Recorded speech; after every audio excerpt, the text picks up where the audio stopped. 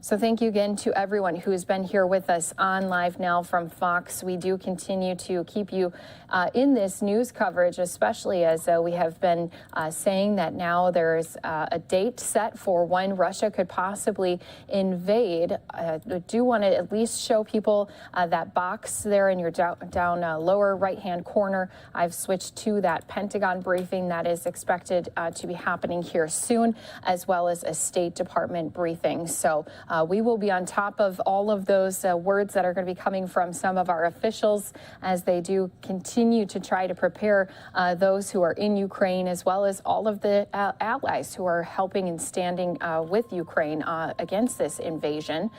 So not only do we have our shot just changed there, you can see the State Department briefing is in that main box. Then we do have that Pentagon briefing that is there in that lower right-hand box for you. So waiting for some of our officials to step out. We did also have just a few moments ago a tweet that I wanted to read to you from one of our, it's from Secretary Blinken. So here is the most recent tweet that he just put out here today, just a few short hours ago, saying, in my conversation with Ukrainian foreign minister today, I reiterated the U.S. will continue to support Ukraine against all forms of Russian aggression, including key financial assistance packages. So this all coming at a time, again, a lot of things have been ramping up leading into this past weekend, and now here today we have been hearing, especially since there was a speech addressed to the nation across Ukraine, the president saying that they do believe Wednesday is going to be the day Russia invades and attacks their country.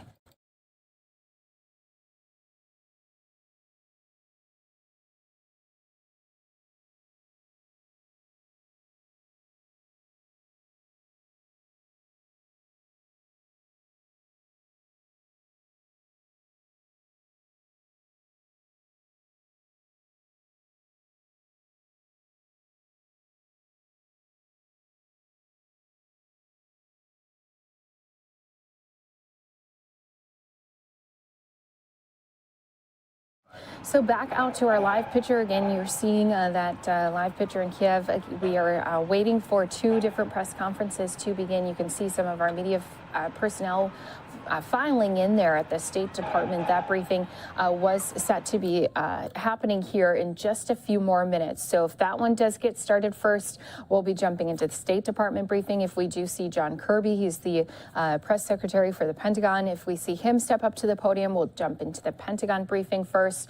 And I do want to mention we do also have a White House press briefing scheduled for later this afternoon. So one of the things we do here for you on Live Now from Fox, while all these different live events kicking off at the same time, we're able to record some of them, play them out later on our stream, so that way you don't have to miss any of those important questions and answers during these press conferences. So these briefings are going to be something we're going to be in here for the next few, not only minutes, but over this next hour, as we again are expecting State Department briefing in just about 2 more minutes, a Pentagon briefing coming up here soon, all on the cusp of this news that we just had coming in here, that we do have operations at the U.S. Embassy in Kiev that are going to be closing, looking to move those operations. I do have a U.S. Department of State's press release that had been sent out not only by the Secretary of State, Antony Blinken, but the officials there saying, I have no higher priority than the safety and security of Americans around the world. And that, of course, includes our colleagues serving at our posts overseas. My team and I constantly review the security situation to determine when prudence dictates a change in posture. With that in mind, we are in the process of temporarily relocating our embassy operations in Ukraine from our embassy in Kiev to live due to the dramatic acceleration and buildup of Russian forces. The embassy will remain engaged with Ukrainian government, coordinating diplomatic engagement in Ukraine. We are also continuing our intensive diplomatic efforts to de-escalate the crisis. He does continue on with this statement saying these prudent precautions are no way undermine our support or our commitment to Ukraine. Our commitment to Ukraine's sovereignty and territorial integrity is unwavering. We also continue our sincere efforts to reach a diplomatic solution, and we remain engaged with the Russian government following President Biden's call with the President Putin and my discussion with Foreign Minister. The path for diplomacy remains available if Russia chooses to engage in good faith. We look forward to returning our staff to the embassy as soon as conditions permit. In the meantime, I have ordered these measures for one reason, the safety of our staff, and we strongly urge any remaining U.S. citizens in Ukraine to leave the country immediately.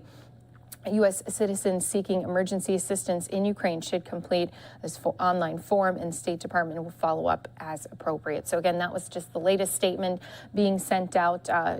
Again, operations of the U.S. Embassy have been closed, and they are moving those staff due to safety concerns.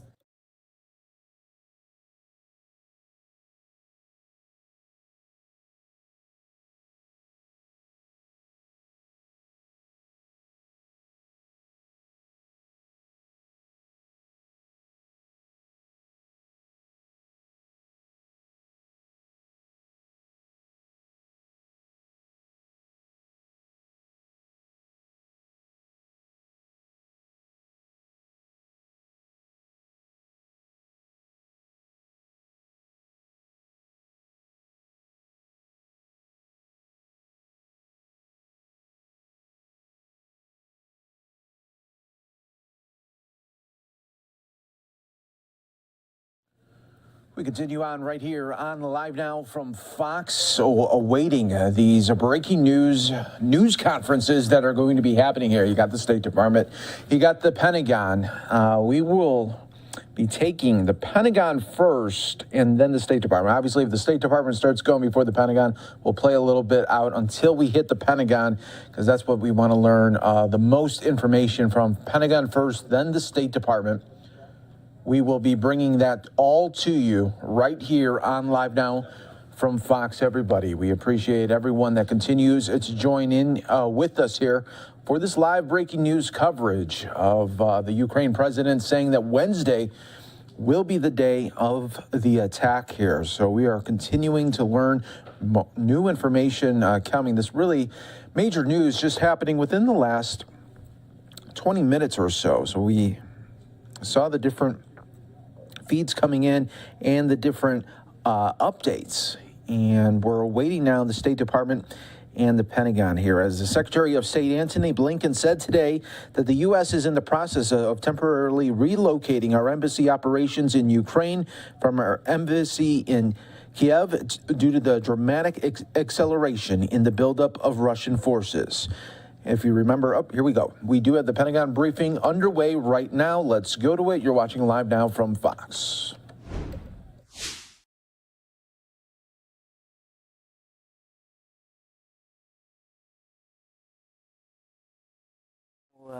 We'll get right at it. Secretary Austin will be departing tomorrow on an overseas trip to meet with senior military and government leaders in Belgium, Poland, and Lithuania. In Brussels, of course, he will meet with allied and defense ministers across NATO leadership in the defense ministerials, obviously to discuss Russia's military buildup in and around Ukraine. He'll also reiterate the United States' commitment to our allies made in Article 5 and continue the alliance's progress on deterrence and defense while ensuring the alliance is prepared to face tomorrow's challenges. In Poland, he plans to meet with the Polish president and the Minister of National Defense to enhance bilateral cooperation and security and deepen the Polish-American partnership, which we believe is vital to addressing today's current threats and challenges. He'll also get a chance to meet with U.S. and Polish troops that are at Powice Air Base to tour the facilities there and to observe the conditions of our rotational presence. Secretary Austin will also travel to Lithuania to meet with the Lithuanian president, the prime minister, the minister for national defense as well, again to reaffirm that the United States stands with Lithuania and the Baltic states, working together to strengthen Lithuanian armed forces and to continuing to stand shoulder to shoulder against threats and adversaries. Separately, Secretary Austin does plan to meet jointly with his counterparts from Lithuania, Estonia, and Latvia together, and he'll have a chance as well to visit with some U.S. service members that are there in Lithuania. On another note, I'd like to announce that the Secretary has appointed Dr. Eric D. Evans to serve as the chair of, okay, it's not here. I'm missing some sentences here. I'm going to, we will announce this later after the briefing. I don't have all the text of it here. So with that, Bob, we'll take questions. Sorry about that. Improvising, huh? Let me see. Do you have it there? That's missing there too? All right. I apologize. Go ahead, Bob. Thanks, John. A question about the Russian buildup on the border area of Ukraine.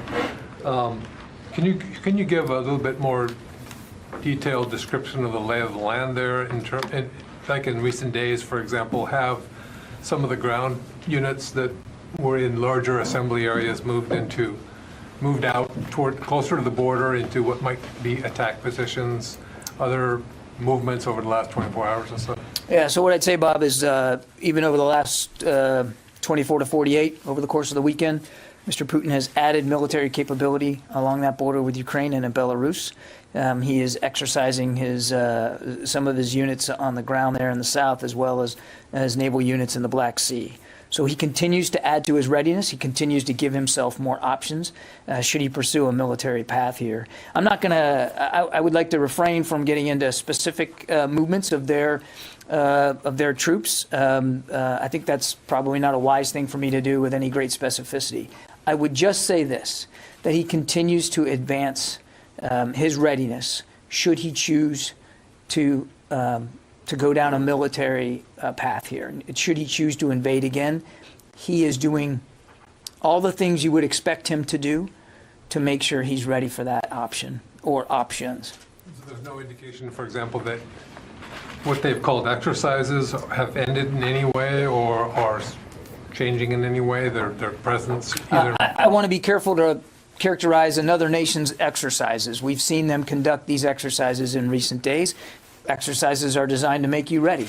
And that gets to my previous point. He continues to do the things that you would expect one to do if one was planning on a major military action, and that is to sharpen the readiness and to add to the capabilities of his force. Now, look,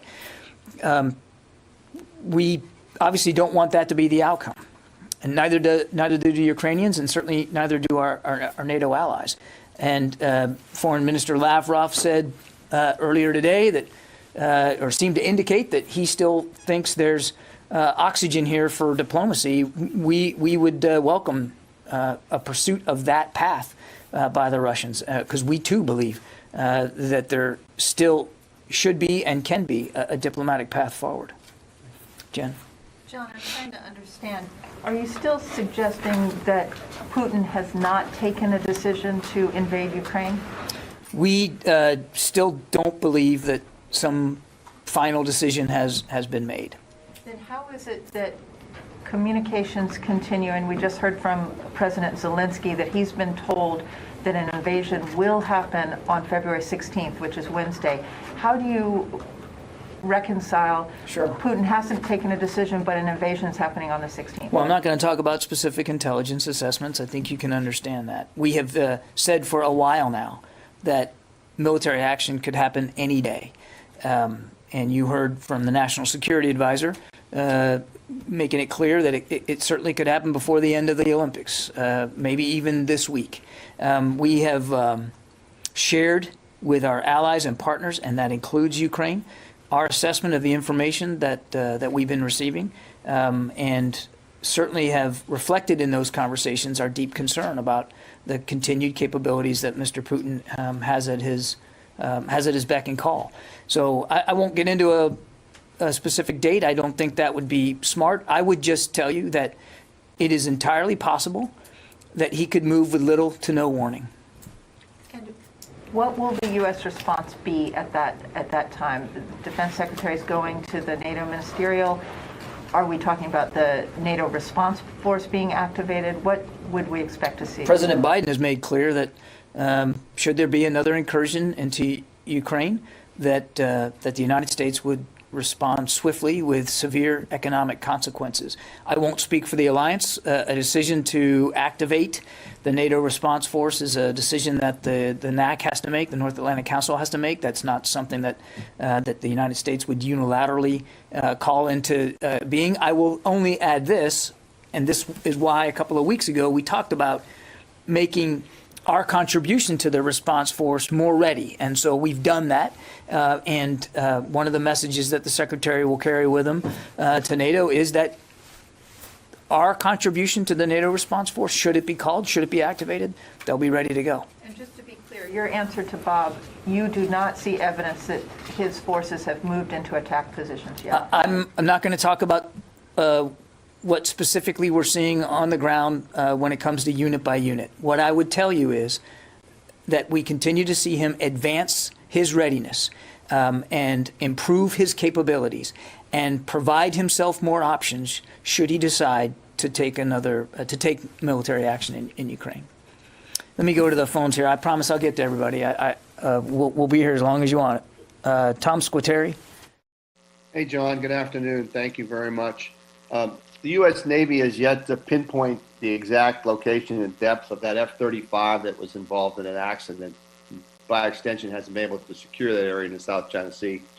You've said several times from the podium that the F-35 is U.S. property, and you have no concern that other nations or entities will try to pilfer it. What gives you confidence that the Chinese will abide by international protocols regarding ownership and salvage, given they've ignored other international court rulings regarding the South China Sea? It's not about confidence that the Chinese will or won't do anything, Tom. It is our property. It is not uncommon for us to recover our property when it is lost at sea, and we are making every effort to do that in this case. And if it can be done, I'm confident that the United States Navy will be able to get it done. They're on site and they're working through this in real time. Yeah, Sylvie. Thank you, John. The Russian Defense Minister, Shoigu, said this morning that they are going to end soon, or they are even ending some of their military exercise. So, since you say that they continue to reinforce their deployment, what does it mean? You don't take him at his word, or it's not relevant for this? I'm not challenging his word that he's ending exercises. That's not the point. The point is he continues to make ready for an increasingly large number of Russian troops along that border with Ukraine. The fact that I'm happy that they're speaking to their exercises. That's a welcome change for them to be transparent about what they're doing with exercises. They haven't been at all transparent about what they intend to do with this massive buildup. It strains credulity to think that they would have this many troops arrayed along the border with Ukraine and in Belarus simply for winter exercises. So we still think there's a diplomatic path. If they want to send a strong signal about de-escalation, they could, if in fact these troops are done their exercises, they could send them back to their home garrisons and reduce the presence along that border. That would go a long way. Yeah, Orrin. John, officials have warned that a Russian invasion would be preceded by a series of sort of preparatory steps: information warfare, cyber attacks, instigation of protests in Ukraine, state media preparing the Russian population for casualties. Are you seeing that? And if so, how specific can you be about what you're seeing? It's a piece of the Russian playbook to lay down a foundation for the military action with cyber operations, information operations, even hybrid operations, as we saw back in 2014. You know, the little green men. These are, in fact, Russian soldiers that aren't dressed as Russian soldiers. We're on the. We are monitoring this closely and certainly on the lookout for the use of any of these kinds of tactics. I won't speak to specific assessments here today. I would just tell you that we're watching this very closely, and it's one of the reasons why, Orrin, that we've tried to be open over the last week and a half, 2 weeks about the potential for these kinds of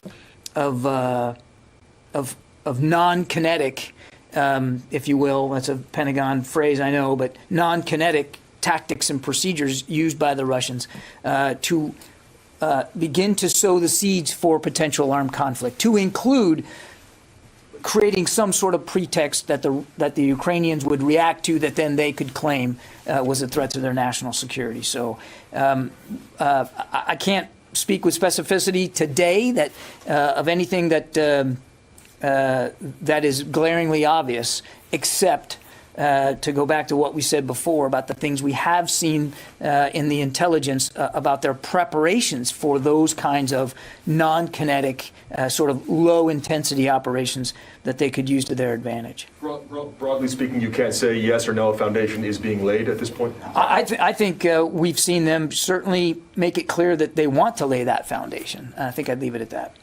Yeah, Megan. If there is any sort of invasion this week, will that affect the Secretary's schedule at all while he's in Europe?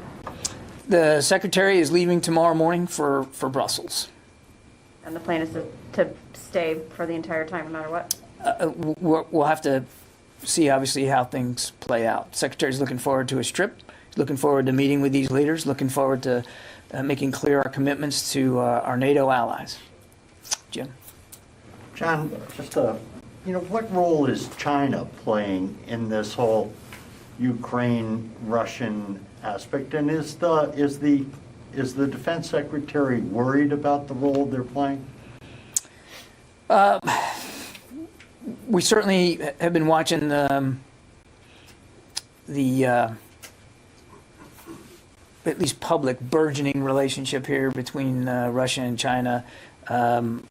Their February 4th joint statement certainly provided further evidence that China has decided that they're going to stand alongside Russia with respect to what's going on in Europe, and we would say that their tacit support, if you will, for Russia is deeply alarming, and frankly, even more destabilizing to the security situation in Europe. Nancy. I had a question for you about some of the comments the president made in his interview with Lester Holt. He said in that interview that he's, quote, not told about what commanders were observing on the ground in Afghanistan. And I'm just trying to get some fidelity on that, because it would seem to me that the secretary and the chairman are tasked with communicating to the president what troops on the ground are seeing. So could you help me understand what responsibility that the secretary and the chairman have for the president not getting essential information from commanders on the ground on the final days of the war? Nancy, what I would tell you is throughout the month of August, in fact, well before the month of August, there was a very robust, steady, frequent interagency process, decision-making process. I mean, we started thinking about and planning for non-combatant evacuation as far back as April. And we didn't do that in a vacuum. There was ample interagency discussions about that as far back as the spring and all through the summer. And the chairman and the secretary absolutely take very seriously their requirement to provide the commander-in-chief with their best advice about how to proceed forward, about how the situation is changing. And there were many, many opportunities for them to do that, both in terms of larger interagency meetings as well as private sessions that they have weekly with the president. And they've said as much in testimony. I would tell you, because I know what's prompting the question, and I would just tell you that that commanders at the tactical level absolutely were trying to make the best decisions they could in real time under incredibly difficult circumstances. And they were seeing things rightly through their prism in the moment there at the airport. There were other perspectives at a strategic level.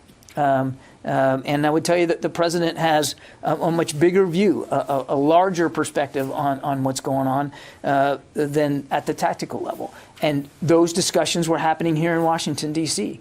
And there was certainly in the month of August, literally daily touches between the secretary and the chairman and leaders on the ground there at the airport. So the information flow was strong, but at no time did the National Security Council try to stop an evacuation or slow it down or gum up the works.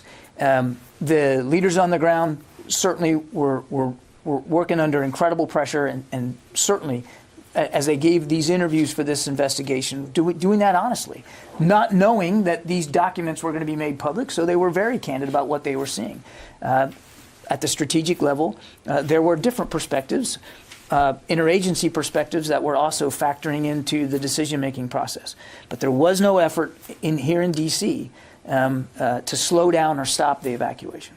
Since I'm on Afghanistan, just to follow, can you tell us what the status is on evacuating the families from the August 29th? That work still continues, Nancy. Obviously not at the speed with which we are satisfied, but we haven't lost focus. We haven't diminished our strong desire to get them to safety. It's been 6 months. Do you think it's days away, weeks away, months away? I'd be reticent to give you an estimate. If we had total control, it would have been months ago.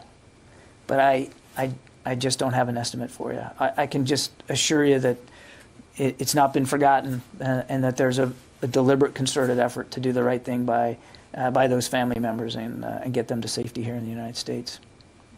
Yep. Let me go to the phones.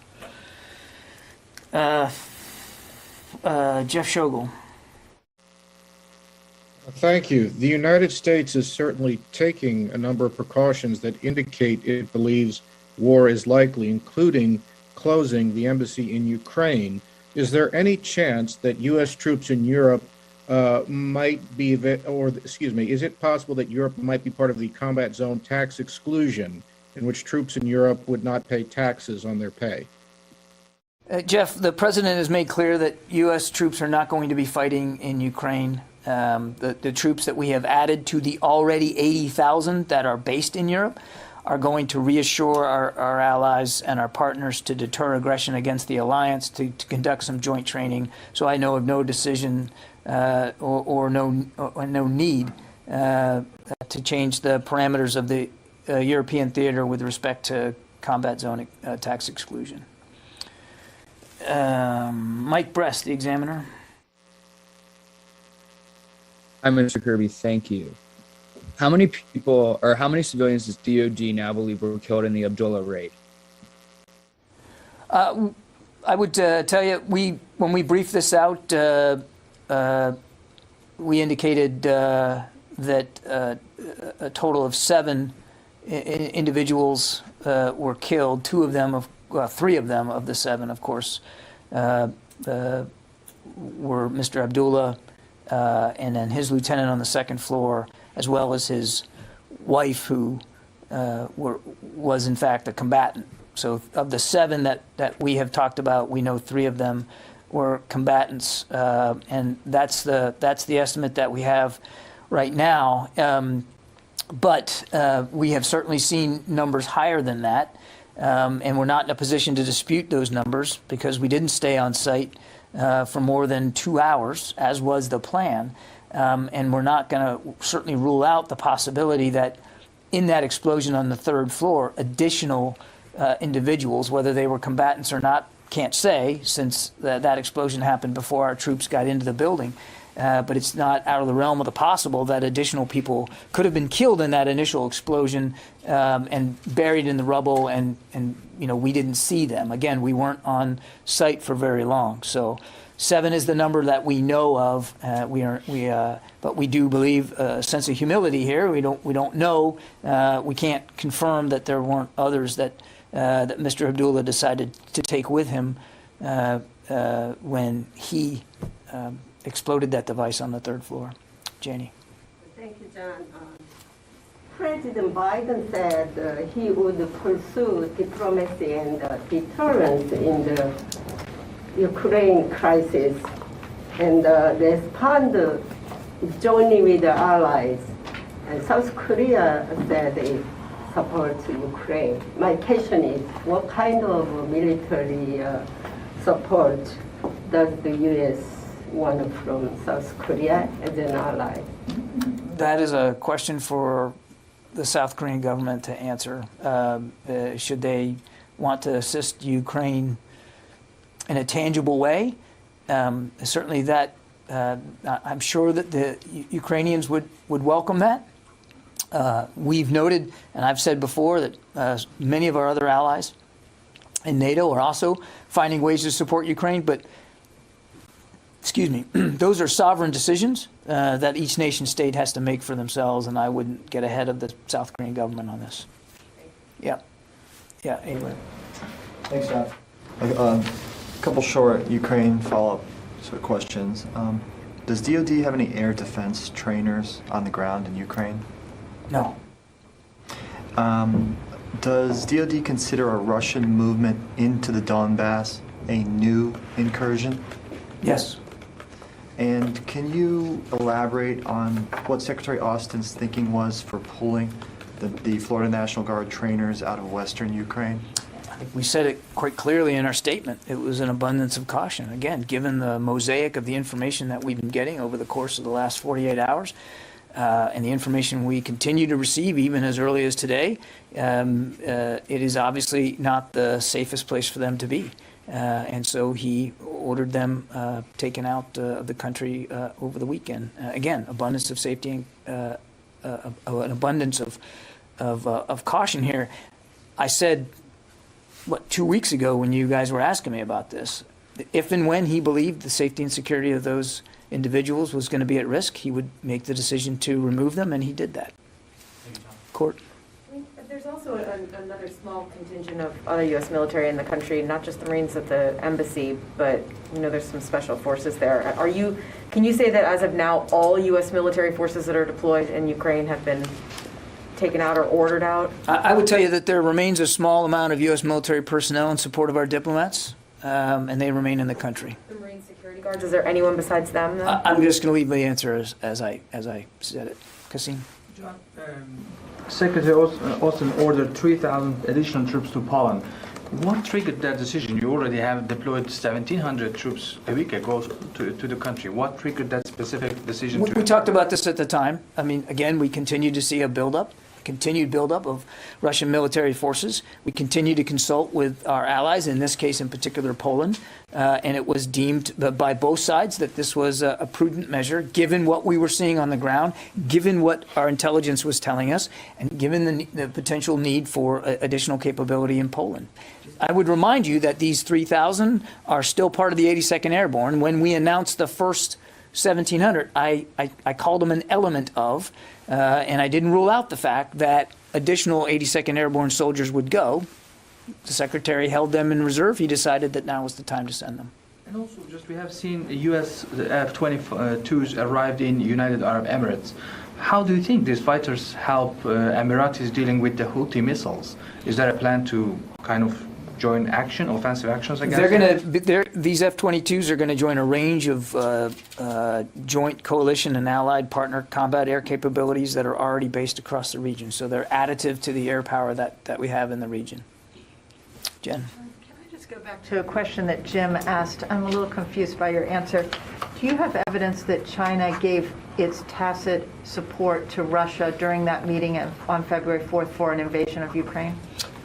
The statement itself reads, in our view, as tacit support. Yeah. Nobody else in the room? Yeah. Matt. Thanks. I know you don't want to get into specific troop number estimates for the Russians. You're right, I don't. Okay.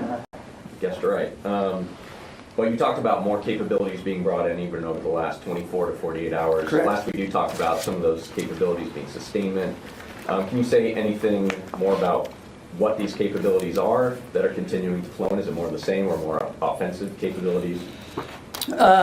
Just broadly speaking, Matt, we've talked about the presence as providing him combined arms capabilities, right? So it's infantry, it's armor, it's artillery, it's air and missile defense, as well as offensive air. I mean, he's got a lot of combat aircraft now at his ability.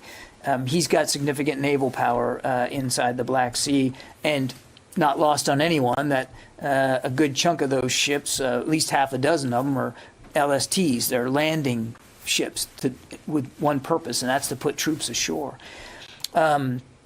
He's got special operations capability. He's got cyber capability. He's got ISR capability. And over the past weeks and months, he's continued to add to that. So I don't know that I would go so glibly as to say, well, it's just more of the same. But in terms of the menu of options, he continues to add to that across the whole spectrum of military capabilities. And I think I'd probably just leave it at that. And but you also talked about sustainment, and we have definitely seen in recent weeks adding logistics and sustainment capability so that it's pretty clear that if he wants to, he's going to ensure that he can keep these troops in the field for longer periods of time. And that's everything from transportation to to supply chains to medical support. So we continue to see that being added. Did that help? Yes. Yeah, Tony.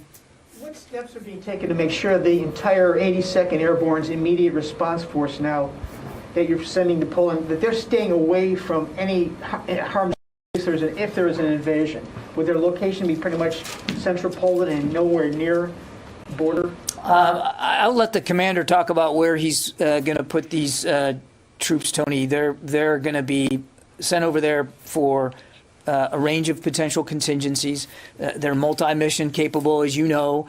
And as we've talked about, if one of the contingencies if one of the needs are to help with evacuation assistance on the Polish side of the border, as people come across that border, should they come across that border and need help, they'll be prepared to do that. And if that's going to be the mission that you're going to conduct, you're going to have to be somewhere near that border, right? But again, I won't get ahead of leaders on the ground and what they're doing. But I do want to just, I know we've said this before, it's worth repeating. There's no intention, there's no plan, and there's no approval to put these troops into Ukraine. They're being sent to Poland. They're going to stay in Poland. The best laid plans, you've heard the saying, they could accidentally be drawn in. I mean, is there any? They're not going to be accidentally drawn into Ukraine. They're not. Okay. No. May I ask you, what's the level of intelligence sharing with Ukraine, between the U.S. and Ukraine? You hinted at earlier that you're sharing broadly, but are you giving them a granular tactical intelligence? I would tell you that we have been very transparent with our Ukrainian partners about the intelligence assessments that we've been seeing and the things that we've been seeing in that environment. And I'm comfortable and confident that it has been of a sufficient level of detail to convince. Let's put it that way. Jeff Selden, VOA. John, thanks very much for doing this. Some questions on Russia and Ukraine. First, was the Pentagon aware that the Ukrainian president was going to post on Facebook today about Russia invading on Wednesday? And also, for weeks, you and others in the U.S. government have been sharing information about possible Russian false flag operations, how Russia could launch military action in Ukraine. Are there any indications that the warnings from your podium and others has done anything to change Russia's calculus? And if not, was it worth it? And finally, if I may, has the U.S. been asked by any allies or partners in Eastern Europe for help preparing for an influx of refugees as a result of anything Russia might do? Thanks. Okay, there's an awful lot there, Jeff. On Mr. Zelensky's Facebook posts, I don't know whether anybody here in the building was aware of that, Jeff. I certainly wasn't, but that doesn't really say anything. I don't even have a Facebook account, but I don't know, Jeff. I mean, I can take the question to see. I would, just point out.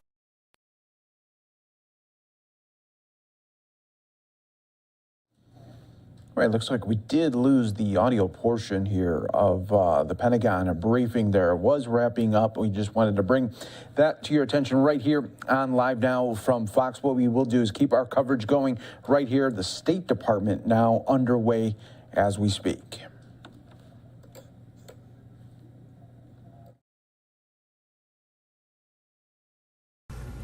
Couple items at the top, and then I'll take your questions. I'm sure you all have seen the recent travel advisory updates for Ukraine and the announcement that came out just a short time ago. So let me start by saying this. We don't take this sort of action without the most thorough deliberation. And over the course of the last few days, these deliberations have led to a series of staffing changes in Ukraine. We feel all of these actions were absolutely necessary, and decisions were made with one thing and one thing in mind, and that is the safety and security of U.S. citizens and our colleagues on the ground. Now, let me tell you what made this necessary. Russia's continued escalation and seriously threatening military posture, as we have all seen in recent weeks and recent days. We are basing our assessment on what we are seeing on the ground with our own eyes, which is a continued and unprovoked Russian buildup on the border with Ukraine and no accompanying evidence of de-escalation. It is a distinct possibility, perhaps more real than ever before, that Russia may decide to proceed with military action. With new Russian forces continuing to arrive at the Ukrainian border and Russian forces staged all around Ukraine, an invasion, as we have said, could begin at any time. Should Putin decide to order it, there would be widespread human suffering. All the while, we are actively working to try to reach a diplomatic solution, and we remain engaged with the Russian government following President Biden's call with President Putin over the weekend. But since no one has full visibility into President Putin's decision-making, and there hasn't, as I said before, been any tangible sign of de-escalation, we have taken the prudent steps of updating the travel advisory for Ukraine to urge U.S. citizens to leave Ukraine immediately using any available mode of transportation. And now, most recently, as you saw just a little bit ago, we are in the process of relocating our diplomatic staff from Kyiv to Lviv. The staff in Lviv, including our chargé, Christina Kevin, will remain engaged with the Ukrainian government, coordinating on diplomatic efforts. We will continue our close coordination with Ukraine as well as with our allies and partners. Russia, if it sought to do so, has failed in its goal of dividing the United States and our allies and partners. If anything, we are more united as we confront Russia's threats and aggression. We are intensifying our efforts to deter Russia and to impose costs should Moscow decide to go ahead with military action. Whatever happens next, we are resolute in our support for Ukraine's sovereignty, for Ukraine's territorial integrity, and we will continue our assistance to the people of Ukraine. It remains unclear to us whether Russia is interested in pursuing a diplomatic path as opposed to the use of force. We remain committed to keeping the prospect of de-escalation through diplomacy alive. We will remain committed to doing that for as long as we can. But Russia must de-escalate and engage in genuine dialogue and diplomacy. Next, before I take your questions, one additional element. I want to take a moment to explain the executive order that President Biden signed on Friday. As we are all acutely aware, the people of Afghanistan face enormous challenges: an economic crisis born of decades of dependence on international aid, severe drought, COVID-19, endemic corruption, among others. Afghan central bank reserves held at the Federal Reserve have been inaccessible for months, in part because of the uncertainty regarding who could authorize transactions on the account, but also due to pending litigation by 9/11 victims and other victims of terrorism. Victims of terrorism, including of the September 11th terrorist attacks, have brought claims against the Taliban, and they are pursuing the central bank's remaining assets in federal court. This administration will continue to support these victims and their families, recognizing the enduring pain they have suffered at the hands of terrorists, including those who operated from Afghanistan prior to the September 11th attacks. These victims and their families should have a full opportunity to set forth their arguments in court, and they will. We have no idea how long that litigation will take, and in the meantime, the humanitarian and economic situation in Afghanistan continues to deteriorate by the day. That is why President Biden signed the executive order on Friday to preserve and protect those reserves as part of an effort to make $3.5 billion available for the Afghan people. Fundamentally, this EO is aimed at protecting and preserving funds for the benefit of the Afghan people. And we've taken further steps to set aside $3.5 billion for such uses to try to clarify that they cannot be attached or seized. The objective is to make these funds available for the Afghan people without having to wait for the full court process to conclude. No decision has been made about how these funds will ultimately be used to benefit the Afghan people, many of whom are also victims of terrorism. Whatever mechanism is established, it will be designed to minimize the risk the funds end up in the hands of the Taliban or other sanctioned individuals or groups.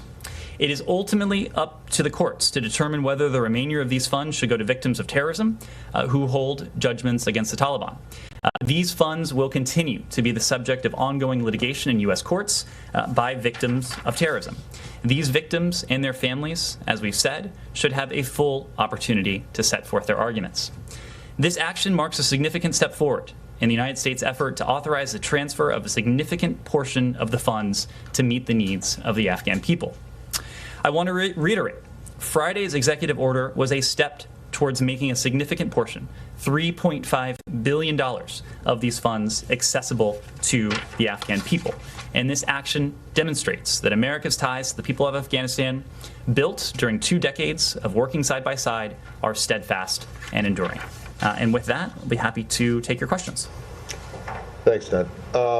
Can I just, on Ukraine, your comments just now and the decision to close the embassy, move to Lviv, would seem to suggest that you don't put a lot of faith in the comments that Foreign Minister Lavrov made this morning about, there's still time for diplomacy to work here. Is that a fair assessment of your understanding? We have taken note of his comments. What we have not taken note of is any indication of de-escalation. We have not seen any tangible, any real sign of de-escalation. We have been consistent that we want to pursue the path of diplomacy. We want to resolve this through dialogue, through diplomacy, through communication. We hope the Russians have a similar willingness.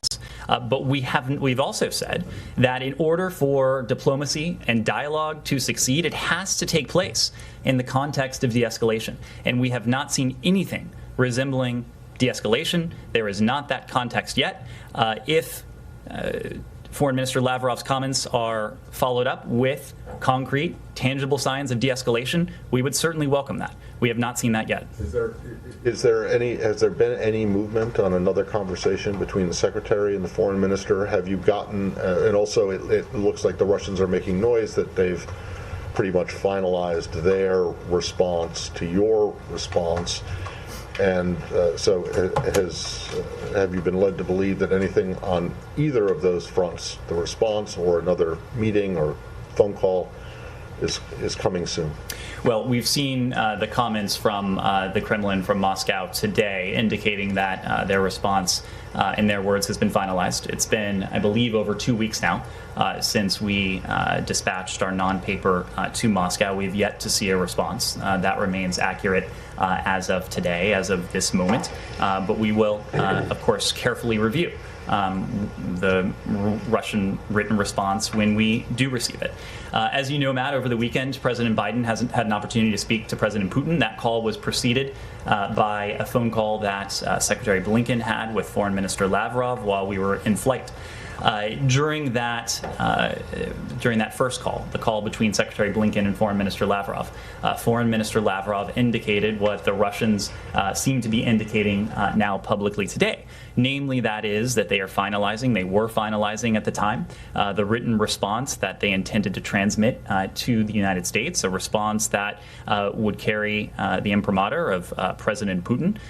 We have yet to receive that, but the foreign minister did indicate a willingness on the part of the Russian Federation to engage in dialogue once that response was received. Now, there was no discussion, no specific discussion as to when that dialogue would take place.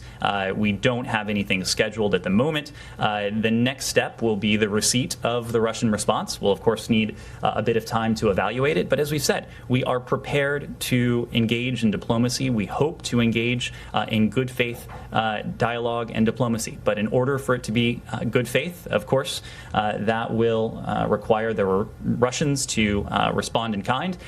In order for this to bear fruit, it will also have to take place in the context of de-escalation, and that is just not something we've seen to date. Okay, and Foreign Minister Lavrov or anyone else hasn't given you any indication of what the content of the response might be? No, we've seen various public characterizations of the Russian view of our non-paper, of the non-paper that was sent over by NATO, but we'll have to wait and see what's actually in the Russian response. Francesco. President Zelensky has just said that he's been told that Wednesday, this coming Wednesday, is potentially the day of a Russian attack. Is that your assumption too? Is that what you have shared with your Ukrainian allies? Partners? Well, so I'm not going to go specifically into a great deal of intelligence. What I can say, let me start by what we're not saying. We are not saying that President Putin has made a final decision. We have not communicated otherwise to our partners. We believe that diplomacy continues to be viable. We believe that there still remains a window to resolve this through dialogue and diplomacy. What we are saying, and you just heard me say this a moment ago as I was explaining the rationale behind the moves in recent days, that we have a sufficient level of concern based on data points that are as clear to me as they should be to all of you. And that's what we're seeing on the ground. It is the massive buildup that we have seen continue, even in recent days and recent weeks. More than 100,000 troops along Ukraine's borders. Russian forces in Belarus. Essentially, Russia positioning itself to be in a position, should that decision be made, to move quickly and aggressively against Ukraine from multiple sides. That's what undergirds our concern. We have erred on the side of transparency with our allies and our partners. Of course, that includes Ukraine. We'll continue to share with our Ukrainian partners information and intelligence as we are able.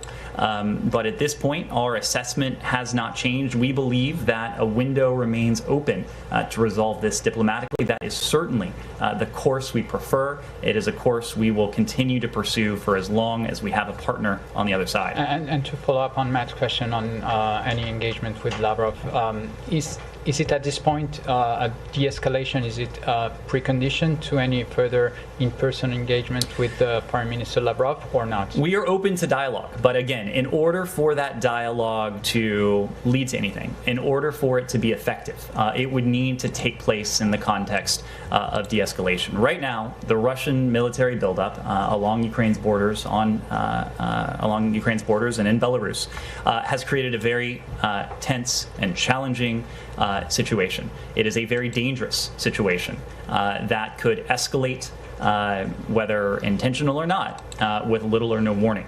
We want to see de-escalation, both for the sake of this dialogue and diplomacy bearing fruit and resolving this peacefully, but also in an effort to lower the risk of conflict, to lower the risk of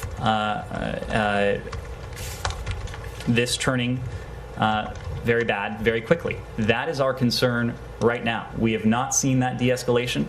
We don't yet know that President Putin has made a decision. That is why we think diplomacy continues to be viable, but we need to see de-escalation in order for that diplomacy. What does de-escalation mean? I mean, you guys always talk de-escalation, but you never defined that. Well, we have talked about it. We've seen escalation on the other side, you know, like troops going to Romania, Poland, airplanes and so on, you know. First of all, I would take issue with that. What we have done is to prepare to prepare for either course that the Russian Federation may take. Again, we are prepared and we have engaged in dialogue and diplomacy. We've done that in concert with our allies and partners, but we're also prepared for the course of defense and deterrence, knowing that President Putin may well decide to order an invasion and now has the ability to do so in short order. Everything that we have done, Saeed, has been in the vein of defense and deterrence. It is not NATO that is threatening Russia. It is not Ukraine that is threatening Russia. NATO is a defensive alliance. What we have done is reassure, including through measures that the Department of Defense, the President has spoken to reinsure and to reinforce our allies on NATO's eastern flank, and to provide Ukraine with defensive supplies that Ukraine would need to defend itself should Russia make the decision to move forward with an unprovoked attack against Ukraine. That is not in the vein of aggression. That is quite the opposite. That is in the vein of defense and deterrence. In terms of the steps Russia would need to take, I'm not here to define what Russia needs to do. There are a range of steps that the Russian Federation could take that would signal de-escalation. There are more than 100,000 forces arrayed along Ukraine's borders. There are thousands of forces in Belarus. We've heard bellicose rhetoric emanate from elements of the Russian Federation. All of those things could change. This buildup has taken place in the course of a couple months. In the course of hours or days, we could see tangible signs of de-escalation if Russia makes the political decision to do so. Barbara. Excuse me. President Zelensky, recently suggested very vaguely that perhaps the notion of NATO membership might not be achievable. He said it is for us like a dream. And of course you had the comments from the Ukrainian ambassador to the UK in which he suggested it might be up for some kind of negotiation, although that's been walked back and they've said it's part of the Constitution and so on. But there is discussion perhaps on how to respond to this particular crisis and whether NATO membership might be part of that. What are the Americans saying to Ukraine about that? Is that something that you are encouraging? Is that something that you are advising on, some kind of formula that might be a place where there could be a diplomatic solution? Because it seems unlikely there'll be some kind of solution without involving Ukraine's status. Ukraine's aspirations are not a matter for us to decide. Ukraine's aspirations are not a matter for any other country to decide. We've been very clear about this, and this is at the core of what we've been saying in terms of that diplomacy.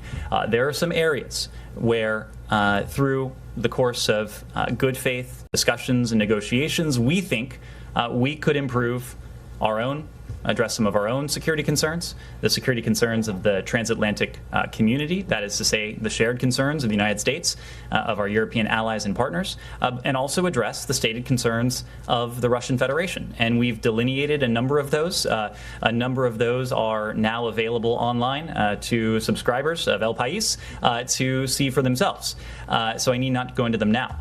At the same time, we've been consistent all along. There are some things that are non-negotiable. Is that something that they have raised with you? I'm not going to go into discussions with our Ukrainian partners, but our message to them, both public and private, has been that no other country should be in a position to dictate the aspirations of any other country, whether that is Ukraine or any other country around the world. We've made the point repeatedly, tensions that Moscow has provoked needlessly, tensions that Moscow has precipitated for no reason. But in many ways, what we are seeing here is bigger than the tensions between Russia and Ukraine, the tensions between Russia and the international community. And that is because what Russia is threatening itself is an affront to the rules-based order that has undergirded 70 plus years of unprecedented levels of stability, of security, of prosperity.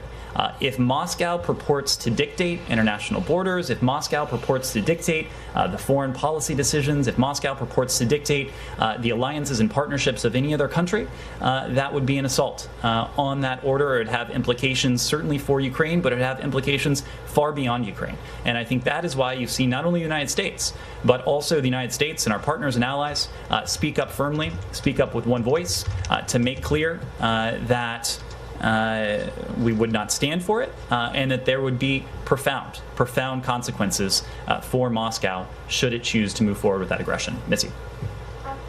I just wanted to ask on the two things. On the embassy, can you just confirm that the Marine Guards are also gone and that there's nobody left? And who will be responsible for, presumably the Ukrainian government, but what are the arrangements around safeguarding the facility?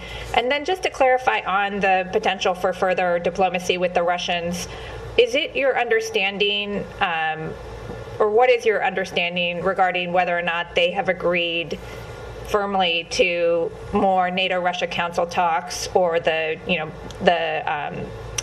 bilateral talks or the OSCE talks, or have they just sort of indicated general openness to it? What's your understanding based on the recent discussions? So on your first question regarding our status in Ukraine, we are in the process of moving our operations from Kyiv to Lviv. The charge is already in Lviv. The vast majority of our team is in Lviv. We are grateful to the Ukrainian National Guard and Ukrainian National Guard police, I should say, who will guard our embassy in Kiev. It is certainly our intention to return to that embassy in Kyiv just as soon as it is safe for us to do so.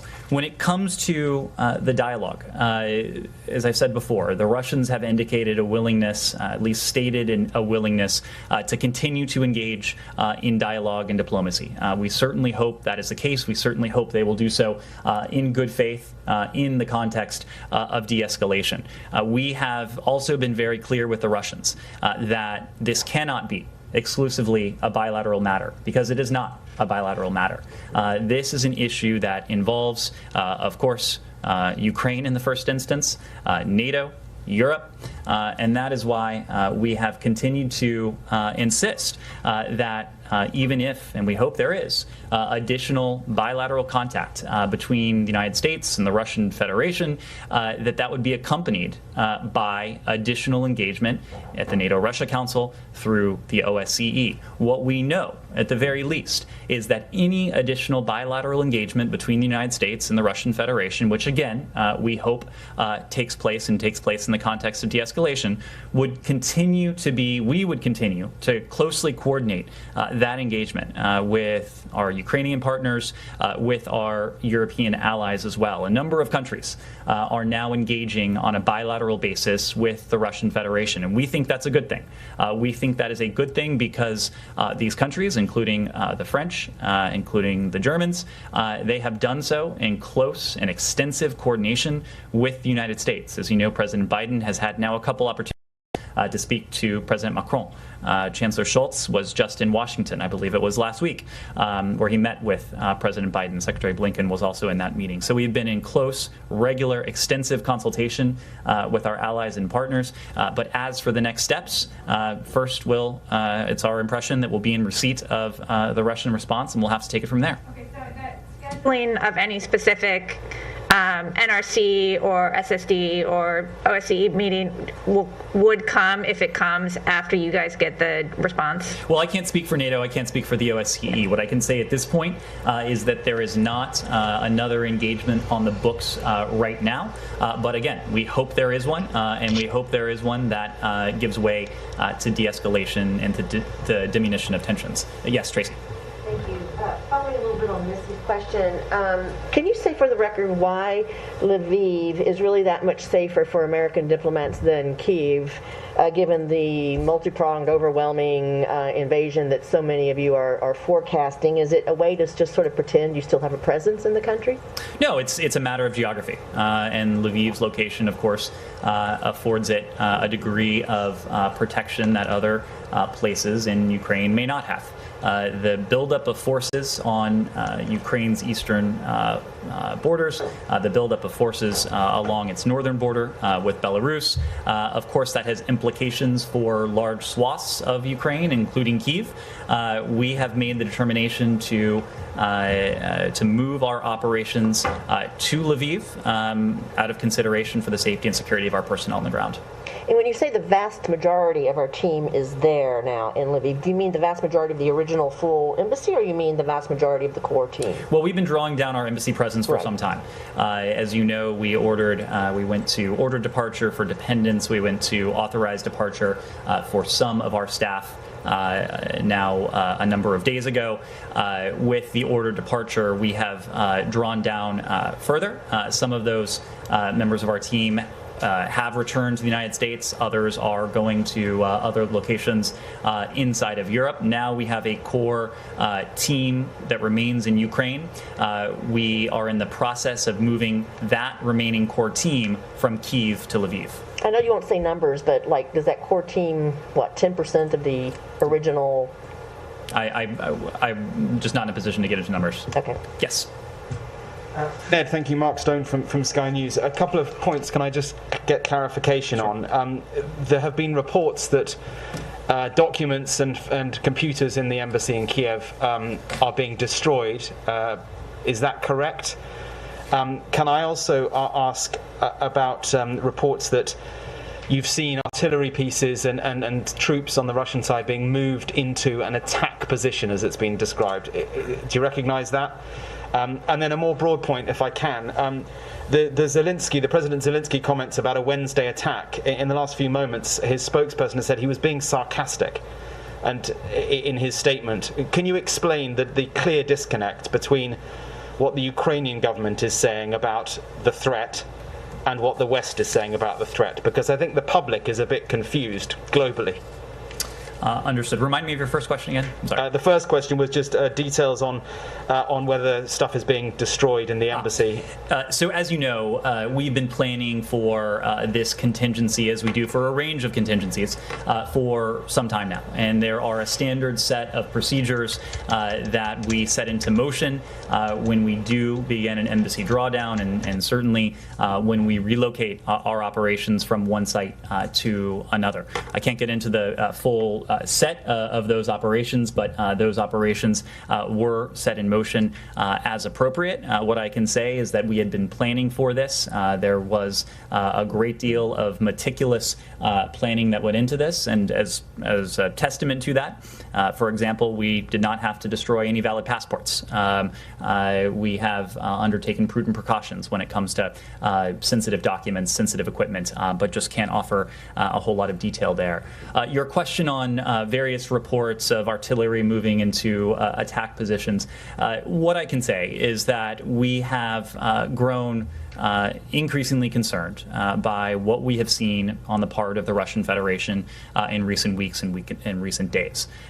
Some of these reports are, again, very public, clear as day, in terms of additional forces heading towards arriving at the border with Ukraine, additional forces going into Belarus.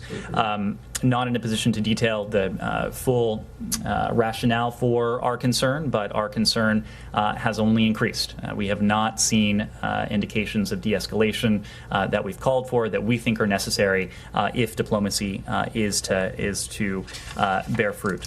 When it comes to what you're hearing from President Zelensky, from our Ukrainian partners, look, we are coordinating extremely closely with them. The Secretary had an opportunity to speak to Foreign Minister Kuleba this morning. President Biden spoke to President Zelensky yesterday. The Secretary, just a couple days ago, had another conversation with Foreign Minister Kuleba. We will continue that level of coordination. We'll continue that level of information sharing across every dimension. We have erred on the side of transparency with our Ukrainian partners. We think that is important precisely because they are our partners. They are the ones that are facing a potentially imminent threat from the Russian Federation. And so that's why we've continued to engage with them. Just to follow up, why is it that they seem as concerned about the threat as you are. The Ukrainian ambassador to Washington has made very clear statements. She has indicated that they are seeing much of the same information we are, and that is for a simple reason, because we are sharing robust amounts of information with them. So it's not the threat, I mean the intent, President Putin's intent. They don't seem convinced that he has the intent. The threat is obvious, it's on the border. Well, as we've said, we also do not know that President Putin has made the decision. What undergirds our concern is precisely the threat that you are speaking to, that our Ukrainian partners have spoken to, that is visible to everyone here. There's a good reason why we are taking the prudent precautions that we've taken vis-a-vis American citizens in Ukraine, who we've urged for some time now to leave immediately using commercially available options to take overland routes. And in fact, even in recent hours, we've provided additional guidance to American citizens on the ground in Ukraine, telling them specifically which border crossings they should use, facilitating their access through engagement with our Polish allies that will help them across the Polish border on an expedited basis. It is precisely why we've taken the steps we announced today, relocating our embassy operations from Kyiv to Lviv. It's precisely why we are taking these prudent steps in the vein of defense and deterrence that we have. The threat is very real. I don't think anyone is arguing about the severity of the threat that the Russian Federation is currently posing. Simon. Thank you. Yeah, I wanted to ask a little bit more about the decision to move the embassy, or to move embassy operations. Is that something that you discussed with the Ukrainian government before you did it, and what was their response to you doing that? Because you were saying that you're going to continue to engage with the Ukrainian government, but you're going to be in a different city to where the Ukrainian government is, right? So how does that work? Do you expect Ukrainian officials to shuttle back and forth from Kiev to Lviv, or is the charge going to come to Kiev, or have you? It seems like you're saying that Kiev is not safe for Americans to be there right now. So how can your level of engagement remain the same with the Ukrainians, and this not be a message to them that we're no longer sat with you in Kiev? Well, let me start by saying precisely what the relocation of our operations doesn't signal. It does not signal any diminution on our part for the territorial integrity, for the sovereignty, for the independence of Ukraine. Quite the contrary. There are a number of functions that are going to remain. We are going to continue to be in a position to provide defensive security assistance to our Ukrainian partners. That will absolutely continue. Our charge will currently is in Lviv. She will remain in regular, constant contact with our Ukrainian partners. Of course, much of that contact takes place from our team on the ground in Kyiv, but as you saw just again this morning, Secretary Blinken is in frequent contact with Foreign Minister Kuleba, and I suspect that will continue as well. What this does signal is one thing and one thing only, and that is the priority we attach to the safety, to the security of American citizens whom we've now urged to leave the country immediately, and also to our colleagues who are on the ground, to their safety and security. Only the United States government has that priority when it comes to the safety and security of American citizens, including our colleagues. No other country, no other entity can be in a position to make a judgment about what is in the best security interests of our colleagues on the ground. And it is our considered judgment that it is now prudent for our colleagues to relocate from Kyiv to Lviv precisely because of the threat. Is there a specific threat to U.S. diplomats? Because that would be presumably a breach of, I guess, the Geneva Convention, that Ukrainians are responsible for protecting diplomats in the country. You're kind of implying that if the Russians do come into Kiev, they can't be trusted to respect diplomats. Even in the Second World War, diplomats stayed in Berlin, for example.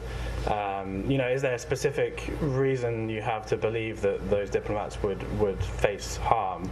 We're not here, and this move does not indicate there's any specific threat to American personnel on the ground in Ukraine. But what we do know is, given the capabilities that the Russians are poised to deploy, should President Putin make that decision, that incursion into Ukraine could entail massive violence, massive destruction, and the loss of life would not discriminate between Americans, Ukrainians, others. And so it is, in our considered judgment, a prudent step for our team on the ground to relocate from Kyiv to Lviv. We've talked about the geographic reasons why Lviv is a prudent step at this point. But again, this is not out of concern that our diplomats would be any more under threat than anyone else.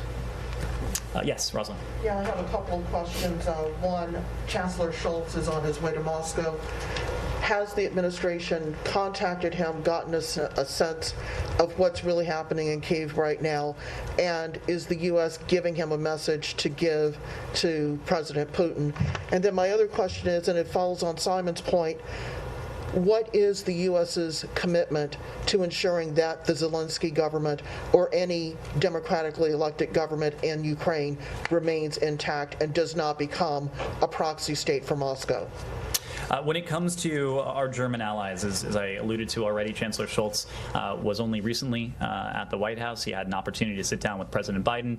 Secretary Blinken was in attendance for that meeting as well to discuss our joint and shared approach to the crisis that Moscow has needlessly provoked. And it is a joint approach. You heard that from Chancellor Scholz when he was standing next to President Biden at the White House. You heard that from Chancellor Scholz even in recent hours in terms of his comments about the strong, unified response that would befall Moscow were it to pursue the path of aggression. So we are in regular contact with our German allies, our embassy in Berlin, but also here from the State Department. I fully expect that high-level engagements will take place in the coming days with our German allies. As I said before, there are a number of countries, the Germans, the French included, that have engaged at senior levels with the Russian Federation. We have all been doing this with that core precept in mind. Nothing about without when it comes to the United States, and the close coordination, the close consultations that we have engaged in, those have been reciprocated from our allies who themselves have engaged with the Russian Federation. Look, I don't want to get into a hypothetical when it comes to what may happen next. Our goal is to deter. Our goal is to do everything we can to prevent a conflict from breaking out. That is why we continue to leave open the possibility for diplomacy, not only to leave that open, but to very clearly indicate in no uncertain terms that it's our preference. We are ready and willing to continue discussions in close concert and consultation with our allies and partners regarding means to de-escalate this. What is required for that to bear fruit, however, is de-escalation. And there is only one side that has escalated. There is only one side that is in a position to de-escalate, and that is the Russian Federation. That is yet what we have to see. Very clear to the Russians, one of the things that they have looked at is what they consider an encroaching opposite political philosophy on their borders.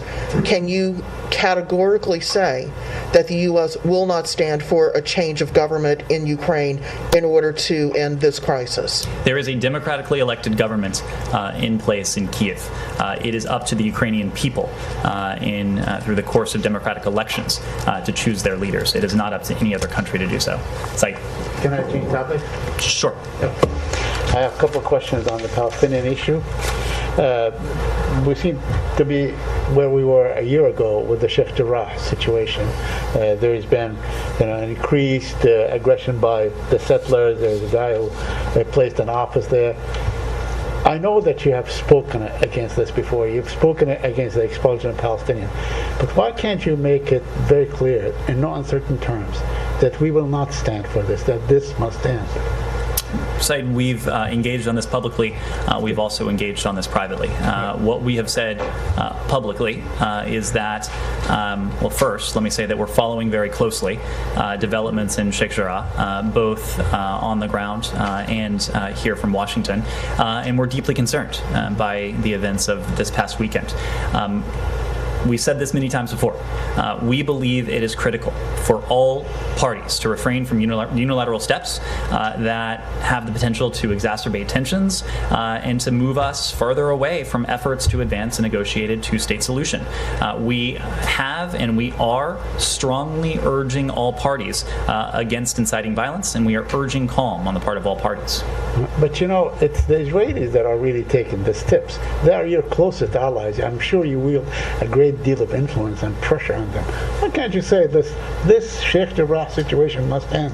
You cannot expel people from there. Saeed, you alluded to this yourself. We have made very clear our position on those families who call Sheikh Jarrah home, in many cases over the course of generations. Again, our priority is to see to it that all parties refrain from steps that have the potential to exacerbate tensions or to move us further away from the end state that we hope to see, and that's a two-state solution. Why are the Israelis not heeding your call for them to refrain from taking unilateral steps?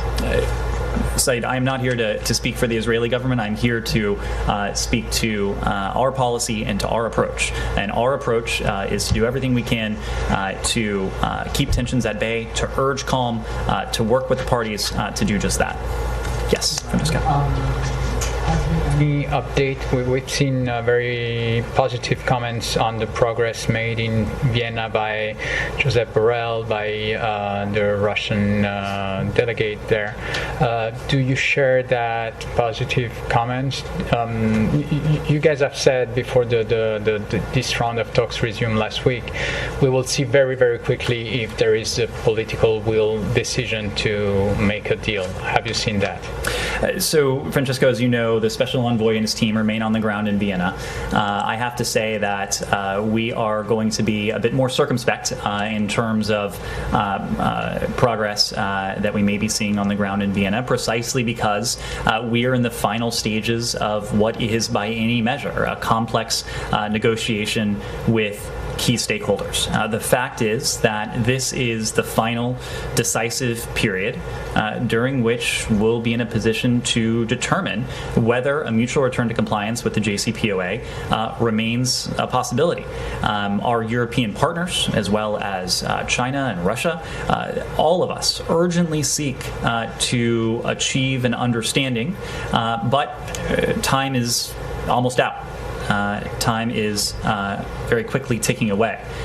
We've been very clear that at the current rate of Iran's nuclear advances, we have little time left, and that's precisely because at a certain point, very soon, those nuclear advances will obviate the advantages that the JCPOA, as it was finalized in 2015 and implemented in 2016, initially conveyed. So the teams are continuing to meet. For our part, those discussions continue to be indirect with the Iranian delegation, but we know that we're speaking with one voice together with our P5+1 partners, all of whom recognize the importance of concluding in whatever form that takes these talks in short order. Meaning this week, next week? Yemen? Yeah. There's been a deployment of F-22s into the Emirates. Does that mean that you guys are, siding with the Arab coalition, the Saudi coalition, in this war in Yemen? So the deployment that you're referring to, Saeed, of F-22 Raptors, this deployment is defensive in nature. It is part of a broad demonstration of U.S. support after a series of terrorist attacks that our partners in the Emirates, as well as in Saudi Arabia, have endured from Yemen. The Department of Defense, in the same vein, has sent a Navy-guided missile destroyer, the USS Cole, to partner with the UAE Navy, and they'll continue to provide provide early warning intelligence, and they'll collaborate on air defense. So collectively, I think you will see that we are committed to helping our Emirati partners defend themselves against the aggression that we've seen emanate from Yemen. We stand with the UAE as a strategic partner. That's a signal we're sending. But such a step is not likely to shorten the war, is it? I'm sorry, say that again? Will such a step be in any way like an element towards shortening the war? Our goal is to bring this conflict to an end. Our goal is to work with the parties, to work with the UN Special Envoy, to work with our Saudi partners, with our Emirati partners, with the Republic of Yemen government and others, to bring this conflict to an end for a couple reasons.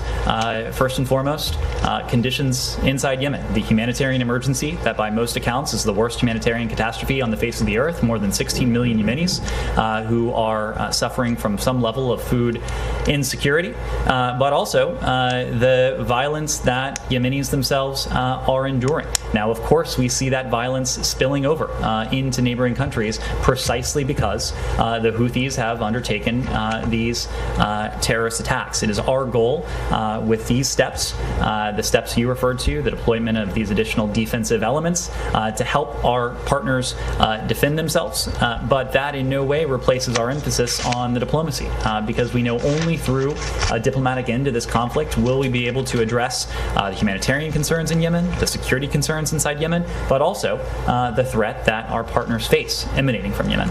Sorry, you said the USS Cole? That's right. Yeah. Isn't that a little bit unusual? I guess you don't do military deployments, and I ask you why. You have any idea why they decided that ship in particular might? I am not responsible for the deployments of such assets. Anything else? All right. Okay. Thank you all very much. Thank you.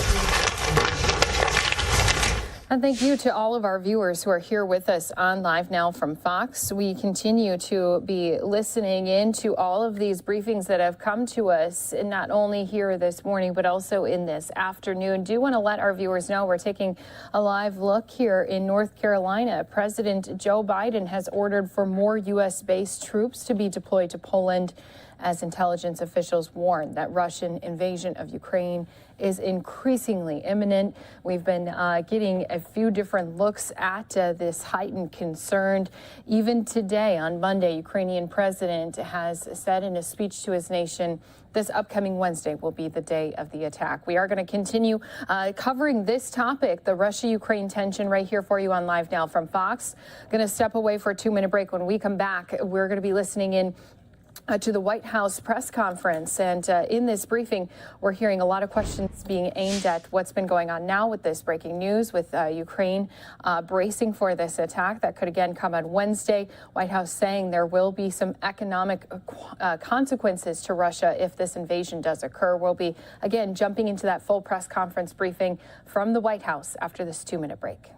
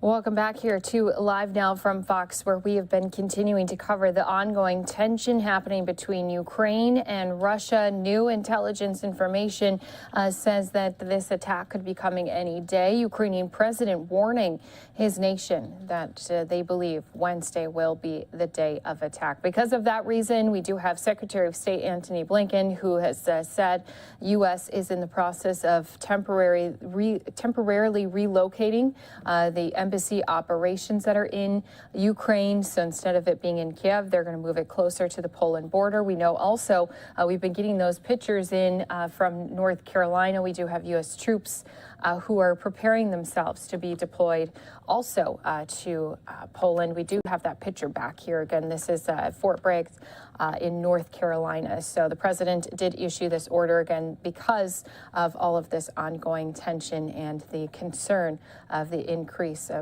troops that have been built up against that border, as well as the movements that they've been seeing. Now, we are going to be jumping into the White House press briefing. We do have the Deputy Press Secretary who's giving this briefing on the heels of this invasion.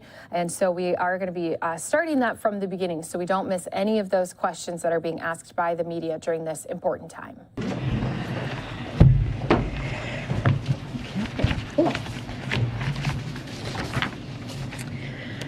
Hey, good afternoon, all. Happy Valentine's Day or Galentine's Day, whatever you celebrate. Hope everyone had a restful time after a big game last night. I can attest here from the podium there are some very disappointed Bengals fans here from last night, but we definitely wish and congratulate the Rams all the best from the city and the city of LA for sure. Okay, so this is something that just went out. So just in case you all didn't get it yet, so President Biden spoke today with Prime Minister Boris Johnson of the United Kingdom. The leaders discussed their recent diplomatic engagements with Ukraine and Russia.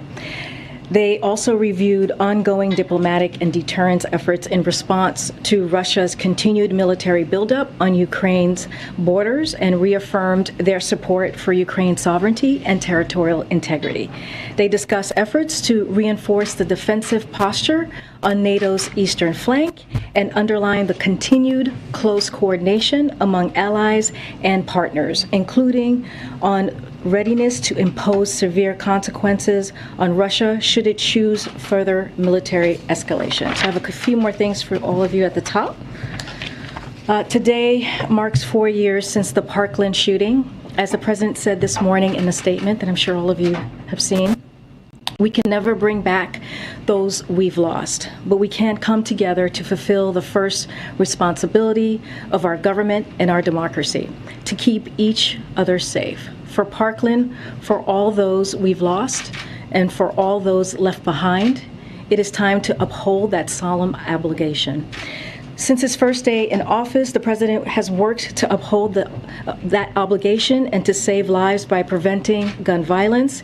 He again called on Congress this morning to act, including to expand background checks to keep criminals from getting guns and to ban the sort of high-capacity magazines that were used to kill 2 NYPD officers. And the president called again on Congress to fulfill his budget request for another $500 million to fight gun violence. But if Congress won't act, the president's not going to just wait and sit back. He's already done more than any other president in their first year in history to advance common sense gun violence prevention measures, and he built on that just earlier this month with new measures he announced in New York City. Last June, he laid out a comprehensive strategy to address gun violence from every angle. And the White House is working closely with agencies across the administration to deliver on that and save lives. The plan is comprehensive, addressing both the supply and demand side contributors to gun violence, pursuing prevention, intervention, and accountability using every tool in the toolkit: regulation, enforcement, budget, the bully pulpit, and legislation, and pulling together the federal agencies for a whole of government effort to reduce gun violence. Specifically, We're addressing the root causes of gun violence by expanding educational and economic opportunities. We're going after especially dangerous firearms with new proposed regulations on ghost guns and stabilizing braces that turn pistols into rifles. We're stepping up federal law enforcement efforts against illegal gun trafficking, including through strike forces in major cities, and establishing a zero-tolerance policy for gun dealers who willfully sell guns illegally. And we're providing cities and states with unprecedented amounts of money, including through the rescue plan, to invest in community policing and effective community violence intervention programs and AFT. During an event at the White House today, Vice President Kamala Harris announced alongside FCC Chairwoman Rosen Worcel and Senior Advisor Mitch Landrieu that more than 10 million households are enrolled in the Affordable Connectivity Program, the nation's largest ever broadband affordability program created through the Bipartisan Infrastructure Law. The Affordability Connectivity Program enables low-income households to apply for discounts towards monthly internet service and a one-time discount on tech equipment such as laptops or computers. This is one of the many ways that the Biden-Harris administration is ensuring every American has access to reliable, affordable, high-speed internet. The Bipartisan Infrastructure Law delivers a historic $65 billion to ensure that every American has access to reliable, high-speed internet through an historic investment in broadband infrastructure development that internet service is affordable by lowering costs, increasing competition, and creating price transparency. With that, please go ahead, Darlene. Thank you. A couple of questions on Ukraine and then one on another topic. What is the reaction here to the Kremlin signaling that it's ready to continue dialogue over Ukraine? And does the White House see that as sincere on the part of the Russians? So, yeah. Thank you for the question. We are actively working to reach a diplomatic solution to de-escalate the crisis. Over the weekend, as you all know, the president spoke with President Putin, and we remain engaged with the Russian government in full coordination with our allies and partners. The path for diplomacy remains available if Russia chooses to engage constructively. However, we are clear-eyed about the prospects of that given the steps Russia is taking on the ground in plain sight. This is something that the National Security Advisor, Jake Sullivan, talked about right here on Friday. Right before our eyes, what we're seeing with Russia. We're seeing new Russian forces have been arriving at the Ukrainian border every day. As we have said before, we're in the window when an invasion could begin at any time. We will not comment on any details of our intelligence information, except to say that it could begin this week, despite a lot of speculation that it would happen after the Olympics. Again, something that Jake Sullivan said right here on Friday. It remains unclear which path Russia will choose to take. The U.S. is ready for any situation. You know, President Biden has made it very clear on his call with Putin this weekend that if Russia undertakes a further invasion of Ukraine, the United States, together with our allies and partners, will respond decisively and impose swift and severe costs on Russia. President Biden reiterated that a further Russian invasion of Ukraine would produce widespread human suffering and diminish Russia's standing. So we are continuing to coordinate closely with our allies and partners. President Biden spoke with President Zelensky yesterday and Prime Minister Boris Johnson, as I just read out to you that call this afternoon. And we are in close contact with our allies again and partners again across all levels of government. Our partnership with our European and NATO allies have never been stronger and purposeful as we work collectively to de-escalate the tensions at the Ukraine-Russia border. If Russia should choose to invade, the severe economic consequences and irrevocable reputational damage caused by taking innocent lives for a bloody war will only weaken the country, not strengthen it. And in that close coordination with allies and partners, is the view that Russia's willingness, what they say today about wanting to continue the dialogue, is there a consensus that is sincere? I mean, how do all of you interpret what's coming out of the Kremlin today? So we've been very clear about this. There is only one country who is currently building up their forces at the Ukraine border, and that's Russia. And as we have stated, as Jake Sullivan has stated, that we, in the past 10 days or so, we only continue to see a buildup, not a de-escalation. So we are open to diplomacy. That door to diplomacy is open, as we have said, and so that is that's what we want to be headed towards. And if we will be ready for whichever decision that President Putin decides, but clearly we would prefer the path of diplomacy. I also want to just say one more thing really quickly. This is something that my colleague John Kirby said at the Department of Defense just now, that Secretary Austin is going to travel to Belgium, Poland, and Lithuania, so that you all have this. The Secretary is going to meet with allied defense ministers and NATO leadership to discuss Russia's military buildup in and around Ukraine, reiterate the U.S. commitment to Article 5, and continue the alliance's progress on deterrence and defense while ensuring the alliance is prepared to face tomorrow's challenges. One last question. In 2 weeks, the President is going to go up to the Capitol to deliver his first State of the Union message.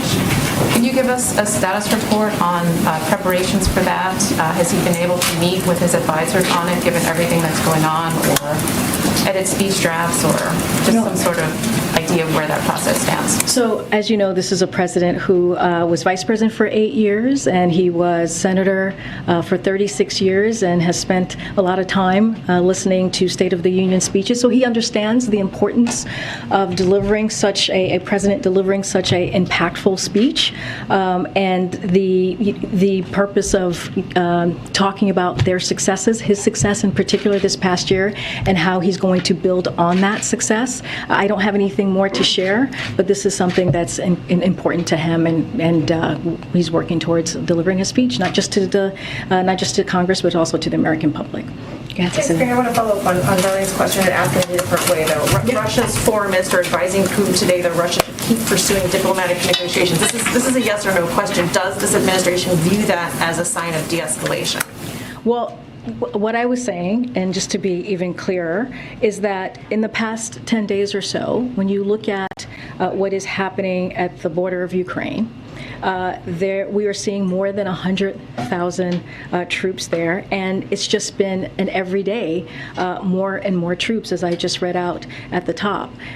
So we are certainly open to having conversations and seeing a de-escalation, but right now that door is open for diplomacy, and this is up to President Putin. He has to make that decision. It is his decision to make on which direction he wants to take this. So in terms of the troop buildup there's reporting today that citing a U.S. official that Russian units near Ukraine moved into attack positions. Is that the understanding of this administration, what you're seeing there? Well, I'm not going to go into any intelligence information. We're not going to share that, but what we have seen, and the National Security Advisor said this himself, we have seen an increase of forces at the border, not a decrease.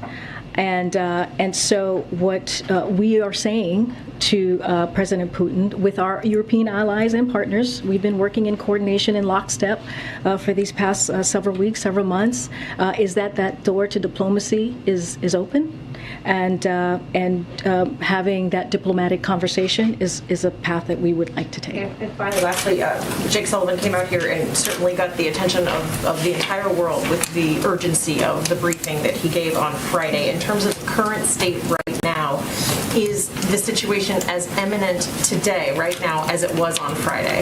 You know, Jake Sullivan was also on the Sunday shows yesterday, and you know, again, we are in the window when an invasion could begin at any time. You know, I'm not going to comment on the intelligence information, except to say that it could begin this week, despite a lot of speculation that it would only happen after the Olympics. Thanks, Corinne.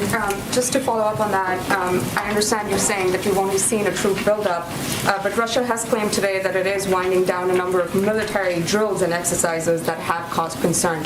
Are you in a position to confirm if those claims are accurate or if they're not? I'm not in a position to confirm that, but I do know John Kirby spoke to that just moments ago, so I would refer you to his comments and the Department of Defense. Okay, and specifically about you know, Ukraine and the Vatican, we have some reporting coming from there saying Ukraine has welcomed Vatican mediation of its conflict with Russia, and they've invited the Pope to visit the country as soon as possible. Is the president aware of that? Does he support such efforts? I mean, I have not spoken to the president about that, so I can't confirm if he's aware or not. Okay. Will the administration support such efforts? This is the first time I'm hearing about it, so I just need to talk to our team. Okay, and one more on the $1 billion loan guarantee that the U.S. has agreed to make available to support the Ukrainian economy. Our reporting shows that the U.S. will need about $200 million to guarantee that loan. Does the administration need to make more appropriations available to sort of, you know, make sure that loan guarantee program works? So I don't have the specifics on that piece, but I can confirm that it is something we are considering as part of the additional macroeconomic support we are exploring to help Ukraine's economy amidst pressure resulting from Russia's military buildup. But I don't have any specifics on the appropriation and what that would take, the process. Okay. Would the U.S. support some... Thank you again to everyone who's been listening in here to this White House press briefing. We are going to continue getting all of these media questions and answers played out here for you on our Live Now from Fox stream. But we are going to step away for a 2-minute break. More to come as we continue to talk about the tension and buildup of an invasion from Russia into Ukraine right here again on Live Now from Fox.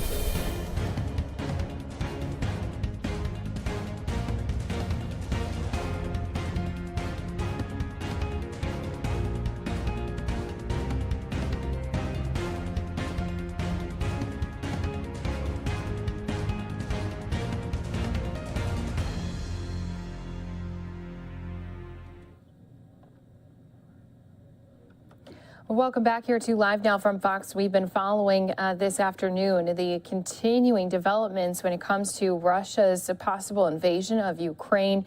Earlier today, National Security Advisor Jake Sullivan has been briefing top House lawmakers, calling them by phone this morning to inform them on the situation in Ukraine. Here you're taking a look at some of those U.S. soldiers who are getting prepared to leave Fort Bragg in North Carolina and be deployed to Poland. It's part of the order President has made here to prepare as they continue to see a buildup at the border. We're now hearing numbers around 130,000 Russian troops are there, and we are also hearing today that there could possibly be an attack on on Ukraine come this Wednesday. So we've been following this here for you on Live Now from Fox, going to continue to do so. I do want to let everyone know there was a call between the Ukrainian president and President Biden that happened on Sunday, just yesterday. President Biden reiterating the U.S. would respond swiftly and decisively with its allies if Russia does further its aggression with Ukraine. And this afternoon, we've been listening into that White House press briefing as we're getting even more questions and answers regarding what we'll continue to see happen here in these next few hours and days. Let's go ahead, get back into that right here for you on Live Now from Fox. Support the Ukrainian economy. Our reporting shows that the U.S. will need about $200 million to guarantee that loan. Does the administration need to make more appropriations available to sort of make sure that loan guarantee program works? So I don't have the specifics on that piece, but I can confirm that it is something we are considering as part of the additional macroeconomic support we are exploring to help Ukraine's economy amidst pressure resulting from Russia's military buildup. But I don't have any specifics on the appropriation and what that would take, the process. Okay. Would the U.S. support some statement from the Ukrainians that they're no longer actively pursuing NATO membership, and that they'd be willing to stall their pursuit of NATO membership as part of ongoing negotiations? As you know, NATO membership, NATO has an open door policy. That is not something, that is something that Ukraine will have to decide on its own. That is not something that we are in consultation with or make, or even decide on. That is something that NATO and has to decide on. And Ukraine, that's up to them and their leadership on how they want to move forward.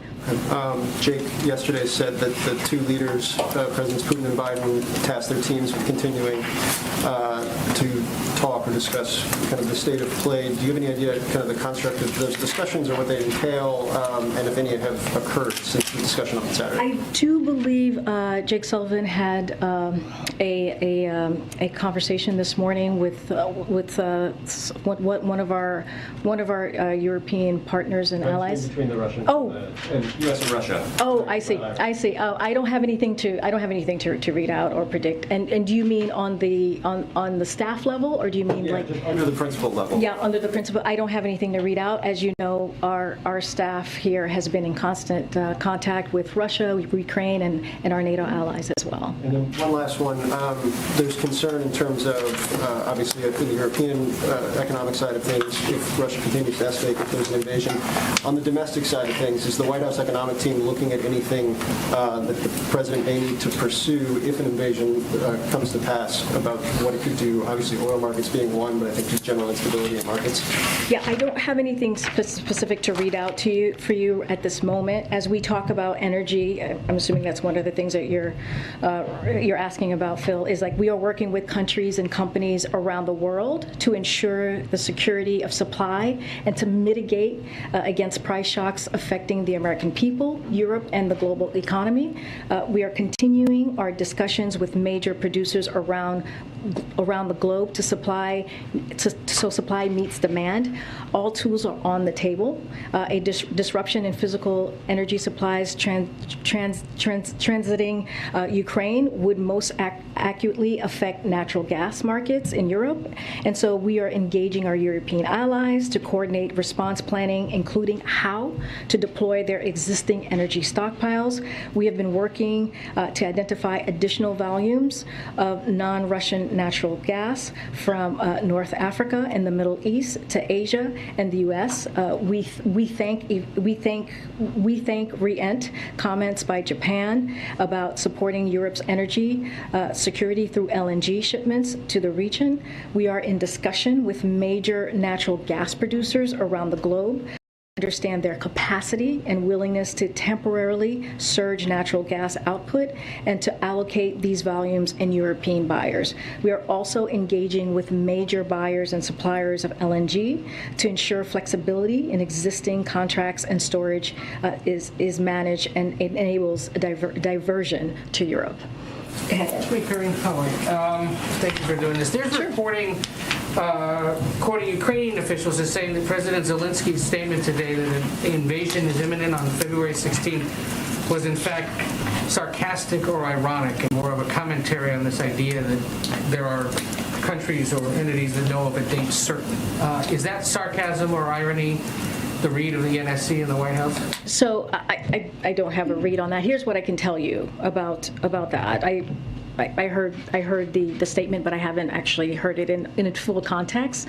So the irony of all of it, I couldn't speak to. But I'll say this: well, I'm not going to speak to intelligence matters, as I've said, multiplies already. Our intelligence sharing with the Ukrainians. As we've said before, we are in the window when an invasion could begin at any time.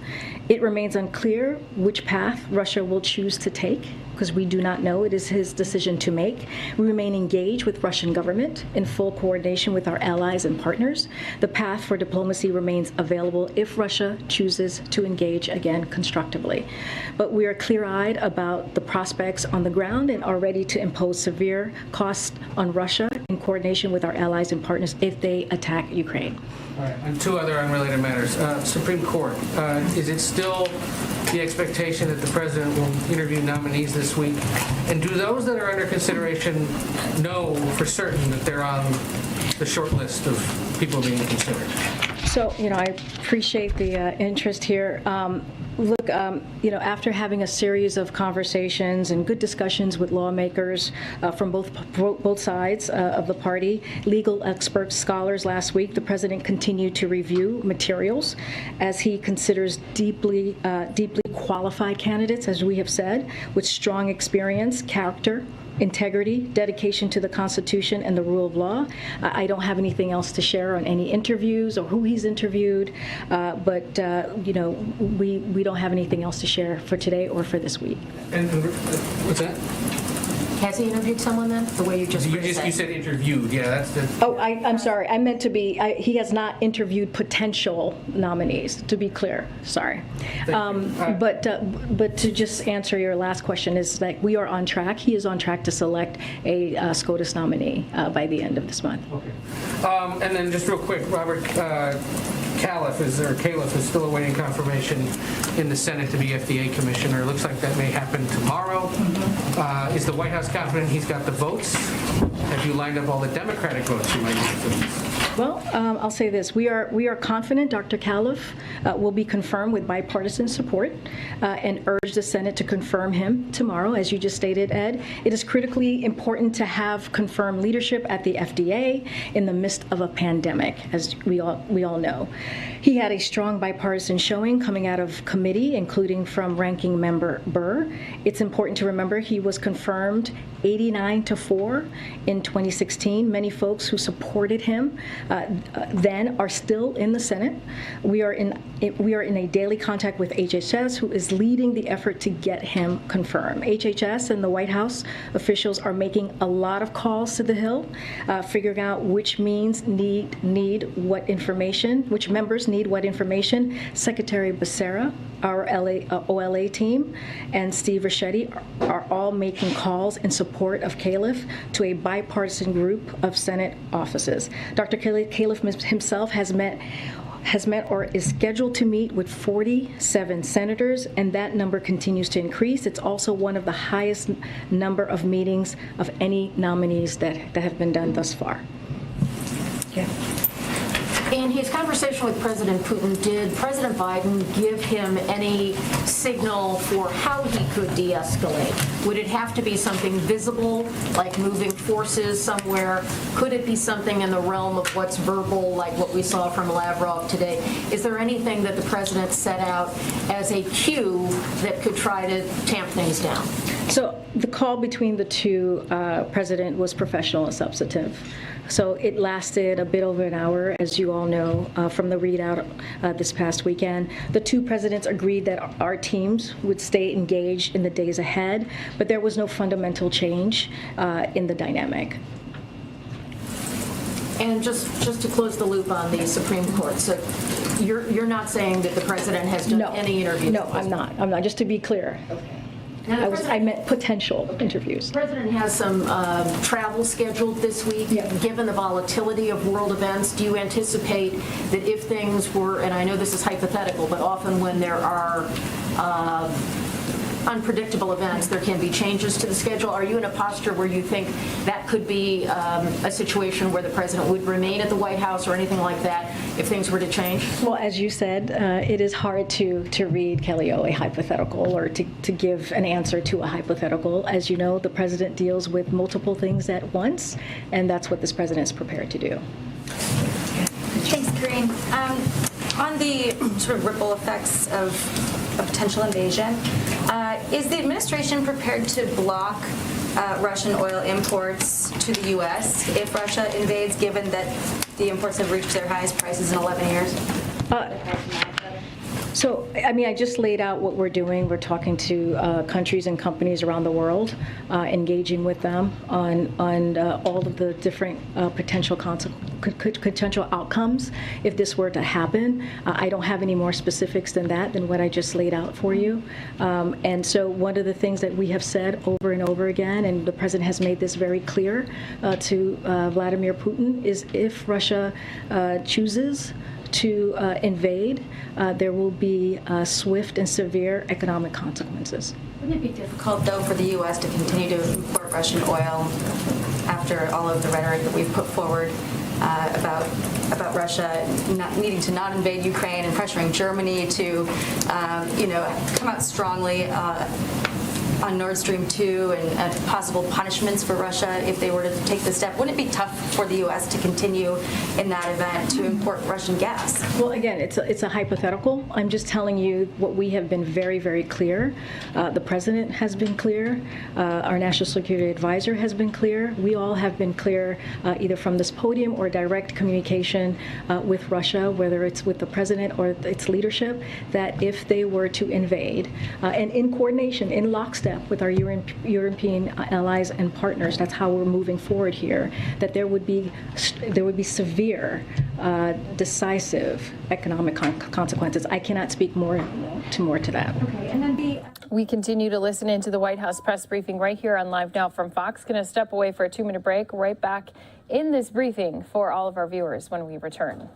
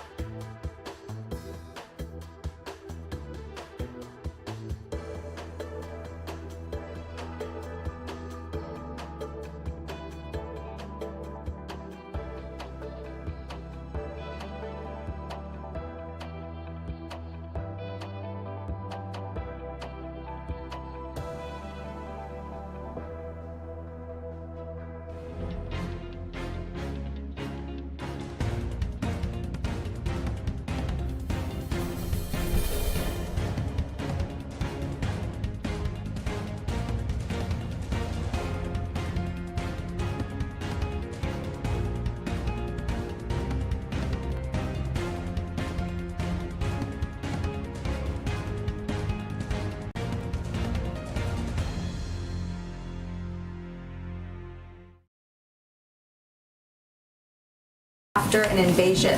Can you confirm if that is true, and if so, why would the White House want a provision like that in a sanctions package coming out of Congress? Well, look, when it comes to Nord Stream 2, we've been pretty clear about this. The president has said that, he said this during his press conference last week with the German chancellor, if Russia further invades Ukraine, there will no longer be a Nord Stream 2. We will bring an end to it. And at this moment, Nord Stream 2 is not even operational. But is the White House directing Congress to put a waiver for Nord Stream 2? That is the first I'm hearing of that. I cannot speak to that. I'm just telling you where we have been in a very strong and definitive way on Nord Stream 2. Okay, now on the second topic, this news about the Durham investigation. Does the president have any concerns about a candidate for president using computer experts to infiltrate computer systems of competing candidates, or even the president-elect to use for the goal of creating a narrative? Is that something that... That's something I can't speak to from this podium, so I refer you to the Department of Justice. Is what was described in that report monitoring internet traffic? Is that spying? Again, I can't speak to that report. I refer you to the Department of Justice. Generally speaking, that with monitoring internet traffic. Jackie, my answer is not going to change. I refer you to the Department of Justice. I can't speak to that from here. Go ahead. Corinne, thanks. What message does it send today to the Ukrainian government to be closing the embassy in Kiev? The embassy in Kiev? Yeah. I have something on here. I know the State Department made an announcement on this earlier. So the State Department announced today that they are temporarily relocating our embassy operations in Ukraine from our embassy in Kiev to Lviv due to the dramatic acceleration in the buildup of Russian forces. A core team of embassy staff is remaining in Ukraine to engage with the Ukrainian government, coordinating diplomatic efforts and diplomacy to de-escalate the crisis if the crisis continues. So I just wanted to also say this as well, because the State Department put out a statement on this.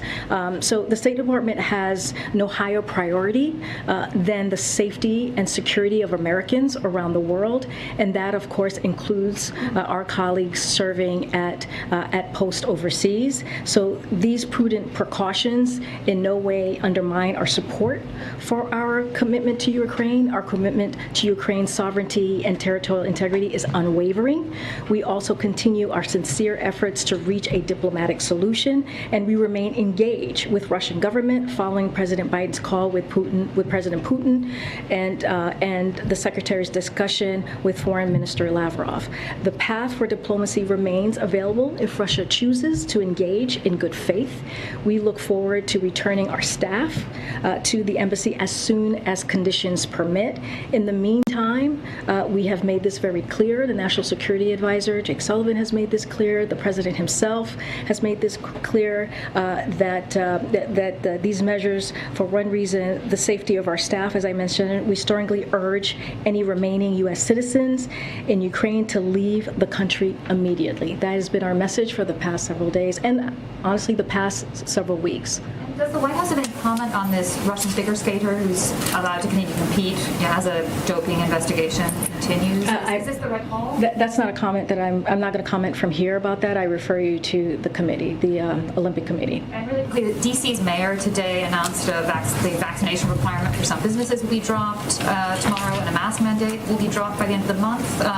Does the White House support this? Will the President, the First Lady, continue to visit businesses and restaurants as these rules change? So let me just lay some stuff out for you here, because I know this has been a question that many have had. A number of governors have announced changes based on conditions in their particular states. That's not new.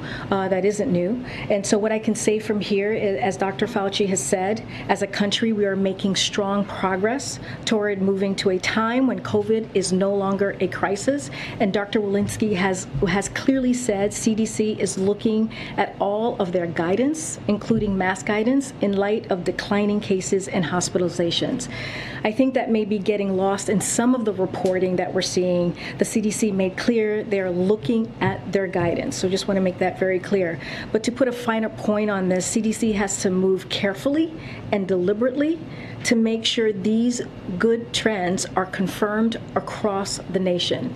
CDC has a responsibility to make guidance for the entire country and everyone. They must consider its impact on a variety of constituencies, including people who are disabled, immunocompromised, and most vulnerable. We are spending significant time and energy on the path forward, working with experts and leaders within and outside the government. And if this progress continues, we expect updates in the weeks ahead. This is a huge, huge responsibility that we do not take lightly, one that we take very seriously, and we want to make sure that we get this right. Thanks, Corinne. During their conversation on Sunday, the president of Ukraine reportedly invited President Biden to visit Ukraine in the coming days, and the Ukrainian president's office said that a visit by the U.S. president would be a powerful signal and could contribute to the de-escalation of this crisis. What is the White House's response to that invitation? I don't have any travel plans to announce or preview at this time. I'll say this, as you all know, President Biden spoke with Zelensky, as you just mentioned, this weekend.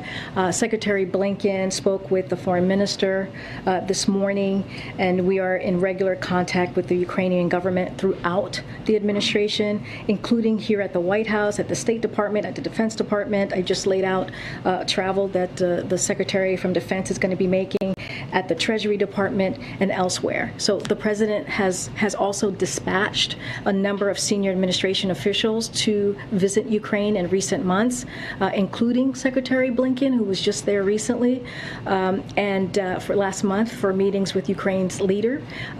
Our North Star has been nothing about Ukraine without Ukraine. You've heard us say this over and over again, and we will continue to coordinate closely with Ukraine as we try to reach a diplomatic solution to the end of this crisis. Go ahead, Michael. Could I bring you back to the gun issue that you talked about at the beginning? A bunch of years ago, a large number of people in the Obama administration, including the current president, fought fiercely for closing the gun show loophole and described it as the least that could be done, and were very angry and upset when it didn't pass. Pushing also at various times for even more, ban on assault weapons and the like. You didn't mention any of that. The president's message today that he put out earlier didn't mention any of that. Is it fair to assume that either this president no longer thinks those things are needed, or has simply abandoned any hope of getting them passed? I wouldn't assume that. One of the things I did say is we are encouraging Congress to act as well. There's a legislative component to this, as you just laid out, so that is important as well. But I do want to read a couple of quotes from about the president's executing on his historic comprehensive gun violence reduction strategy. So there is support there for it. I know you're talking about a specific thing, but I want to not just take our word for this. So Brady has called the president's plan historic and said President Biden and his administration are truly taking comprehensive action to address violence in our country. Giffords commented the Biden-Harris administration commended the Biden administration for announcing a comprehensive strategy to prevent gun violence and protect public safety. Gun violence is a complex problem, as you can imagine, and as she stated, that requires an array of solutions. President Biden and Vice President Harris understands it. This is a quote from Giffords.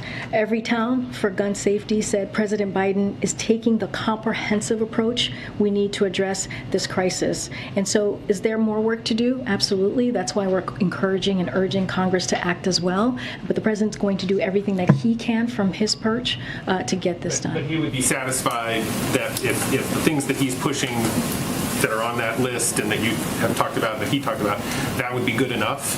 We're not calling it good enough. He is doing everything that he can from his perch, from the White House, from the federal government, and using every tool at our tool belt that we've talked about.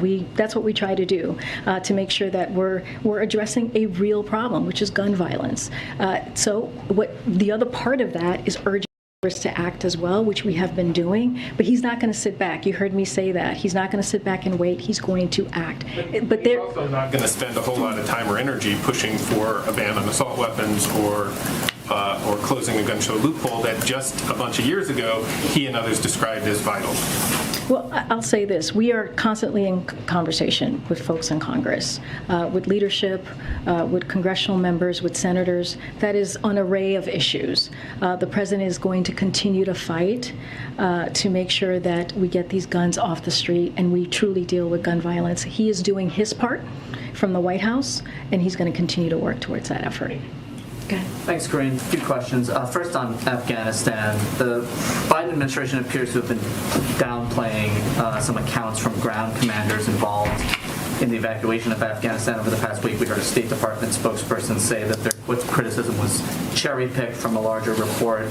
For President Biden himself reject those accounts. Jen, last week, I believe, said that there was no after-action report. So 2 questions I wanted to ask you to clarify the White House position. One, does the White House agree that the evacuation should have been started earlier, which is what some senior military officials have asserted? And secondly, did Jen misspeak last week when she said there was no after-action report? There's been some reporting from a colleague of mine over the weekend that indicated there was indeed an after-action report that was reviewed. So to your last question, no, Jen did not misspeak last week. This Abbey Gate report is not the Pentagon's broader after-action review on Afghanistan. That report will examine the final months of America's longest war and cover from February 2020 through the end of the evacuation. So no, she did not misspeak. But let me just say something that I think it's really important. I'm just going to quote John Kirby, who did a Sunday show yesterday. I believe this was Fox News Sunday show, and I'll quote him here. He said, I would also add here in Washington, we have been planning for evacuation as far back as April, and there was no effort by Washington, certainly not by the National Security Council, specifically to slow down that planning, to slow down those pre-positioning of forces that we did in the summer, to slow down the actual execution of the evacuation. So again, this is John Kirby, spokesperson for the Department of Defense. So again, these were documents that assert impressions and perspectives, which are very important down at the tactical level in real time. We need to conduct a larger, more strategic level after action review to get the whole sense of this, and we're doing that. The Abbey report, again, is one important review of what occurred that day, but it should not be mistaken for a full follow-up on the last months of the war in Afghanistan. Okay, and on a different topic, to follow up on the earlier questions about the Supreme Court, I know you said that the president has not conducted any interviews with candidates yet, but will the White House disclose which candidates the president does interviews with as he goes through this process? What I can promise you right now is that the president's going to make his selection for the Supreme Court justice by the end of this month. That's what we know, that's what he stated, and that's what we will do. And last question, Vice President Harris is headed abroad to the Munich Security Conference this week. Can you talk a little bit about what the White House hopes she will accomplish there? And is she going to be sort of the sole representative of the administration in some of these meetings with counterparts? Are there going to be other administration officials as well? Can you sort of give us a sense of what the expectation is? So I don't have any specifics, but I can say that we are very proud to have the Vice President lead the delegation to Munich this week. I don't have any specific details. I'm happy to talk to the team to see exactly what her schedule is going to look like. But the president is proud that she's going to be representing the United States. I have just a couple of quick ones. Following up on the Zelensky question, can you confirm whether President Zelensky asked President Biden to come to Ukraine this week and whether the administration considered it at all? I know you don't have travel to announce, but all I can tell you is what I just said. We don't have travel to confirm right now. That is what this president's schedule looks like. It's certainly not confirming to go to visit Ukraine. That's what now our focus right now is to continue to have the conversations on the staff level, to continue to make sure that we keep the door to diplomacy open. There's too much at stake. There are human lives at stake, which is what the president told President Putin, and that is our focus. How do we stop a war? That's our focus. And Pfizer withdrew late last week its application for the vaccine for young kids. Is that a disappointment to the White House? Yeah, I have something on that. So FDA is committed to acting urgently to save lives amidst the pandemic, and they continue to work with Pfizer to review additional data on its vaccine for kids under 5. In recent days, new data, as you know, Tam, emerged regarding Pfizer's submission to the FDA for its vaccine for kids under 5 years old. Based on FDA's assessment of that new data, the agency concluded that additional information regarding a third dose should be considered as part of any authorization. The initial data has been helpful to the process, but FDA believes more information, including the impact of a third dose, is important to the evaluation. So that is the process.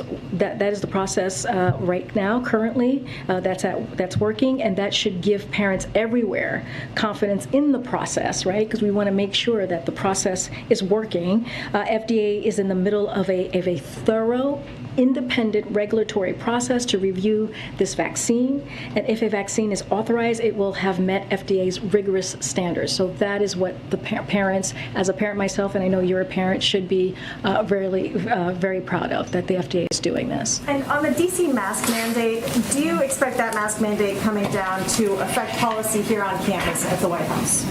So as always, we say this, local communities will make their own decisions as they have throughout the pandemic, and what we're going to do is we're going to abide by the CDC guidance. So that is, local communities make that decision, and that is what they choose to do. So White House is not following the local guidelines. We're following for this place that is in the city. To be clear, we are going to follow the CDC guidance. That's what we're going to do. Go ahead, Jim. Back to the VP's trip to Germany. Yeah. Is there discussion in the White House about whether she should go no matter what is happening in Ukraine, or has there been discussions about what might trigger her to cancel? You know, I don't have any insight on that. That's another hypothetical that I can't answer. But what I can say is that we are proud that she is going to be leading the U.S. delegation to Munich, and that is on schedule to happen. On the embassy in Kyiv, do you know if all the classified information has now been stripped from that building? I do not have that information for you. Yeah. Thank you. I want to ask you a few questions on Quad and Russia. Do you think Quad countries are unanimous on the issue of Russia? Can you say that one more time, Len? Do you think the Quad countries, the US, Japan, India, and Australia, they had a meeting in Australia recently. Do you think these countries are unanimous on the Russian? On the Russian issue in particular. So, as you know, Secretary Blinken was just in the region where he met with the Quad. It was an opportunity to discuss Russia's ongoing threat to Ukraine. They discussed the threat that Russia's aggression poses not only to Ukraine, but to the entire international rules-based order, which has provided a foundation for decades of shared security and prosperity for the region and around the globe. Throughout his meetings with the Quad partners, Secretary Blinken discussed the challenges Russia poses to the rules based on international order and our readiness to support our European allies. I'm asking this question because the India's foreign external affairs minister S. Jaishankar said that India only follows multilateral sanctions, not country-specific sanctions. And as you're looking towards country-specific sanctions from the U.S., because the UN Security Council is unlikely to go for those sanctions because the vetoes Russia and China have that. Are you in conversations with Indians that they should follow the U.S. sanctions as well? So, we're not going to get into specifics. We've been really clear about our discussions, so not going into details on that. But beyond what we've read out from the Secretary's meeting in Melbourne last week, but we're working closely with a range of allies and partners, including India. One final question. Sure. What role President Biden expects India to play in the Quad? So we will continue to build a strategic partnership in which the United States and India work together to promote stability in South Asia, collaborate in new domains such as health, space, cyberspace, which is important, deepen our economic and technology cooperation, and contribute to a free and open Indo-Pacific. We recognize that India is a like-minded partner and leader in South Asia and the Indian Ocean, active in and connected to the Southeast Asia, a driving force of the Quad, and an engine for regional growth and development. Thanks. No problem. Oh, thank you. Thanks, everybody. All right, so once again, a White House press briefing focused mostly on the tension that we've been seeing happening between Ukraine and Russia, especially now with some new information coming out that there could be possibly an attack that happens on Wednesday. Ukraine's president making a speech to the nation after some of the intel that they continue to receive. With that being said, we do also have our Department of Defense sending out a release saying that the Secretary of Defense, Secretary of Defense Lloyd Austin, is going to be departing on an overseas trip tomorrow to meet with some senior military and government leaders in Belgium, Poland, and Lithuania. So we are going to have him first travel to Belgium. He's going to meet with allied defense ministers and NATO leadership to discuss Russia's military buildup in and around Ukraine, reiterate the U.S. commitment to Article 5, and continue the alliance's progress on deterrence and defense while ensuring the alliance is prepared to face tomorrow's challenges. Then he'll be traveling to Poland and finally to Lithuania, where he's going to be meeting not only with some of those top officials, but then also is going to be visiting with U.S. service members who are stationed there. So we continue to follow all of this news surrounding, again, the latest after we've been learning there could possibly be an invasion from Russia into Ukraine as early as the middle of this week on Wednesday. Again, that's just less than 2 days away now. So you can count on us here on Live Now from Fox to continue that news, keep you informed on the latest as always. We are going to step away for a 2-minute break. When we come back, we continue with more of our top stories. Next, we'll be playing out our Canadian Prime Minister Trudeau is going to be speaking about that trucker convoy protest. More to come right here in just 2 minutes.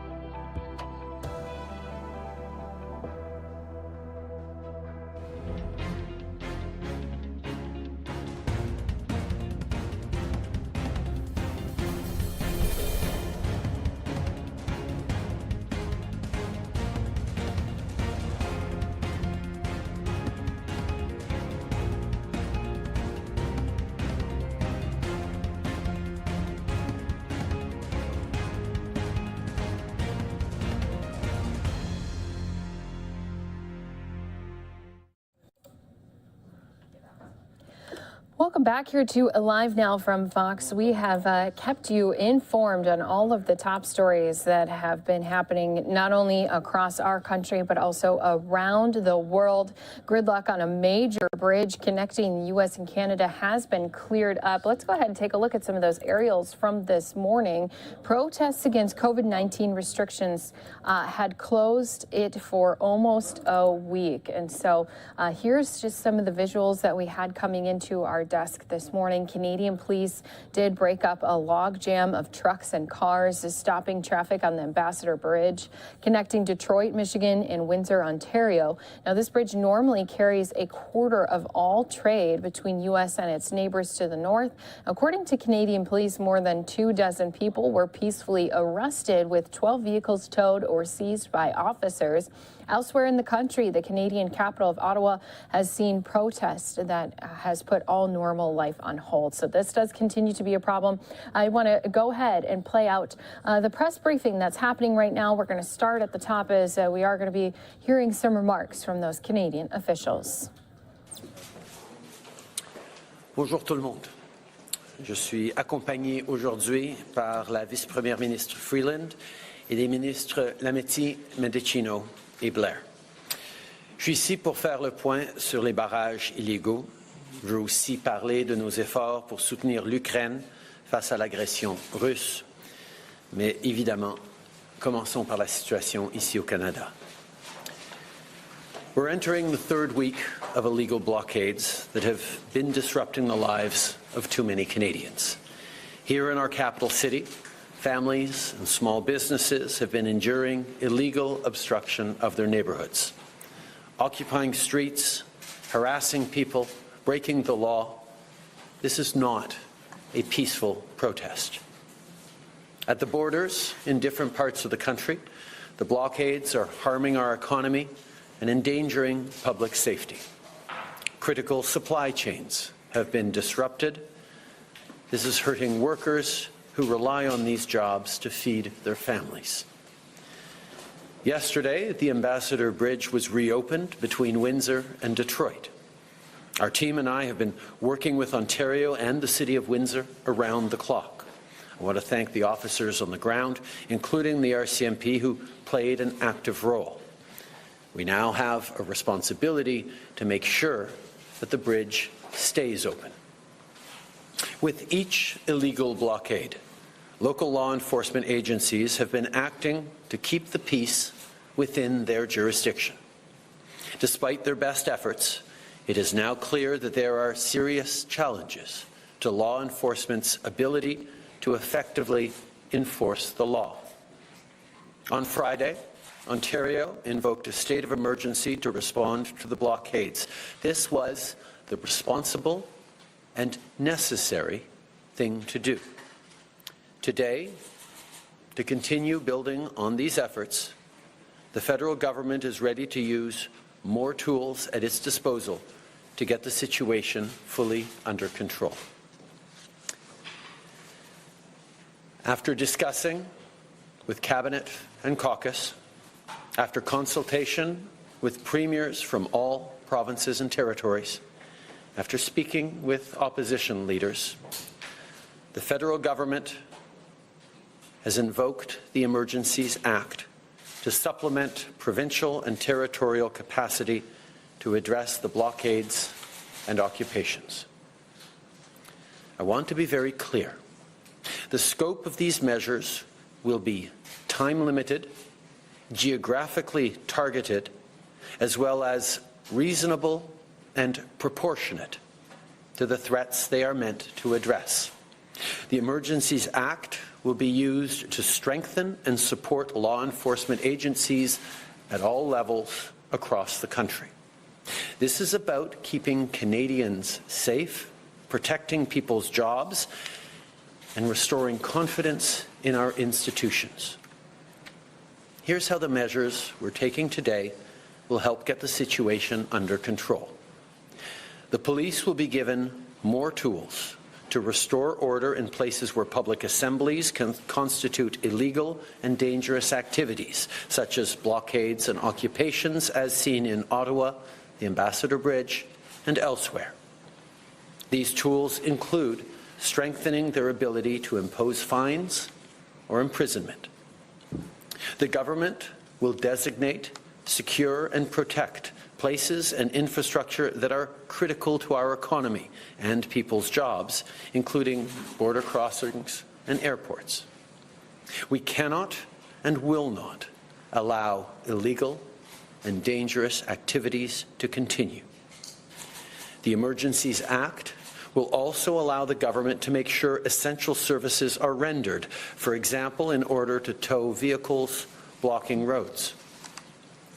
In addition, financial institutions will be authorized or directed to render essential services to help address the situation, including by regulating and prohibiting the use of property to fund or support illegal blockades. And finally, it will enable the RCMP to enforce municipal bylaws and provincial offences where required. This is what the Emergencies Act does.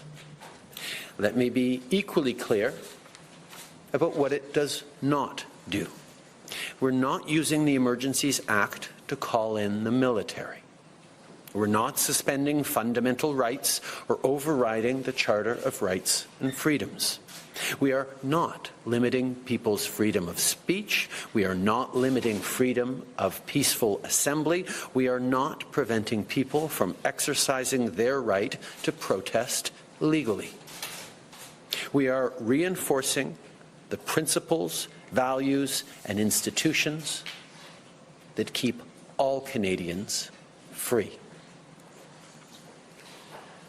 Après des discussions avec le Conseil des ministres et le caucus, après avoir consulté les premiers ministres de toutes les provinces et tous les territoires, et après avoir parlé avec les chefs de l'opposition, le gouvernement... And as he continues his remarks, do want to reiterate that it had been a long week of protests by Canadian truckers that had stalled traffic, disrupted the international trade and commerce. The bridge has now been cleared and is back open for normal operations today on Monday. That's the video that you're taking a look in that right-hand box. Now, after police negotiations and orders to vacate the site, some protesters had remained at the bridge on just yesterday, Sunday. So Canadian police have said they arrested 12 people on criminal charges, towed away another 10 vehicles before access was fully restored. Concrete barriers now lining part of the road that leads to the bridge. The protests coming from a freedom convoy, truckers who were against Canada's COVID restrictions and vaccine mandates. So this again has been another top story we've been keeping track of. Let's go ahead, continue to listen in right here on Live Now from Fox. Et rétablir la confiance dans nos institutions. The Emergencies Act is not something that's been used ever, but it exists for a reason. Invoking the Emergencies Act is never the first thing a government should do, nor even the second. The Act is to be used sparingly and as a last resort. Right now, the situation requires additional tools not held by any other federal, provincial, or territorial law. Today, in these circumstances, it is now clear that responsible leadership requires us to do this. These measures must be and will be compliant with our Charter of Rights and Freedoms. Indeed, the Emergencies Act was created in the late 80s to flow from and uphold the Charter. We'll always defend the rights of Canadians to peaceful assembly and to freedom of expression, but these blockades are illegal, and if you're still participating, the time to go home is now. On a separate track from the Emergencies Act, I want to reassure people that the Canadian Border Services Agency is already turning back non-Canadians trying to enter Canada to participate in blockades. And of course, while we get the situation under control, we'll continue to have Canadians' backs. I want to remind affected businesses that if you're facing revenue losses, support is available through our wage and rent subsidy programs. We know that downtown Ottawa businesses in particular have been hard hit by these illegal activities. In the coming days, we'll be launching specific support for those businesses. I know that everyone is tired of this pandemic. We're hearing your frustration with COVID and even with the temporary measures we had to put forward to keep people safe. I know people are frustrated. I hear it. You have a right to express that frustration and even your anger with the government or government policies. It's something we'll always defend in this free and democratic country. But blockading streets and critical infrastructure and depriving your neighbors of their freedoms is a totally different thing. It has to stop. Tout le monde est fatigué de la pandémie. Il y a d'autres façons de vous exprimer que de participer à des activités. Again, the Prime Minister putting some strong words out there, warnings to those who have been fighting again and protesting against the COVID-19 mandates and restrictions that they have put in place. We are going to step away for a 2-minute commercial break, continuing with this plus other top news stories when we return.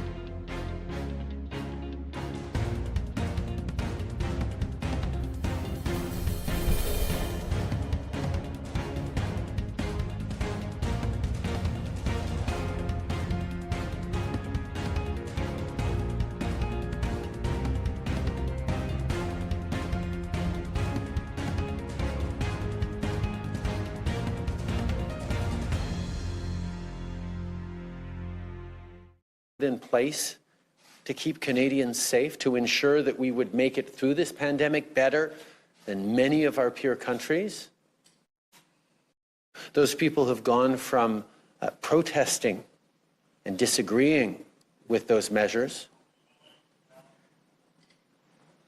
to limiting and blocking the freedoms of their fellow citizens, hurting jobs, hurting lives and livelihoods, endangering public safety, and weakening our country not just right now,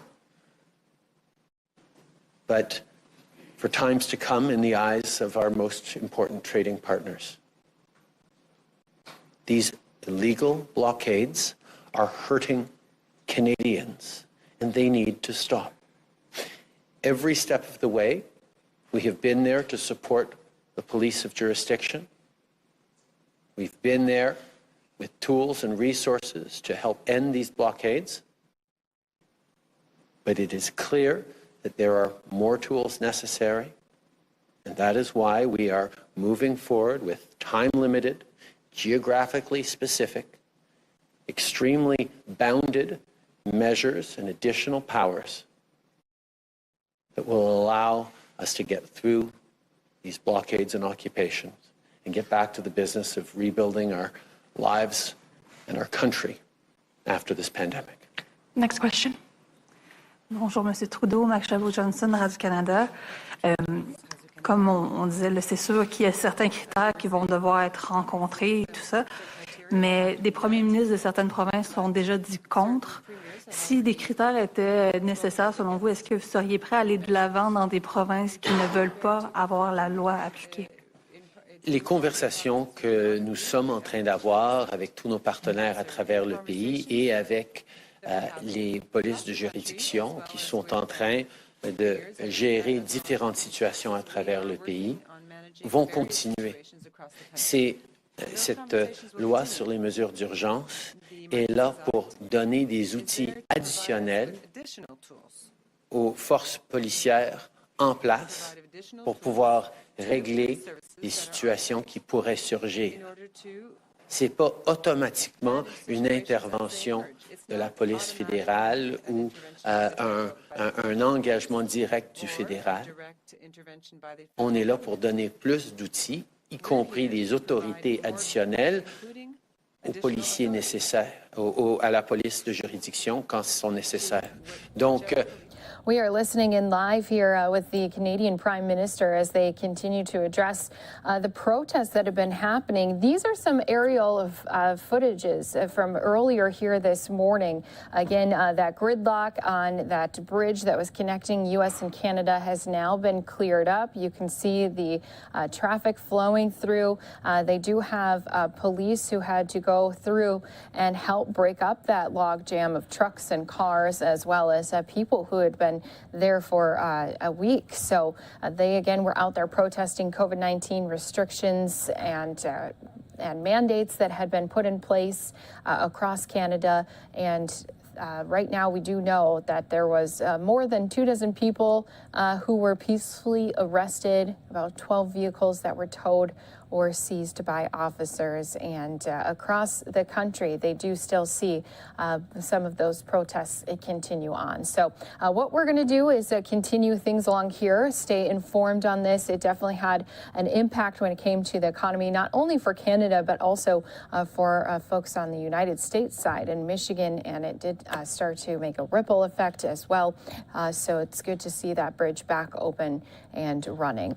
Thanks again to everyone who's been here with us on Live Now from Fox. Christy Larson here as we continue to bring you some of these different top stories happening here across our country. I want to jump out to yet another press conference we had just coming in here to our Live Now from Fox desk.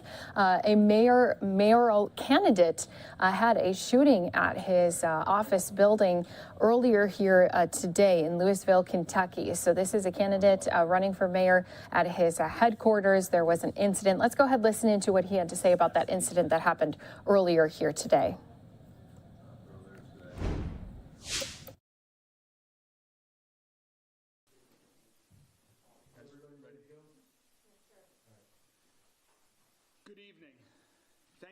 Joining me here today. I've been speaking with the police all afternoon, so thank you for understanding the delay in hearing from me directly. First, I am blessed. My team is blessed. No one was physically injured today. This morning, I was gathered for a brief meeting with my campaign team, 4 of my incredible teammates in our campaign office. A man walked into our office. When we greeted him, he pulled out a gun, aimed directly at me, and began shooting. The individual closest to the door managed to bravely get the door shut. We barricaded the door, and the suspect fled. Let me say again that all of us are blessed, and I'm blessed to be standing here today with you. Despite one bullet coming so close that it grazed my sweater and my shirt, no one was physically harmed, and we're extraordinarily grateful for our safety. We are shaken, but safe. I'd like to especially thank the swift response of the Louisville Metro Police Department, the ATF, and all of the law enforcement officers who secured the scene within minutes and are working this case. I'm so proud and grateful for these brave men and women who work hard every day to keep all of us in Louisville safe.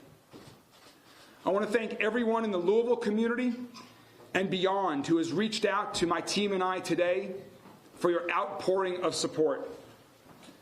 At this time, we need to allow law enforcement to do their work, and so I'll not be commenting further about the situation or speculating on the shooter's motivations while police complete their ongoing investigation. Today is not a day for politics, but it's not lost on me that the violence my staff and I experienced today is far too common in our city. Too many Louisville families have experienced the trauma of gun violence. Too many in Louisville were not as blessed as my team and I were today to survive. Clearly, much more work needs to be done to end this senseless gun violence and make Louisville a safer place for everyone. Together, I know we will get there. Thank you very much, and I'm happy to answer some questions. How in the world are you doing? I'm shaken up. It was a surreal experience, and mostly right now, I just want to get home to my wife and sons and give them a hug. I haven't been able to see them all day. I've been with LMPD all day. My team and I have been cooperating with them and working with them, and that's what I want most, is just to get home to my family. Did you recognize the man who intruded in the office and fired shots?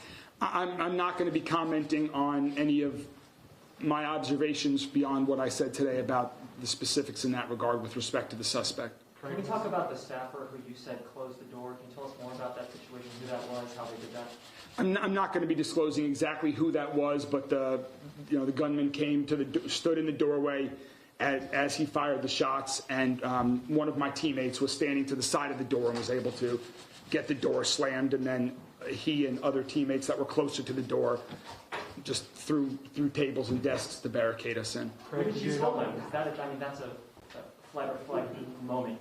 They just acted. I'm very fortunate to have a great team of brave people who responded in that way. We're all very blessed. You spoke about the moment that you guys greeted him as he entered in. What was going through your mind once you saw that gun that was pulled out?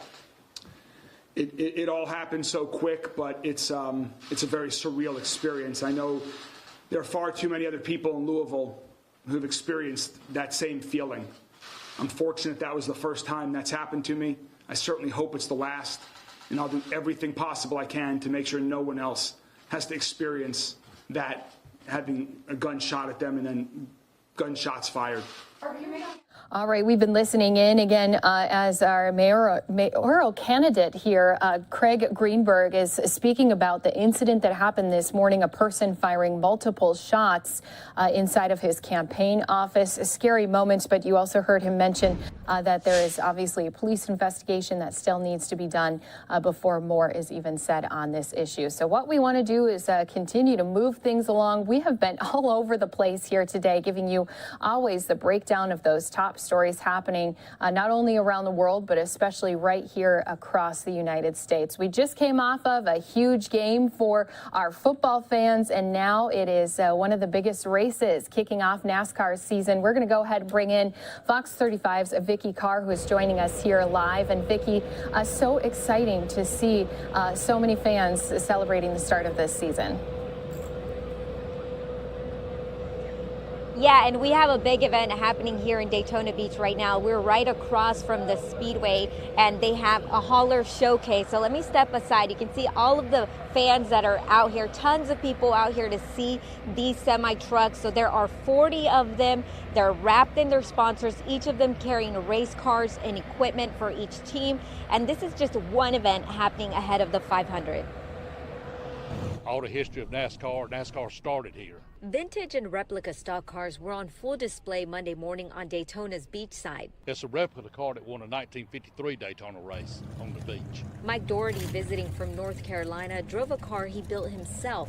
He says riding on the beach is a feeling like no other. Fantastic knowing you're going the same route that the drivers did so many years ago. For some, the Living Legends Parade is nostalgic. I started coming here in 1955 when they raced on the beach and all, so brings memory back, you know. From the original track to today's track, the Speedway is kicking off a week of events ahead of the Daytona 500 on Sunday. It's a busy week, and the team's ready to go. Track president Frank Kelleher tells Fox 35 the big race is sold out. Really just speaks to the momentum of the sport, the health of the sport, and the interest. So the team here is really fired up.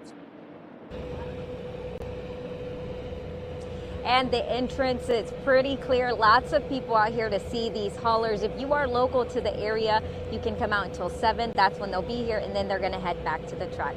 Back to you. I know so many fans excited, and as we said, this is kind of the way they ramp up for the season is with this big kickoff. So we do appreciate you giving us a little bit of a look into it. Fox 35's Vicki Carr joining us here on Live Now from Fox. Thanks so much, Vicki. And don't forget, right here on Live Now from Fox, we will have some of that pre-race coverage live from the track. You can join us right here, both on February 18th and on February 20th. So that is going to be some big days, not only on Friday, but also on Sunday going into those races. I know so many fans excited, as you heard.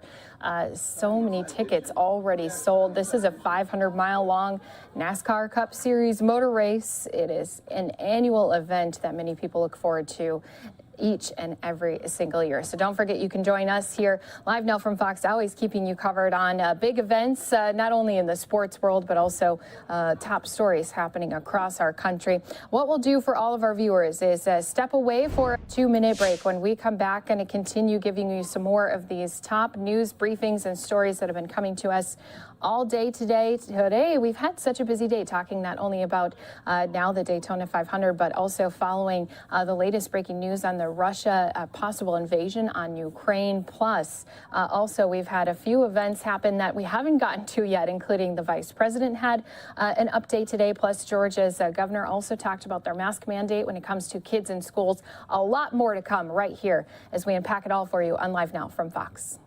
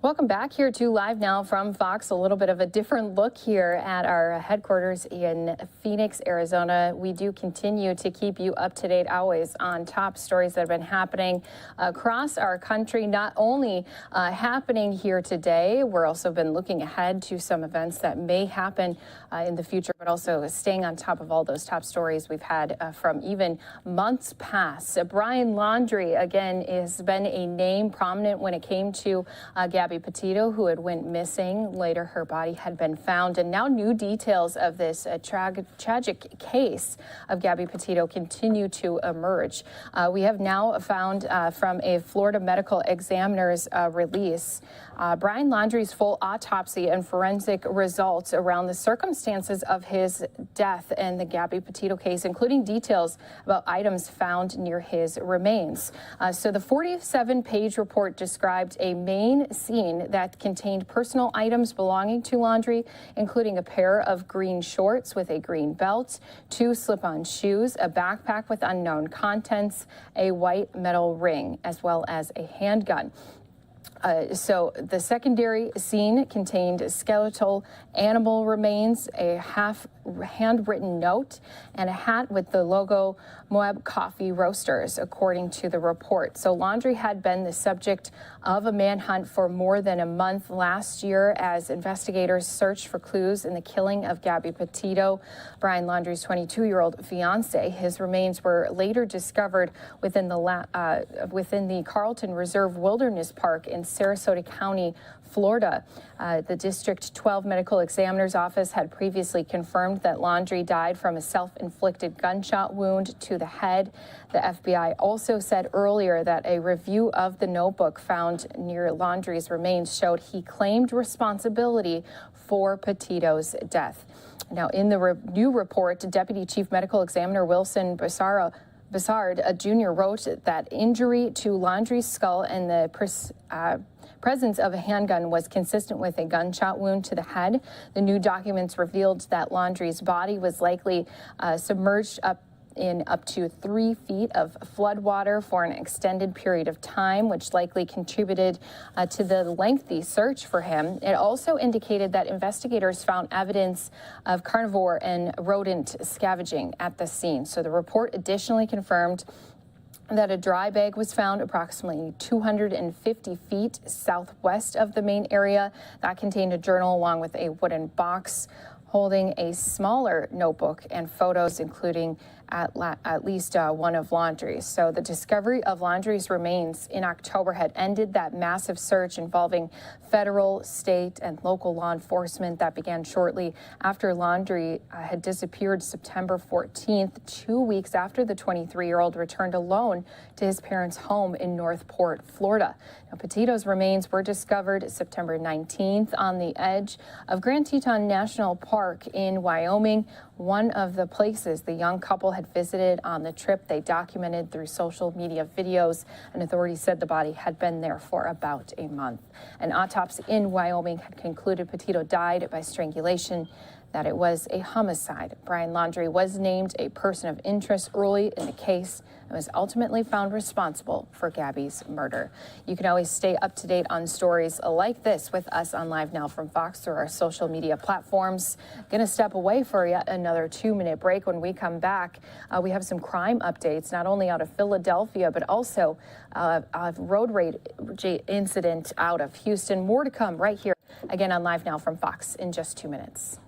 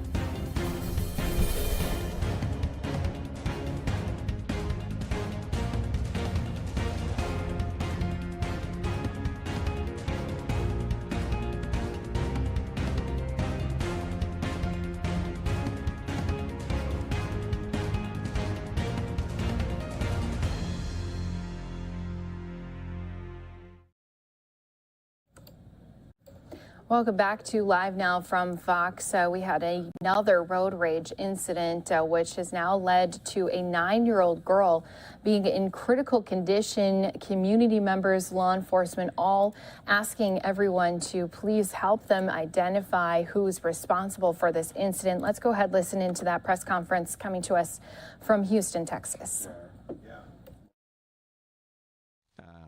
I'm joined this morning by Police Chief Troy Fenner, Nicole Kristoff, who is the Deputy Director for Crime Stoppers. Rania sends her regrets. She's out of town. And also joined this morning by Congresswoman Sheila Jackson-Lee. But I am very honored and quite frankly moved to be joined this morning by Frank and Jasmine, who are the parents of Ashanti. Quite frankly, to be here this morning, I can't say enough for the two of you, and you're in my prayers. And then also joined by grandparents, Elaine Grant Williams, and also Wesley Casara, a grandfather, and then his wife Cynthia Casara, and then by one of Ashanti's aunt, Natasha Grant, is also present. Let me just start off by asking this city to pray for this entire family. I cannot even imagine what they are going through, but we are certainly asking the city to pray for this entire family. And we want them to know that we know the past several days have been heartbreaking on so many different levels. And that while Ashanti is in the hospital, and she's fighting boldly, and we want to pray for her in a very, very special way. The entire city is praying for her recovery, and I want each one of them to know, these parents in particular, to know that the people in this city, we are all praying for Ashanti. We've all seen photos of Ashanti from before the shooting. We know this is a beautiful young girl, 9 years old. Smile just radiates, and we've heard her classmates speak about her. So we know this is a beautiful young girl, and we want and asking this entire city to continue to lift her up, and quite frankly lift up the medical staff, the doctors, the nurses, and everyone who are providing excellent care for her. And we're asking for and hoping and praying for a full recovery. Her young life has been altered forever by a cowardly act, and I underscore that, by someone, a criminal driving our streets and freeways thinking he or she is above the law, and quite frankly acting with a callous disregard for human life. We wanted to hold this press conference to keep the spotlight on what transpired on our roads in our city, and we know that someone knows, people know who committed this act. To the person who's responsible, my advice would be to turn yourself in, because we're not going to stop until we find you. To the persons who know who committed this act and is holding back on that information, I'm going to ask you to rethink and put yourselves in the shoes of these parents and these family members, and imagine you standing up here with us. So we are asking anyone with any information on the person who committed this heinous act on February the 8th between 9 and 10 p.m. started at 59 and Beltway, heading northbound on the 59 freeway. If you have any information please provide that information such that we can bring this person to justice. And so we're asking you to do that. Earlier this month, I released One Safe Houston, a comprehensive plan to drive down crime in Houston using a holistic approach. Part of that plan includes working with business leaders and Crime Stoppers of Houston to increase the reward amount for anonymous information leading to the charging and or arrest of any felony suspect. A gun was used in this heinous act committed against Ashanti, and today we are announcing an increased award of $30,000 for information leading to the charging and or arrest of any felony suspect. And I want to thank Crime Stoppers. I want to thank people in our business community and others who are contributing to provide additional reward dollars to come to find the suspect, the persons responsible for this incident. Someone knows who the shooter is, and I encourage that someone to pick up the phone and call Crime Stopper Houston with the information police need to make an arrest and charge the shooter. We are not going to just walk away from this incident. We wanted to hold this press conference to keep the spotlight there and for people to recognize that, especially when things happen to our babies, when things happen to our kids, we will go the extra step, go the extra mile to find you, because we are talking about our children. We have already added, in One Safe Houston, already added 125 police officers to our street. That is already taken place. The Safe Roadway Initiative, which started back in July of 2021, remains in place, and we'll take additional steps to beef that up. And I am now asking HPD, Houston Public Works, Transit Star, now to look at cameras that will video record traffic on our streets and roadway, such that we can go back and replay them, especially when criminal acts are occurring. That would be a change. But it is important that we augment our boots on the ground with the use of technology. And so now I'm asking all of these groups to look at cameras to video record moving traffic on our streets and roadways throughout the city of Houston. 9-year-old Ashanti is an innocent child who was struck by a bullet. Ashanti should be in school with her teachers and classmates and returning to her family. Instead, she remains in a hospital fighting to recover. If that doesn't move people in this city, if that doesn't move folk who have a tendency to be on our roads and firing guns and injuring, and in some cases killing other persons, I don't know what will. If that doesn't move someone who has information to provide information on what happened to Ashanti now, I don't know what will. But in the meantime, this city shall continue to lift her up in prayer. We'll continue to pray for her and ask God to heal her body and give her a full recovery. Now let me pause to Chief Troy Farrell. Thank you, Mayor. Thank you, and thank everybody for being here. We sometimes miss out on the human element, and I talk about it. But this family, I want to thank them for standing with us. Mayor, thank you for your support. Congresswoman, thank you for being here. And thank you, Crime Stoppers, Ms. Christoph, for being here as well. This family, nobody knows the backstories, the tragedies that they have had to deal with even before this incident. We know it.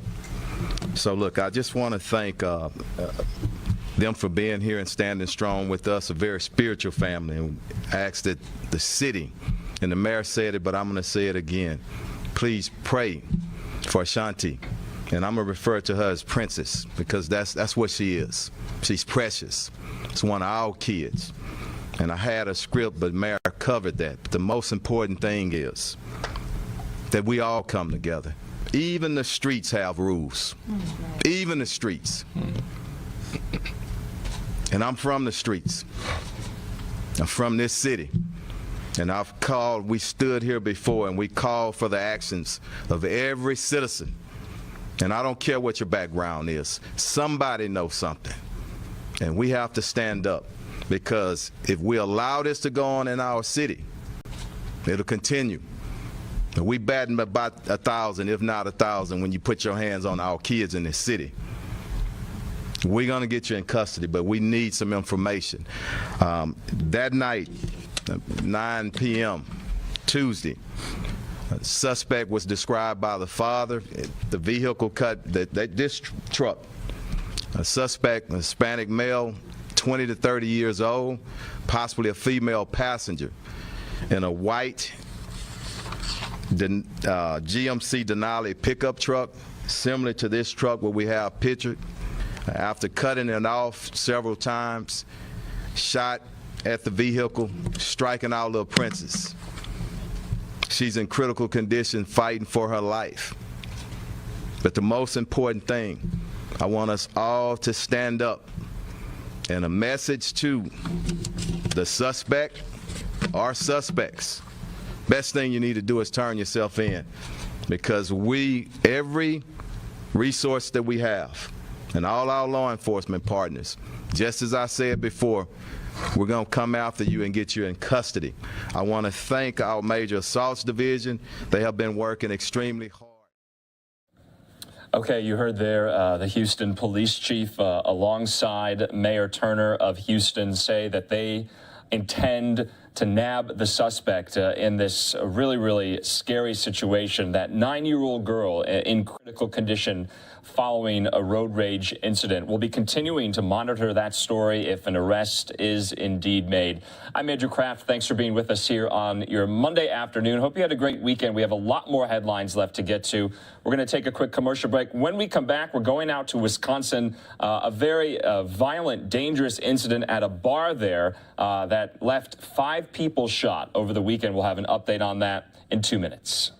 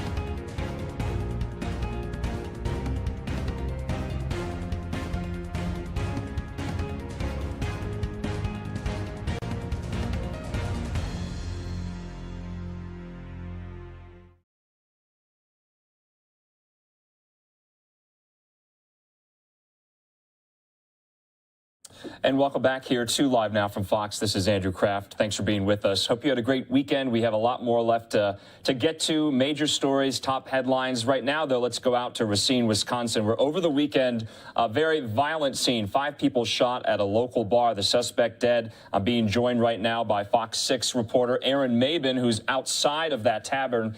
Aaron, how did this all get started on this weekend? Well, Andrew, police here in Racine are calling this a domestic-related incident, and that shooting, they're calling it a quintuple shooting, and people who witnessed it describe a scene of chaos and panic. A lot of people just ran for their lives. So today, the Racine Police Department released brand new information about the shooting and the suspect's identity.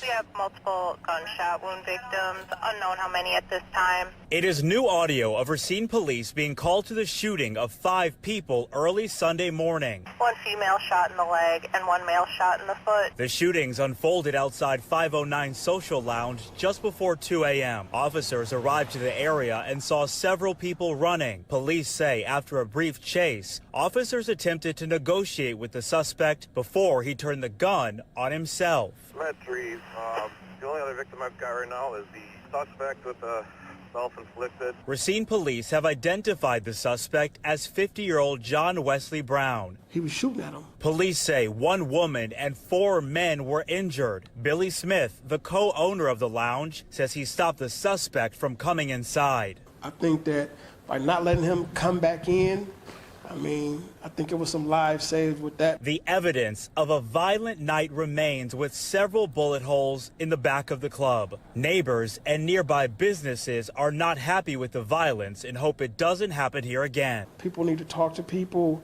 to get things off their chest or whatever. This didn't have to end up this way. It definitely probably could have been prevented.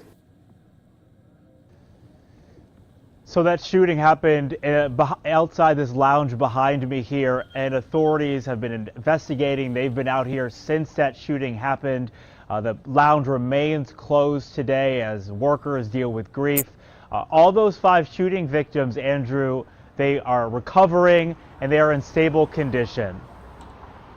You know, Aaron, do we know anything about the relation with the suspect and these victims, or was this somewhat random?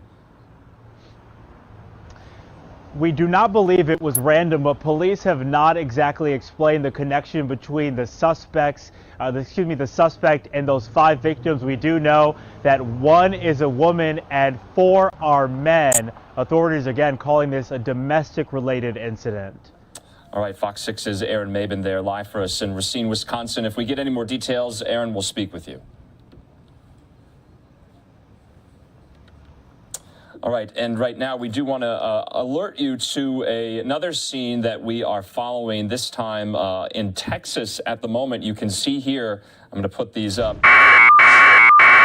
We apologize there, that was some chopper interference. But this is happening in Katy, Texas, where there are reports of multiple people possibly that have been stabbed. That is unconfirmed at this point. We are waiting to get more information, but you can see here a lot of police, a lot of emergency management vehicles at this park in Katy, Texas. So hopefully we'll get more information a little bit later on when we know exactly what has transpired here. But it does look to be quite serious. You can see that fire truck there, ambulance. We just saw someone being put in the ambulance. So we don't know much. If we do get more information, we'll definitely update you on that scene there in Katy, Texas. I'm Andrew Kraft. Thanks for being with us on your Monday afternoon. We're going to take a quick commercial break. When we come back, we'll get an update from New Orleans on what the Mardi Gras celebrations are going to be looking like this year.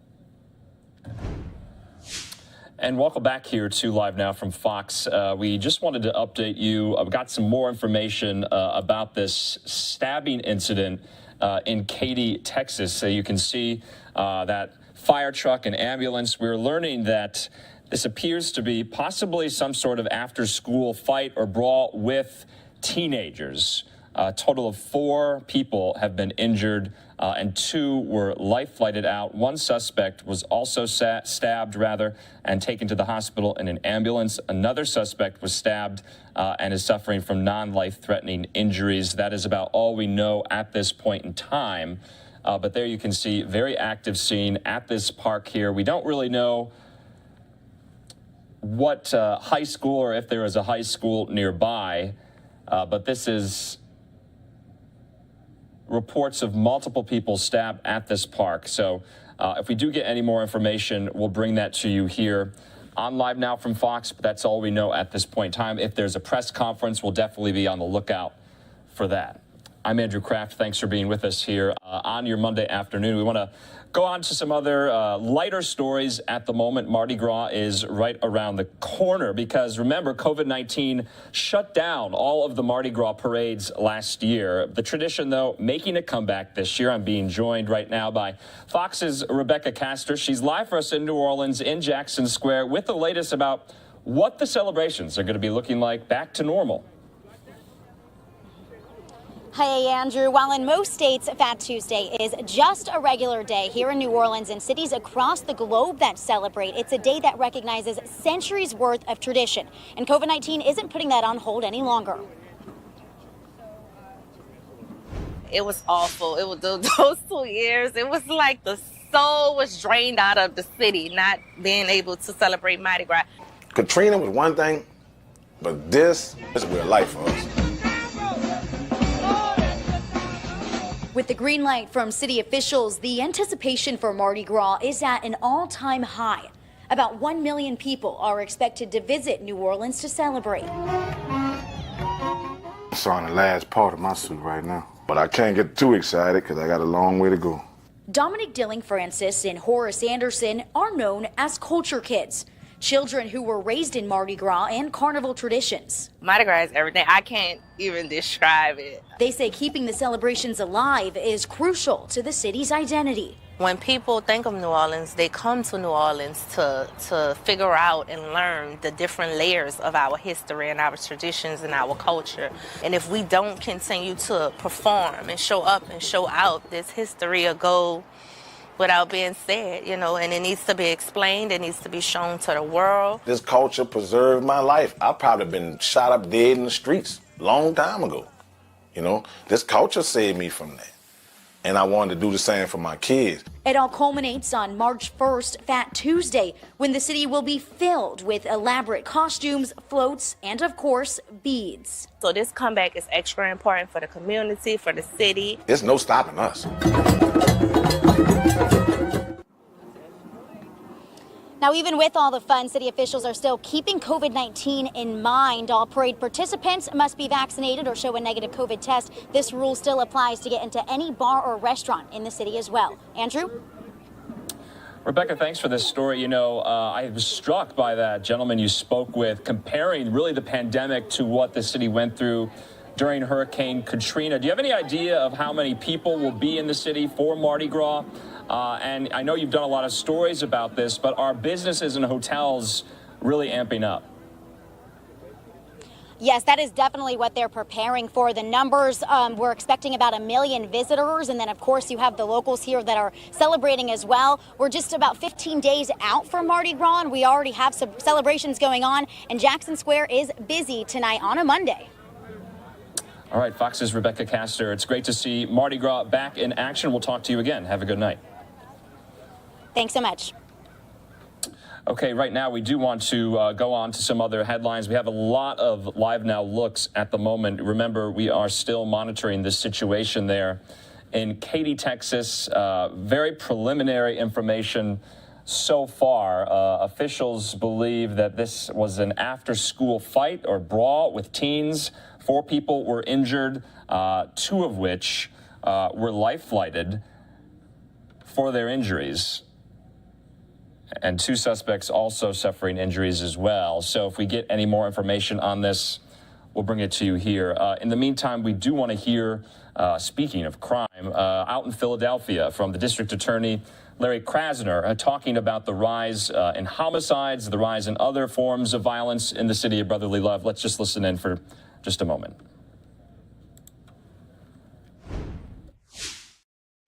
It is their wish that they be shown, and because they find that appropriate, we are happy to do so. It is my honor at this time to call up ADA Sidney Pope, ADA Christian Wynn, and Victim Witness Coordinator Kathy Lees.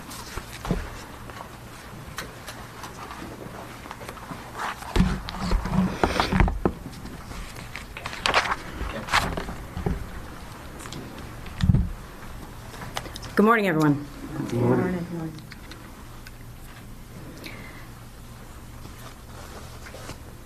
7 blocks away from here. 7 blocks away from here.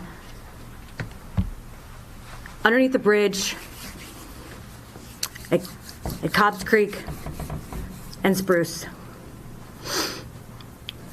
That's where Kiara Johnson's body was found. 7 blocks away from here.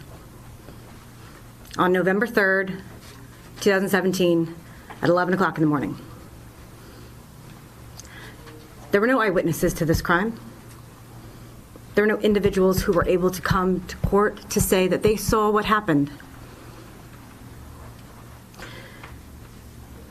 Despite there being very little media coverage of this case, unlike other art students, other students in this city, despite there being little media coverage. The Philadelphia Police Department worked hard. Detective Edward Tolliver, who is here, worked hard, worked tirelessly, obtained surveillance video that took Kiara Johnson from 69th Street Station walking down Market Street from Upper Darby into Philadelphia, down 63rd Street as it turned into Cobbs Creek Parkway, and right by the Cobbs Creek Rec Center, a rec center that I have been to on a number of occasions, a rec center that many of you have been to, a rec center that is important to this community. And thankfully, that video also caught the last person that she was with. Kiara fought for her life as she was underneath that bridge, fought for her life so hard that the DNA from her killer was still under her fingernails 12 hours after she died, after being submerged in Cobbs Creek. The man who did this will be sentenced to life in prison tomorrow. And what I think is important here, not only to thank the detectives from the Philadelphia Police Department, some special agents from the Attorney General's office, a special agent from the FBI, and all of the family and friends of Kiara Johnson, Rustin Johnson, who is here today, Pam, his fiance, who's here today, many of her friends who are also here today, and her family, Eric, if he is here. Her mother is no longer in this city because it was too hard for her to be here.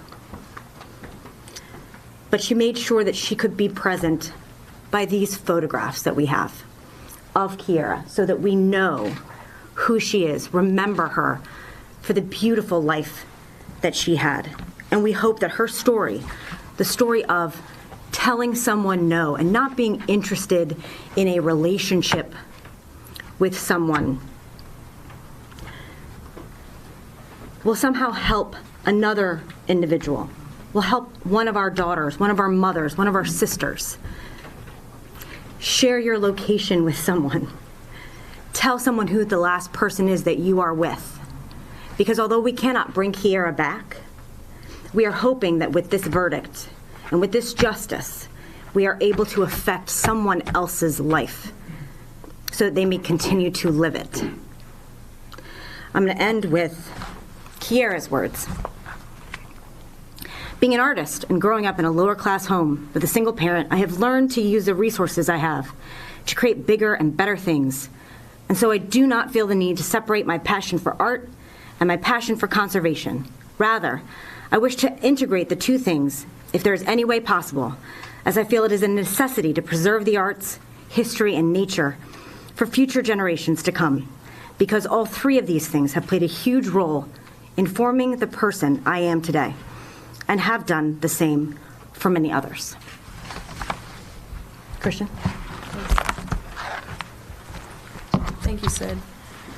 I just would like to say, as a person who is from West Philadelphia, born and raised, it was an honor and a privilege to be able to try this case along with 88 Pope, but also an honor and a privilege on behalf of Kiera Johnson, that she, along with her family and friends, were able to finally have justice.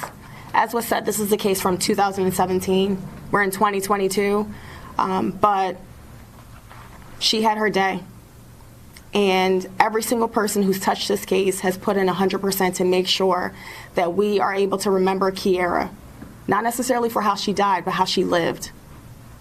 And I'm grateful to have had the opportunity to be a part of that. I also would like to say thank you from the bottom of my heart to her family, to her friends, who were courageous enough to come forward, who gave statements, who cooperated with the police, which gave us an opportunity to be able to try this case the way it deserved, which gave us an opportunity to be able to give her justice. Because we are all a community and we cannot do this by ourselves. And so I'm not saying that it's easy. I'm from Philly. I know things can be difficult. I am saying that it's important. And rarely ever is doing the right thing easy. But it makes a world of a difference when it comes time to trying these cases. Her family remembered her. Her friends stood up for her. And because of those people being able to be present, that's why we're able to be here today to say that she was able to get justice. That's why David Greer will never, ever have the opportunity to put out another life, another light, like he did with Kiera Johnson. Her death was not in vain. And so I challenge every last one of you to remember that doing the right thing is never going to be easy, but that does not negate the importance of it. And so I just want to say thank you to all those people who participated and came forward, because it made a world of difference in what we were able to do for her. She deserved it.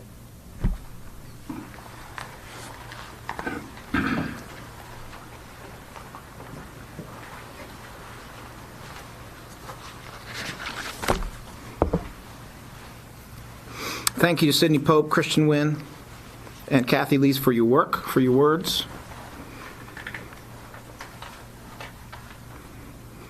So at this time, I'm going to ask Rustin Johnson, who is the father of Kiera Johnson,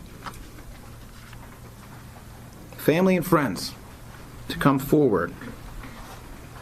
And please say whatever's on your heart. Thank you, Larry. I'm going to make this as short as I can and brief. Good morning, everyone.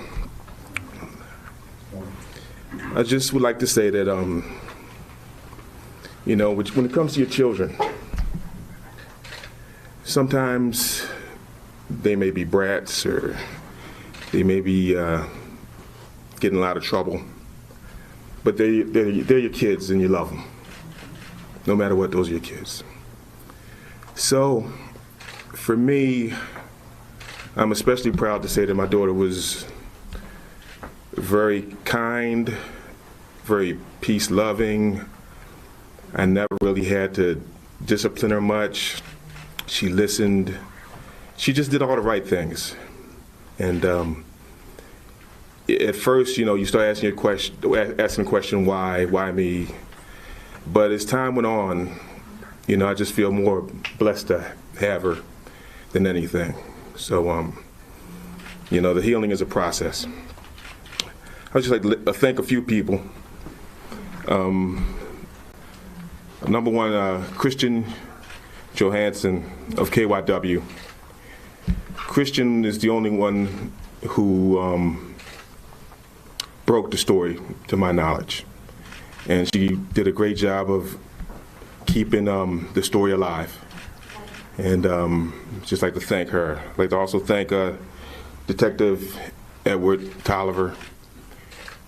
From day one, he stayed in contact with me. He spoke to me. He was very transparent, and step by step through his investigation, he kept us updated. Thirdly, ADA Sydney Pope. She did such a great job. It was like she knew her. And just watching her go through the process, being at the pre-trials, she was excellent. It was like watching a mechanic build a car from the bottom up. She did a very good job. Thank you, Sydney. My therapist from the Anti-Violence Partnership of Philadelphia. Can I say her name? Okay. Her name was Kim Pasadoma. She helped me get myself together and get my healing. I get a lot of credit for being strong, but it really had to do with Sydney and the good Lord. And of course, last but not least, my fiance Pamela Carter. She dealt with me on my worst days, and it was hard, and she hung in there with me, and I love you, Pam. So all I can really say is thank you all. Thank all who loved Key and all who supported the family during these times. And justice for Key and justice if served. Thank you.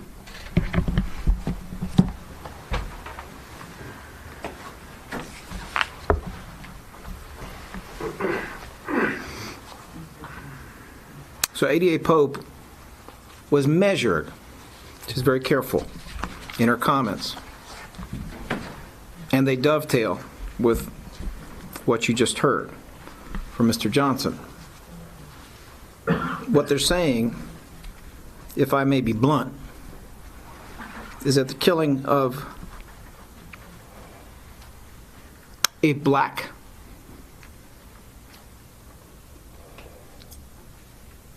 college student didn't register with media the same way the killing of a white college student registered with media in Philadelphia, and more than once. I hope we all leave here mindful of that.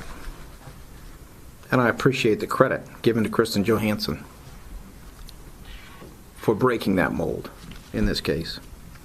At this time, it's my honor to introduce Leader Joanna McClinton, followed by State Senator Anthony Williams.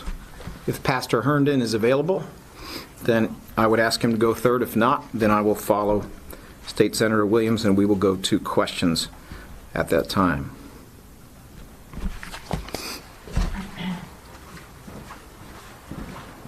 Good morning, everyone. I just want to thank Pastor Herndon, Pastor Terry, for allowing us to be here as a community to reflect on this moment in time. To Kiara's family, justice does not mean that there's immediate healing or that the pain from the tragic loss, the senseless killing, simply goes away. It doesn't vanish. It doesn't fade with the verdict that I thank my former colleague, ADA Sydney Pope, for working so very hard to get. It's still here. The pain is still here, and the pain is still fresh. Because far too often in our Cobbs Creek community and our city at large, this remains the nightmare of every parent. Every mom, every dad, every aunt, every godparent. We never want to hear the news that it's one of our children, our boys or our girls. And what we're not hearing loudly enough in our city in this moment in time is that black women are becoming more and more targeted for violent acts. Every single time you hear about a shooting, we seem to be able to dismiss it because we think it's some boy, it's some guy. He deserved it. He was into something wrong. But it's black women who are pregnant, trying to take out gifts from their baby shower. It's women like Kiara who are working hard for a better future. It's just taken from them, and it absolutely has to stop. So I continue to pray for her family, stand in solidarity with them, and continue to fight in Harrisburg that every single bill we have, anything that's passing, it goes to prevent these types of crimes, and if they tragically occur, to ensure that our prosecutor has all of the tools in the toolbox necessary so that the police department can work collaboratively to bring justice to the moment. Thank you.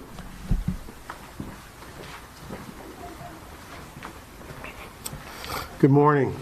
I'm State Senator Anthony Williams, and most importantly, I'm a neighbor. I live in the Cobb Creek area, so I live about 8 blocks from here on Cobb Street Parkway. I want to obviously thank Pastor Herndon, who has always opened his church to making sure this community is included on every aspect of their lives. But I also want to turn my attention to Larry Krasner and his team for being here. I also obviously have to acknowledge Kiara's father and his family who are back there. We appreciate you being here and allowing us to tell some portion of her story, while not complete. We want to make sure that her life is acknowledged in the context that all of us would want to be acknowledged. I want to do a little bit something different. I'm appreciative that Larry Krasner decided to do this here in Cobbs Creek. He was blunt, I'm blunter, if you will. The reality is that two things can be true. You can reform a system of justice, and you also can hold those who are committing crimes to account. And there's a narrative which is sort of playing out that you can't do both. You have to be soft on crime or put everyone away. And the truth is you have to be just when it comes to a judicial system.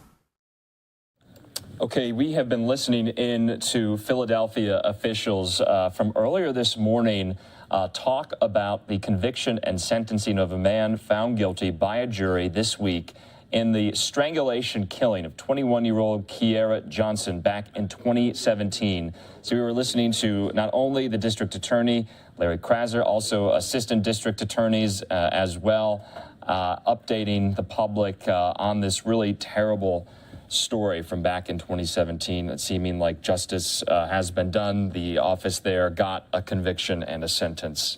Right now, though, we do want to switch gears here, especially when we're talking about crime, to a very, very brutal killing that happened over the weekend in New York City. Right now, we're going to be joined by Fox 5 New York reporter Morgan Mackay in Manhattan with the latest on this senseless stabbing death. Morgan, good to see you. What do we know at this hour? The suspect about to be arraigned sometime in the next couple of days.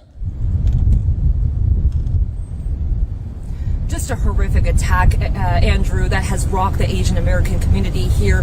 What we do know is that according to police, a man believed to be Salman Nash followed Christina Lee into her apartment building at around 4 a.m. on Sunday morning. According to the building owner, who viewed security footage when Christina Lee was trying to open her door on the 6th floor, Nash rushed in behind her. A neighbor called 911, hearing her scream. When police got there, the suspect had barricaded himself inside the apartment, and when they did go in, they found that Christina Lee had been stabbed numerous times. Again, just a horrific attack and really rocked the Asian American community here, Andrew. And Morgan, this is just coming about a month after the tragic situation of Michelle Go, who was pushed into the subway and she died at the Times Square subway stop just a little bit after the new year. What is the Asian American community there saying in the city of New York, and what are they demanding of Mayor Adams? Well, exactly. The number of the violence against the Asian American community has increased, especially during the pandemic. And they're saying that Mayor Eric Adams is not doing enough. Now, a few weeks ago, he did lay out a blueprint for safety that he says will help increased safety around New York City, but many people are saying that this is our long-term solutions and they need immediate solutions right now. They're saying that the mayor is not doing enough. They're increasing homeless shelters in a lot of these communities, and they're hoping that those get more spread out. They're saying something needs to be done for these mentally ill people that are on the streets right now. Nash is going to be arraigned later today. He is being charged with burglary and murder. Morgan, what do we know more about the suspect? From my understanding, he is homeless. He was out on bail. He has quite a lengthy criminal history. You're exactly right. Still a lot unknown about Nash right now. Police are withholding a little bit about him at this time, and we also don't know the motive for the attack. We don't know if he had any sort of relationship or if he knew Christina Lee at all. But again, just a really horrific attack, and I think a lot of pressure is going to be on the mayor to address the homeless and mentally ill crisis that we have in New York City right now. And Morgan, can you tell us a little bit about who Christina was as a person? How long had she lived in New York? Where did she work? Do we have any of those details? And what are her friends and family saying? Yes. So according to the owner of the building, he was saying that Christina Lee moved here within the past year. She's a digital producer for a company called Splice. They released a statement saying that she was a magical person filled with joy, and their hearts go out to her family. Again, the Asian American community just heartbroken over this loss tonight. Andrew? Fox 5 New York reporter Morgan McKay there live for us in Manhattan with an update on this story. Morgan, thanks for those details. Thank you, Andrew. Okay, and right now we do want to take a quick commercial break. We have a lot more headlines left to get to on this very busy Monday. Before we go, just want to leave you with this beautiful live look there in New York Harbor. You can kind of make out the Statue of Liberty there in the distance. More stories on that and other top headlines when we come back.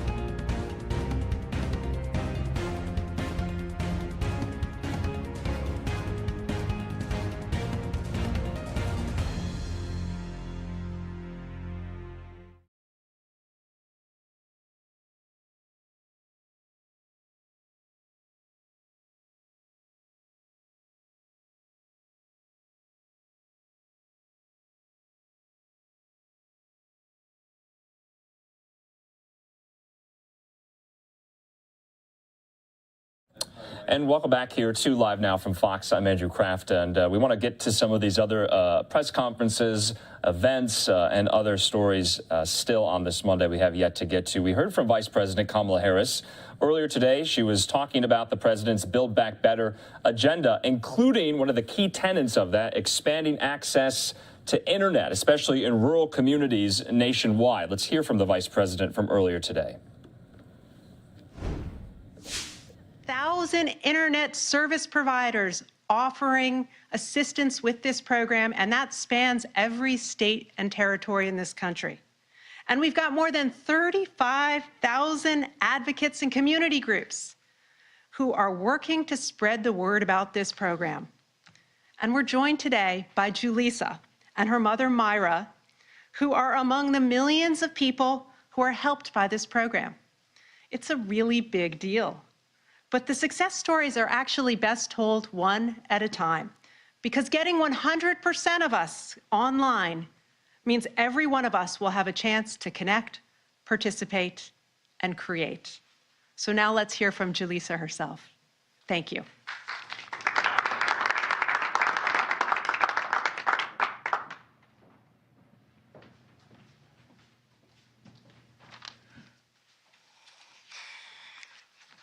Good afternoon, everyone. My name is Julissa. Today, I am speaking of how the essentials of the internet have provided help to me and my family during this very stressful journey of COVID-19. Before the pandemic, we didn't have internet at home. We didn't think we needed it. At first, I was doing work on my phone and using it as a hotspot, but it's not the same as having home internet. Having high-speed internet at home helped me and my siblings in our education and provided a way for us to bond, like having family movie nights and family game nights. It has helped us do research and keep in contact with family and friends. I'm currently working on my senior project, my siblings are able to do their homework, and my mom learns new skills she needs for her job. My family means the world to me, and to have the bond that we have now helps me get through so much, especially now. They were the first people I told about getting into my first choice for college, which I learned about through participating in Trio Upward Bound at my high school. I'll be the first person in my family to go to college, but not the last. I feel very excited and honored to be introducing Vice President Kamala Harris today. Through the ACP program, she has made such a big impact on me, my family, and other families like my own. I can't wait to see which more she does, and I never thought I'd be doing something like this, but I'm overjoyed to introduce Vice President Kamala Harris.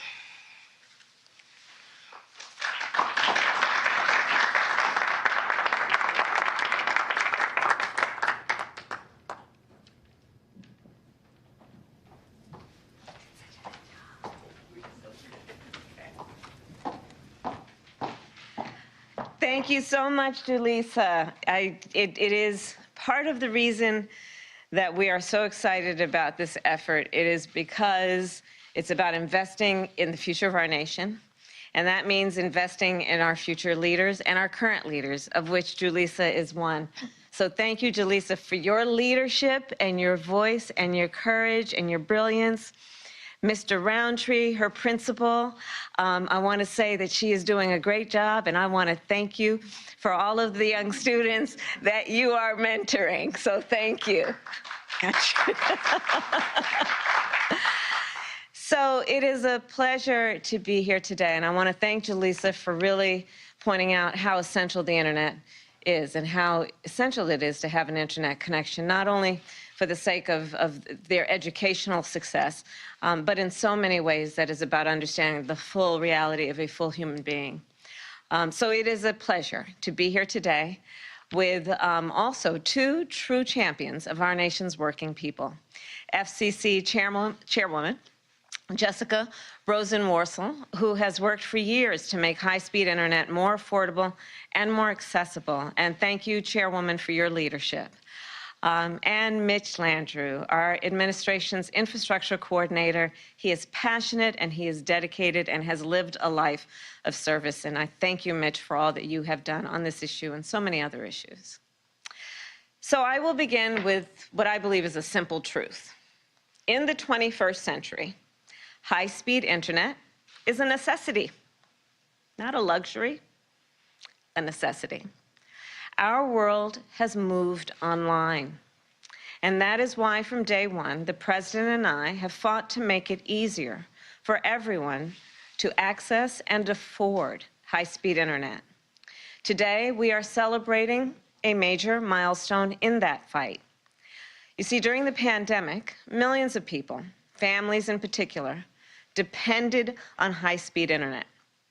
Young people used the internet to access digital textbooks, attend virtual classes, and collaborate on science projects, all at their kitchen table. Parents used the internet to buy groceries, paper towels, and other daily essentials. The internet allowed folks to take care of their children and get their essential needs accomplished. Business owners, like the one I met from Missouri last year, rely on the internet to coordinate with suppliers overseas. Many workers use the internet to do their jobs virtually. People everywhere use high-speed internet to stream movies for family movie night. Jaleesa talked about that. To video chat with friends that are far away. To view a tutorial on how to fix that leaky faucet. To read the news, check the weather, or plan a trip. For so many of us, we use the internet as an essential and integrated part of our daily lives, and we take it for granted. And yet today, more than 42 million people in our country, 42 million people, do not have access to high-speed internet, which obviously means students are sitting in fast food restaurant parking lots to do their homework over public Wi-Fi, because that is the only place they have internet access. Seniors are taking their telemedicine visits, not at home in the privacy of their home, but in local libraries with little or no privacy. There are so many reasons why it is so difficult for people in our nation to access reliable, high-speed internet. And today, we are here to talk about one of the most common reasons: cost, the expense of it. Half of all the people who do not have high-speed internet say it is because the monthly cost is too high. Well, the President and I know that the cost of living has gone up, and we are working hard to help working families pay their bills. Every person in our nation and every parent, no matter how much they earn, should be able to access high-speed broadband internet. And that is why we are here today. So last year we fought for and passed, with a lot of great support, the bipartisan infrastructure law, which invested more than $14 billion to make high-speed internet more affordable. We also created the Affordable Connectivity Program, because we know access to affordable broadband is, of course, a vital issue.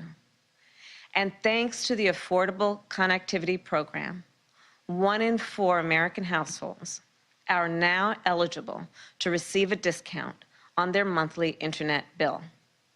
And if your household qualifies, you will receive a voucher that will lower your internet bill by $30 a month. If you live on tribal lands, that voucher will lower your bill by $75 a month. The Affordable Connectivity Program also gives eligible households a one-time discount of up to $100 to purchase a laptop, desktop computer, or tablet. So today I am proud to announce that already more than 10 million American households have signed up for the Affordable Connectivity Program. That's great. Well, thanks to you all. And yes, it is an historic accomplishment. This milestone means more entrepreneurs are building digital businesses. More families are staying connected. More children in our country are able to do their homework at home. And this is only the beginning. If you are eligible to receive affordable broadband support, or even if you think you might be eligible, please call the number on the screen or visit, I'm going to give you a website, acpbenefit.gov. And there you can confirm whether you qualify, sign up for benefits, and learn how to redeem your voucher. To make sure everyone knows this program is available, we are working with state and local governments to inform people that they are eligible. We are working with community and faith-based organizations to help people fill out their applications. And we are calling on all internet service providers to participate meaningfully in this program, to offer more affordable, high-speed plans to customers, and to spread the word to all eligible households. This will take all of us working together. And so I'll conclude with this. When we connect families and workers, students and small business owners with high-speed internet, we connect them to opportunity. The opportunity to work and learn remotely, to see a doctor online, to buy groceries through an app, to deposit a check without having to go to the bank. In short, the opportunity to live healthier, happier, efficient, and more prosperous lives. This is what so much of our administration's work comes down to, fighting to make sure that every person in our country has the tools they need to succeed, that has access to the opportunity they need to succeed. And so we are fighting to make sure every person has that opportunity to build something for themselves and for their families and for their community. By making the essential technology of the 21st century more affordable, this program is doing just that for millions of Americans. So I thank you all, in particular the great leaders who are here today and have been working on this for such a long time. Thank you all for the work you have done and for the work you will continue to do to give parents, children, and all the members of our communities a fair shot at a better future. Thank you all and take care. Thank you. What will your message to the NATO leaders at the Munich Security Conference? Okay, Vice President Harris there talking about the president's Build Back Better agenda, touting the millions of dollars that were in the bipartisan infrastructure bill that is going to shoring up broadband networks, especially in rural parts of the country, to expand internet access. So that was the focus of that event. You heard that shouted question, though, talking about her time at the Munich Security Conference. What was her message, or is going to be her message to NATO allies ahead of a imminent invasion by Russia into Ukraine? We'll have much more on that developing story a little bit later on in the stream tonight. I'm Andrew Kraft. We're going to take a quick commercial break. When we come back, though, major news on the COVID front out of Washington, D.C. Mayor Muriel Bowser today in a press conference loosening up some of these very stringent and onerous COVID restrictions in the nation's capital, doing away with the indoor mask mandate, for some places and not others at the end of the month. So more on that after the break.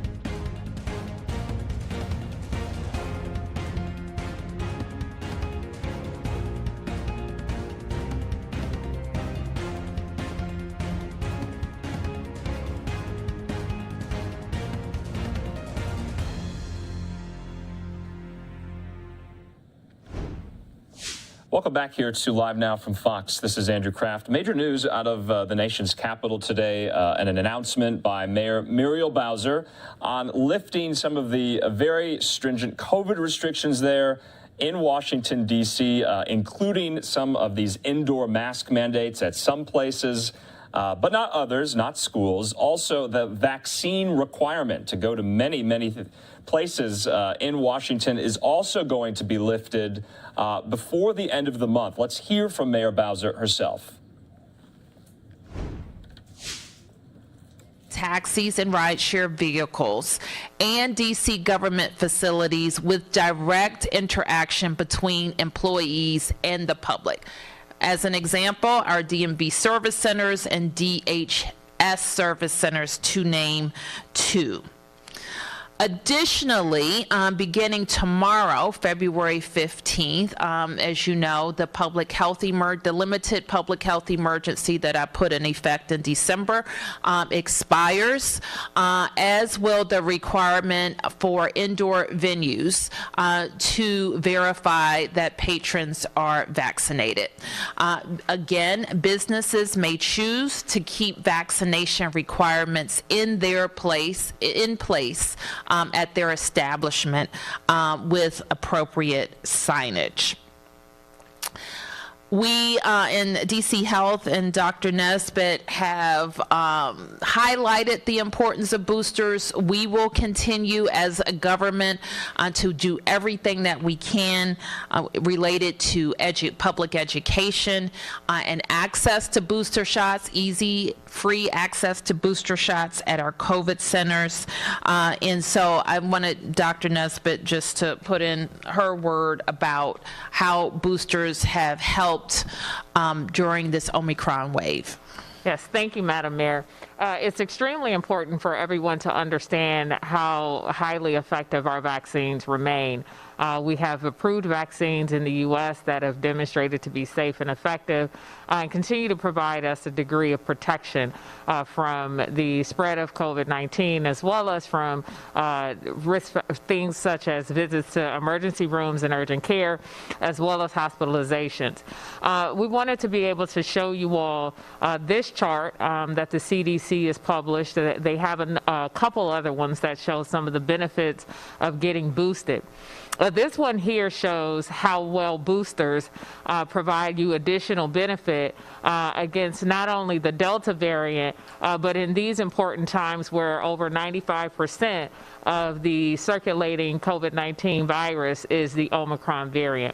And you can see there that if you've been vaccinated in the last 6 months and you're what we consider to be fully vaccinated, meaning you've had 2 doses of the COVID-19 vaccine, your vaccine is providing you we consider it to be 81% protective, or decreases your chances by 81% that you'll end up in the hospital. After 6 months of having those 2 doses of vaccine, that protection decreases to 57%, reducing your risk by 57%. But when you get your booster, that 3rd dose, it increases your protection back up to 90%, even higher than it was in your initial fully vaccinated phase. So this is extremely important, and why we want everyone to get a booster as soon as you are eligible, which means after 5 months after receiving your 2nd dose of either the Pfizer or Moderna vaccine. So it's extremely important for our community to understand the importance of getting boosted.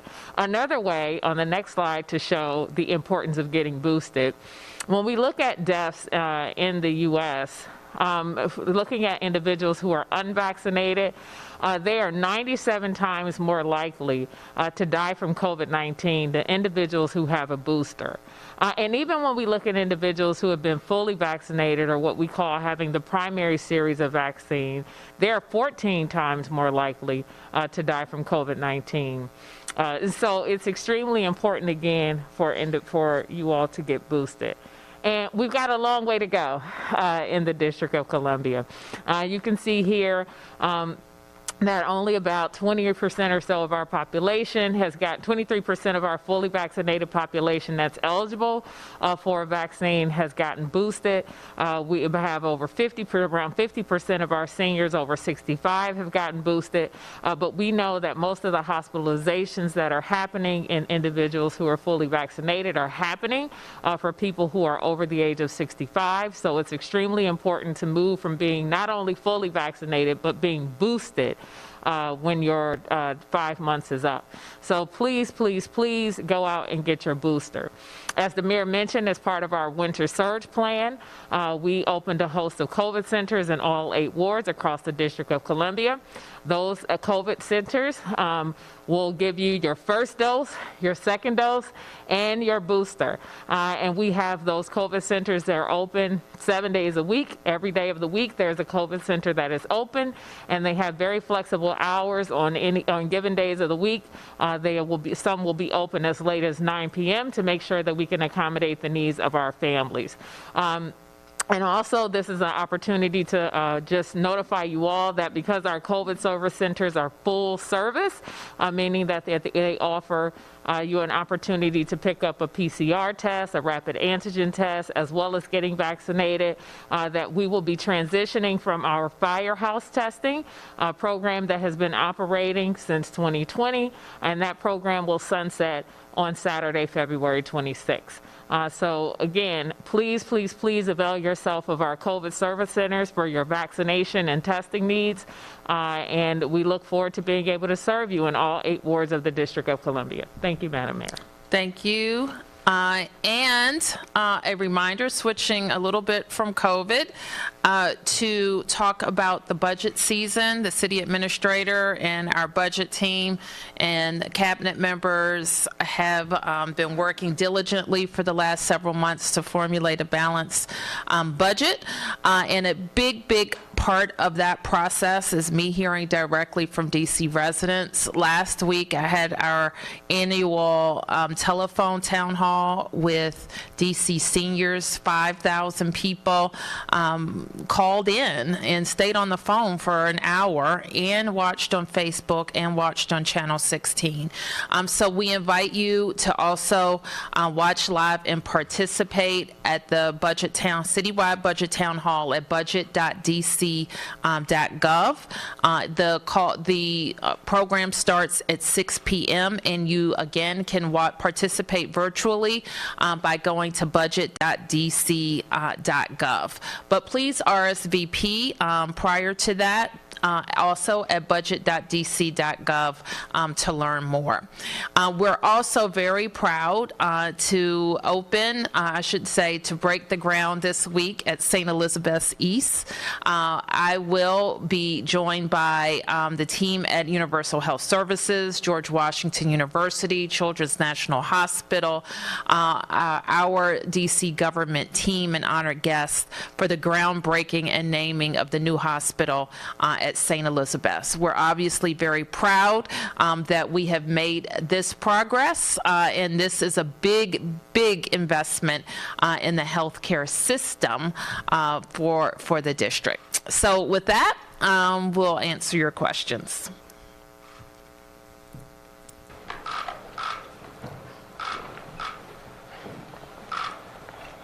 Yes, sir. Good morning, Mayor. Good morning. You've mentioned in the past that you'll dial up and dial back restrictions as needed depending on the course of the virus, but can you explain to people watching you right now or reading the Washington Post what goes into a decision to rescind these restrictions, which have been some of the most important ones, I guess you would say, over the course of this Omicron variant? Well, I think I've explained that, Michael, that we went into the winter, and especially Omicron, which hit us probably mid to going into the 3rd week of December. We put these measures in place. We've seen a precipitous drop in case levels for Omicron, and this is where we've landed. Any specific data point or metric you're looking at? I know I've asked this before, but as a barometer for saying we're ready to cut this off right now? Well, we shared with you the metrics that we follow and that we follow each and every day, that our case rate in hospitalizations and the vaccinations, the percent of those vaccinated, especially when I talk about hospitalizations, that are COVID cases. Can you talk about, we saw the Omicron variant came right after you first dialed back the indoor mask mandate. Is there any concern, maybe Dr. Nesbitt, you could talk about this, about, what could happen next? Is it too soon to make a move like this when the virus has proven to be so unpredictable? Your question is what? Is there any concern that this could be a premature move considering how unpredictable this virus has proven to be? It's not, and what we know is that we have to be nimble if something should change, like it changed in December with a new, very contagious variant. I don't think any of us can say here that there won't be other variants that would require us to do something different. So just like when Omicron presented itself, we adjusted our approach. Thank you. Any other questions? Yes, ma'am. Hi, Mayor. Katie Barlow from Fox 5. On Thursday, during an ABRA hearing about the Big Board's liquor license, Dr. Anil Mangla said during his testimony for that hearing that we were, quote, nowhere near where we needed to be to lift the mandates, looking at a number of 33.1 cases per 100,000 in his presentation that day, and said that the goal was to get to minimal community spread, which was fewer than 5 cases per 100,000 to lift the mandate. So what changed between Thursday and today? I can't speak to what he was referring to. So is that inaccurate, or did something, have the numbers gone down significantly since Thursday? The numbers have been reported since Thursday, so I'm not exactly, if Dr. Manglev made that statement, it was his opinion of the mandate, not the city's. Yes. House Republicans apparently, there's a story I read about House Republicans saying that well, when they take over, that's the way it was put, in November, that basically things were going to change around here. They're, I guess, going to give you a lot more oversight. They complained, I guess, to some degree about the mask mandates, about the crime. You've heard of this story, I'm sure. What's your reaction? Sam, I'm focused on Washington, D.C., and my job as mayor is to work with whoever's in the Congress. And the truth is, we've worked with Democrats and Republicans on a number of issues, and that will be our approach, regardless of who's in charge. Okay. Yes. So just a couple of follow-ups on the ending of these restrictions. Will you scale back any of the testing sites? Yes, we will. The firehouse testing, we won't have the firehouse testing sites after February 26th, as we mentioned, but that is replaced by the COVID centers across the city. So will there still be the opportunity for people to get the at-home PCR tests at the libraries and drop those off, and also get the at-home rapid test kits? Will those still be available? Yes, currently. We haven't rolled those back, but we will obviously be watching what the demand is. And then for students in DC public schools, they'll still be required to wear masks at schools. Will there still be the vaccine? Will there still be a vaccine requirement for students, and will there still be a testing requirement for students? The pre-K requirement every weekend, and then the spring break requirement, will that still remain in place? All of those? So we, masks, let me just be perfectly clear, there's no change to mask requirements in our schools, child care facilities, libraries, and a whole list of other congregate facilities, as I mentioned. We've had no change to our testing protocols. First of all, our asymptomatic testing protocols across our schools, where we're aiming to hit 30% of the kids tested weekly. And there is no change currently on the weekly pre-K testing or the intent to test across the schools after winter break. And then we will monitor what we need to do post spring break. And the vaccine requirement for DC government employees and DC healthcare workers, do those remain in? Those remain in place. And as does, I didn't answer fully, as does the mandate for children, which is legislated, as you know, and mandated by the council.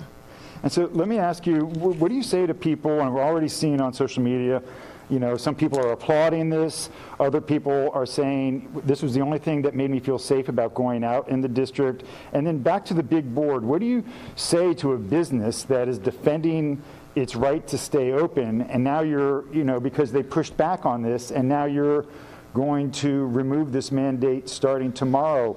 Will the city go forward with punitive action against Big Board? As I understand it, Mark, Big Board is still in the process with ABRA, and that process will play itself out. I don't know all of the details, but Big Board was found to violate our requirements, and now those requirements will be changing. First with the vaccine requirements, and then with the mask requirements. I will say we look very closely at our levels of vaccination. We did see at the height of Omicron, with a lot of attention on Omicron, vaccine mandates going in place, more people going out to get vaccinated. But we've also seen those numbers start to decline. So we do believe that we've gotten the push out of the vaccine requirement for indoor venues that we're going to get. COVID question. Is this going to be the last regularly scheduled situational update? Are you prepared now to just put this behind you, put COVID behind, and move forward and focus on other things, or will we still be getting these situational updates? You'll get them as we need them, in which we've kind of been in that posture since last summer, Mark. And I don't know that we've done them weekly since then, but we've done them as we need to do them, and I'm prepared to do that. So we've done COVID, and we've done everything else for the last 2 years, and that's how we intend to move forward. And so I've learned, we've all learned, that this virus can reappear, come back in a different form, require a different response, but we are committed to communicating what we know, when we know it, and the things that we need DC residents and businesses to do to keep us all safe. Yes. For the city administrator, I understand the first day of enforcement for the government vaccine mandate is starting tomorrow, is that correct? Or is that the first day, they're supposed to upload their status? Tomorrow is the day when people are required to be fully compliant. So that means they've had the full 2-course vaccine regimen, and if they're qualified for a booster based on time, have a booster as well. Okay, so what's the percentage of workers who have uploaded their status so far? The uploaded status, there's about, the upload I want to get you afterwards. Actually, I do come with some data. The number that have uploaded it is, I expect it's going to change today and tomorrow when the deadline goes into effect. Okay. The numbers haven't fundamentally changed since we talked, I think, a week or two ago, which is when we begin discipline. As I said, we typically start with individuals who've chosen not to engage at all in the process, right. And that number remains about 1,500 employees. Okay, and then...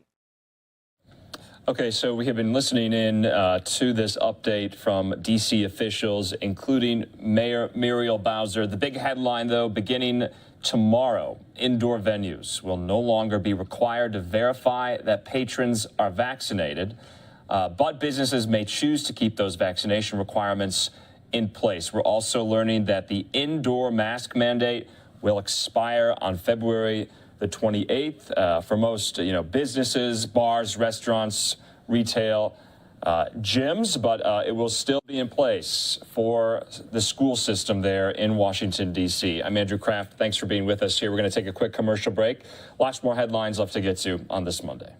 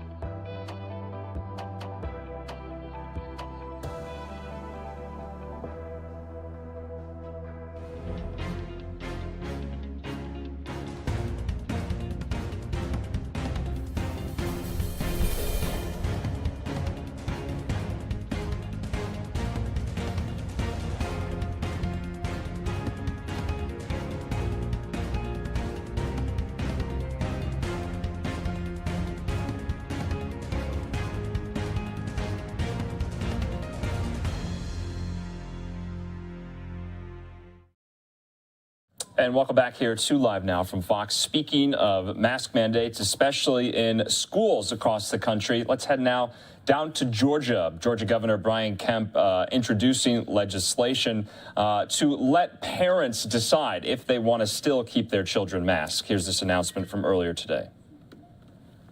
Good afternoon, everyone. Happy Valentine's Day. Also, just want to publicly offer my condolences to Corey Phillips and his family. I know they have experienced just a heartbreaking and tragic loss, and just wanted to let them know and their friends and loved ones know that Marty and the girls and I have them in our thoughts and prayers. Senator Clint Dixon, on my behalf, has introduced the Unmasked Georgia Students Act earlier today. We're very excited about this policy that will ensure parents have the final say in whether their kids should be masked or not in the classroom. We've been in this pandemic for well over 2 years now, going into our third year. We've got to continue to move back to more normal operations. We're trusting our parents every day on whether they're sending their kids to school or not. If they're not feeling well, if they have a fever, we can certainly do that when it comes to masks at this point in the pandemic. This policy will read in the law that parents have an opt-out, so it does allow the school system to continue to deal with the business of running the school, but parents will have an opt-out on whether to mask their children in the classroom or not. We currently have, roughly 45 to 55 school systems that still have mask mandates in the classroom, so we're looking forward to the policy debate here in the Capitol on this, and just honored that Senator Dixon's introducing this on my behalf, and on the parents of Georgia's behalf. So we'll open it up for questions. Governor, what would be, I haven't seen the bill yet, what would be the punishment for a school district that does not allow this? Well, hopefully we won't have to worry about the punishment, but it just gives it states clearly that the child can't be punished or have retribution because they're not being masked. It leaves that say-so into the parents. I feel certain that the school districts, it's not, just the principals, the educators, but also local school boards is very broad on who potentially could do a mask mandate, so it's covering all the bases. I don't feel like that's going to be a problem. I don't know if there's anything you want to address in that. But so for you, leader, if a school district does not, pick a random school district, what happens then? Right. Well, essentially, Essentially what it does is if the school system has a mask mandate in place, this law would require the school system to allow for the parents to have an option to opt their child out of the mandate. It's simply what it does. Are you anticipating any legal action from any school districts in this regard? I mean, look, we anticipate and deal with legal actions with all kind of pieces of legislation down here.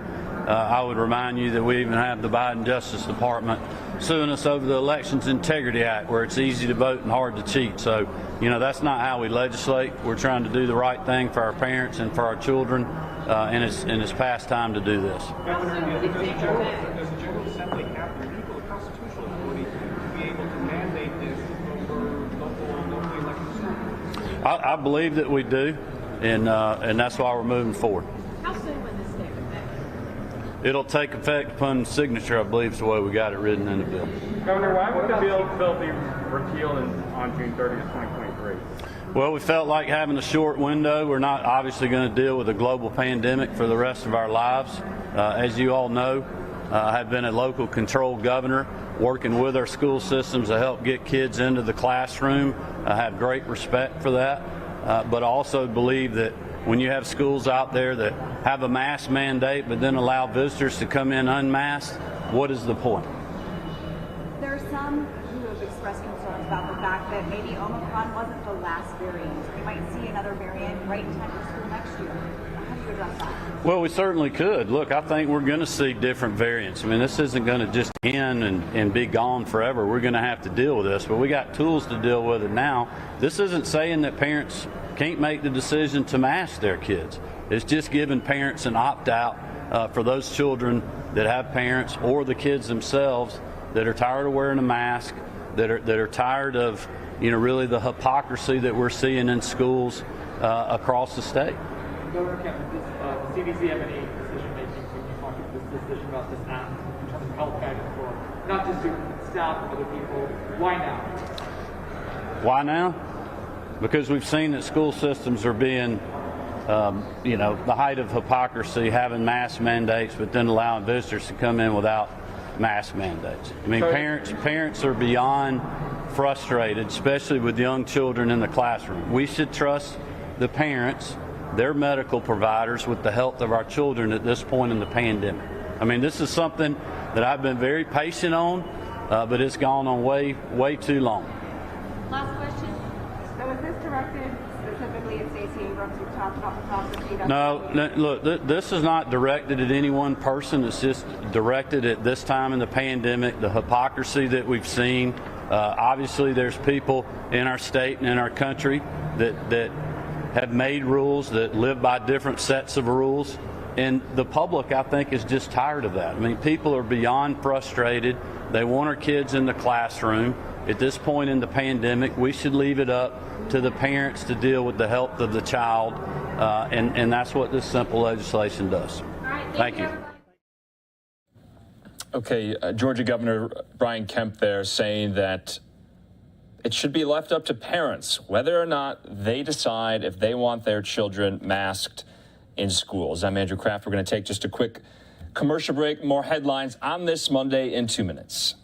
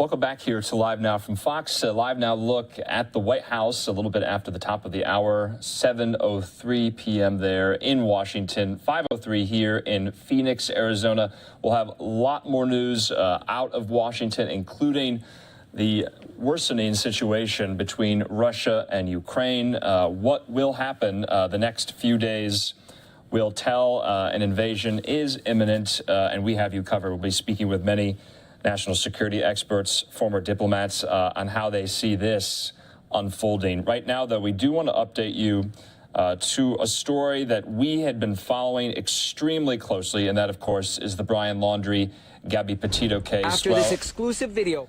Earlier, we have learned that a Florida medical examiner released Brian Laundrie's full autopsy and forensic results around the circumstances of his death and the Gabby Petito case, including details about items found near his remains. The 47-page report described a main scene that contained personal items belonging to Laundrie, including a pair of green shorts with a green belt, 2 slip-on shoes, a backpack with unknown contents, a white metal ring, as well as a handgun. The secondary scene contained skeletal animal remains, a half-handwritten note, and a hat with the logo Moab Coffee Roasters. That was according to the report, of course, hearkening back to Moab, Utah. You remember that was one of the main areas of interest that Gabby and Brian visited. They had that interaction with Moab, Utah police officers. Laundrie had been the subject, of course, of a manhunt for more than 2 months last year as investigators searched for clues into the killing of Petito, his fiancée. His remains were later discovered within the vast Carlton Reserve Wilderness Park in Sarasota County, Florida, of what you're looking at right now. The District 12 Medical Examiner's Office had previously confirmed that Laundrie died from a self-inflicted gunshot wound to the head. The FBI also said earlier that a review of the notebook found near Laundrie's remains showed he claimed responsibility for Petito's death. In this new report, the Deputy Chief Medical Examiner, Wilson Broussard Jr., wrote, quote, that injury to Laundrie's skull and the presence of a handgun was consistent with a gunshot wound to the head. So these new documents revealed Laundrie's body was likely submerged in up to 3 feet of floodwater for an extended period of time, which likely contributed to the lengthy search for him. It also indicated that investigators found evidence of carnivore and rodent scavenging at the scene. The report additionally confirmed that a dry bag was found, quote, approximately 250 feet southwest of the main area that contained a journal, along with a wooden box holding a smaller notebook and photos, including at least one of Laundrie. So this is the latest update in this seemingly never-ending saga. We did have that confirmation about a couple of weeks ago that indeed Brian Laundrie took his own life, and that self-inflicted gunshot wound and a gun was recovered from that scene. But just wanted to go over some of these new details about the full autopsy and these forensic reports released by the medical examiner today in Sarasota County. We'll have more on this a little bit later in the stream tonight, but stay with us here on Live Now from Fox for more information, for more top headlines. When we come back, we'll be talking about the Canadian trucker protests. Prime Minister Justin Trudeau initiating emergency measures for the first time in a very long time in Canada's history to break these up. More on that in just a moment.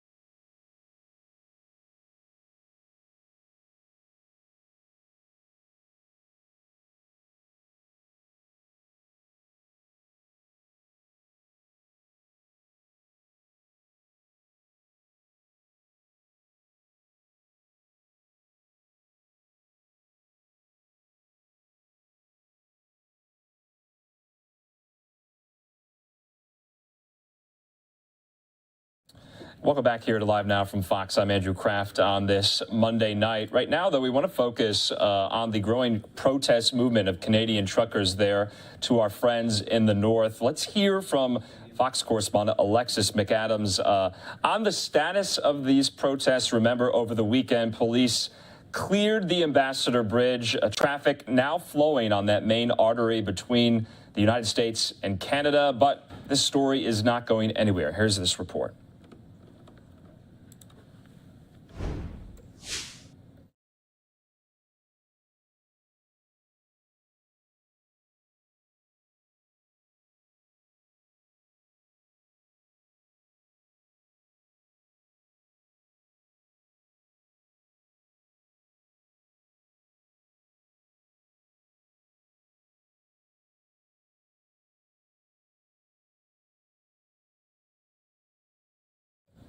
Okay, so it looks like there's some audio issues on that. We'll give you an update on the protest movement, no doubt, in just a moment. Let's hear, though, from Fox Business correspondent Hillary Vaughn with the latest on Capitol Hill, going after GoFundMe for taking a lot of these donations away from the Canadian trucker movement.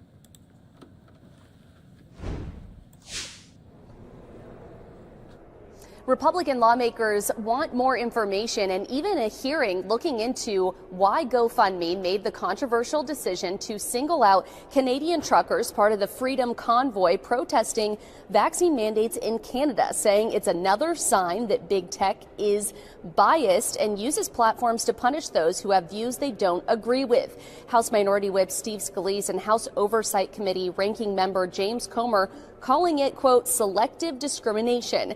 State attorneys general are also looking into GoFundMe's decision to shut down the Freedom Convoy fundraiser. Attorneys general in Texas, Florida, West Virginia, and Missouri have started their own probes into the matter. A competitor, though, did step up to host donations. Give, Send, Go enabled the people to fill out online fundraising for the Canadian truckers. The site says they have received more than $8 million in donations in response.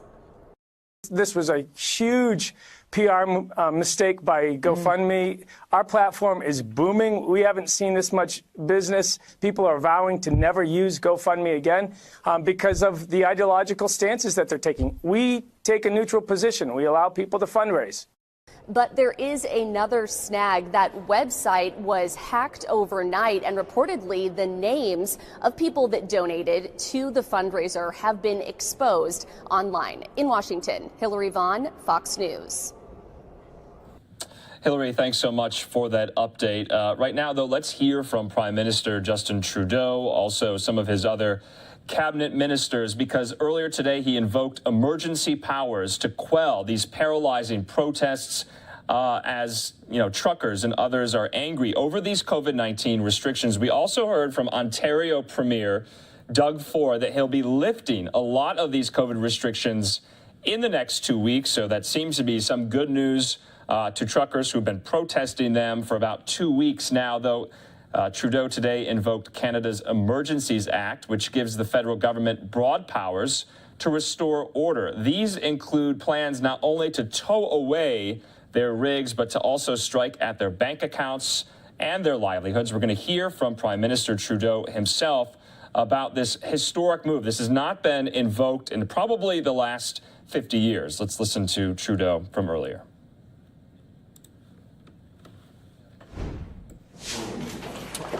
Bonjour tout le monde. Je suis accompagné aujourd'hui par la vice-première ministre Freeland et les ministres Lametti, Mendicino et Blair. Je suis ici pour faire le point sur les barrages illégaux. Je veux aussi parler de nos efforts pour soutenir l'Ukraine face à l'agression russe. Mais évidemment, commençons par la situation ici au Canada. We're entering the third week of illegal blockades that have been disrupting the lives of too many Canadians. Here in our capital city, families and small businesses have been enduring illegal obstruction of their neighborhoods, occupying streets, harassing people, breaking the law. This is not a peaceful protest. At the borders in different parts of the country, the blockades are harming our economy and endangering public safety. Critical supply chains have been disrupted. This is hurting workers who rely on these jobs to feed their families. Yesterday, the Ambassador Bridge was reopened between Windsor and Detroit. Our team and I have been working with Ontario and the City of Windsor around the clock. I want to thank the officers on the ground, including the RCMP, who played an active role. We now have a responsibility to make sure that the bridge stays open. With each illegal blockade, local law enforcement agencies have been acting to keep the peace within their jurisdiction. Despite their best efforts, it is now clear that there are serious challenges to law enforcement's ability to effectively enforce the law. On Friday, Ontario invoked a state of emergency to respond to the blockades. This was the responsible and necessary thing to do. Today, to continue building on these efforts, the federal government is ready to use more tools at its disposal to get the situation fully under control. After discussing with Cabinet and caucus, after consultation with premiers from all provinces and territories, after speaking with opposition leaders, the federal government has invoked the Emergencies Act to supplement provincial and territorial capacity to address the blockades and occupations. I want to be very clear. The scope of these measures will be time-limited, geographically targeted, as well as reasonable and proportionate to the threats they are meant to address. The Emergencies Act will be used to strengthen and support law enforcement agencies at all levels across the country. This is about keeping Canadians safe, protecting people's jobs, and restoring confidence in our institutions. Here's how the measures we're taking today will help get the situation under control. The police will be given more tools to restore order in places where public assemblies can constitute illegal and dangerous activities, such as blockades and occupations, as seen in Ottawa, the Ambassador Bridge, and elsewhere. These tools include strengthening their ability to impose fines or imprisonment. The government will designate, secure, and protect places and infrastructure that are critical to our economy and people's jobs, including border crossings and airports. We cannot and will not allow illegal and dangerous activities to continue. The Emergencies Act will also allow the government to make sure essential services are rendered, for example, in order to tow vehicles blocking roads. In addition, financial institutions will be authorized or directed to render essential services to help address the situation, including by regulating and prohibiting the use of property to fund or support illegal blockades. And finally, will enable the RCMP to enforce municipal bylaws and provincial offences where required. This is what the Emergencies Act does. Let me be equally clear about what it does not do. We're not using the Emergencies Act to call in the military. We're not suspending fundamental rights or overriding the Charter of Rights and Freedoms. We are not limiting people's freedom of speech. We are not limiting freedom of peaceful assembly. We are not preventing people from exercising their right to protest legally.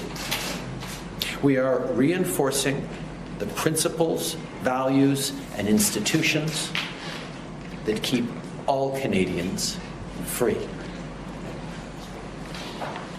Après des discussions avec le Conseil des ministres et le caucus, après avoir consulté les premiers ministres de toutes les provinces et tous les territoires, et après avoir parlé avec les chefs de l'opposition, le gouvernement fédéral invoque la loi sur les mesures d'urgence pour compléter les pouvoirs provinciaux et territoriaux visant à gérer l'occupation et les barrages illégaux. Je veux être très clair. Ces mesures vont être limitées dans le temps et ciblées géographiquement. Elles vont être raisonnables et proportionnelles aux menaces à la sécurité du Canada. La loi sur les mesures d'urgence va renforcer et soutenir le travail des policiers. On ne se sert pas de la loi des mesures d'urgence pour déployer l'armée. On ne suspend pas les droits fondamentaux prévus dans la Charte des droits et libertés. On ne limite pas la liberté d'expression ni le droit de manifester pacifiquement. Ce qu'on veut, c'est d'assurer la sécurité des Canadiens, protéger les emplois des travailleurs et rétablir la confiance dans nos institutions. The Emergencies Act is not something that's been used ever, but it exists for a reason. Invoking the Emergencies Act is never the first thing a government should do, nor even the second. The Act is to be used sparingly and as a last resort. Right now, the situation requires additional tools not held by any other federal, provincial, or territorial law. Today, in these circumstances, it is now clear that responsible leadership requires us to do this. These measures must be and will be compliant with our Charter of Rights and Freedoms. Indeed, the Emergencies Act was created in the late 80s to flow from and uphold the Charter. We'll always defend the rights of Canadians to peaceful assembly and to freedom of expression, but these blockades are illegal, and if you're still participating, the time to go home is now. On a separate track from the Emergencies Act, I want to reassure people that the Canadian Border Services Agency is already turning back non-Canadians trying to enter Canada to participate in blockades. And of course, while we get the situation under control, we'll continue to have Canadians' backs. I want to remind affected businesses that if you're facing revenue losses, support is available through our wage and rent subsidy programs. We know that downtown Ottawa businesses in particular have been hard hit by these illegal activities. In the coming days, we'll be launching specific support for those businesses. I know that everyone is tired of this pandemic. We're hearing your frustration with COVID and even with the temporary measures we had to put forward to keep people safe. I know people are frustrated. I hear it. You have a right to express that frustration and even your anger with the government or government policies. It's something we'll always defend in this free and democratic country. But blockading streets and critical infrastructure and depriving your neighbors of their freedoms is a totally different thing. It has to stop. Tout le monde est fatigué de la pandémie. Il y a d'autres façons de vous exprimer que de participer à des activités illégales et dangereuses. Okay, so we've been listening in to Canadian Prime Minister Justin Trudeau invoke emergency powers today to quell the paralyzing protests by truckers and other angry over Canada's COVID-19 restrictions. So he said these blockades are illegal, and if you are still participating, the time to go home is now. This is Canada's Emergencies Act. It gives the federal government broad powers to restore order, yet Trudeau ruled out using the military. His government instead threatened to tow away vehicles to keep essential services running, freeze truckers' personal and corporate bank accounts, and suspend the insurance on their rigs. He says, his deputy prime minister, Chrystia Freeland, says, consider yourselves warned, send your rigs home. Trudeau did not indicate when these new crackdowns would begin, but he gave assurances that the emergency measures will be time-limited, geographically targeted, as well as reasonable and proportionate to the threats they are meant to address. So remember, the Ambassador Bridge blockade, thankfully, is over. Traffic is flowing now, but there are still growing protest movements, especially in Ottawa, the capital right outside of Parliament. Let's listen back in. Ukrainian partners, I've approved the provision of $7.8 million worth of lethal equipment and ammunition. This responds to Ukraine's specific request and is in addition to the non-lethal equipment we've already provided. The intent of this support from Canada and other partners is to deter further Russian aggression. En raison du sérieux de la situation et après avoir soigneusement examiné la question, j'ai approuvé la demande de l'Ukraine de leur envoyer de l'armement et des munitions. Le Canada se joint donc aux États-Unis, au Royaume-Uni, à la Bulgarie, la République tchèque, l'Estonie, la Lettonie, la Lituanie, aux Pays-Bas et à la Pologne dans l'envoi d'armement. Le but de ce soutien de la part du Canada et de nos autres partenaires est de dissuader la Russie de poursuivre son agression contre l'Ukraine. We're not seeking confrontation with Russia, but the situation is intensifying rapidly, and we are showing our resolve. It's important for Canadians and the world to know that Canada will continue supporting Ukraine and its independence, integrity, sovereignty, including its right to defend itself. Merci tout le monde. Je cède maintenant la parole à la vice-première ministre. I will now give the floor to Deputy Prime Minister Freeland.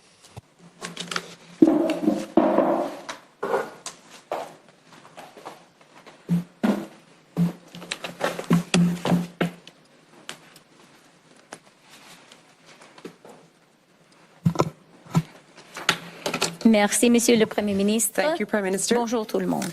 Hello, everyone. À travers le monde, les démocraties libérales sont confrontées à des menaces sérieuses with serious and repeated threats.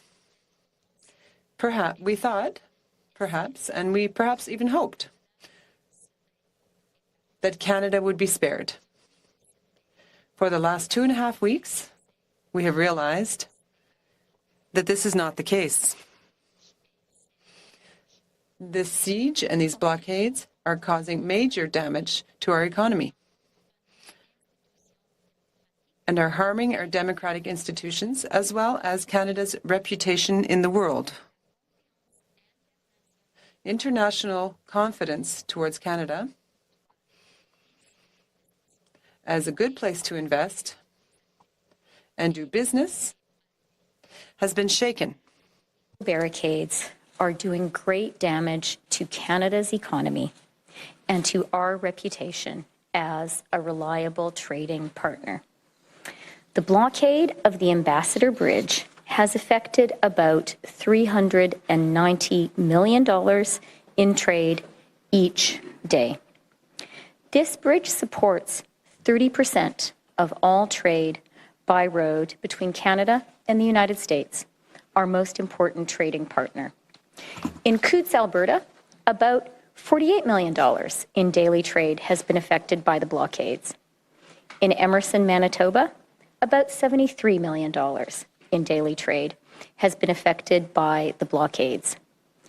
These costs are real. They threaten businesses, big and small, and they threaten the livelihoods of Canadian workers, just as we are all working so hard to recover from the economic damage caused by COVID. Nous nous sommes battus bec et ongle pour protéger la relation privilégiée du Canada avec les États-Unis lors des négociations de l'ALENA. When we were negotiating NAFTA, debout face aux tarifs 232 we stood up to Tariff 232, which were illegal and unjustified. Nous ne lasserons pas ces victoires durement gagnés We will être never ternis. let those hard-won victories Le monde be tarnished. nous regarde. The world is watching Nos us. emplois, notre Our prospérité jobs, et our nos prosperity, gagnes-pagnes sont en jeu. and C'est pourquoi notre gouvernement agit. our livelihoods are in Nous danger. sommes That is why résolus. our government... Okay, that is the Deputy Prime Minister of Canada, Chrystia Freeland, today, alongside Justin Trudeau and other members of the Canadian Parliament and Cabinet, as they announce this historic move today, invoking Canada's Emergencies Act. It gives the federal government there in Canada broad powers to restore order, including to tow away vehicles to help keep essential services running, to freeze truckers' personal and corporate bank accounts, and to suspend the insurance on their rigs. Chrystia Freeland there said, "Consider yourselves warned. Send your rigs home." Prime Minister Trudeau said these blockades are illegal, and if you are still participating, the time to go home is now. So this is, remember, known as the Freedom Convoy. It's been going on for some time. It will allow the government to declare the Ottawa protest illegal and clear it out by such means as towing the vehicles. And that's what happened on the Ambassador Bridge over the weekend. But Doug Ford, who's the Conservative Premier of Ontario, expressed support for this, saying, quote, "We need law and order. Our country is at risk now." You heard Chrystia Freeland there saying how much money was lost on both sides each day that the Ambassador Bridge blockade was in effect. But remember, these demonstrations have also inspired similar convoys both in France, New Zealand, the Netherlands, and the like. So this is a very historic action. An earlier version of the Emergencies Act was called the War Measures Act, and it was just used once during peacetime by Trudeau's late father, Prime Minister Pierre Trudeau, to deal with the militant Quebec independence movement back in 1970. So quite unprecedented there.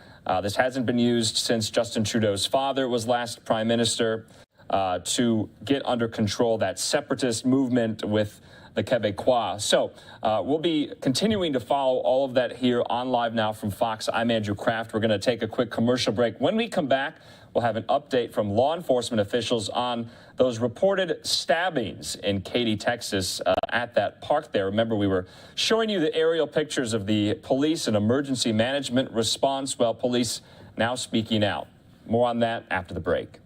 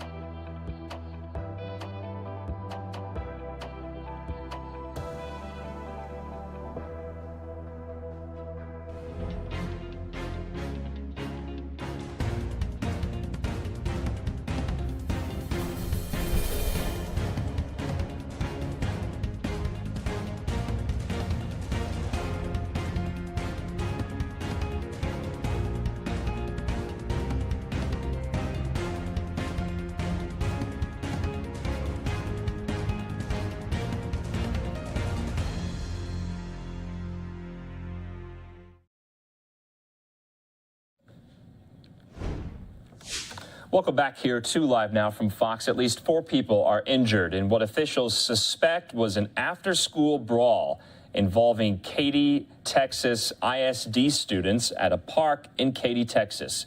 2 victims were transported by helicopter to the hospital. We just heard from law enforcement officials there on the scene at the park with an update. Let's listen in. Ready? Senior Deputy Thomas Gilliland, Gilliland, Harris County Sheriff's Office. I'm joined here with Chief Hubbard of Precinct 5 Constables. Shortly after 3 o'clock this afternoon, Precinct 5 Constables, Katy Independent School District Police, and also Katy Police Department were called here to this park located at 1815 Katyland Road here in the city of Katy. Harris County Sheriff's Office were also called for additional units that were here for a large disturbance and altercations between 2 groups of individuals here at this park. During the course of the melee and the fight, individuals were sustained some stab wounds. We had 6 people transported from here, 4 by ground and 2 were by life flight. As of right now, Harris County Sheriff's Office Violent Crime Unit have taken over the investigation. Our investigators are speaking with witnesses. Most of them are juveniles. There was 1 adult. Getting their statements and to try to figure out exactly what the nexus to this altercation was. That should take a little while still while we're here. We've been out here a couple hours already. Anything else that we have that from what the altercation started or why it came to where it was to this mass fight starting has not been determined yet. We'll try to answer any small questions you have. The status of the 2 that were life flighted? The last we had was that they were in critical condition. We don't have anything stabbed till they landed downtown, but we don't have anything from then. Life flights were taken to the medical center? To the medical center, yes. Hospital? Memorial Hermann. And were they stabbed? From what we gathered, and I think what Chief, most of the ones were stab wounds to most of the individuals. So. You said a large disturbance. You have any idea how many people were involved? Anywhere from, I think there is anywhere between 11 and 18 people were involved, males and females, all in a mass type brawl fighting. This is pretty rare for the city of Katy for this to happen. When you have a group of individuals this large and groups. Again, we're trying to find the nexus of what started it. They had knives and bats? From what we've been told, there were individuals that had bats, yes, that used. Windows smashed? That I haven't seen. There was a melee of a type, but we're still determining what happened as far as the investigation. We originally heard something about like maybe over a girl or some sort of like lover, girlfriend, boyfriend. Yeah, that I have not. I'm not going to speculate on any of that yet. We're still trying to figure out what we have. We have the witnesses, we have them separated and trying to get their stories from them. Was everyone involved with juveniles? Mostly everyone involved were juveniles, yes. There was one that was an adult, 18 years old, but he's still. Can you give us the split from male to female? That I don't have for you. The 18-year-old was one of the taken by life flight? That I can't answer for you. I don't have that. All these students, they're going to the same school? That I don't know. I don't know if they're all, whether they attend this school directly across the street from us or they, a different school. That I don't have all that. We were here what was it, Paytown High School? No, I can't. I'm not going to speculate on that. Can you talk to us about the weapons that were brought here and used? Well, as we recovered, we did recover one. I think a knife and some other blunt, instruments, but. I don't know. That's all we have so far. I don't know if it was a bat or if it was a wood or You talked to us about the knife? I haven't seen it yet, so I can't tell you what type it is. It's just some sort of serrated edge So was it one to cause. The stabbing? That we don't know. There might have been 2, but we haven't gotten that yet. That's what we're doing now is interviewing the people that we have. Now, was this like a pre-planting to meet at this park? Is that why so many people? Don't know yet until we get the information from our witnesses and also the people that were there. So the 2 that we heard a deputy tell a mother earlier that her daughter was being detained. She couldn't say her right, but how many are being detained right now? Right now, I think there's probably about 7 or 8 that were still being detained. But they're only being detained for their witness statements, and at that point they're being released. We don't have to hold them anymore for that. So it's not clear under suspicion? No. Suspects? No. We were told that one of the victims, one of the 6 victims taken to the hospital was a suspect. Is that accurate? That could be accurate, yes. Do you have more than one suspect? We have 2 that I think being detained right now. You have 2 suspects detained and a 3rd at the hospital? We have 2 suspects that we have, and both are at the hospital. Oh, 2 suspects total, both at Right. the hospital. Yeah. So, and those are pending also because. Were they stabbed, or you don't know? I think they did suffer wounds that were from stabbing. Stab wounds? Right, but they weren't. We still have. Because of the melee, you have to find out what group was which. So that's what we're doing now. And did you say that just one knife was found here? I think we do have 1 knife. Yeah. Okay. So What were the other blood force objects? that I don't have yet. So we're gathering as much information as we can. We haven't been here that long, so. Can you confirm they had bats or no? I can confirm that I heard that they had bats, but no, I can't. That's Sure. all I can tell you. Yeah. I mean, there's a lot of different law agencies. In our partnerships too, because we have to deal with Precinct 5 constables, which were here first. Then Katy ISD came, along with Katy Police Department. So again, it's a pretty rare thing that happens. It's not like these type of things happen every day, especially here in this area. But getting the groups of individuals to cooperate and talk to is another thing that we have to wait for. So, Would you all be the we lead still are agency? doing with juveniles. Would you all be the lead agency? We're the lead agency as right now taking over because it was an aggravated assault. Our violent crime will be there, and because it's a county park, we took the lead on it. Are these students cooperating? Yes, as far as we know, yes, they're cooperating is what they're as far as we have. Yes. Does it seem like it was planned? Like, let's meet here after That I school? don't have yet, Shelley. I wish I had that for you, but it hasn't gotten to that point where someone has told us yes, it was a text messaging or it was something that was pre-planned. We don't have that. It's just when the call came, it was already in melee and it was already started. Sounds like you got more questions than answers. Exactly. So hopefully we'll be able to get everything situated and we'll get more information for you. Okay? All right. Thank you. Okay, the Katy, Texas sheriff there updating us on this, what he described as a massive after-school brawl at this park. This is Malcolm Beckendorf Park. It's right next to Katy's ISD's Rains Academy.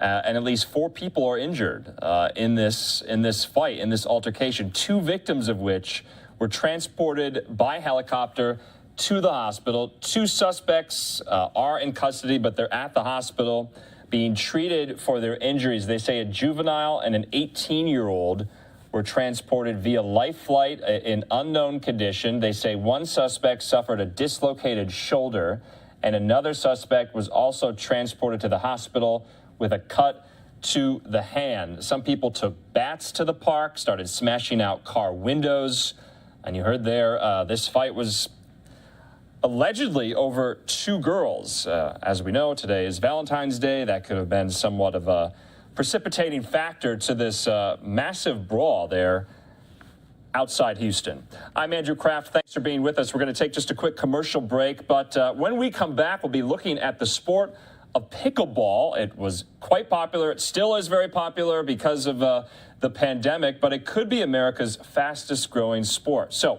more on that from the pickleball court in 2 minutes.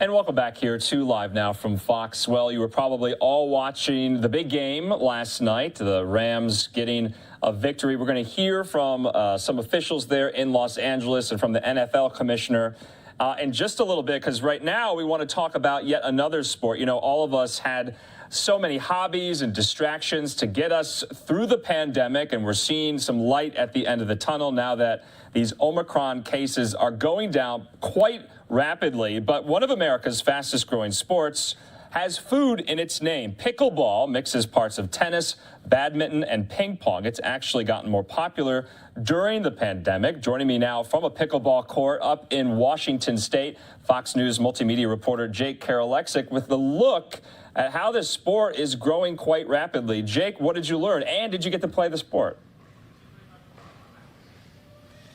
Well, Andrew, I don't know how much you can see or hear behind me, but we are in the middle of an intense late afternoon pickleball session here. And the sport has really been booming for years, but the pandemic has given pickleball new opportunities in business. And that's opened new doors for players and coaches. Let's just let that bounce. What started as a hobby turned into a career. It's taken over my life. Today, Devin Schmidt is a property manager in real estate. 2 weeks from now, he'll be a full-time pickleball coach. I can basically teach to people I want to all day, and people love it. Nice, perfect. Devin started coaching 3.5 years ago. So why is now the right time for the change? The growth has been crazy, the demand. The business side of pickleball is booming. Last year's national championship streamed on big networks. People didn't have to dig online to watch the biggest tournament. It does give us exposure to people who are not necessarily already pickleball players or pickleball fans. There's a lot more money in the sport. USA Pickleball has partnered with big companies in the last year. A lot of our deals are now multi-year deals, and they include television exposure at the tournaments. The prize money keeps increasing, from $10,000 in 2013 to $90,000 last year. Players are getting sponsored by bigger companies. Devin wants to coach professionals after his move. He says those sponsorships should only get better. It's just a matter of time until big names such as Adidas and Nike and places like that are going to see real sponsorship opportunities. There's $2 million in prize money available this year on the biggest pickleball tour. That's almost 3 times as much as last year. Now, Andrew, you did ask if I've had a chance to play. I'm not going to lie. I've dabbled just a little bit in the past, but after hearing those numbers, it might be time to take this sport a little more seriously. Live in Edmonds, Washington, Jake Karolexis. Andrew?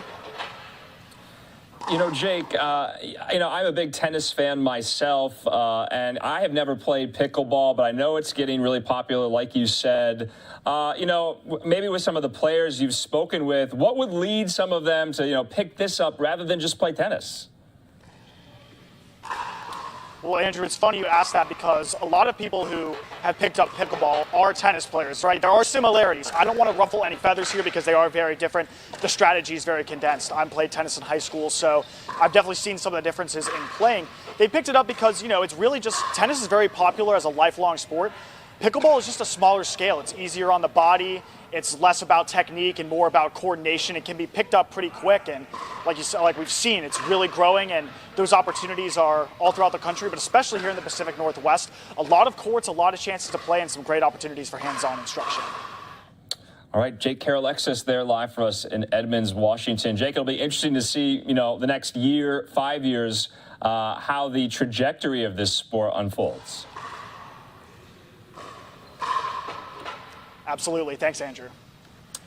Okay, and let's get now to the biggest sports news in the last 24 hours. Of course, the Los Angeles Rams getting a Super Bowl victory in Game 56 against the Cincinnati Bengals. If you were watching, it was a pretty good game, pretty close game. We also were kind of talking in the newsroom here about what were your favorite commercials, what you thought of the halftime show, and the like. But right now, let's hear from NFL Commissioner Roger Goodell about the game last night and the league going forward, especially for next year's big matchup.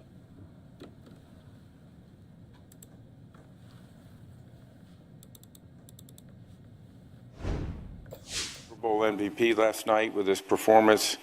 I think the two stats that really jumped out at me is that Cooper joins Joe Montana in 1989 as the only player to win the AP Offensive Player of the Year, and also the Super Bowl MVP in the same year. That's pretty good company, so Cooper, pretty good company. And he also, I think, holds now the NFL record for postseason receptions in 2021 with 33, the most by any player in the history of the NFL. So two pretty good catches there.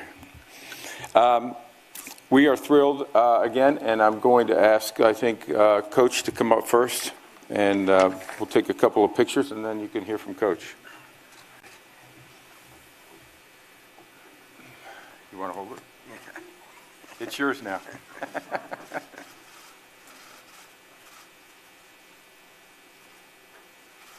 One just with Coach.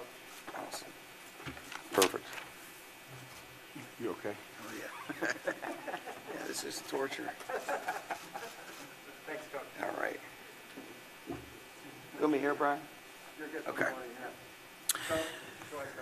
Yeah, it's an incredible honor to be here. It's also torturous to have a team win a championship and then make you come the next morning to do a press conference this early. But, you know, really just so grateful to be a part of this. You know, guys like Cooper epitomize what's right about this team, the leadership, the selflessness. I thought our team came together at the right moments, and our best players shined the brightest when they had to. But something about being a part of something bigger than yourself is what's so special about this group. They're world champions. Love these guys. Just so grateful for it. So grateful for Mr. Kroenke and being able to work for a great organization. And here we go. You guys go ahead. And been congratulated by your folks. Yeah, you know what? They were all here, lad. They all got a chance to come out, and so it was great to be able to spend a lot of time with McVay family members and just so many people that you love and care about. Being able to spend some time with them afterwards yesterday was pretty special. Coach, talk about.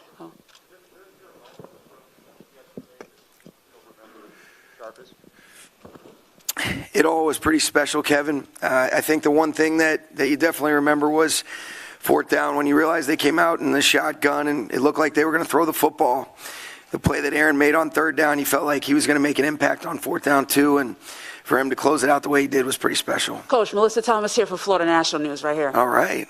You mentioned, obviously, the team having something bigger than themselves. Is it something that is uniform across everybody on the team, that they all agree on one thing, or do they each have something that is significant to them that's bigger than themselves? Yeah, that's a great question. I think what I had meant by that was, you know, people wanted to win a championship, do something special, you know, for the other people that they love and care about. You know, that it was such a selfless team.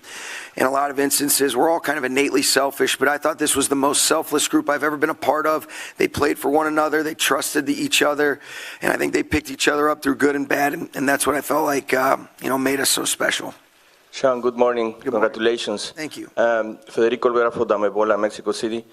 Coach, did you or your defensive coordinator tell you anything to your front seven, because the most of the sacks were in the second half? Did you say anything in the halftime? Yeah, I wish I could take the credit. Raheem Morris and Eric Henderson do such a great job.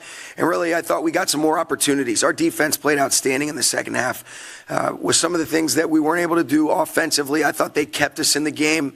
Thought it was incredible what they did on the sudden change after the turnover. But the pressure that we were able to get defensively was a huge credit to Raheem Morris, those guys up front. I thought our coverage on the back end was tight, made Joe hold it a little bit longer. And you got to give those guys a lot of credit. To be able to get 7 sacks was instrumental for us winning that game. Hey, Coach. What's up, Nick? I can't see you. I'm right over here to your left. Okay. Hey, congratulations, first and foremost. Can you just talk about how would you describe this team with all the ups and downs that you guys have faced? It seems like a team of destiny and faith. Is that an accurate description? I think so. I think you answered it great. I think, you know, you've heard me talk about it a lot, Nick, the mental toughness, the resilience, the belief in each other. It's such a powerful thing. Even in pro sports, you know, everybody loves feeling believed in, and I think this team, like I mentioned, you know, Cooper epitomizes what's right about it. You know, just the selflessness, the humility, and then the clutch production when we had to have it. It's unbelievable. Sean, over here to your right. There you are, Gary. Have you had the opportunity to speak with your grandfather, and what does it feel like to join your family's Super Bowl legacy? Yeah, really special, Gary. I did.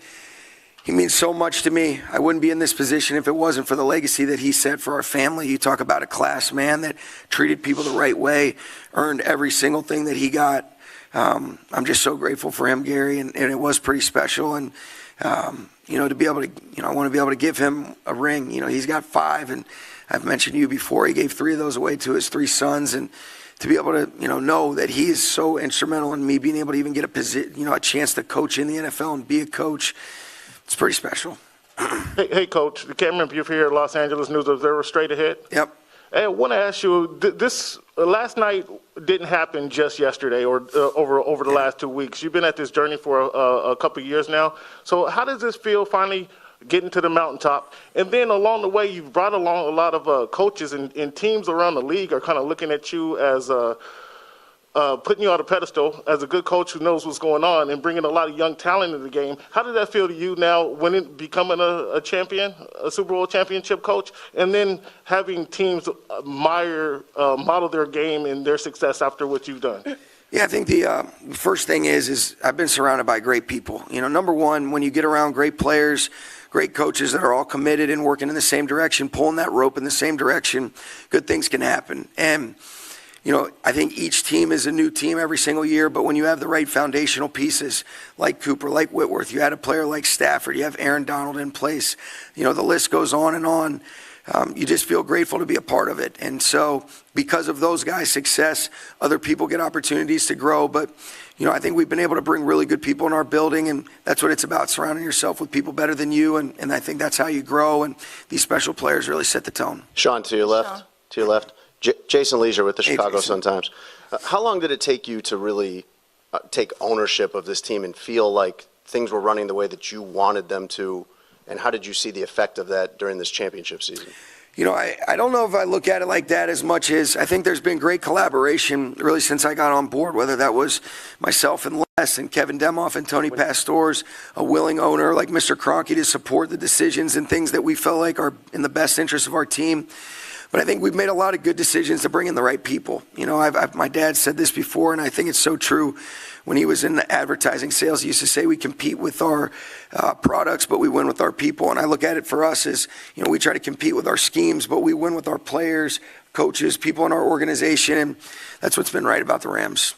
Hey, Sean, Cooper Kupp is the Offensive Player of the Year and Super Bowl MVP. How much has he inspired you as a coach and a person? So much. It's the cliche thing you say, but I'm better as a coach and as a person for being around Cooper Kupp, and that's just the truth. He's got such a great way about himself, and he's always been this way, but this year especially, there was a stillness, there was a peace, and there was a joy that he was playing with, where he's got a purpose with Anna and his 2 boys, and his relationship and trust in the Lord, and how that really can guide a steady path. And he's made such an impact on me. Guys like Cooper Kupp are why you coach. I just feel so blessed to be around somebody as special as him. Hi, Sean. Brady Henderson from ESPN. Hey, Brady. Hey, wondering if you could tell us what you know about Odell Beckham's knee injury and also how that affected you guys when he went down. Yeah, I don't know much right now, Brady, but I know what a huge impact he's had on our football team since we got him. It was heartbreaking to see that, because how much that, just to be able to get to that moment, and he had really made an impact with those 2 catches that were huge plays. I think he was in line to have a big game, but it did change some things, because then they could really hone in on Cooper a lot more. Guys inevitably stepped up, as did Cooper and Matthew, and when we had to have it the most, but it made it a little bit more difficult. My heart goes out to him, but love Odell, really grateful for all the many contributions he made. We wouldn't be champs without him. Sean, can you appreciate, over here on your left, can you appreciate how hard it was for Matthew to walk into the Lions and ask for a trade? And do you ever wonder what would have happened if they would have said no? I don't like to think about those things, but I think it's such a credit to how he handles himself. I also think Mrs. Ford, what a class way of handling that, whether it be, her or Rod Wood. I mean, they just did such a great job of facilitating a smooth change or adjustment, however you want to look at it. But I think that's a real reflection of 2 quality people on both ends, the way he handled it. And getting to know Matthew, you just realize, he's one of the few people that could ever pull that off. But I'm really grateful that we were able to get connected. Thank you, Coach. All right. 3 questions, my ass.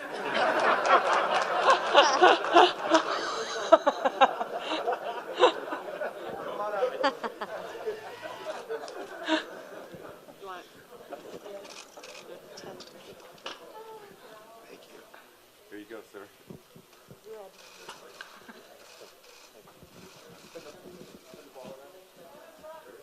This way? You want MVP up?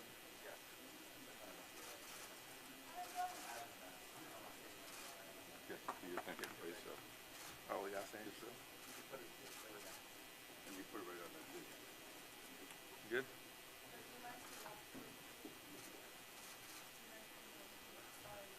Yeah. Yeah.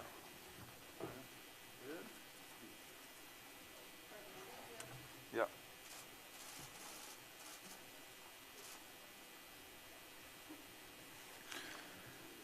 Okay, let's begin with questions. Yeah, you're good. Congratulations on a great game. You know, the coach said you don't get here alone, and he even credited your wife, as you have. You said she's your inspiration. Talk about that inspiration, and for her, how are you planning to celebrate Valentine's Day? Wow, you really put me on the spot right now, aren't you?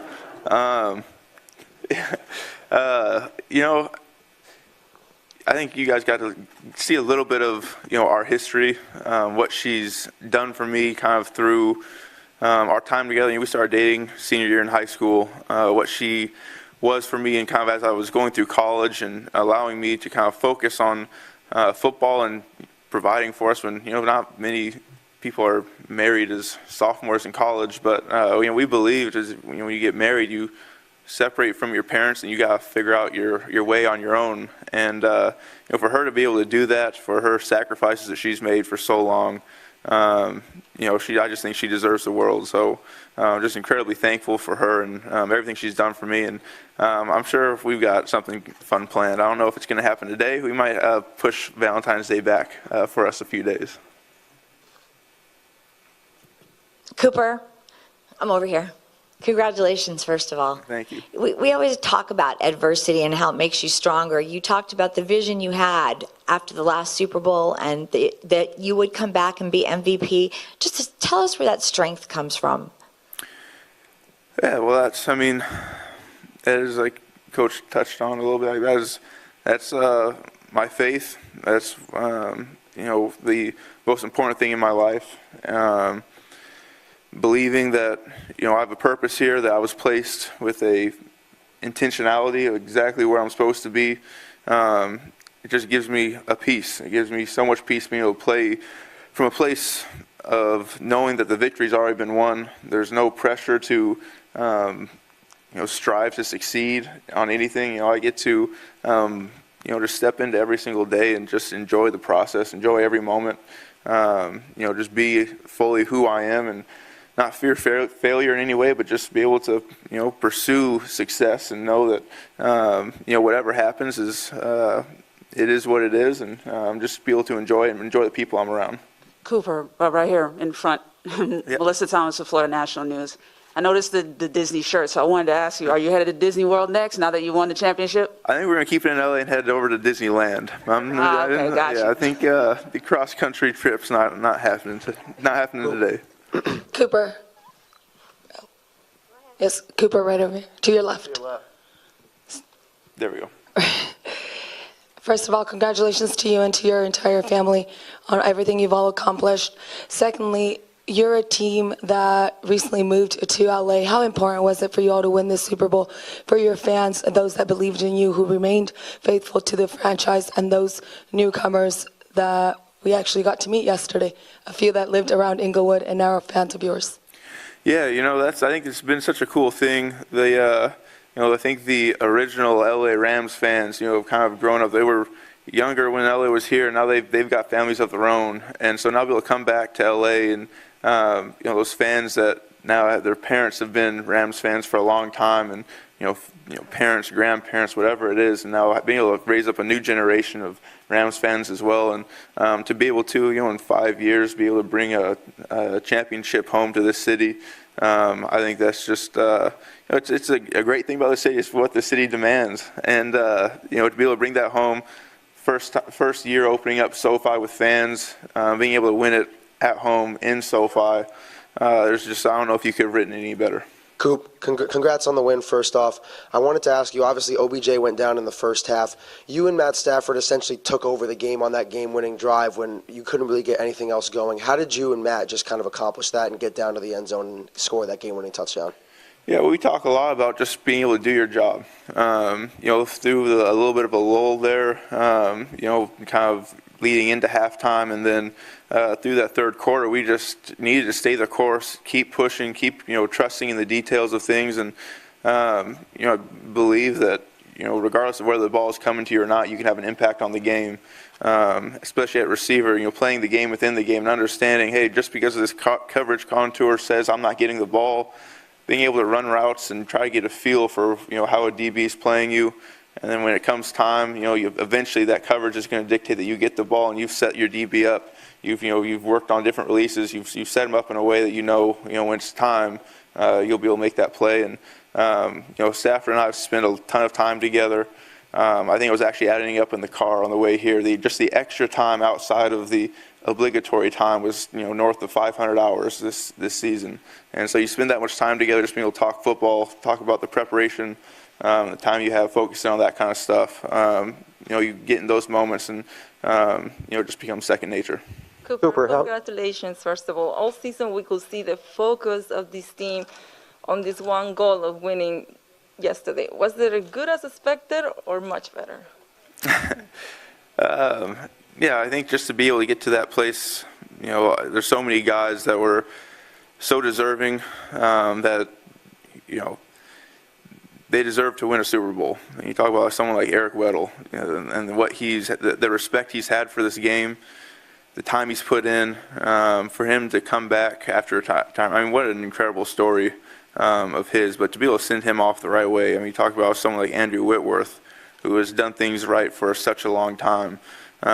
Odell. I mean, there's so many guys on this team that have just been, Aaron Donald, obviously. I mean, so many guys that have just respected this game, have just put in the work and the time. And so, that was a huge thing coming into this is, so many guys just said, hey, we've got guys here that deserve a Super Bowl. We got to win this for them.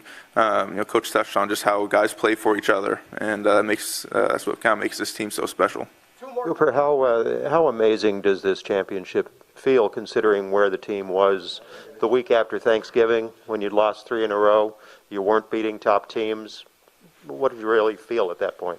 Yeah, well, there's no panic when you get to that place. Football's a game of ebbs and flows. There's mountains and valleys through, a full season, through a game, through a quarter, through a practice week. There's adversity. It's inevitable. You're going to face it. I think the belief that we have is that you're a different team at the end of the season than when you start. And, we want to continue to climb. We want to be a better team by the end of it. And week after week, it's just an opportunity to learn, fix the mistakes, and come back better the next week. And, we faced that 3-game skid right in the middle of the season.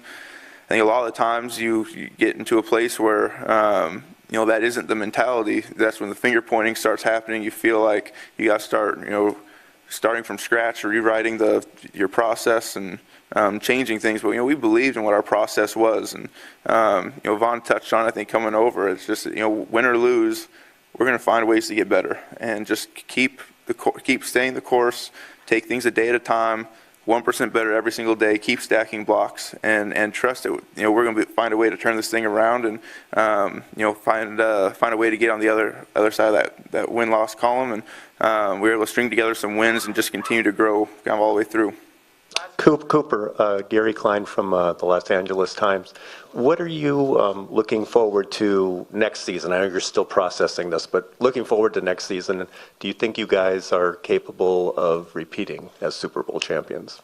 I mean, certainly. I think, you go into a season, if you're going into a season and didn't think that you could win it all, it'd be a pretty depressing place to play from. So, certainly you go into every year believing that, understanding though that there's so much work that has to be done, so much time, so much effort, so much sacrifice has to go into that. So you certainly go in knowing that that's the goal, but like I said, we take a one day at a time mindset, dominate every single day, and hopefully you get presented with that opportunity to go out there and play on Sunday for the World Championship.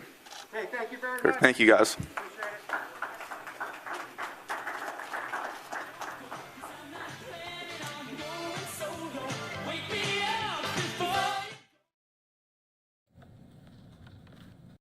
Okay, Super Bowl 56 MVP there, Cooper Kupp, talking about what the team's outlook is going to be looking like going into next season as well. We're going to take a quick commercial break.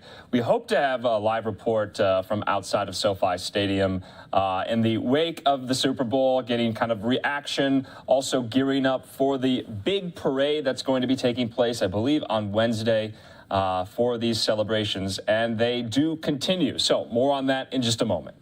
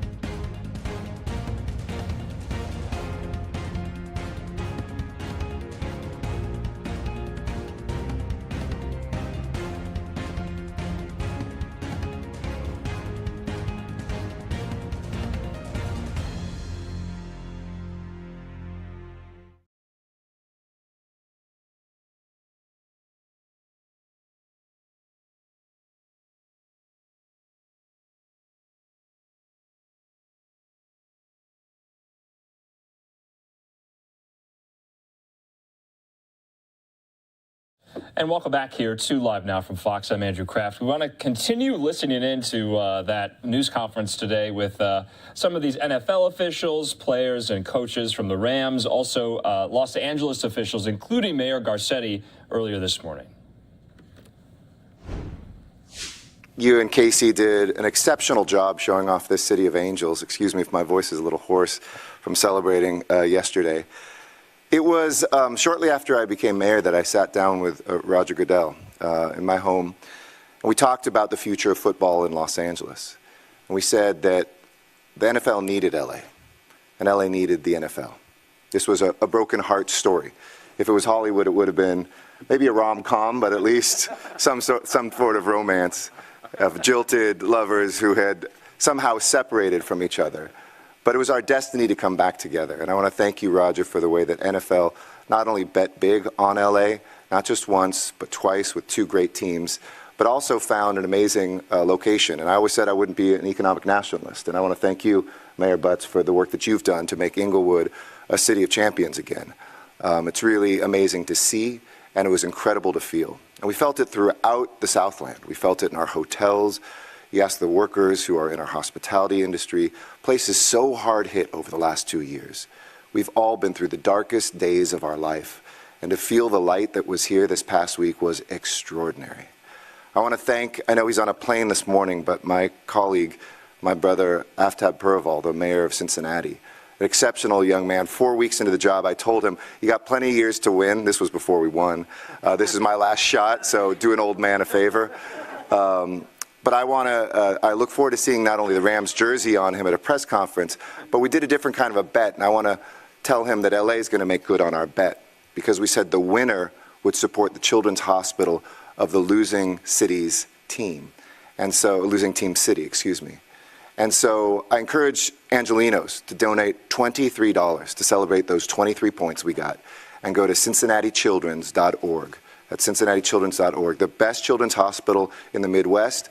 We had the same thing going here at LA Children's Hospital, which I also encourage you to donate to, which is the best in the West. And we did have a West Coast night. From the music, which was born here in South LA, that we celebrated, and the best halftime show, Commissioner, we've seen in a long, long time, maybe ever, to what our boys did on the field.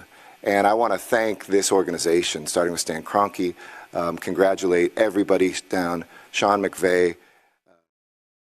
Okay, so we were just listening into Los Angeles Mayor Eric Garcetti, along with NFL Commissioner Goodell, and some players and Coach McVay of the Rams as they are still, of course, celebrating their victory from last night's big game. Well, the city of Los Angeles has yet another big event to prepare for, and that, of course, is the parade that's going to be happening a little later this week. Joining me now to discuss some of those preparations, Fox 11's Phil Schumann. Phil, good to see you. This is going to be some type of party, isn't it?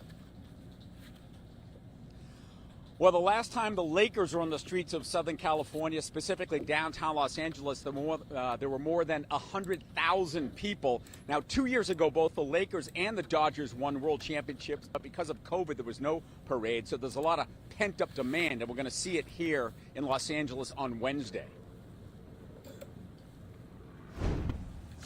LA's historic and spacious Exposition Park will be home to the Rams house on Wednesday. After a parade along Figueroa, a rally will be held outside the Coliseum, will no doubt be huge. From Disneyland, first-time Super Bowl champ Matthew Stafford is looking forward to it. You know, excited to get out there and just show some love back to the fans that supported us all season. Parade-deprived Southern California sports fans gobbling up official merchandise discounted today can't wait to cheer Stafford and his teammates on. I would actually want to go. Me and my friend, we went to the Super Bowl yesterday. It was an amazing experience. I can't wait, man. The Rams, oh my gosh, bro, I'm so happy. It's exciting. It's so exciting. Do you think you can get the day off? Or Hopefully they bless me. You might have to call in sick. Yeah. I won't tell anyone. Shh. This is the route. It starts at the Shrine Auditorium, heads east along Jefferson towards Figueroa, then south to the Coliseum, 0.6 of a mile. Inglewood, actually home to SoFi, not involved. No doubt hurting feelings there, but they are the Los Angeles Rams.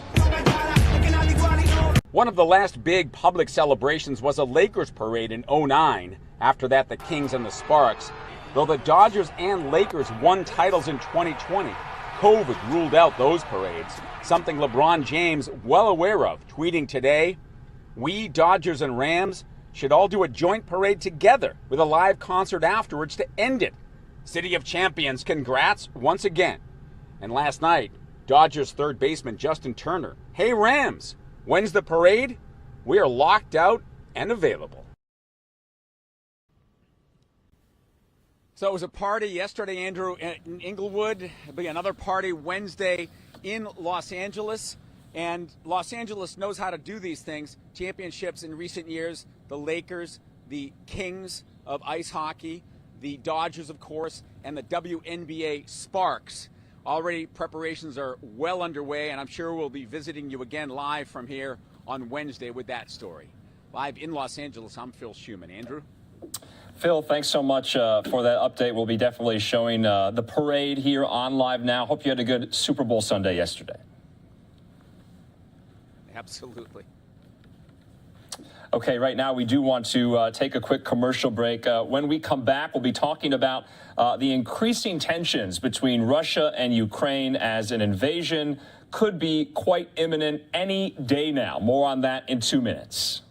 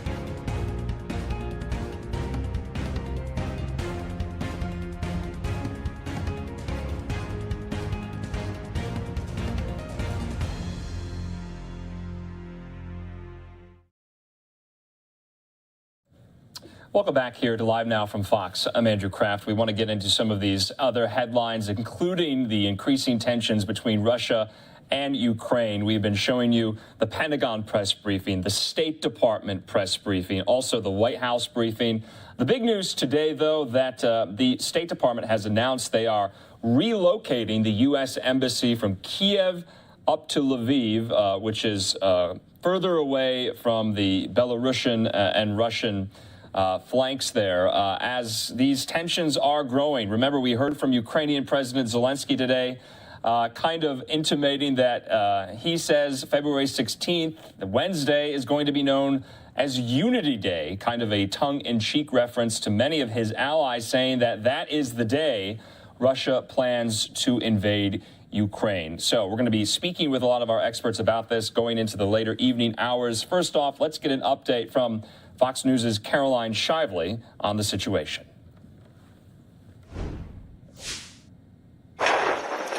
Despite signals from Russian officials that they'll continue negotiations with the West, they are not drawing down their 130,000 troops gathered near the Ukrainian border. We are told that February 16th will be the day of the attack. We will make it a Union Day. The decree has already been signed. I won't get into a specific date. I don't think that would be smart. I would just tell you that it is entirely possible that he could move with little to no warning. In response, NATO countries are building up their own forces in Eastern Europe. The U.S. is moving more than 3,000 soldiers into the region, warning Russia not to invade its neighbor. Russian President Vladimir Putin denies having any plans for war, but has a list of demands, including that Ukraine not be allowed to join NATO. Mr. President, is the risk of a Russian invasion higher than ever? President Biden and other NATO allies are threatening Russia with more sanctions, but some foreign policy experts point out Russia has resisted economic pressure for years. And if you don't show strength, they're going to continue to push. I don't think this president has frankly, the courage to make hard and strong decisions when it comes to life and death and war and peace. On Tuesday, Defense Secretary Lloyd Austin is scheduled to leave for Europe, where he will meet with NATO allies about Russia's military buildup. In Washington, Caroline Shively, Fox News. Caroline, thanks so much for that update. Let's head out now to our team at Fox 13 in Tampa. Their political director, Craig Patrick, is looking a little closer at this. We're also bringing in some of our national security experts, former diplomats as well, talking about what the next couple of days might look like.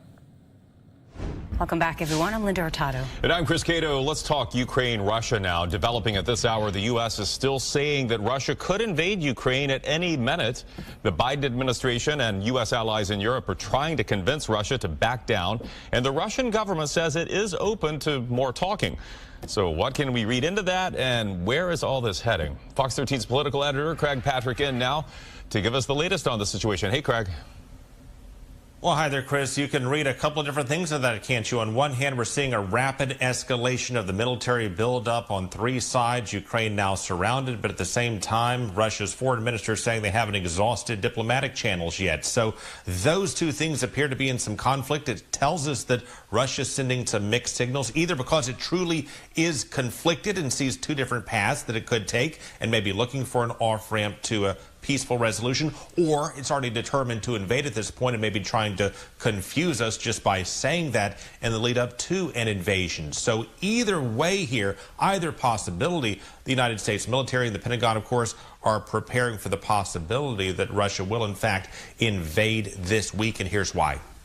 Over the course of the weekend, Mr. Putin has added military capability along that border with Ukraine and in Belarus. He continues to do the things that you would expect one to do if one was planning on a major military action. In other words, Russia has reached full capacity for invasion. And typically, that's the optimal time for a military to strike unless there's a problem with the weather. And in this case, the weather conditions appear to be optimal for invasion. In fact, as the air begins to warm, the ground will soon begin to soften and make it more likely to slow a tank invasion. Plus, once you reach full capacity for invasion, each day runs up significant cost to maintain the positions. So if Russia has already decided to invade, there's little incentive at this point for it to keep waiting. If it wants to curry favor with its ally China, it could wait until the Olympics wrap up in Beijing. But that'll also happen at the end of this week. These are just some of the reasons why the Pentagon says we're in the window. And Ukraine is preparing its people for potential invasion, making sure they understand that NATO will not come to the rescue. We are not a member yet. We can't expect that somebody will come to help us. So Ukrainian children are now training with guns, and so are senior citizens. They know the Ukrainian military is, by its own admission, hopelessly outgunned and outnumbered. We must make more efforts to stop Russian invasion together. But at the same time, Russia's foreign minister is also calling for more diplomacy in this meeting at a long table with Vladimir Putin. This suggests Russia may be hearing something in the talk so far that could back them down. It's not clear what, if anything, that might be. But Russia is specifically demanding Ukraine never be allowed to join NATO. And Ukraine's president just raised eyebrows when he said Ukraine still desires NATO membership, but may have to give up on its dream. What exactly it means by that bears some clarification, and Russia will be listening very carefully. Bet that Ukraine feels a deadline approaching, specifically Wednesday, because based on Ukraine's own assessments and whatever intelligence it may have, Ukraine's president is expecting a Russian invasion to occur on Wednesday. The Pentagon responded by stating it's not going to get into any specific dates in terms of what it anticipates, other than to say an attack could come any day now. And with this, Ukraine could be making an overture that it will self-impose, potentially impose an agreement that it would not join NATO, perhaps permanently. They're not ruling that out. There's some back and forth in that going on between the diplomats and the Ukrainian government itself. Yeah, and with that, the date of Wednesday being date of invasion, according to Ukraine, Russia's obviously masters of disinformation, so we don't know, if that's something that they're just putting out there to have Ukraine believe that. But where are these Russian military exercises happening now? The exercises, the live exercises, are taking place right on the border with Belarus, Russia's partner Belarus. And with that, there are warplanes circling about as close as you can get to Ukraine without technically invading Ukraine's airspace. They're therefore concerned that those live exercises you see could ultimately veer, perhaps Wednesday, Thursday, who knows, some other day. And those live exercises at that point become an aerial bombardment. Keep in mind, that's about 100 miles from the capital of Ukraine. At the same time, you have the troops along the eastern border that could roll over, and of course, warships in the Black Sea that could attack from the south as well. Yeah, and we saw the U.S. Embassy removing its personnel, the very small number they have left there, from Kiev today to another location because of its proximity, again, to those exercises that you mentioned there, Craig. All right, Craig Patrick with the latest on Russia and Ukraine. Thanks, Craig. And we thank Fox 13 in Tampa for that really great look at all of these factors that are going into this this week. Right now, I want to bring into the conversation our friend of the program, Brett Bruin, a former diplomat.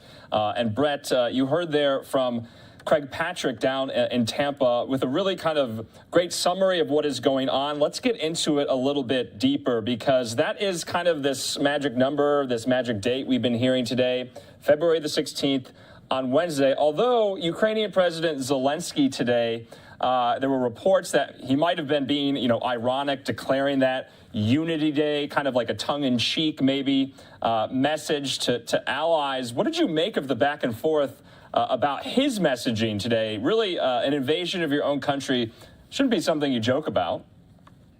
No, certainly shouldn't. But at the same time, look, Zelensky is a former actor and somebody who certainly is able to seize a moment in the spotlight to try and attract attention. And he rightly is trying to attract the world's attention to what's happening in his country. On the one hand, trying very hard not to do anything that would provoke Putin. He knows that Putin is looking for any excuse that he can find to take a step. And Andy, I think one of the things that is important to bear in mind here when we talk about invasion, often what is conjured up in the mind are hundreds, thousands of tanks and troops moving across the border. Putin's best play here may actually be something on a smaller scale, where he takes even a few steps across the border, tries to test the Western coalition. Does that invoke strong sanctions, a cutoff of the Nord Stream 2 pipeline? And potentially he can provoke some divisions within the NATO alliance over those questions. And for Putin, that may be the best outcome. Brett, that is a question that you've heard kind of go back and forth today as well. Is Ukraine's eventual NATO membership on the table? What do you make of that? Do you think there's any, leeway there? Do you think they would ever budge on this? Well, on the one hand, NATO is not going to let Moscow dictate the terms of the alliance and the decisions of sovereign countries. That being said, what I think you heard in between the lines there from Zelensky was this idea that maybe Ukraine could make some sort of commitment, which would allow Putin to be able to say, right, I got something, and a commitment that is not going to require at this time for us to invade, and so everyone can take a step back.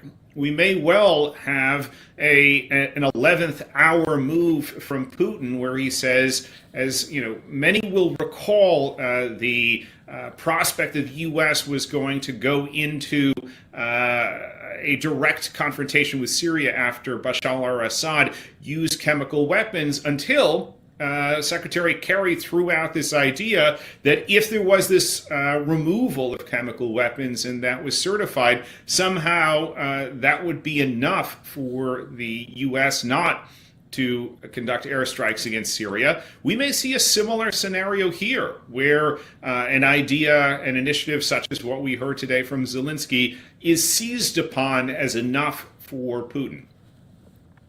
Brett, I want to get to the other news because the U.S.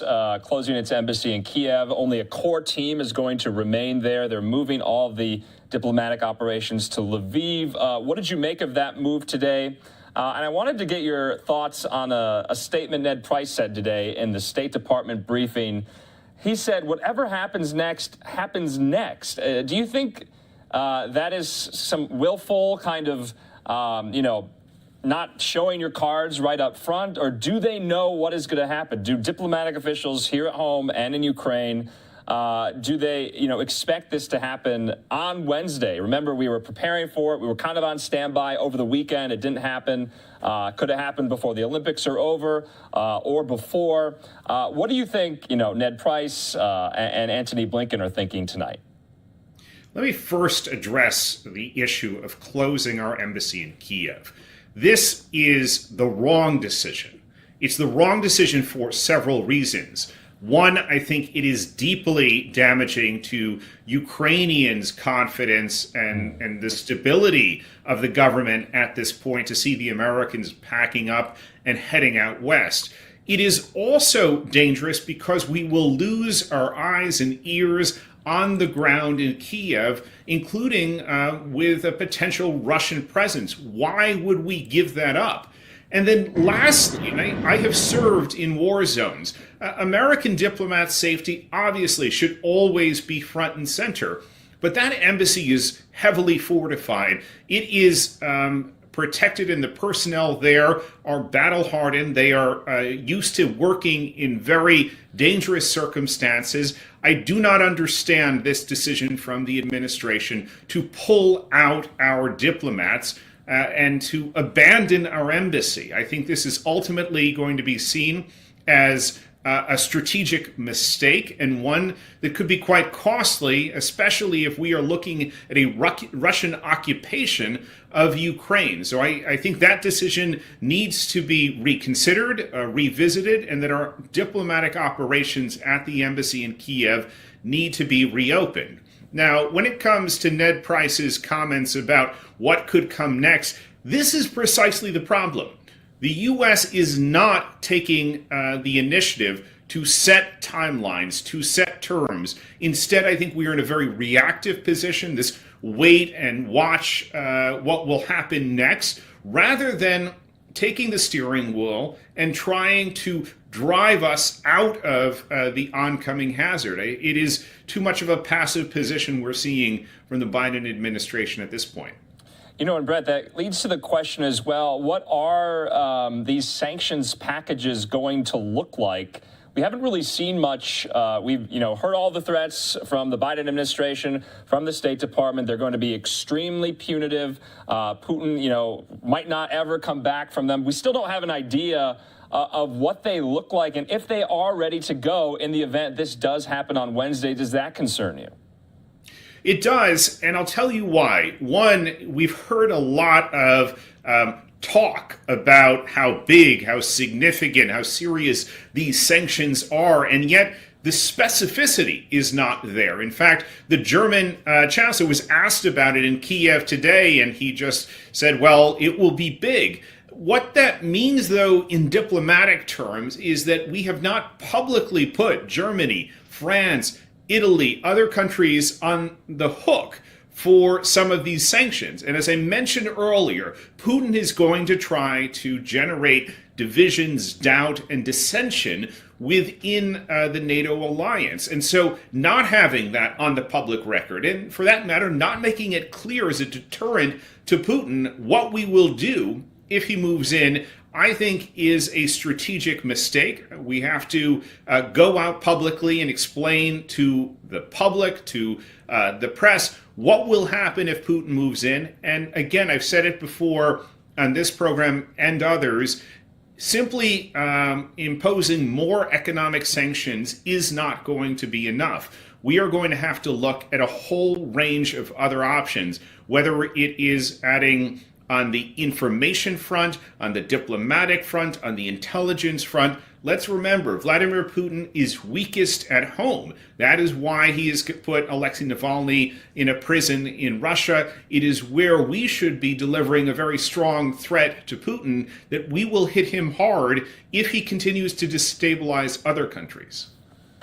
Yeah, Brett, that was one of the other things. President Biden had a call with UK Prime Minister Johnson today, and you were speaking to the fact that, our European allies, on the same page about sanctions packages, are Republicans and Democrats in the Senate on the same page about sanctions packages. So that remains to be seen. You're talking about the glimmers still of diplomatic breakthroughs or diplomacy in the next couple of days. Do you think they're still there? We've heard there's some, glimmers that are still there. I thought this call with Putin and Biden on Saturday was kind of a last-ditch attempt, but it seems that the pathway to diplomacy is still open somewhat. Yeah, diplomacy is never dead. I think it's an important consideration to bear in mind, even when or should the hostilities commence.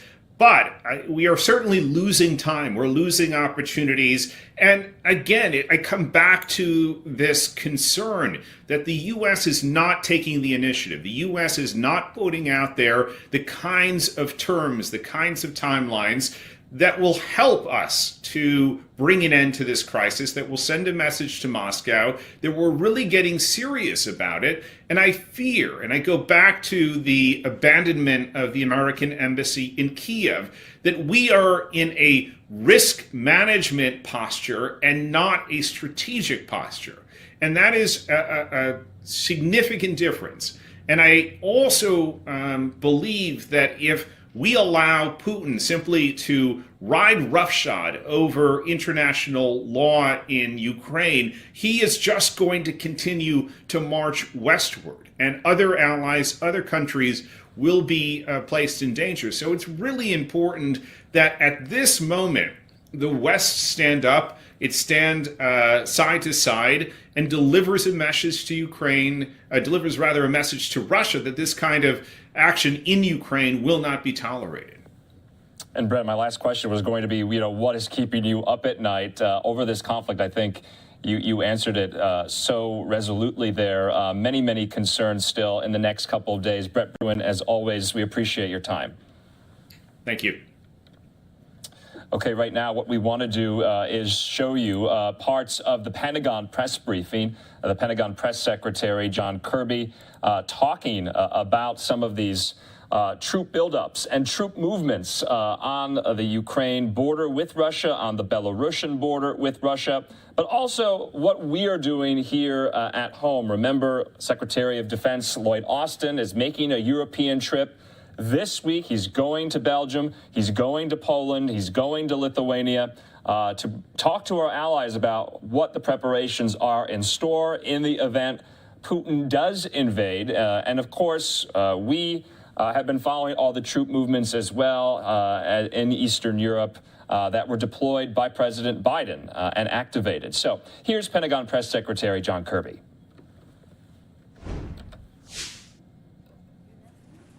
Did you not switch? No. The yellow one? There's yellow in there. Oh, there it is. I'm sorry. I knew it was on that side.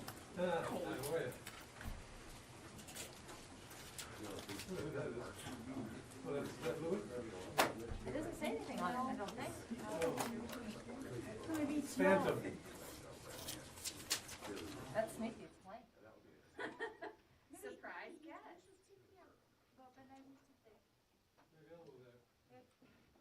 I'll be your muscle if anything happens to you. Yes.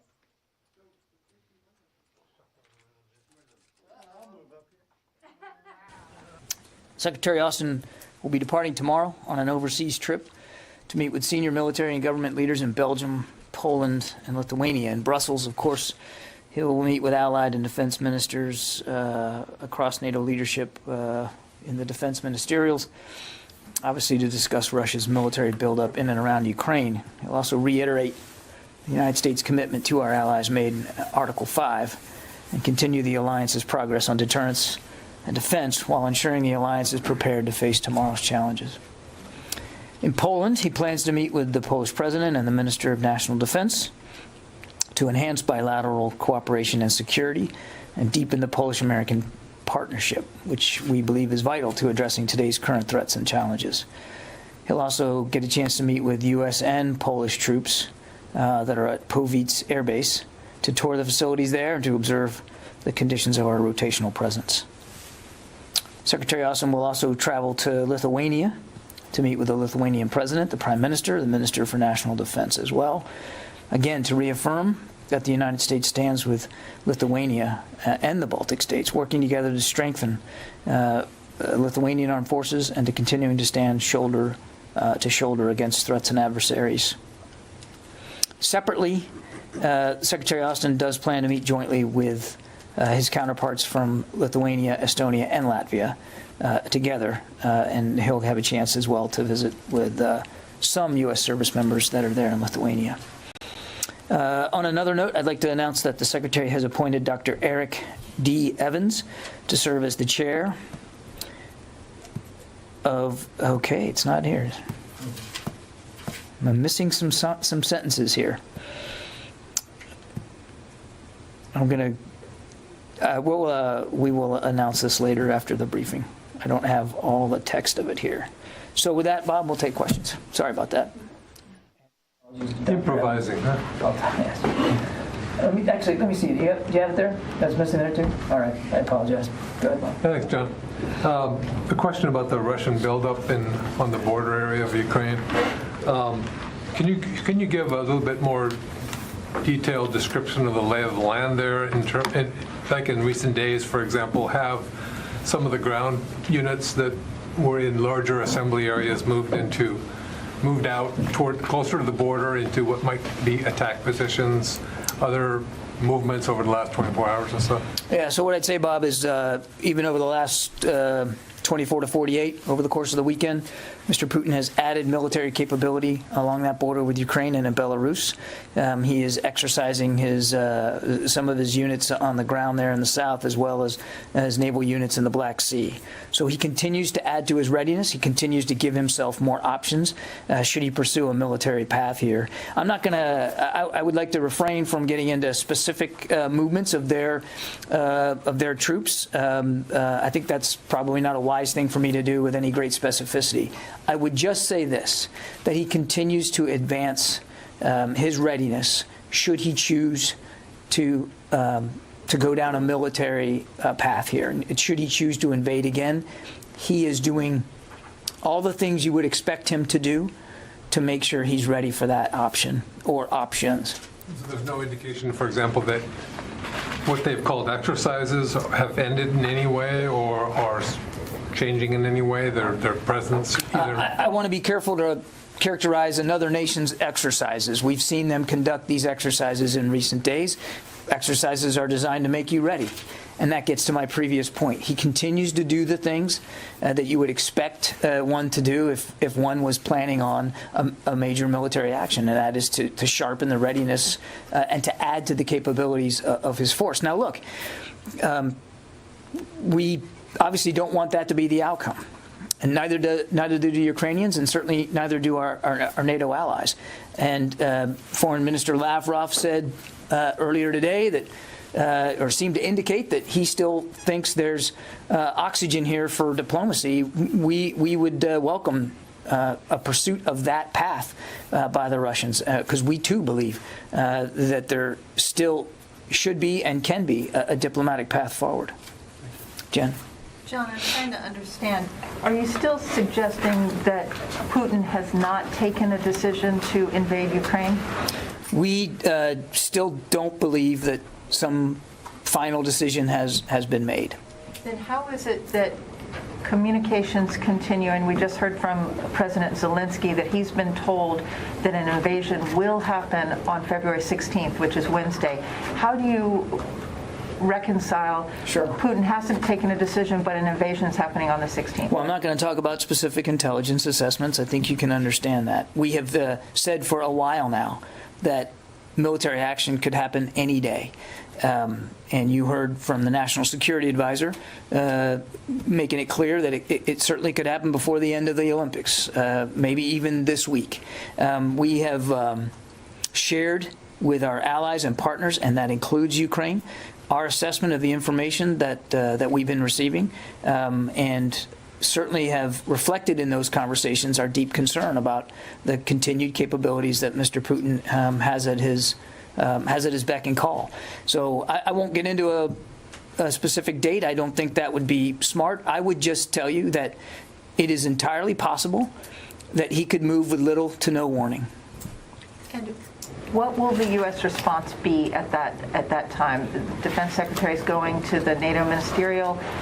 Are we talking about the NATO response force being activated? What would we expect to see? President Biden has made clear that should there be another incursion into Ukraine, that the United States would respond swiftly with severe economic consequences. I won't speak for the alliance. A decision to activate the NATO response force is a decision that the NAC has to make, the North Atlantic Council has to make. That's not something that the United States would unilaterally call into being. I will only add this, and this is why a couple of weeks ago we talked about making our contribution to the response force more ready. And so we've done that.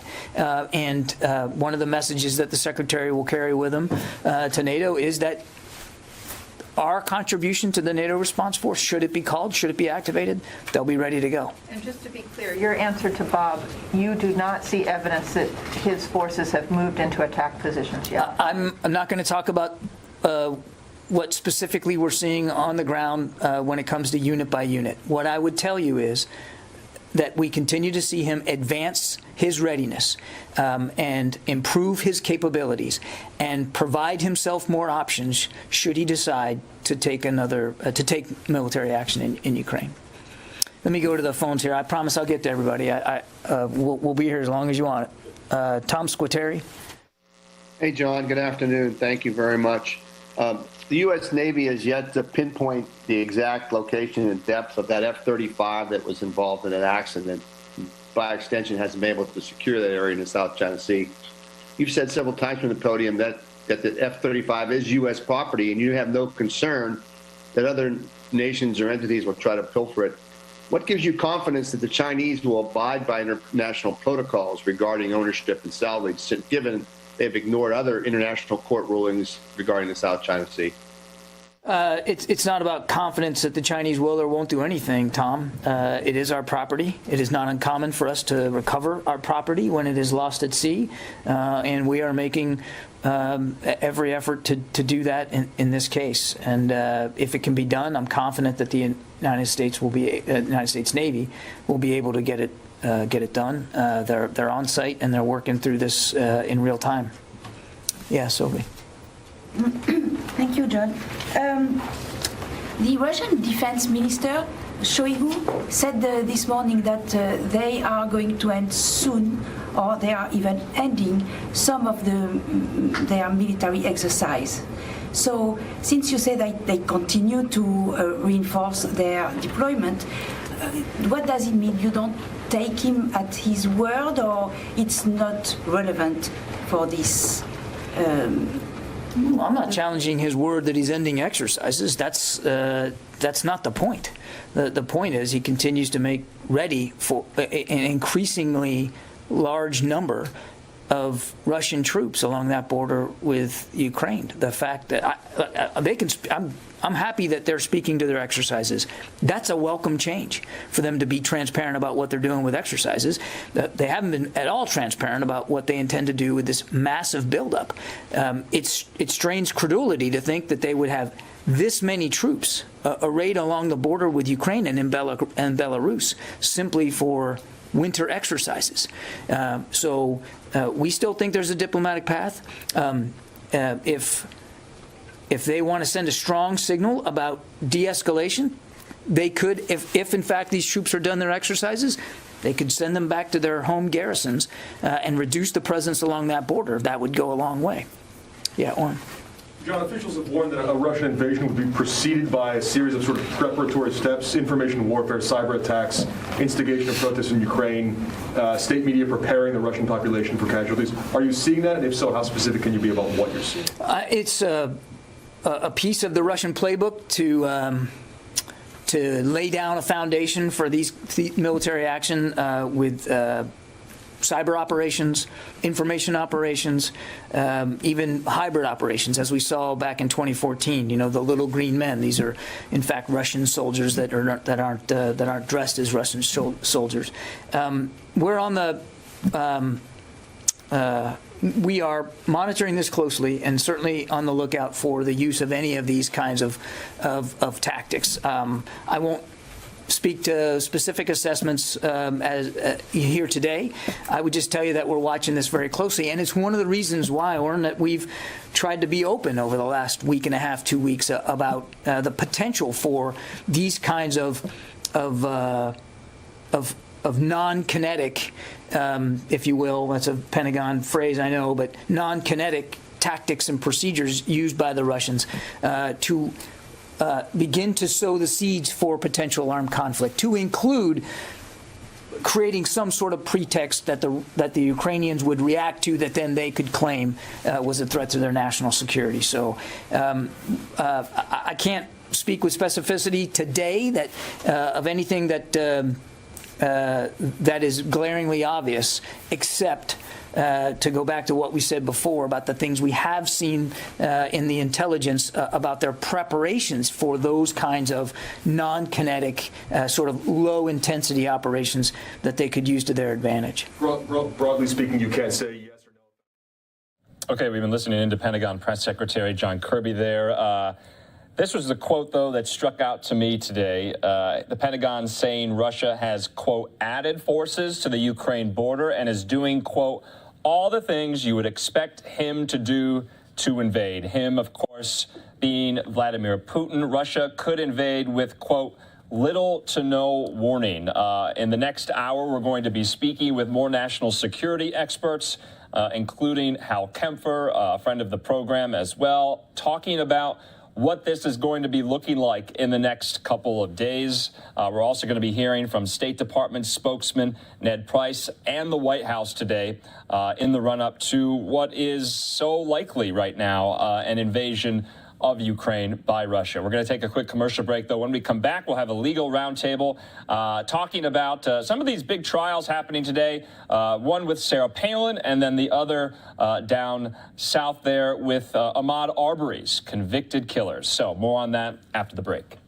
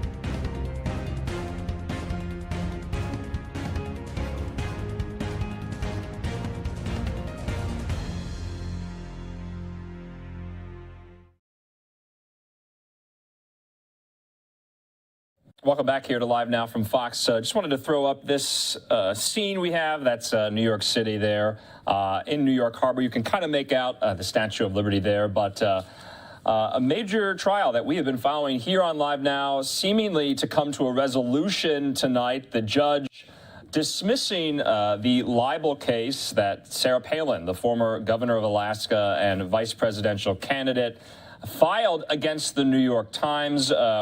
After this happened today, she came out of the courtroom in Lower Manhattan, stepped up to the podium, and gave some brief comments. Let's just listen to that very quickly, and then we'll bring in some more analysis and commentary about this specific case.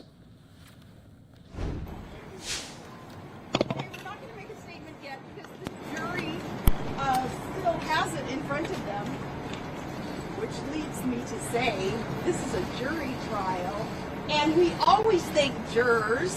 We always appreciate the system, so whatever happened in there kind of usurps the system that I believe we're used to and we respect and works. All went well. All went well. So you planning to come back tomorrow? Yes. We'll be back tomorrow. We will be back tomorrow. And I thank you all for covering this case so passionately. The public does need to know, needs to understand. You all are doing a great job. Thanks.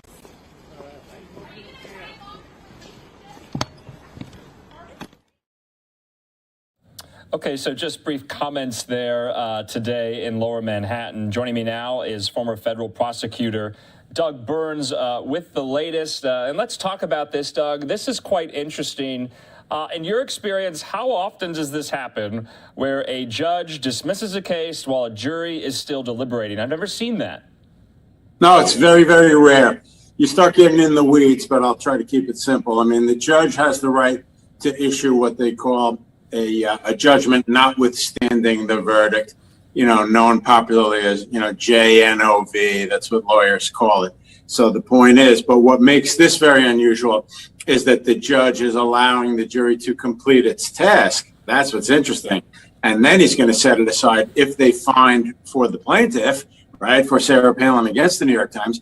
But if there is a verdict in favor of the defense, the New York Times, then it becomes sort of academic. So right out of the gate, very good question. It's extremely rare.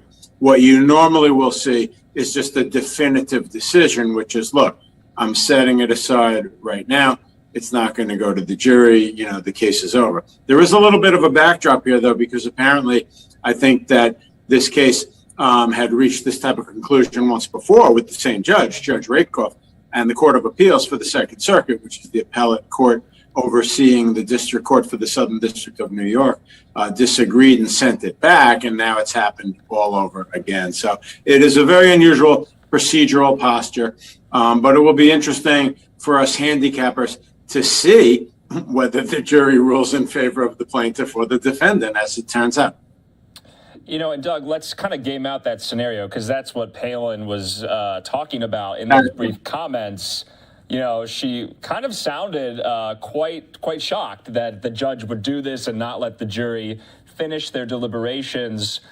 So what would the judge do, say, for instance, if the jury, found her not guilty or acquitted her, or found that the New York Times actually had, actual malice? They could prove that. The judge said that her case could not be proven with actual malice, which is why he made this decision today. But what would happen in that event? Well, basically, we have two scenarios. So let's, game them out, I think was the phrase you used, which I agree with the way you put it. Scenario one, which didn't happen here, was what I said a minute ago, which is, look, I am determining that the case is being thrown out, sending the jury home, excusing them, case over. That didn't happen. What happened was the judge said, I'm going to allow this jury to reach a verdict, and then I'm going to set it aside, essentially, if it's for the plaintiff, Sarah Palin, because I find that the evidence doesn't sustain any verdict against the defendant, the New York Times. So we have two options. Option A, the jury returns a verdict for Sarah Palin. It's a civil case. She's suing the New York Times for defamation. She's a public figure. She's claiming that they intentionally, with knowledge of its falsity, published something false. The legal test, real quick, is knowledge of the falsity or reckless disregard for the truth. It's a much higher standard when it's a public figure. If she were just Jane Q. Public, we'll just say, then she wouldn't have to prove that. She would simply prove the falsity, and that's it, not with that extra standard. So the other option, of course, is that the jury says, we, the jury, find for the defendant, the New York Times, and then it's academic. There's nothing to set aside. Okay, so those are the two scenarios.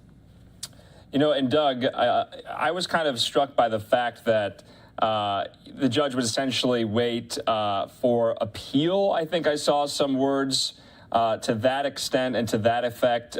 If, by dismissing this, he somewhat made a mistake and the jury kind of pulled one over him. Yeah, if I understand it correctly, Judge Rakoff, who I tried a case in front of, by the way, a little disclosure. I mean, I know him. I'm familiar with him. He's a very smart man, very smart judge. Harvard law graduate, stellar academic credentials, very good judge. But the point is, he said something, and again, I would have to really see the exact transcript, but he basically said, look, I am going to dismiss this, but I'm going to allow the jury to go forward through to the end for purposes of appeal. And again, without getting too deep in the weeds, the judge is getting at the fact that it sets up a cleaner review process, essentially, on appeal to let the jury go through. Because the point is, there'll be an appeal of his, dismissal of the action. And this way they'll have a full record of the deliberation and the verdict.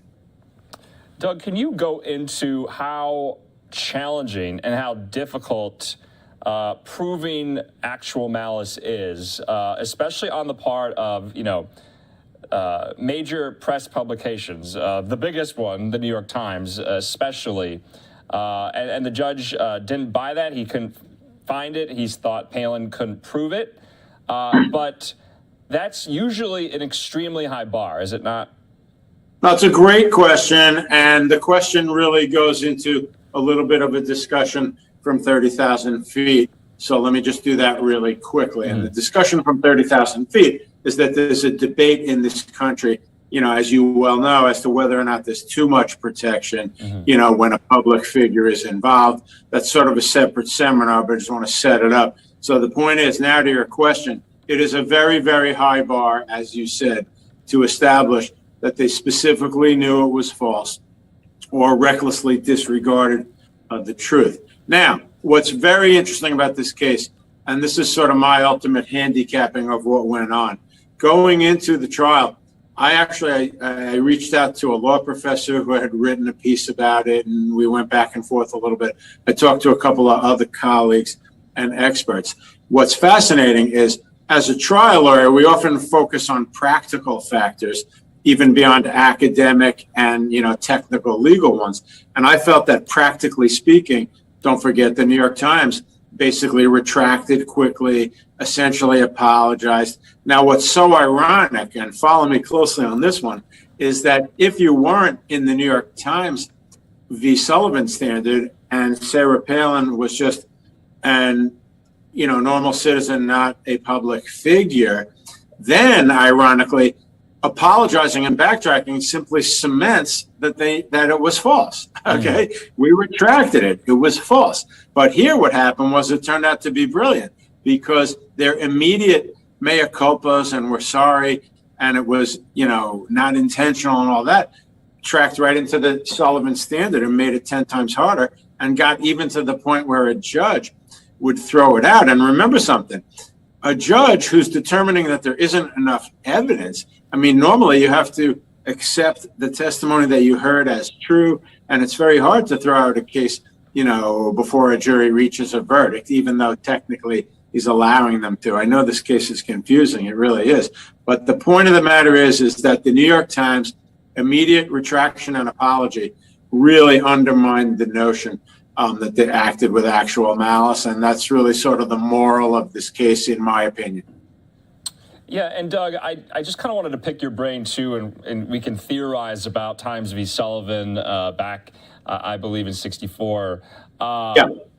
There have been some criticisms to suggest that Sarah Palin brought this suit to challenge that specifically, to have this wider conversation about that. We've heard from federal judges. We've heard from some judges on the Supreme Court as well, questioning the scope of that ruling. Does it offer too broad protections to journalists, practitioners of the First Amendment? I'm one of them, and I'm speaking, and I think it's an interesting conversation. Just wanted to get your thoughts on that, because it is kind of in focus right now. Yeah, that's why I said about this 30,000 feet discussion, and I'm glad you're raising it, because that's really the big elephant in the room, so to speak, which is, is it time to revisit New York Times v. Sullivan? You stated it exactly perfectly. Is the protection under the doctrine of that case too broad?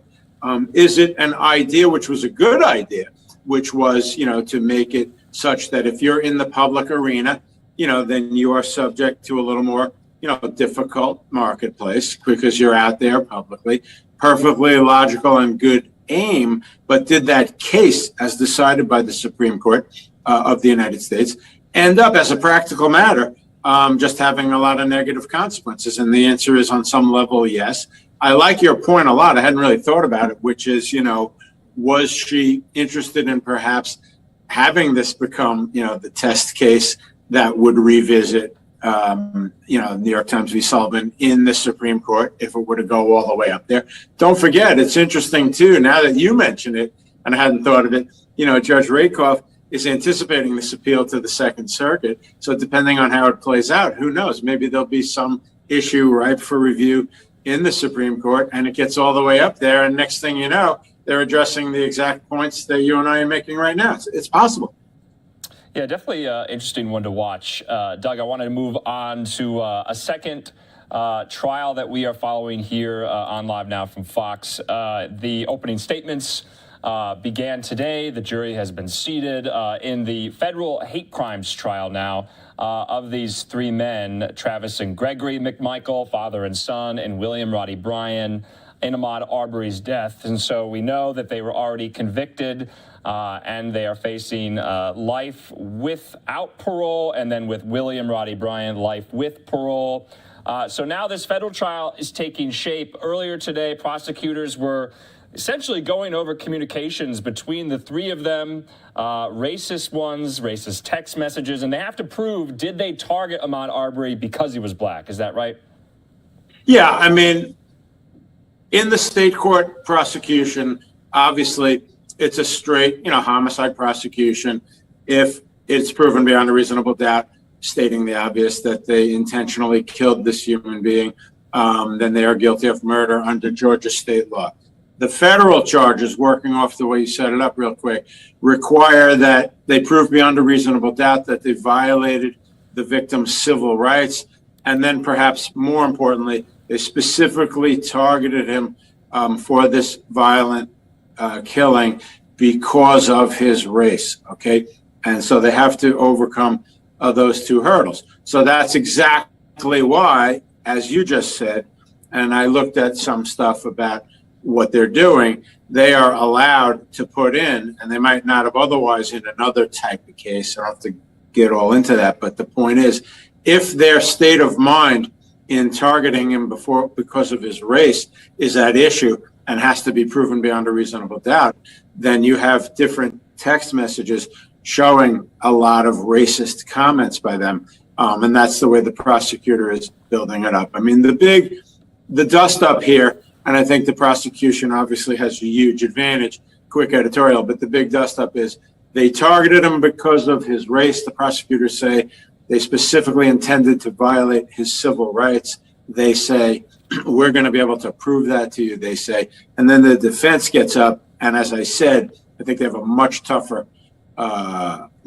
product to sell, so to speak, which is, oh, no.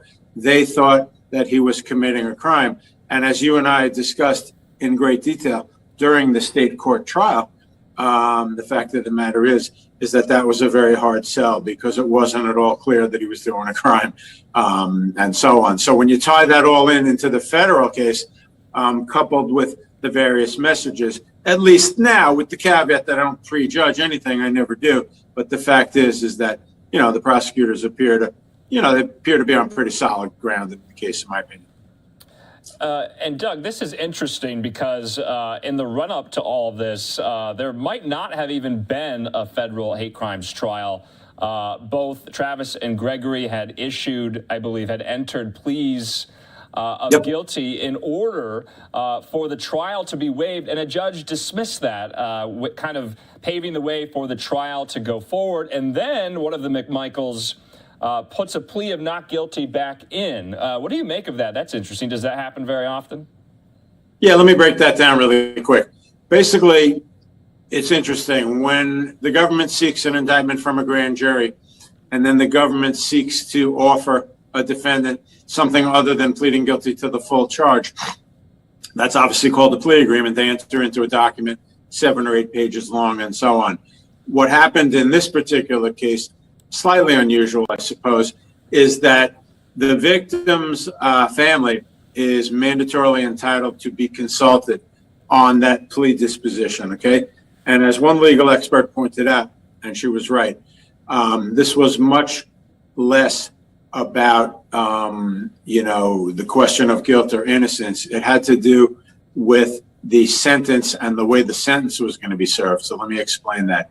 They received, as you said, life sentences in state court in Georgia. So that would require them to serve the sentence in a state jail, prison, penitentiary, whatever term you use. Now, in the federal plea agreement, and I thought this was unusual because real quick, usually in the venue or the jurisdiction where you're first convicted, when it's state and federal, you serve the sentence from the outset there, which would mean Georgia. But this particular plea agreement, and I'm glad you asked me this, specifically provided that they would serve a 30-year federal term and that term would go first before the state term. And so given the public's understanding of federal prison, which is somewhat inaccurate sometimes, they think it's too lenient, club fed, you've heard those cliches.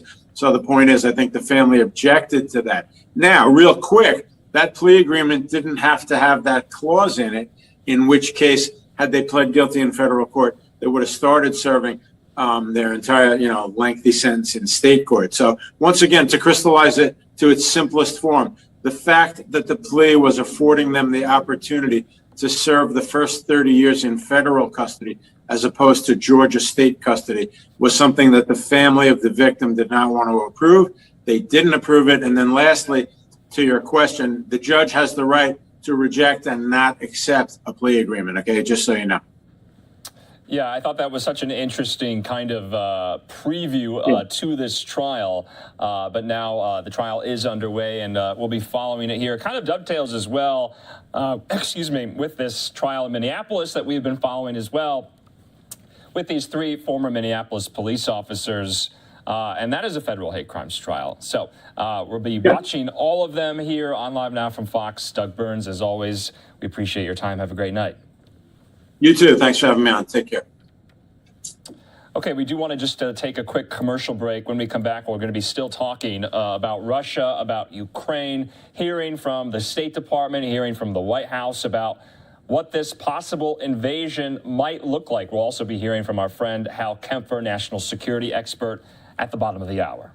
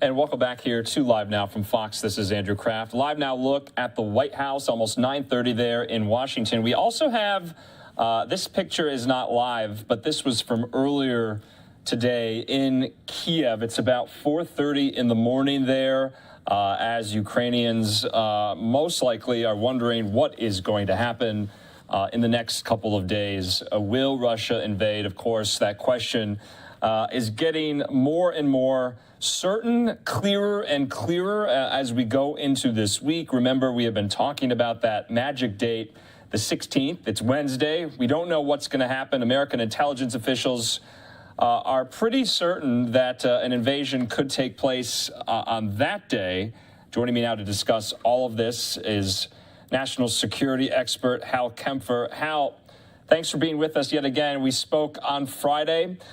We were kind of girding our loins, really, for the weekend. Nothing happened on the weekend, and now we're into this week. What are your first thoughts about previewing the week? Andrew, it's going to be a very interesting week. There's a lot of cognitive dissonance, if you will. One of the things is the Russians, at the foreign minister level, are making noises, as Putin, that the diplomatic route is not completely closed. We still have much to discuss. It's a little ambiguous at times. Putin's response to that was a little ambiguous. But then there's the reality on the ground. And the reality on the ground is that the Russians have moved a lot of their artillery and missile forces from their assembly areas. If you remember those satellite images that show all the nice, neat, lined up vehicles and everything, that has changed. Now they're moved to their attack positions. If they're moving to their attack positions, then they're getting ready to attack. And of course, you would want those there first. They have to lay the guns, as we put it, set in the guns, do everything else. All those readiness things they do for indirect fire. So that indicates that they're getting ready to do something fairly soon. The other thing we're going to be watching for is logistics, to see where they're going to put their fuel units. This whole thing is built around fuel, and it's moving tanks and trucks and everything is what we see initially. But if you want to go for the long haul, to get all the way to Kiev or to move across large chunks of the Ukraine, you're going to have a lot of fuel. So we're watching their fuel capability as well. Right now, and I think press secretary, or not press secretary, but press spokesman Kirby at the Pentagon said that what we're seeing is one thing they're saying and then one thing on the ground, and those two things are not the same. Hal, does it concern you of our actions at the embassy in Kiev today, essentially closing up shop, keeping a core team there, moving it northwest to Lviv?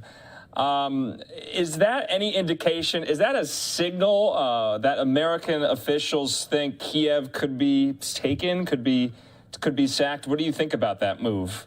Or is this just a precautionary measure, maybe? It's precautionary measure, but I have to tell you, actions speak louder than words.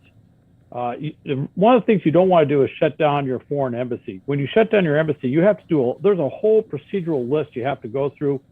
You have to sanitize the entire embassy. You got to remember that embassy holds a lot of different things. That's where we have our intelligence services will operate out of the embassy, our military attaches.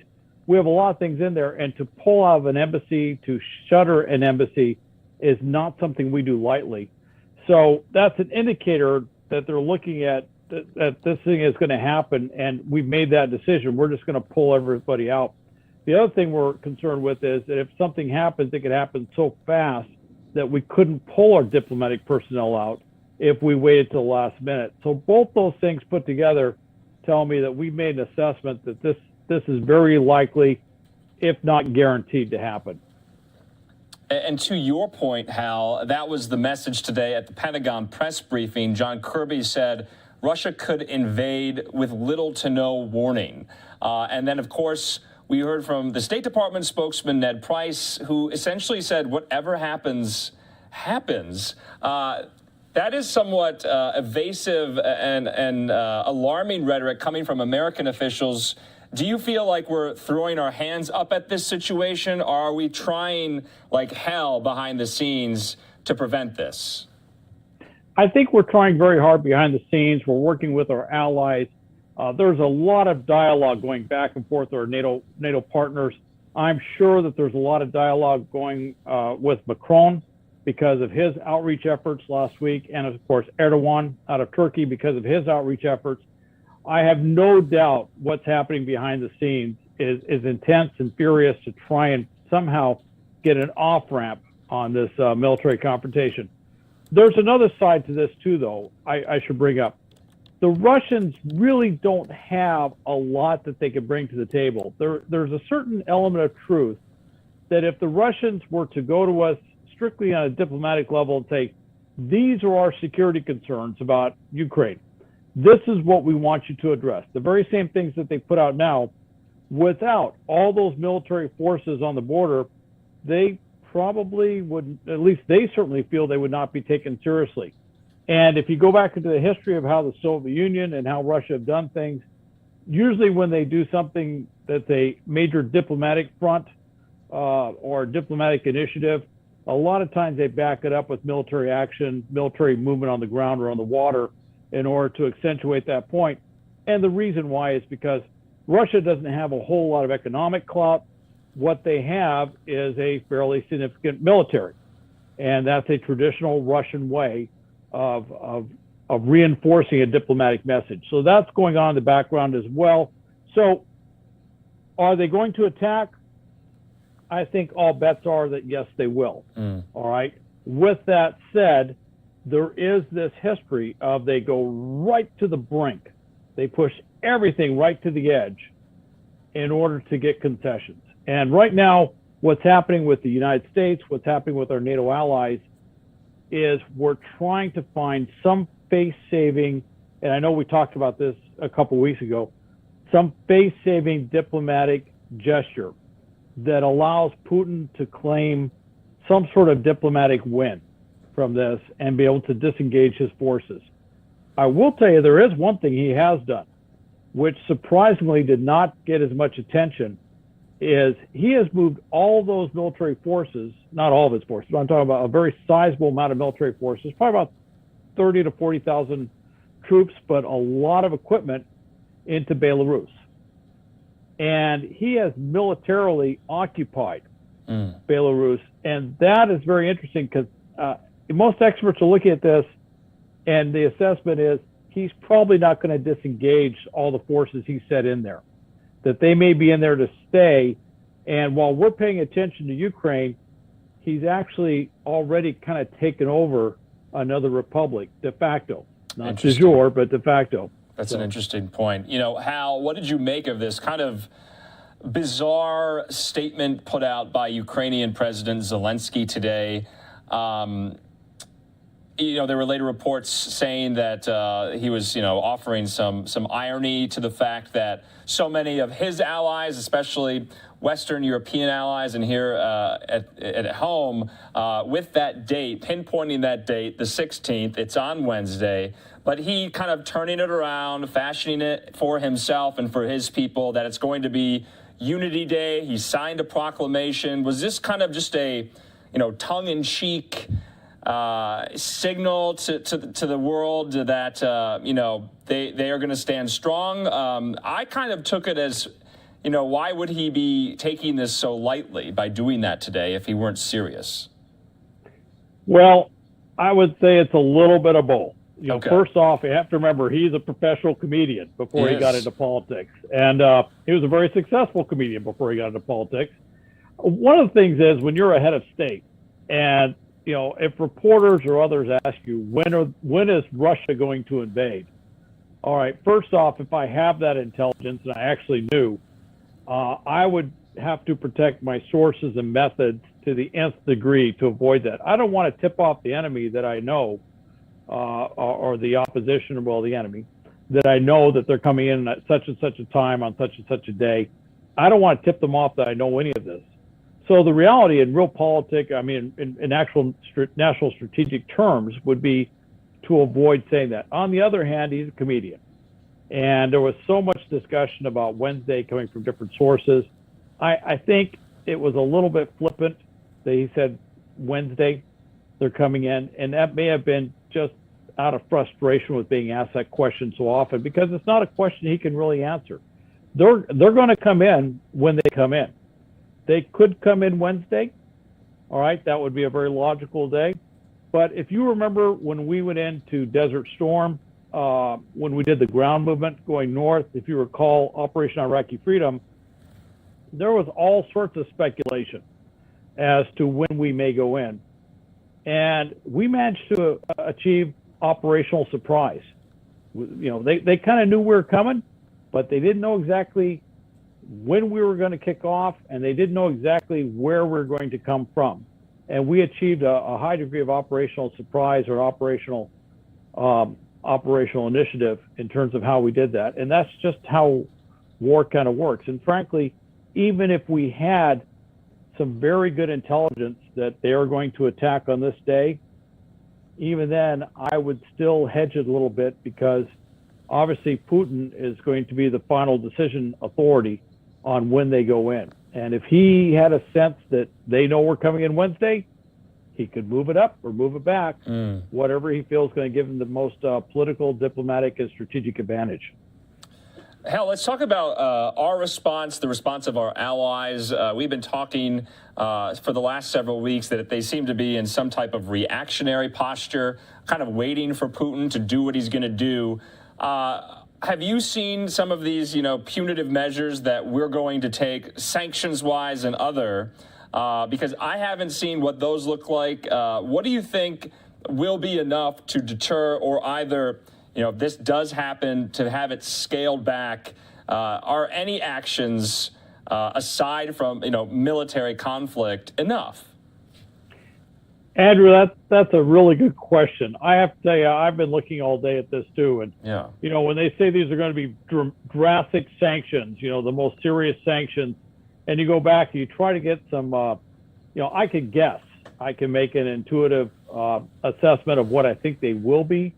I think there might be something done with SWIFT to knock Russia as an entire nation, or at least the major oligarchs and major corporations out of Russia, out of the international banking system. I think that's probably something they're talking about.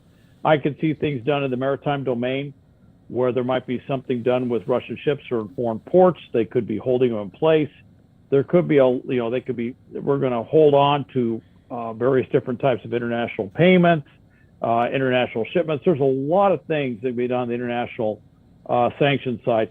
Then the other side, of course, is gas and oil, which, Germany can turn around and shut down Nord Stream 2, which I think is probably, there's a little bit of back and forth on that, but I think that's something that is very much on the table and something that the Russians are aware of.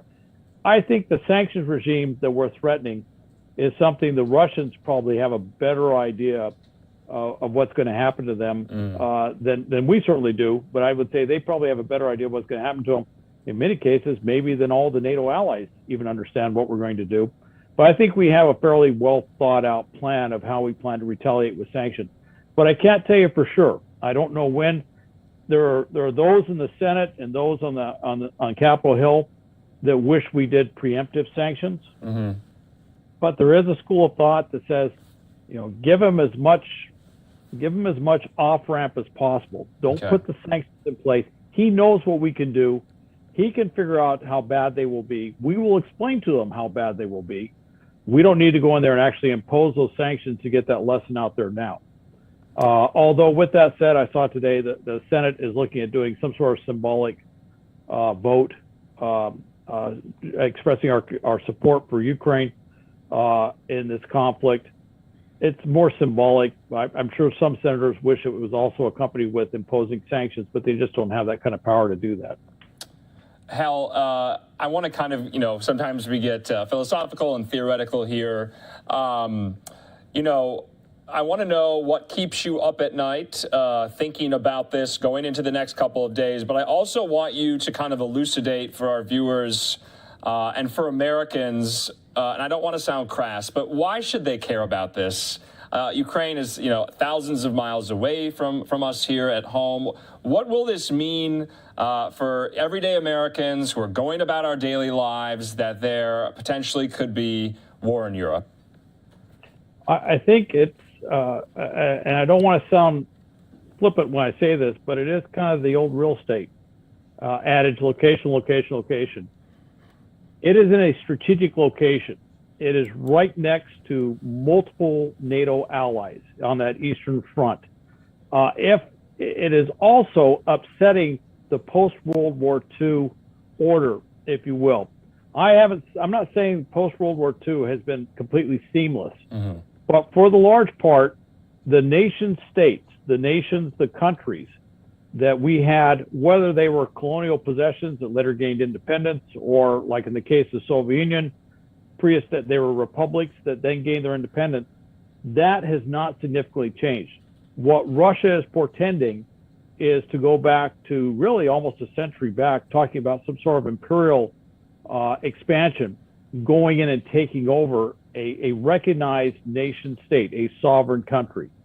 And once that order starts to break down, there's great fear that that could be repeated elsewhere. In fact, in that area, within the area, the republics surrounding the USSR, the fear is, even though Ukraine is not a NATO ally, if you look all around it, there are NATO allies. In fact, 3 of them to the north were former Soviet republics, Latvia, Lithuania, and Estonia. And we're very concerned that this will not stop there. Remember, I mentioned that Belarus, de facto military occupation of a sovereign nation, Belarus. Well, Belarus is a sort of a fait accompli in terms of what they've already done. Now you have Ukraine on top of that. Next thing you know, we're looking at former Warsaw Pact countries. We're looking at Romania, we're looking at Poland, and at that point, we're right up against the edge of a NATO versus Russia conflict. And in the background, as we saw last week and we saw this week, is there's a lot of coming together, if you will, of China and Russian interests. A lot of rapport between the two leaders. And we're very concerned that we're seeing this alignment of Russia and China taking place. From a geostrategic perspective, it's a very scary time. The best thing we could do is to dissuade Russia from this military adventure altogether. So we're going to do everything we can to do an off-ramp. If they decide to go in there, this is not going to be something where we stand back and let them do it. I'm absolutely sure that the U.S. and our NATO allies are going to work with whatever the Ukraine government is, wherever the Ukraine government is, and you're going to see a fierce resistance to this military occupation. And Russia is going to pay a huge price in terms of occupying the ground, along with the fact that they are probably going to become a pariah in the international financial system, international trade system. Okay, we're going to leave it at that. Hal Kempfer, as always, we appreciate your insight into all of this. Quite dire, quite dour. We'll be following it with you throughout the rest of the week here. Thank you, Andrew.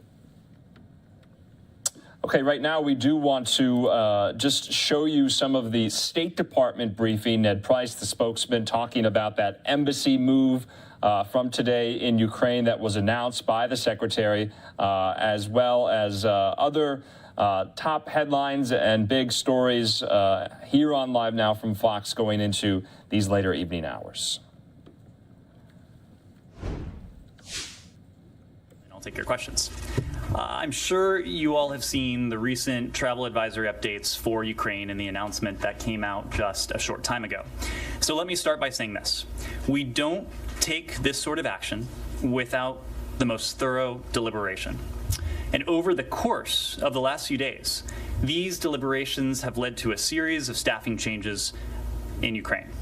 We feel all of these actions were absolutely necessary, and decisions were made with one thing and one thing in mind, and that is the safety and security of U.S. citizens and our colleagues on the ground. Now, let me tell you what made this necessary. Russia's continued escalation and seriously threatening military posture, as we have all seen in recent weeks and recent days. We are basing our assessment on what we are seeing on the ground with our own eyes, which is a continued and unprovoked Russian buildup on the border with Ukraine and no accompanying evidence of de-escalation. It is a distinct possibility, perhaps more real than ever before, that Russia may decide to proceed with military action. With new Russian forces continuing to arrive at the Ukrainian border and Russian forces staged all around Ukraine, an invasion, as we have said, could begin at any time. Should Putin decide to order it, there would be widespread human suffering. All the while, we are actively working to try to reach a diplomatic solution, and we remain engaged with the Russian government following President Biden's call with President Putin over the weekend. But since no one has full visibility into President Putin's decision-making, and there hasn't, as I said before, been any tangible sign of de-escalation, we have taken the prudent steps of updating the travel advisory for Ukraine to urge U.S. citizens to leave Ukraine immediately using any available mode of transportation. And now, most recently, as you saw just a little bit ago, we are in the process of relocating our diplomatic staff from Kyiv to Lviv. The staff in Lviv, including our chargé, Christina Kevin, will remain engaged with the Ukrainian government, coordinating on diplomatic efforts. We will continue our close coordination with Ukraine as well as with our allies and partners. Russia, if it sought to do so, has failed in its goal of dividing the United States and our allies and partners. If anything, we are more united as we confront Russia's threats and aggression. We are intensifying our efforts to deter Russia and to impose costs should Moscow decide to go ahead with military action. Whatever happens next, we are resolute in our support for Ukraine's sovereignty, for Ukraine's territorial integrity, and we will continue our assistance to the people of Ukraine. It remains unclear to us whether Russia is interested in pursuing a diplomatic path as opposed to the use of force. We remain committed to keeping the prospect of de-escalation through diplomacy alive. We will remain committed to doing that for as long as we can. But Russia must de-escalate and engage in genuine dialogue and diplomacy. Next, before I take your questions, one additional element. I want to take a moment to explain the executive order that President Biden signed on Friday. As we are all acutely aware, the people of Afghanistan face enormous challenges: an economic crisis born of decades of dependence on international aid, severe drought, COVID-19, endemic corruption, among others. Afghan central bank reserves held at the Federal Reserve have been inaccessible for months, in part because of the uncertainty regarding who could authorize transactions on the account, but also due to pending litigation by 9/11 victims and other victims of terrorism. Victims of terrorism, including of the September 11th terrorist attacks, have brought claims against the Taliban, and they are pursuing the central bank's remaining assets in federal court. This administration will continue to support these victims and their families, recognizing the enduring pain they have suffered at the hands of terrorists, including those who operated from Afghanistan prior to the September 11th attacks.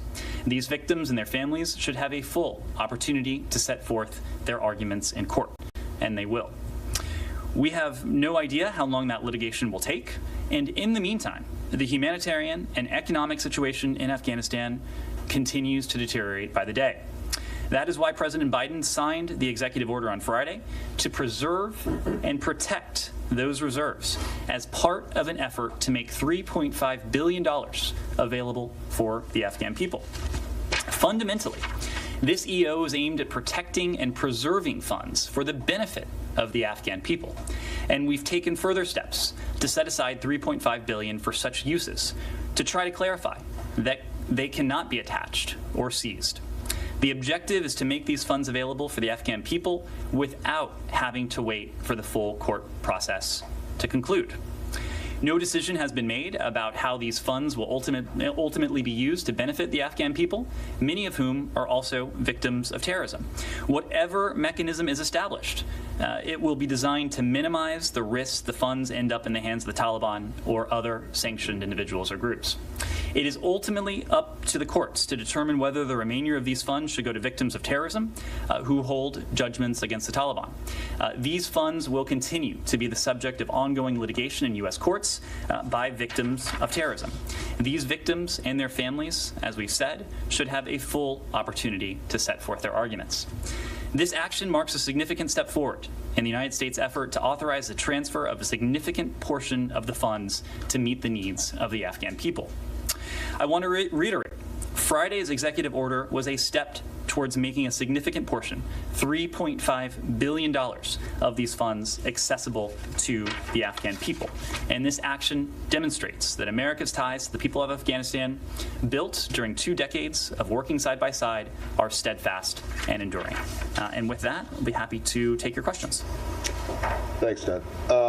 Can I just, on Ukraine, your comments just now and the decision to close the embassy, move to Lviv, would seem to suggest that you don't put a lot of faith in the comments that Foreign Minister Lavrov made this morning about, there's still time for diplomacy to work here. Is that a fair assessment of your understanding? We have taken note of his comments. What we have not taken note of is any indication of de-escalation.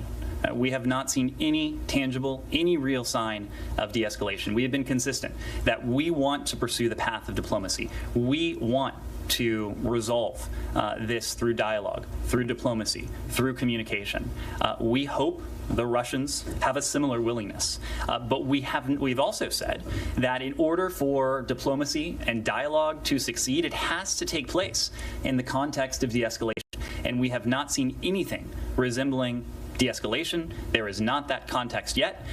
If Foreign Minister Lavrov's comments are followed up with concrete, tangible signs of de-escalation, we would certainly welcome that. We have not seen that yet. Has there been any movement on another conversation between the Secretary and the Foreign Minister? Have you gotten, and also it looks like the Russians are making noise that they've pretty much finalized their response to your response.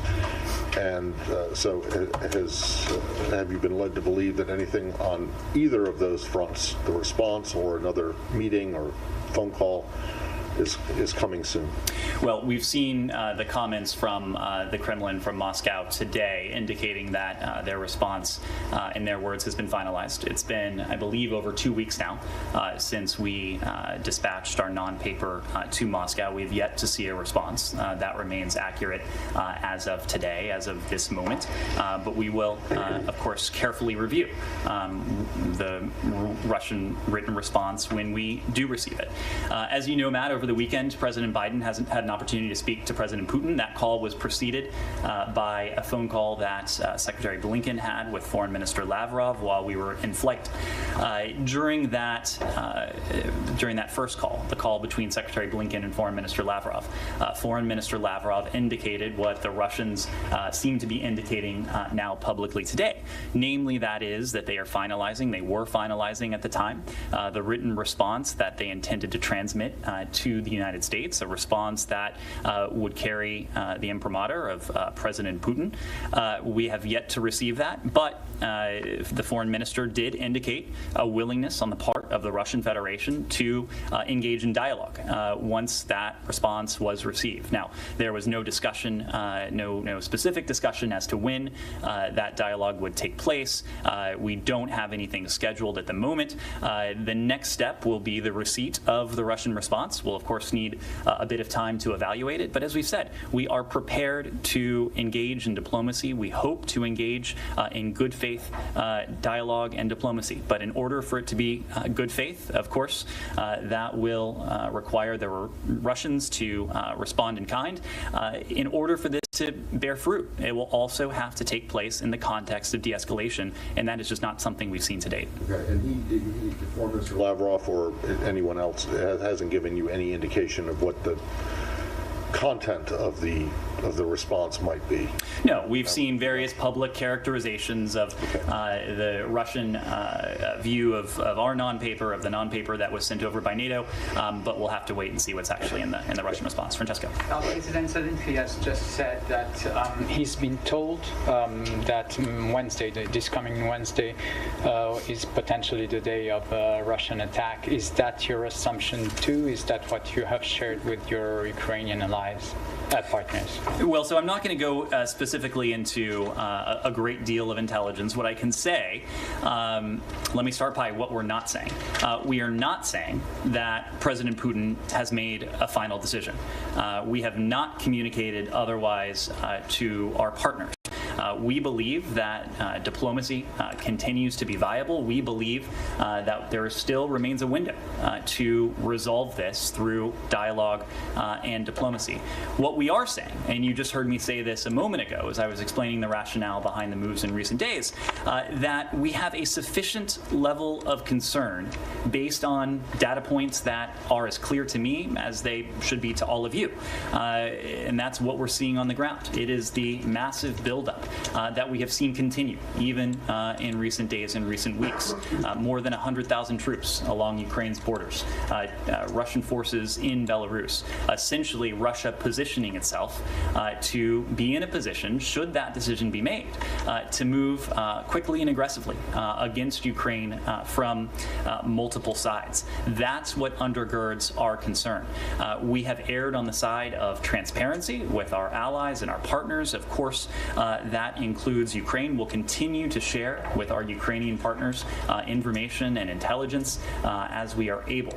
But at this point, our assessment has not changed. We believe that a window remains open to resolve this diplomatically. That is certainly the course we prefer. It is a course we will continue to pursue for as long as we have a partner on the other side. And to follow up on Matt's question on any engagement with Lavrov, is it at this point a de-escalation? Is it a precondition to any further in-person engagement with Foreign Minister Lavrov or not? We are open to dialogue, but again, in order for that dialogue to lead to anything, in order for it to be effective, it would need to take place in the context of de-escalation. Right now, the Russian military buildup along Ukraine's borders, along Ukraine's borders and in Belarus, has created a very tense and challenging situation. It is a very dangerous situation that could escalate, whether intentional or not, with little or no warning.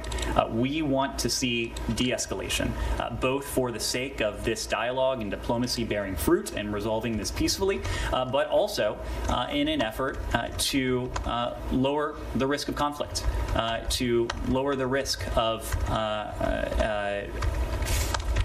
this turning very bad very quickly. That is our concern right now. We have not seen that de-escalation. We don't yet know that President Putin has made a decision.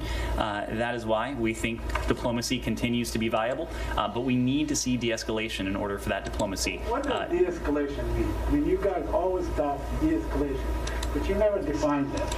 Well, we have talked about it. We've seen escalation on the other side, like troops going to Romania, Poland, airplanes, and so on. First of all, I would take issue with that. What we have done is to prepare for either course that the Russian Federation may take. Again, we are prepared and we have engaged in dialogue and diplomacy. We've done that in concert with our allies and partners, but we're also prepared for the course of defense and deterrence, knowing that President Putin may well decide to order an invasion and now has the ability to do so in short order. Everything that we have done, Saeed, has been in the vein of defense and deterrence. It is not NATO that is threatening Russia. It is not Ukraine that is threatening Russia. NATO is a defensive alliance.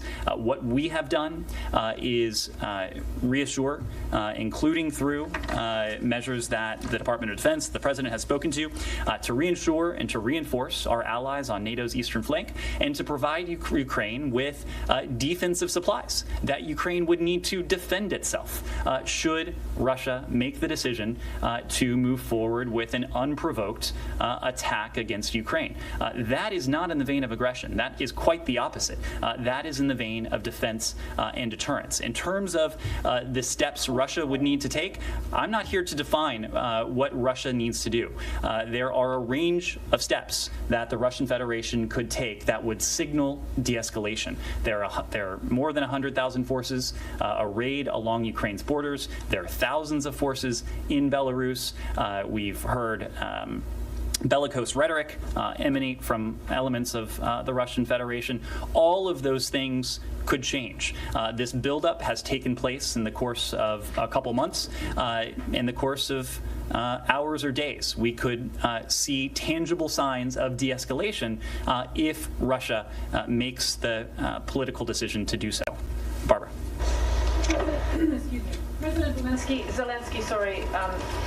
recently suggested very vaguely that perhaps the notion of NATO membership might not be achievable. He said it is for us like a dream. And of course you had the comments from the Ukrainian ambassador to the UK in which he suggested it might be up for some kind of negotiation, although that's been walked back and they've said it's part of the Constitution and so on. But there is discussion perhaps on how to respond to this particular crisis and whether NATO membership might be part of that. What are the Americans saying to Ukraine about that? Is that something that you are encouraging? Is that something that you are advising on, some kind of formula that might be a place where there could be a diplomatic solution? Because it seems unlikely there'll be some kind of solution without involving Ukraine's status. Ukraine's aspirations are not a matter for us to decide. Ukraine's aspirations are not a matter for any other country to decide. We've been very clear about this, and this is at the core of what we've been saying in terms of that diplomacy. There are some areas where, through the course of good faith discussions and negotiations, we think we could improve our own, address some of our own security concerns, the security concerns of the transatlantic community, that is to say the shared concerns of the United States, of our European allies and partners, and also address the stated concerns of the Russian Federation. And we've delineated a number of those. A number of those are now available online to subscribers of El País to see for themselves. So I need not go into them now. At the same time, we've been consistent all along. There are some things that are non-negotiable. Is that something that they have raised with you? I'm not going to go into discussions with our Ukrainian partners, but our message to them, both public and private, has been that no country, no other country should be in a position to dictate the aspirations of any other country, whether that is Ukraine or any other country around the world. We've made the point repeatedly, tensions that Moscow has provoked needlessly, tensions that Moscow has precipitated for no reason. But in many ways, what we are seeing here is bigger than the tensions between Russia and Ukraine, the tensions between Russia and the international community. And that is because what Russia is threatening itself is an affront to the rules-based order that has undergirded 70 plus years of unprecedented levels of stability, of security, of prosperity. If Moscow purports to dictate international borders, if Moscow purports to dictate the foreign policy decisions, if Moscow purports to dictate the alliances and partnerships of any other country, that would be an assault on that order. It would have implications certainly for Ukraine, but it would have implications far beyond Ukraine. And I think that is why you've seen not only the United States, but also the United States and our partners and allies speak up firmly, speak up with one voice to make clear that we would not stand for it, and that there would be profound consequences for Moscow should it choose to move forward with that aggression. Missy. I just wanted to ask on the two things. On the embassy, can you just confirm that the Marine Guards are also gone and that there's nobody left? And who will be responsible for, presumably the Ukrainian government, but what are the arrangements around safeguarding the facility? And then just to clarify on the potential for further diplomacy with the Russians, is it your understanding, or what is your understanding regarding whether or not they have agreed firmly to more NATO-Russia Council talks, or the bilateral talks or the OSCE talks, or have they just sort of indicated general openness to it? What's your understanding based on the recent discussions? So on your first question regarding our status in Ukraine, we are in the process of moving our operations from Kyiv to Lviv. The Chargé is already in Lviv. The vast majority of our team is in Lviv. We are grateful to the Ukrainian National Guard and Ukrainian National Guard police, I should say, who will guard our embassy in Kiev. It is certainly our intention to return to that embassy in Kiev just as soon as it is safe for us to do so. When it comes to the dialogue, as I've said before, the Russians have indicated a willingness, at least stated a willingness, to continue to engage in dialogue and diplomacy. We certainly hope that is the case. We certainly hope they will do so in good faith in the context of de-escalation. We have also been very clear with the Russians that this cannot be exclusively a bilateral matter, because it is not a bilateral matter. This is an issue that involves, of course, Ukraine in the first instance, NATO, Europe, and that is why we have continued to insist that even if, and we hope there is, additional bilateral contact between the United States and the Russian Federation, that would be accompanied by additional engagement at the NATO-Russia Council through the OSCE. What we know, at the very least, is that any additional bilateral engagement between the United States and the Russian Federation, which again, we hope takes place in the context of de-escalation, would continue to be, we would continue to closely coordinate that engagement with our Ukrainian partners, with our European allies as well. A number of countries are now engaging on a bilateral basis with the Russian Federation, and we think that's a good thing. We think that is a good thing because these countries, including the French, including the Germans, they have done so in close and extensive coordination with the United States. As you know, President Biden has had now a couple opportunities to speak to President Macron. Chancellor Scholz was just in Washington, I believe it was last week, where he met with President Biden. Secretary Blinken was also in that meeting. So we've been in close, regular, extensive consultation with our allies and partners. But as for the next steps, first it's our impression that we'll be in receipt of the Russian response, and we'll have to take it from there. Okay, so the scheduling of any specific NRC or SSD or OSCE meeting would come if it comes after you guys get the response? Well, I can't speak for NATO. I can't speak for the OSCE. What I can say at this point is that there is not another engagement on the books right now. But again, we hope there is one, and we hope there is one that gives way to de-escalation and to the diminution of tensions. Yes, Tracy. Thank you.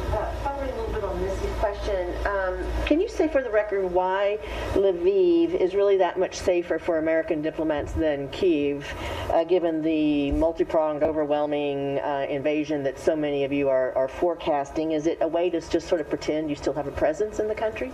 No, it's a matter of geography, and Lviv's location, of course, affords it a degree of protection that other places in Ukraine may not have. The buildup of forces on Ukraine's eastern borders, the buildup of forces along its northern border with Belarus, of course, that has implications for large swaths of Ukraine, including Kyiv.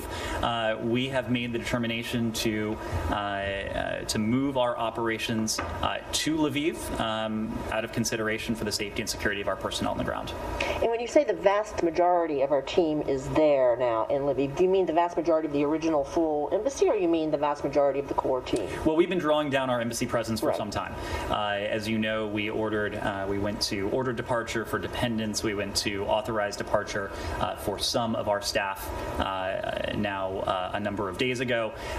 With the ordered departure, we have drawn down further. Some of those members of our team have returned to the United States. Others are going to other locations inside of Europe. Now we have a core team that remains in Ukraine. We are in the process of moving that remaining core team from Kyiv to Lviv. I know you won't say numbers, but like, does that core team, 10% of the original? I'm just not in a position to get into numbers. Okay. Yes. Ed, thank you. Mark Stone from Sky News. A couple of points can I just get clarification on? There have been reports that documents and computers in the embassy in Kiev are being destroyed. Is that correct? Can I also ask about reports that you've seen artillery pieces and troops on the Russian side being moved into an attack position, as it's been described. Do you recognise that? And then a more broad point, if I can. The President Zelensky comments about a Wednesday attack. In the last few moments, his spokesperson has said he was being sarcastic. And in his statement, can you explain the clear disconnect between what the Ukrainian government is saying about the threat and what the West is saying about the threat? Because I think the public is a bit confused globally. Understood. Remind me of your first question again. I'm sorry. The first question was just details on whether stuff is being destroyed in the embassy. So as you know, we've been planning for this contingency, as we do for a range of contingencies, for some time now. And there are a standard set of procedures that we set into motion when we do begin an embassy drawdown, and certainly when we relocate our operations from one site to another. I can't get into the full set of those operations, but those operations were set in motion as appropriate. What I can say is that we had been planning for this. There was a great deal of meticulous planning that went into this, and as a testament to that, for example, we did not have to destroy any valid passports. We have undertaken prudent precautions when it comes to sensitive documents, sensitive equipment, but just can't offer a whole lot of detail there. Your question on various reports of artillery moving into attack positions. What I can say is that we have grown increasingly concerned by what we have seen on the part of the Russian Federation in recent weeks and recent days.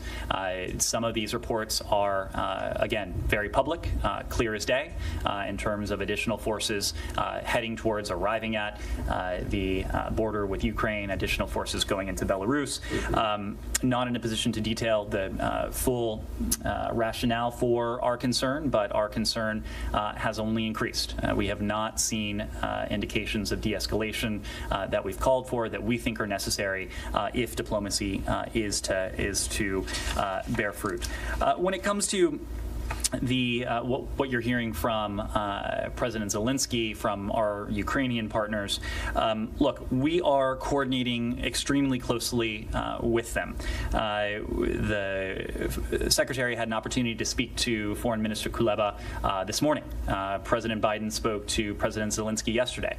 The Secretary, just a couple days ago, had another conversation with Foreign Minister Kuleba.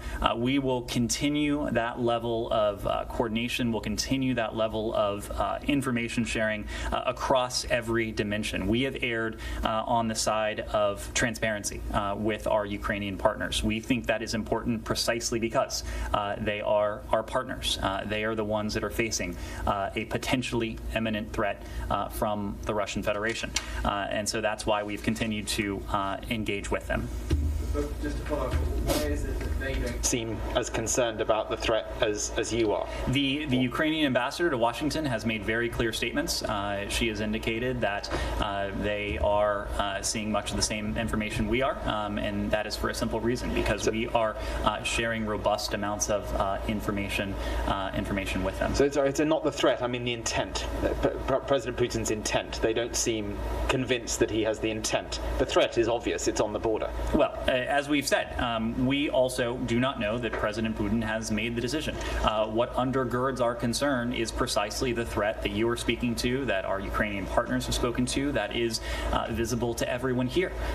There's a good reason why we are taking the prudent precautions that we've taken vis-a-vis American citizens in Ukraine, who we've urged for some time now to leave immediately, using commercially available options to take overland routes. And in fact, even in recent hours, we've provided additional guidance to American citizens on the ground in Ukraine, telling them specifically which border crossings they should use, facilitating their access through engagement with our Polish allies that will help them across the Polish border on an expedited basis. It is precisely why we've taken the steps we announced today, relocating our embassy operations from Kyiv to Lviv.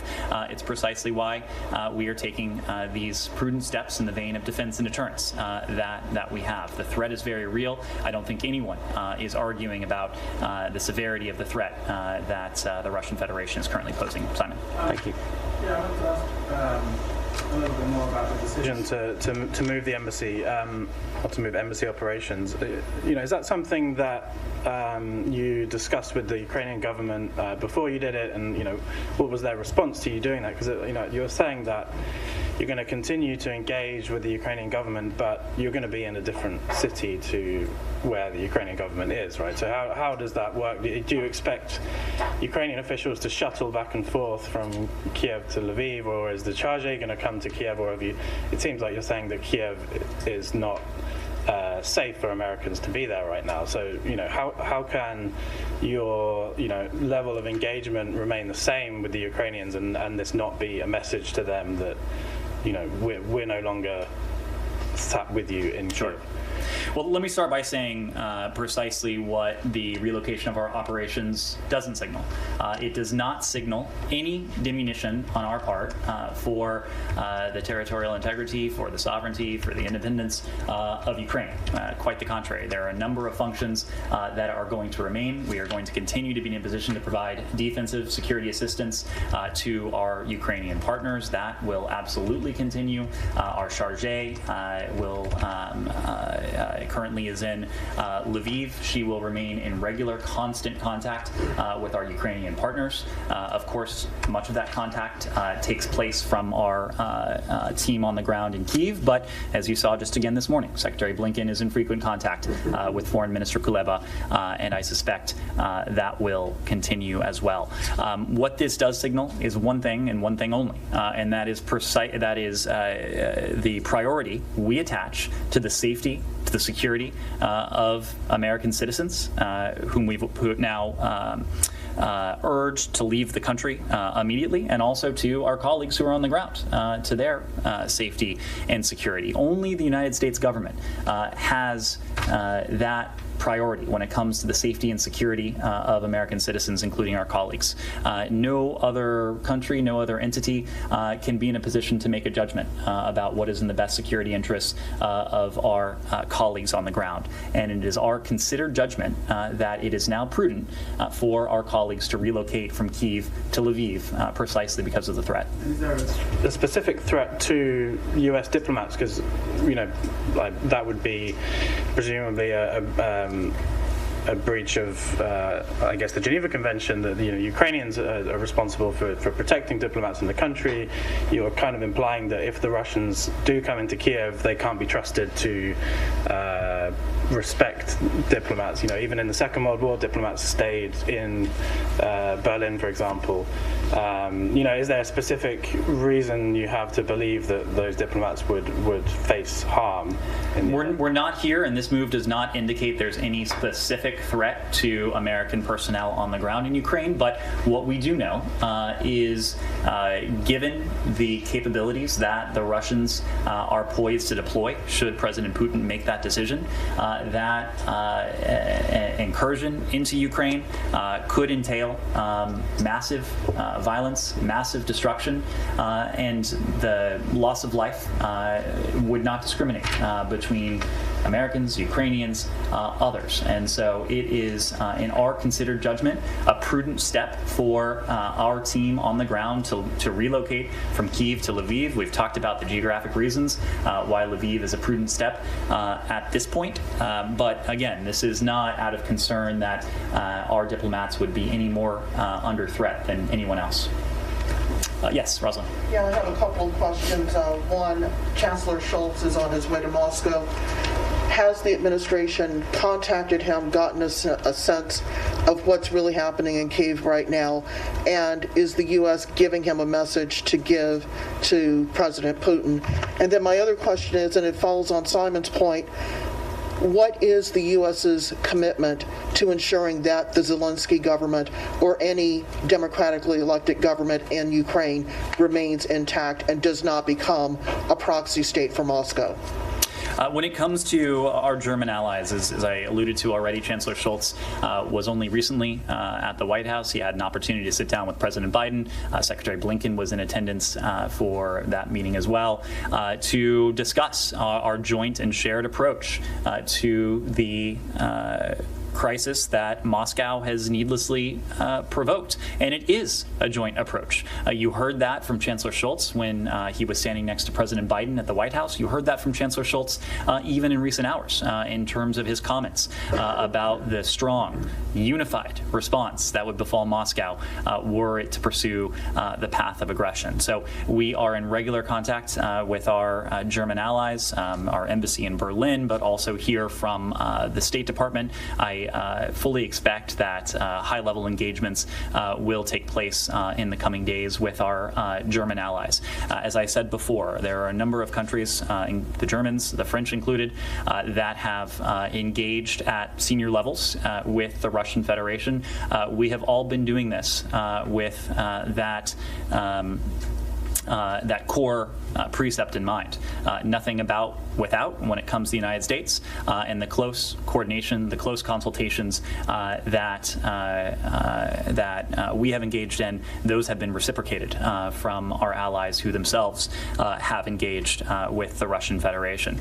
Look, I don't want to get into a hypothetical when it comes to what may happen next. Our goal is to deter. Our goal is to do everything we can to prevent a conflict from breaking out. That is why we continue to leave open the possibility for diplomacy, not only to leave that open, but to very clearly indicate in no uncertain terms that it's our preference. We are ready and willing to continue discussions in close concert and consultation with our allies and partners regarding means to de-escalate this. What is required for that to bear fruit, however, is de-escalation. And there is only one side that has escalated. There is only one side that is in a position to de-escalate, and that is the Russian Federation. That is yet what we have to see. But what to make it very clear to the Russians, one of the things that they have looked at is what they consider an encroaching opposite political philosophy on their borders. Can you categorically say that the U.S. will not stand for a change of government in Ukraine in order to end this crisis? There is a democratically elected government in place in Kyiv. It is up to the Ukrainian people through the course of democratic elections to choose their leaders. It is not up to any other country to do so. Can I change topic? Sure. I have a couple of questions on the Palestinian issue. We seem to be where we were a year ago with the Sheikh Jarrah situation. There has been an increased aggression by the settlers. There's a guy who placed an office there. I know that you have spoken against this before. You've spoken against the expulsion of Palestinians. But why can't you make it very clear, in no uncertain terms, that we will not stand for this, that this must end? Said we've engaged on this publicly. We've also engaged on this privately. What we have said publicly is that, well, first, let me say that we're following very closely developments in Sheikh Jarrah, both on the ground and here from Washington, and we're deeply concerned by the events of this past weekend. We said this many times before. We believe it is critical for all parties to refrain from unilateral steps that have the potential to exacerbate tensions and to move us further away from efforts to advance a negotiated two-state solution. We have and we are strongly urging all parties against inciting violence, and we are urging calm on the part of all parties. But it's the Israelis that are really taking the steps. They are your closest allies. I'm sure you wield a great deal of influence and pressure on them. Why can't you say this Sheikh Jarrah situation must end? You cannot expel people from there. Said, you alluded to this yourself. We have made very clear our position on those families who call Sheikh Jarrah home, in many cases over the course of generations. Again, our priority is to see to it that all parties refrain from steps that have the potential to exacerbate tensions or to move us farther away from the end state that we hope to see, and that's a two-state solution. Why are the Israelis not heeding your call for them to refrain from taking unilateral steps? Said, I am not here to speak for the Israeli government. I'm here to speak to our policy and to our approach. And our approach is to do everything we can to keep tensions at bay, to urge calm, to work with the parties to do just that. Yes, Francesca. any update? We've seen very positive comments on the progress made in Vienna by Josep Borrell, by the Russian delegate there. Do you share that positive comments? You guys have said before this round of talks resumed last week, we will see very, very quickly if there is a political will decision to make a deal. Have you seen that? So, Francesco, as you know, the special envoy and his team remain on the ground in Vienna.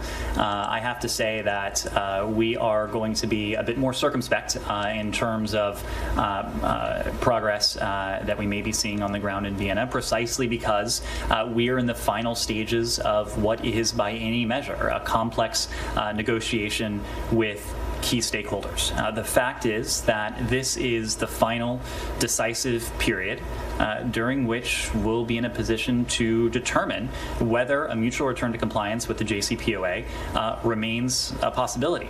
Our European partners, as well as China and Russia, all of us urgently seek to achieve an understanding, but time is almost out.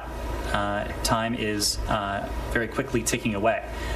We've been very clear that at the current rate of Iran's nuclear advances, we have little time left, and that's precisely because at a certain point, very soon, those nuclear advances will obviate the advantages that the JCPOA, as it was finalized in 2015 and implemented in 2016, initially conveyed. So the teams are continuing to meet. For our part, those discussions continue to be indirect with the Iranian delegation, but we know that we're speaking with one voice together with our P5+1 partners, all of whom recognize the importance of concluding in whatever form that takes these talks in short order. Meaning this week, next week? Yemen? Yemen? Yeah. There's been a deployment of F-22s into the Emirates. Does that mean that you guys are, siding with the Arab coalition, the Saudi coalition, in this war in Yemen? So the deployment that you're referring to, Saeed, of F-22 Raptors, this deployment is defensive in nature.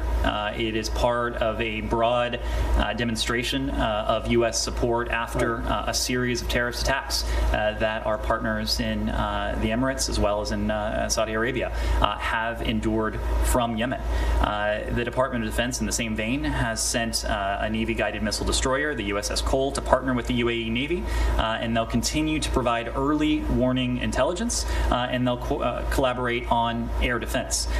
So collectively, I think you will see that we are committed to helping our Emirati partners defend themselves against the aggression that we've seen emanate from Yemen. We stand with the UAE as a strategic partner. That's a signal we're sending. But such a step is not likely to shorten the war, is it? I'm sorry, say that again? Will such a step be in any way like an element towards shortening the war? Our goal is to bring this conflict to an end. Our goal is to work with the parties, to work with the UN Special Envoy, to work with our Saudi partners, with our Emirati partners, with the Republic of Yemen government and others, to bring this conflict to an end for a couple reasons. First and foremost, conditions inside Yemen. The humanitarian emergency that by most accounts is the worst humanitarian catastrophe on the face of the earth. More than 16 million Yemenis who are suffering from some level of food insecurity, but also the violence that Yemenis themselves are enduring. Now, of course, we see that violence spilling over into neighboring countries precisely because the Houthis have undertaken these terrorist attacks. It is our goal with these steps, the steps you referred to, the deployment of these additional defensive elements, to help our partners defend themselves, but that in no way replaces our emphasis on the diplomacy, because we know only through a diplomatic end to this conflict will we be able to address the humanitarian concerns in Yemen, the security concerns inside Yemen, but also the threat that our partners face emanating from Yemen. Sorry, you said the USS Cole? That's right. Yeah. Isn't that a little bit unusual? I guess you don't do military deployments, and I ask why. You have any idea why they decided that ship in particular might? I am not responsible for the deployments of such assets. Anything else? All right. Okay. Thank you all very much. Thank you.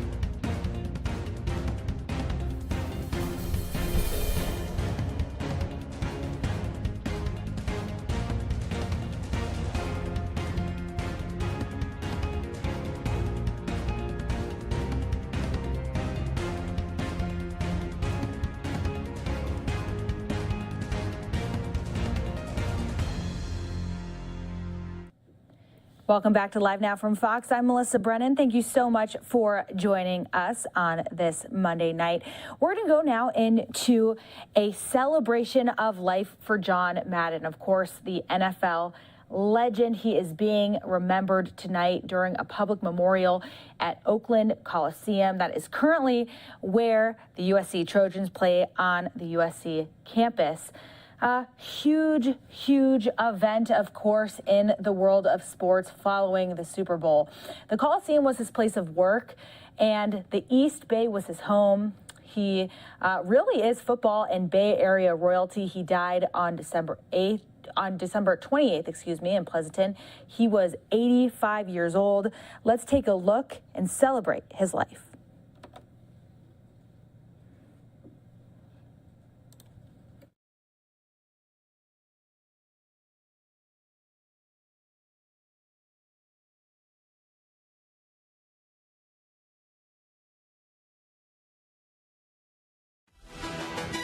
He's a big guy. He was an ex-offensive lineman.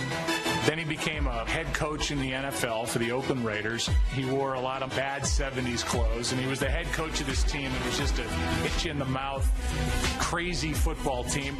And then he gets out, and then the next thing you know, he's in these beer commercials, and he's busting through walls, and he becomes a broadcaster, and he says boom and whap, and he's drawn on a telestrator, and he gets really loud, and he gets really fast. That's the old body slam, like they do in wrestling. Boom! He rides around in a bus. He doesn't like being in a plane across the country, going from town to town, game to game, city to city. People can't get close enough to him, but he's kind of a loner. He's a guy that likes his privacy, but on Sunday, he will light up your television screen with words that aren't even words. Boom, right there. That's a wham block.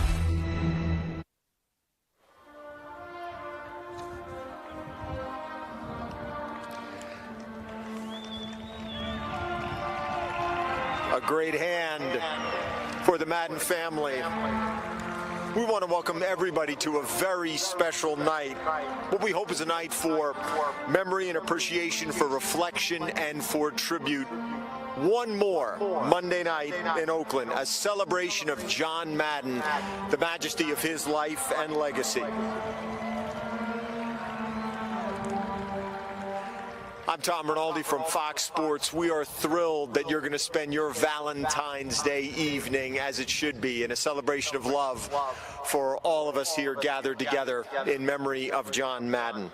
I'm the co-director and executive producer of the documentary All Madden. Our goal all along in telling this part of John's journey was that he might be able to have the opportunity to see it, and surely enough he did, gathered with family on Christmas morning at his home in Pleasanton. And sure enough, when it was over, he polled everybody in the room and asked, what did you think? What was your favorite part? And ultimately everybody said, well, Dad, what did you think? And we were thrilled that the family and John had the opportunity to see it just 3 days before he passed. We've assembled our own All Madden roster tonight, this fantastic lineup of speakers you see behind me, each with a unique connection to John. We'll hear from them, we'll hear some music, we'll watch some wonderful curated clips that celebrate John in different ways. You know, in working on the documentary, we made 38 requests for interviews. We got 38 yeses back. That's pretty unusual in our line of work.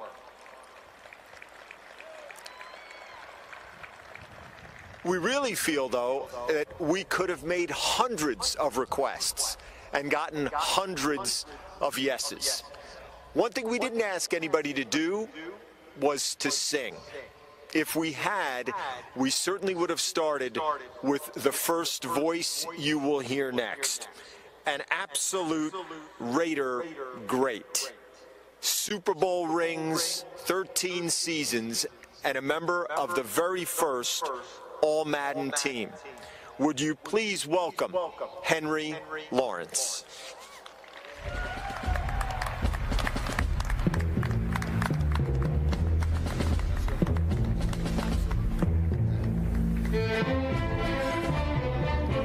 Good evening. I could not stand here and not take the opportunity to say that Coach John Madden was a giant, not just among men, but among everyone. He was a man that could relate to the little guy and the big guy. And he didn't pull the punches. He was real. And it bounds in my mind. It's telling me, we're looking at films and I'm hitting the guy, and he said, that's it. You got to hit one, you got to hit a nothing, and a nothing. And we were looking at a film one day, and the referee had thrown a flag on me, and so I was all up in his face, and the coach turned the film out. He said, hey, what are you saying to that ref out there? And I told him what I said. He said, yeah. So through all of those things, we had a dark period that was the darkest part of my NFL, because we had a blow up. And my roommate, Morris Bradshaw, told me, y'all to talk to him, and I didn't get a chance to. And we had a blow up on the field, so we didn't speak. You know, we said, hey, you know, and I couldn't stand it. So I just want to mention that no man is too great or too big to ask for forgiveness. And no man is too big or too great to give it. Well, I went in the middle of Coach Madden's meeting, and I said, Coach, I got to talk to you. He jumped up and said, yeah. So I said, Coach, you got to forgive me. He said, oh, don't forget. He said, hey, Tim, I don't know what I'm doing. I know what I'm saying. He said, you're like a son to me. You could be great. He said, my boys look at you like their brother. And I said, Coach, I got it. You know, and we were back to normal. And I had to tell that because that was the darkest period of my NFL career. Not a game, but it was just that personal relationship that we had. And I want to say to somebody out there, you need to say, forgive me too, or forgive, please do it. Because time, we don't know how much we got. This song, I think, because he looked beyond what I was and what I could be. He said, you can be. He looked beyond. He looked beyond a lot of people. So this song is dedicated to Coach Madden.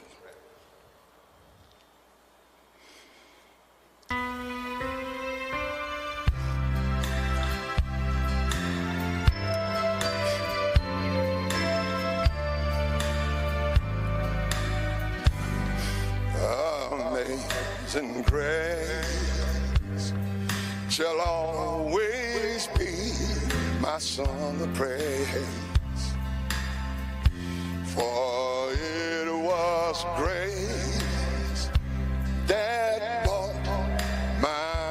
eternity. I do not know just why he came to love me so.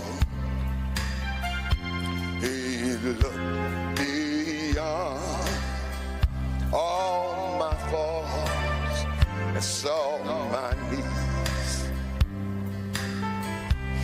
I shall forever lift my eyes to Calvary to view the cross where Jesus died for me. How marvelous the grace that caught my falling soul. He looked beyond all my faults and saw my needs. I shall forever lift my eyes to Calvary to view the cross where Jesus died for me. How marvelous the grace that caught my falling soul. He looked beyond all my faults and saw my needs. Rest in peace, Coach. He's coaching angels now. God bless.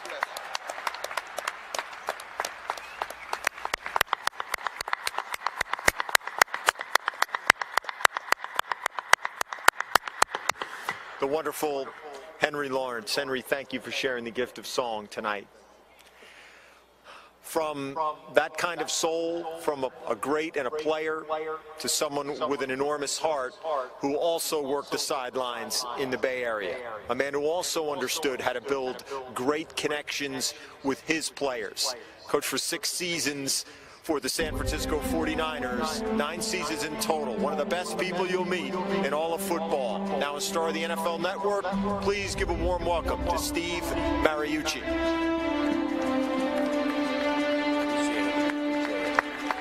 Thank you.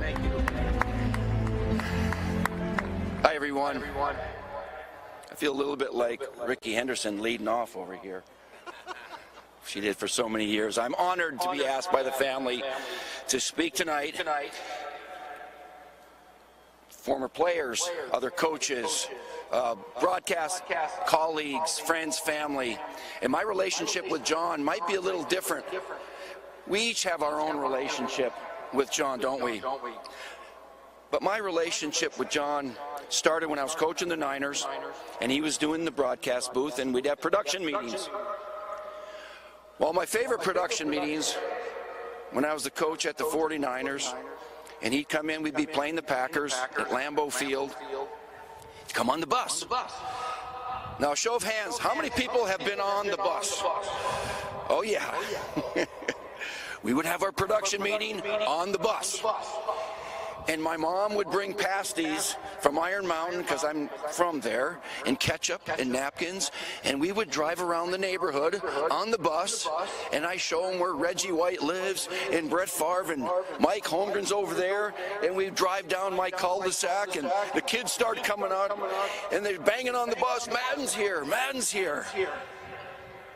We talked more about the food and the pasties than we did about Jerry Rice and Steve Young and Brett Favre, because you know John liked to eat. And every time he did that, he made sure my mom would bring those pasties. But I got to know John after I got done coaching, as a friend. In fact, the last time I golfed was with John Madden. Yeah, that's us over there, Ruby Hills. Some of you have been there before. So neither one of us was very good.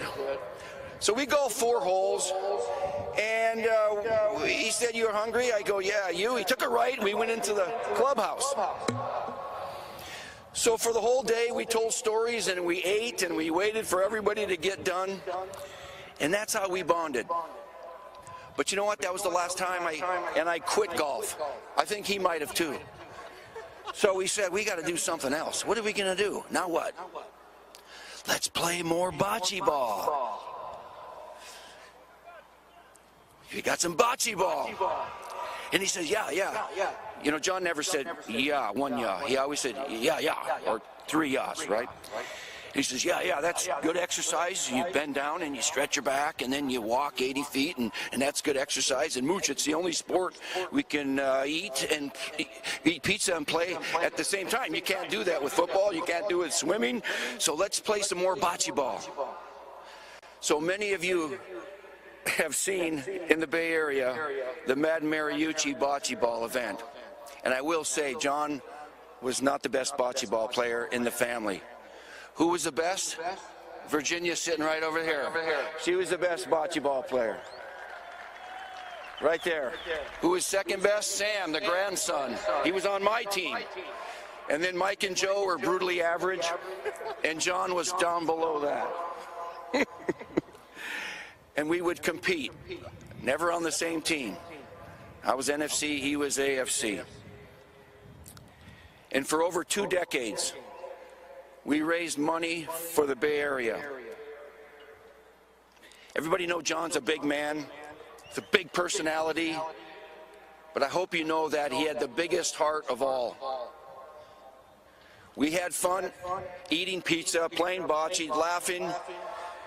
But we were able to raise over $8 million for some Bay Area charities. 22 years. That's how long we did this. Over $1 million for Special Olympics of Northern California. Type 1 diabetes, UCSF artificial pancreas. Tri-Valley football. We were both on the player safety advisory panel, so we would provide new helmets for the football players. Concussions are an issue, right? Boys and Girls Club, football camp for the stars, Down syndrome kids. We did a lot, and we had a lot of fun doing it. I don't know why you wore that thing. I mean, look at that shirt right there. I mean, and that's Tom Albanese, and we had Raiders would go, Niners would go, celebrities were there, actors, Willie Mays, you name it. Everybody made it to our events because it was a lot of fun and we raised a lot of good money. But I'm going to cut to the one photograph that I would like to tell a quick story about. There's John when he tried to broadcast bocce ball. You ever try to do that? The first and only broadcast. He did the play-by-play for our bocce. He was pretty good at it. All right, and there's John, and then there's Gilmetti. John was not the best guy in the team, but he had to get ringers like Jim Gilmetti, who's sitting over here, to play on his team. And that team won 3. My team won 3 times out of 22 years. It was very competitive, and that's our check to David Solo and the Special Olympics every year. We would have a lot of fun supporting all these different charities. There's John handing out the trophy that he didn't win. In fact, Frank Pollock's in that photograph. He's the line coach of the Bengals. He was in the Super Bowl yesterday. So we had a lot of fun. Those are the football players that came to our events, and we supported them, and they supported us. And we had a lot of fun. One year he even hired nuns. Okay, the sisters came. John thought that they would pray for his team and maybe they'd win.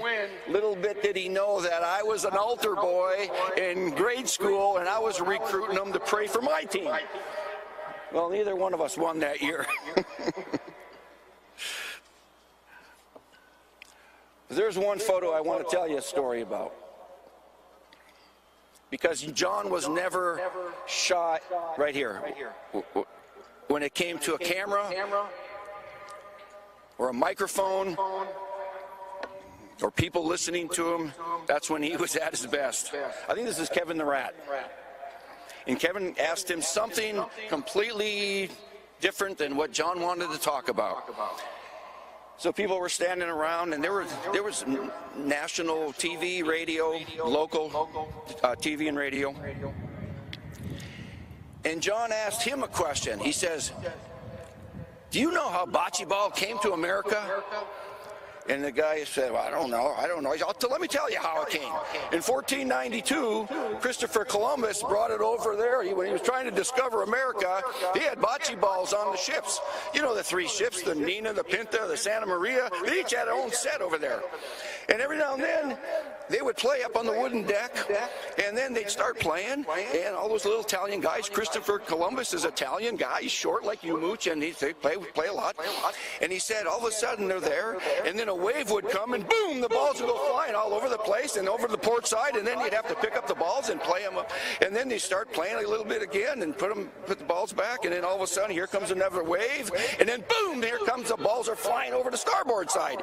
And he said sometimes they would hook the ships up together, tie them all up like you do at Lake Havasu, and they'd have a round-robin tournament. And you would have the Italians and the Spaniards and all these guys playing bocce ball against each other. And I went, what? And everybody was going, wow, I didn't know that. I didn't know that. That's awesome. And they believed him. They believed him because John Madden said it. And what John Madden says is true. And when John Madden says the janitor at the Pro Football Hall of Fame turns off the lights at night and the bus talk to each other, it's true because John said it. And when he says that the turkey on Thanksgiving has 6 or 8 legs, it's true because John said it. And when those Gatorade buckets over there hanging out all year, they had a baby bucket, you believe it because John said it. And when John says he loves his family and his friends, and he loves the Bay Area and helping people, you believe it because he said it and he lived it. And when he says he loved the Raiders and football, you believe it. And I know he loved bocce. So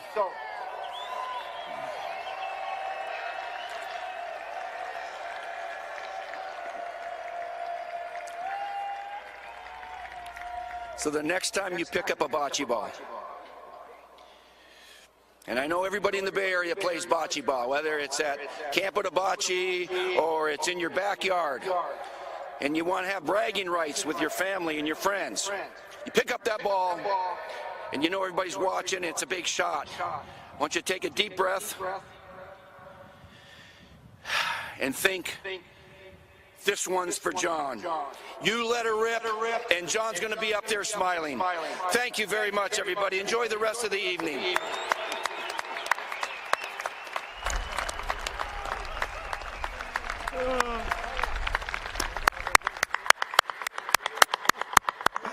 Fantastic. Thank you so much, Mooch. A man who knew how to form bonds with his players, and that's also in John's image. One of his greatest gifts, the relationships that he forged with those players on his rosters and how much they meant to him. And as we see and hear now, those players will never forget it. My first impression of John was a gentle giant with a personality. Hey, throw the damn flag! John Madden really had a commanding presence. I mean, he was humorous, he was bright, he was intense. He was everything you could ever want in a coach. He was great with players. He wanted to win, and he believed in the Raiders. He believed in silver and black. He had the right attitude. He was smart. He was a very good technique guy. He knew what he was doing. That's the key. There's not many coaches. You can't find one that looked and acted like John Madden. Hey, Johnson, get in the huddle! On the sidelines, up and down, trying to get a referee's attention. Get over here! Don't even watch the time. You sit back there and just throw it. You ever call one on them? There was no doubt when he was getting upset. The world knew it. He was just so animated, verbally, physically, and in every way. Don't get excited, John. Relax. But that was John. He got more excited than the players. He had the passion and the fire. He could psych you up by just talking to you. It fired us up. Loved him. But he had a soft side to him, too. He cared about his players. He loved his players.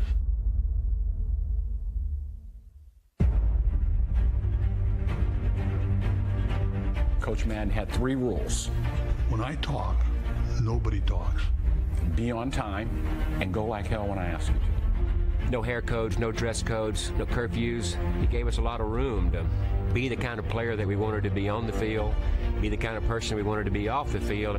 Great mentor. He would say the right thing to me before a game and set me off. Let's start off and stay after the whole game. He knew what buttons to push on each guy to motivate him. I've always said that John's strong suit as a coach was not X's and O's, but his strong suit was the way that he handled us and communicated with us and kept us going in the right direction. He understood each player as they were, the person that they were. He loved everybody. He pulled for everybody. He worked for everybody. And he had no problem helping anybody. He was just a phenomenal person. John helped raise us. He was a lineman at heart. I love John Madden. John was great for us. He was for the players. He would do anything for the players.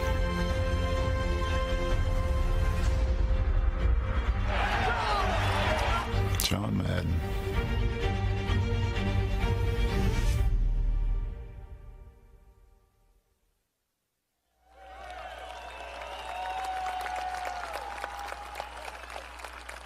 Behind every great coach is, in this case, maybe even a greater woman. Would everyone who's gathered here please show their appreciation and affection for the fantastic Virginia Madden.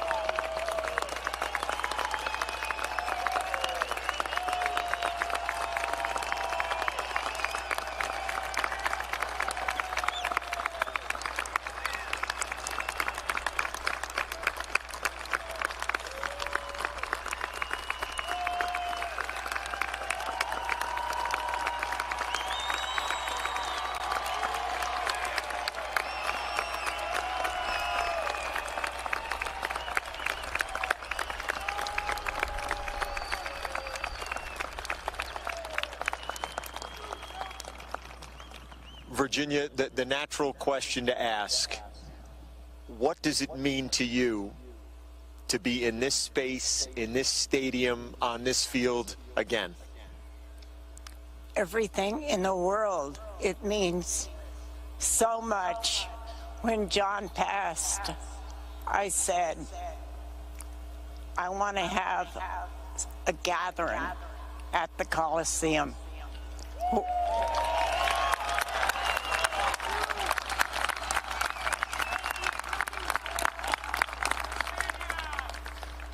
I know he's up there, and I know he's smiling down on all of his players that are here, and all of you people, the fans that supported him for so many years. The notion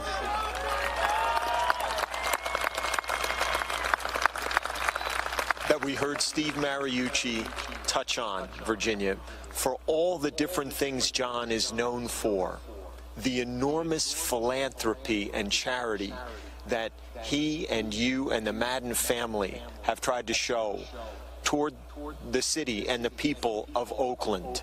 And I know there were some things you wanted to share about that as well, Virginia. Well, John and I had separate banking accounts. So I kept squirreling away money, and I saved quite a bit. So I am going to match with my own personal check up to $1 million of all the money that's raised tonight. And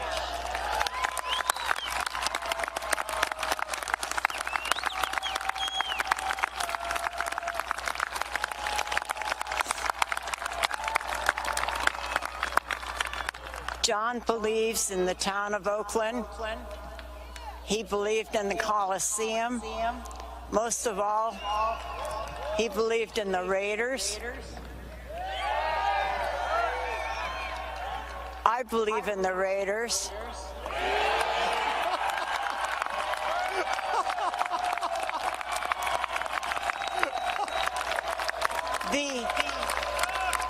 The Oakland Raiders.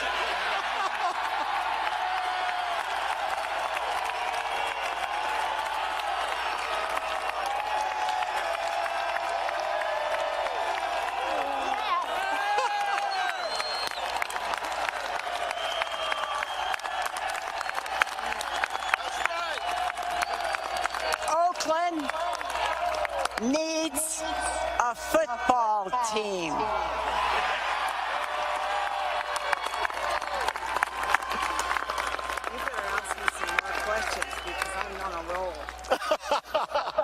Virginia just said, ask me another question because I'm on a roll. Virginia, one more for those who may not have caught it. You gave such a great response. I asked you when we put the documentary together, John and how he handled losing. And you talked about the fact that people would bring up this notion that you can't win them all. That's BS. I never saw a reason to lose a game. I never understood losing. In bocce or anything, I can't tolerate losing.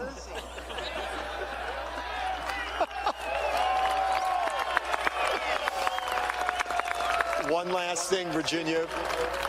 I don't know that you could say it any better than you already did, but your simple message to all the Oakland Raider fans all over the country, not just the ones who are gathered here and representing Raider Nation, but your message to Raider Nation on behalf of you, John, and the Maddens.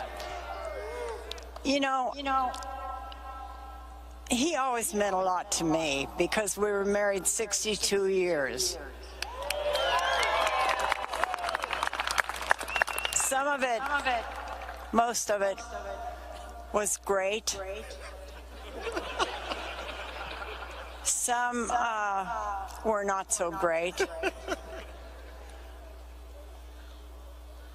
But the thing is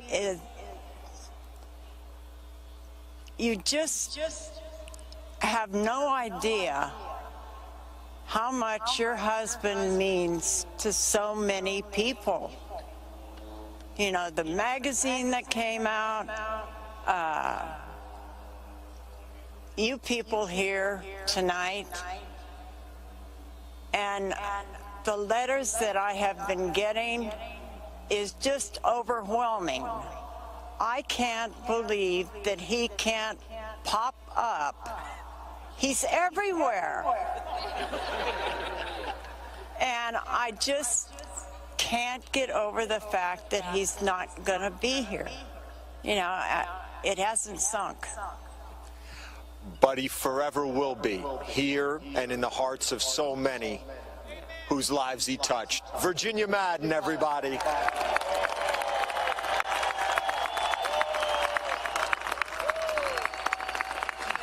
One more.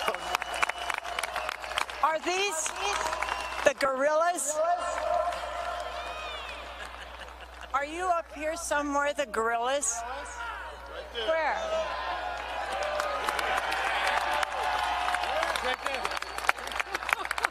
I love you guys.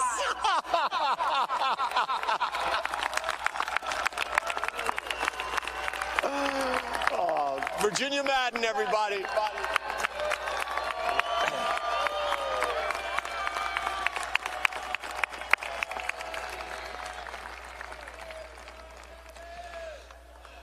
John shared that gift to connect with people, ultimately from a coach to then a broadcaster. Maybe nobody ever did it better than John Madden did. Maybe nobody ever will again, because at heart he was a teacher. And he used a very special tool, essentially taking a coach's chalkboard and drawing all over your TV screen to do it. Take a look. I'll show you how I'm going to line them up right here. Solomon, from this point, starts out, runs a corner pattern there, and that's the one that got him down to the goal line. Bad circle.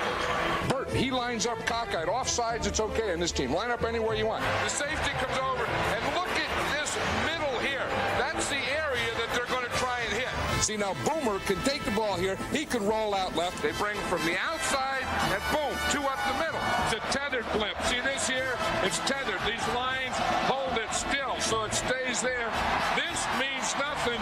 That's the camera. Whap, he comes here. Marshall, whap, he comes here. Long, whap, he comes here. Where are you going to run on this thing? Then Keith Bishop leads through here in the linebacker. I got too many scratches in there. And then if you're going to pass like that, boom, boom, boom, we just keep going back like this. You broke your chalk. Part of the deal. Like this is a father bucket. This is a mother bucket. And since the last game, they had a baby bucket. So this is a baby bucket. This guy crosses here, he crosses here. They have no idea where we are, who we are, where we're coming from, or who we're throwing to. It scares me, but I understand it completely. Well, if anyone understands how to broadcast and to connect, it's our next guest who joins us on tape. He's been a leading voice across so many sports and remains the leading voice of CBS Sports. Please watch this tribute from Jim Nantz. Friends, I just wanted to say a quick word about John. And I feel like in some respects I'm channeling Pat Summerall, because I had the great honor of being Pat's understudy for a good 10 years and worked a lot with him and got to hear firsthand so much about that relationship and how much he treasured John's friendship. Of course, John would be the eulogist at Pat's service back in 2013, and their unbreakable bond was something very special to see. And I had the chance down here at Pebble Beach, just across the way, where John loved coming down here at the base of Ocean Avenue and seeing his buddies down here, Furman and Dominic, Carl. They were like brothers, I know. But my biggest takeaway from John was not about the video game, which was special. It's not about the broadcasting career, which is the best of all time. It's not about the Hall of Fame coaching career, which says it all, Hall of Fame. It was about John the person and how he treated people. He was a great observer of people. He loved to people watch, and he loved to meet with complete strangers. Gave them kindness, gave them respect and dignity, had time for people. And that's a special person in my book. All those journeys across the country on the Madden Cruiser, stopping off in all these little towns across America, the word got out rather quickly that John was paying a visit. And of course, we know what would happen. He'd come out of some coffee shop, and there'd be a line of people there to take a picture, to shake his hand, to get his autograph, and he had time for them all. Isn't that a wonderful thing that we all should be able to take from that and try to put into our lives? Time. It's the greatest currency of all. And John had it. There's never enough to go around. There's never enough time. But he had time for people. And he managed that better than anybody ever saw. What a giant. From his CBS family, from all the way back at the beginning of his broadcasting career, there's a few of us still around. And I just want to be able to say for a moment that, John, you were loved by CBS. Pat Summerall loved you. And I loved being able to have a front row seat watching the two of you, and later just watching you and the way that you handled life. It was a true lesson for me and for millions of people you touched. God bless you forever, John, and thank you for the difference that you made. Well said, as usual, by Jim Nantz. Well, from one legend in broadcasting to another, and to a true pioneer who joins us next. The first woman to receive the Pete Rozelle Award given by the Pro Football Hall of Fame. Also a member of the Sports Writers and Sportscasters Hall of Fame. An absolute legend in her own right. Please, a warm welcome for Leslie Visser.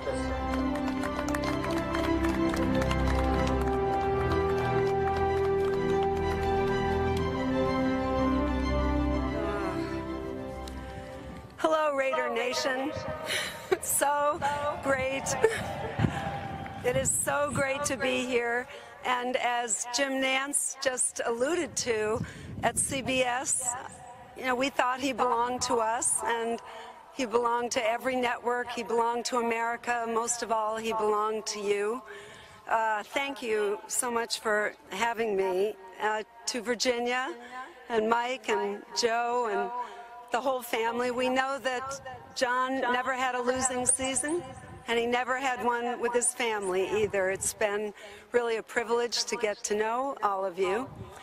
Before I got to know John and all of you so well, there were two things I was terrified of: John Madden himself and the black hole. Now, I was. But I would say John, as we know, turned out to be such a great teacher and communicator and had such a giant heart. And your Princess of Darkness, Amy Trask, about 30 years ago, Amy, we love her. Amy said, "No, I'll take you to the black hole." And I said, "Gosh, Amy, I don't know if that's such a great idea." And we went over to see you. Gorilla, your mom was probably in that outfit back then, 30 years ago. And they were all yelling, "Hey, Amy, go Raiders." So, like everyone, I have grown to love you guys. As Jim Nance kind of mentioned, when he came to CBS, he changed CBS. He changed broadcasting the same way he changed everything he did. And at one point, John insisted that we have seminars before our seminars. And Ted Shaker, who's here, our executive producer, suddenly we were going to like Pebble Beach and Napa Valley, but John didn't want to drink wine then or golf. He wanted to talk about defense and go over plays hour after hour after hour. And you saw in that picture, like Randy Cross and Greg Gumbel would look at him cross-eyed. But we all learned a lot about football, and we cherish that. It was so much like all of you, John taught all of us. Anyone who rode the bus knew that the bus was about football, food, looking out the window, stopping for a Little League game or a coffee shop, more food, and mostly football. I was sharing before with some of the coaches how I remember one time we were coming here to a game, and we're coming through Utah, and John just looked out the window, you know, buses bouncing. John looked out the window and said, dark chocolate. I don't get it. It's like they got halfway to milk and quit. And you all know that's how his mind worked. Well, John had a phase where he insisted that I learn the then Washington Redskins counter tray. And we would be on that bus, and he would play it over and over and over, and he would quiz me. Okay, what happens to the fullback after they pull? Okay, what is John Riggins doing? So he would go over this and quiz me, and finally I said, you know what? I get it, and I can diagram it. Okay, coaches, you guys are going to be horrified, but okay, so I sat down at that table, on the bus, and I did all the X's and the O's, and I had Grimm and Jacoby going one way, and then, Riggins would do that little dance to like the Iggy Shuffle, dance to the left, dance to the right, and so I was really proud of myself, and I handed it to John.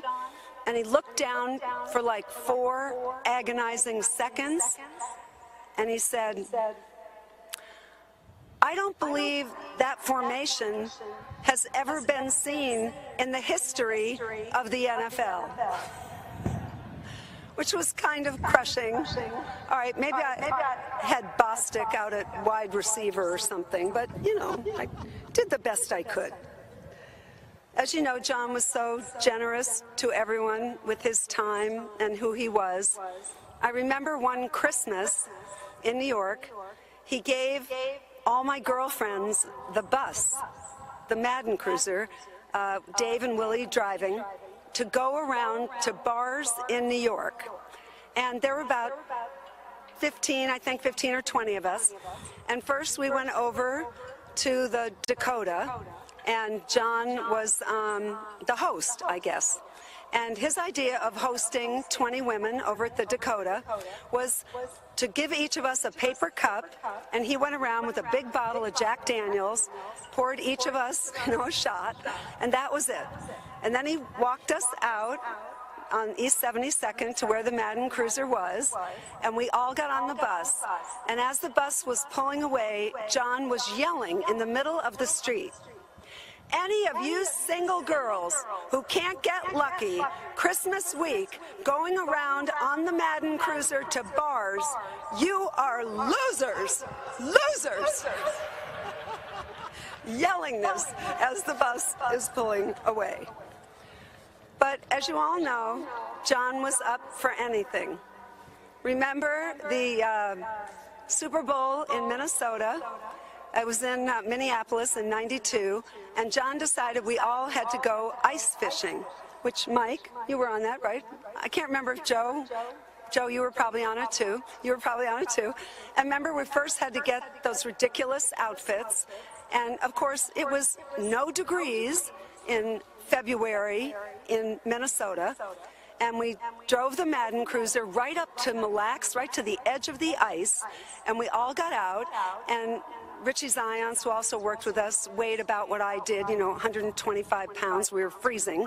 And John said we could not have those warming huts that everybody who ice fishes has. And John said we couldn't have them because I can't repeat the language, but it was something like only M-effing chicken M-effing people have warming huts. And we would sit on turned over buckets. And I mean, really, none of us knew how to fish. It was ridiculous. I think Mike reminded me that we actually didn't catch anything, but some guy 3 warming huts down gave us some walleye. And Joe and Mike, you'll remember that Lance Sparrow, great producer, he fried up those walleyes on the Madden Cruiser all the way back to Minneapolis, and we all said it was the best fish. Oh, there he is. Hi, Lance. So great. And there's Richie. They all remember it. Lance did such a great job frying up that walleye. So these are all the memories that so many colleagues, players, family, everybody has with John. John, of course, at heart, we all know, was a teacher.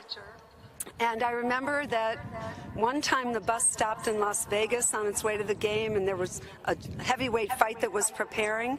And John said, all you have to do at a heavyweight fight is just call everybody champ. Like, no matter who you see. Hey, champ. Hey, champ. I mean, there'd be like a 100-year-old woman. Hey, champ. Hey, champ. But he just loved, he just loved anything and everything. And he so willingly gave to all his friends and his colleagues at all the networks and his family. And I want to tell you one more story, I guess, and then I'll just thank you. There was one time the bus stopped in Fort Worth to fuel up, and all of you who've been on the bus know that the bus didn't eat that often, but we stopped in Fort Worth, and John saw this famous place that sold saddles, like not far from where we were fueling up, and he said to me, I have got to get a saddle. And, I'd never ridden a horse in my life. And next thing you know, I've got this really expensive hand-tooled saddle that we put on the bus. Oh, there it is. That's the only time. It sits in my living room. And he used to say, well, Virginia rides. Virginia has ridden her whole life. But that was it. I spent so if anybody wants to buy a saddle, I have one in my living room. Thank you, John. So thanks so much to all of you. It's been really a privilege. And I want to tell you that we know the autumn wind is a pirate, but you, Raider Nation, and the family and the players, you have been the wind beneath his wings. Thank you.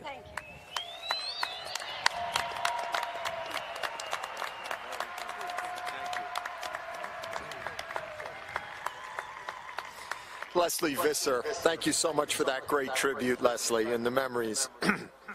As much as John devoted his life to football, and as we're hearing over and over, to food, these were not his only passions. He also liked music. And we heard earlier from the wonderful Henry Lawrence. Now let's hear from another friend of John's. Sending his tribute by video, here's the fantastic guitarist, singer, and member of the legendary E Street Band, Nils Lofgren. Hello, everyone. I'm Nils Lofgren. My wife Amy and I send our love and gratitude to Virginia, Mike and Joe, and family. The life you helped John create and share with us all remains magnificent. Thank you. Now, Amy and I feel blessed to have John as a friend for so long. I first met John back in 1985, and composing original rock and roll for the All Madden team was exciting, but getting to know John as a friend meant so much more to me.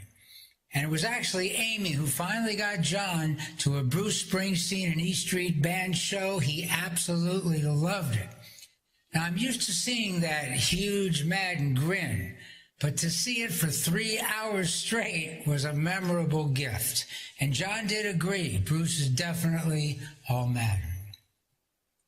So, of course, we shed our tears, but still in our hearts, let's smile and rejoice that we've all been touched and inspired by John's wonderful life.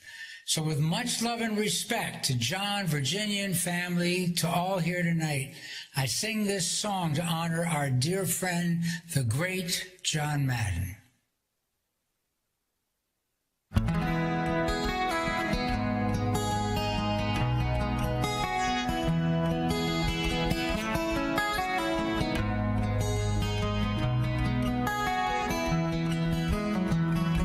The morning sun, it don't shine as bright, the evening stars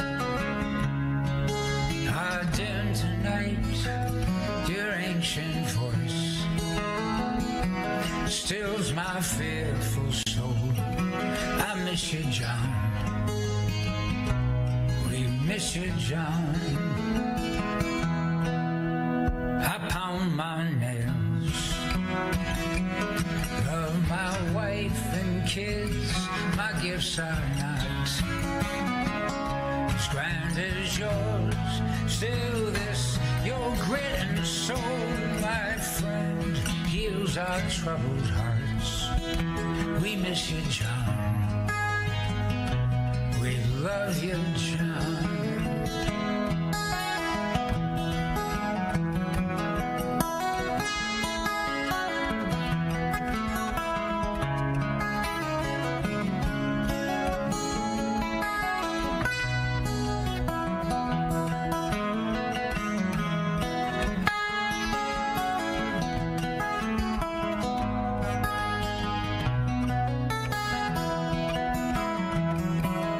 We miss you, Pat, Al Davis, Kenny Stabler, you sure could play.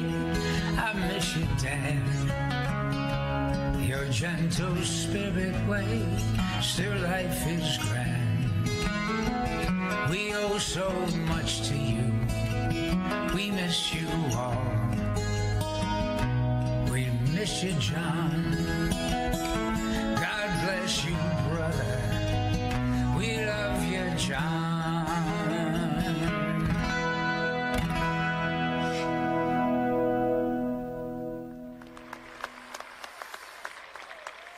What a lovely musical tribute there from the great Nils Lofgren. Our next message and tribute is also on video, not musical. We didn't ask him to sing. But just to share a memory of what John Madden means to him and his career and his life. Here's the Hall of Famer, Peyton Manning. My grandfather was a huge football fan, obviously loved watching his grandchildren play. In my rookie year, we weren't very good, obviously, 3-13. It's like every other week he would ask me, are Madden and Summerall doing the game Sunday? I said, Papa, no, they're not. We're playing the Bengals, who are 1-9. Madden and Summerall just don't do those games. Next thing you know, we were playing the Cowboys. They, of course, had Aikman, Emmett, Dion. That was a big deal. But the Madden Summerall combination coming to town was just as big. You think of Peyton Manning, and he reminds you so much of his dad, Archie Manning, and what a job they did in raising him. And I mean, he's what it's all about. And he's kind of my new favorite player, if that makes any sense. It does, and I can see why. No, it was a great memory. It was a great, in our building, we felt like we have a chance to be something special, but we can't go out there and say that. But when John Madden comes in and says it, okay, this must be real. They're on their way to something big, to something special. We thank Peyton for that tribute. Well, when John left coaching and then left broadcasting, he never left football. He still remained connected to so many involved in the game, and in particular to coaches, like our next speaker. A Super Bowl champion and NFL Man of the Year as a player, a two-time NFL Coach of the Year. Please welcome the head coach of the now Washington Commanders, the great Coach Ron Rivera.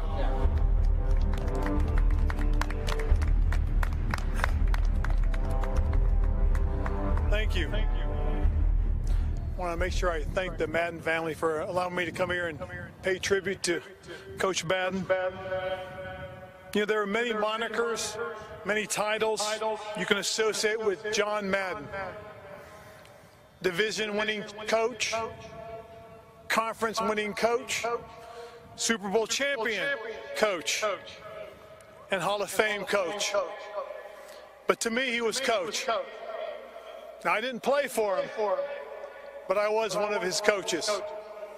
I was fortunate enough to have reached out to Coach Madden after my second season and asked him if I could come visit with him, if I could talk with him, if I can listen and learn from him.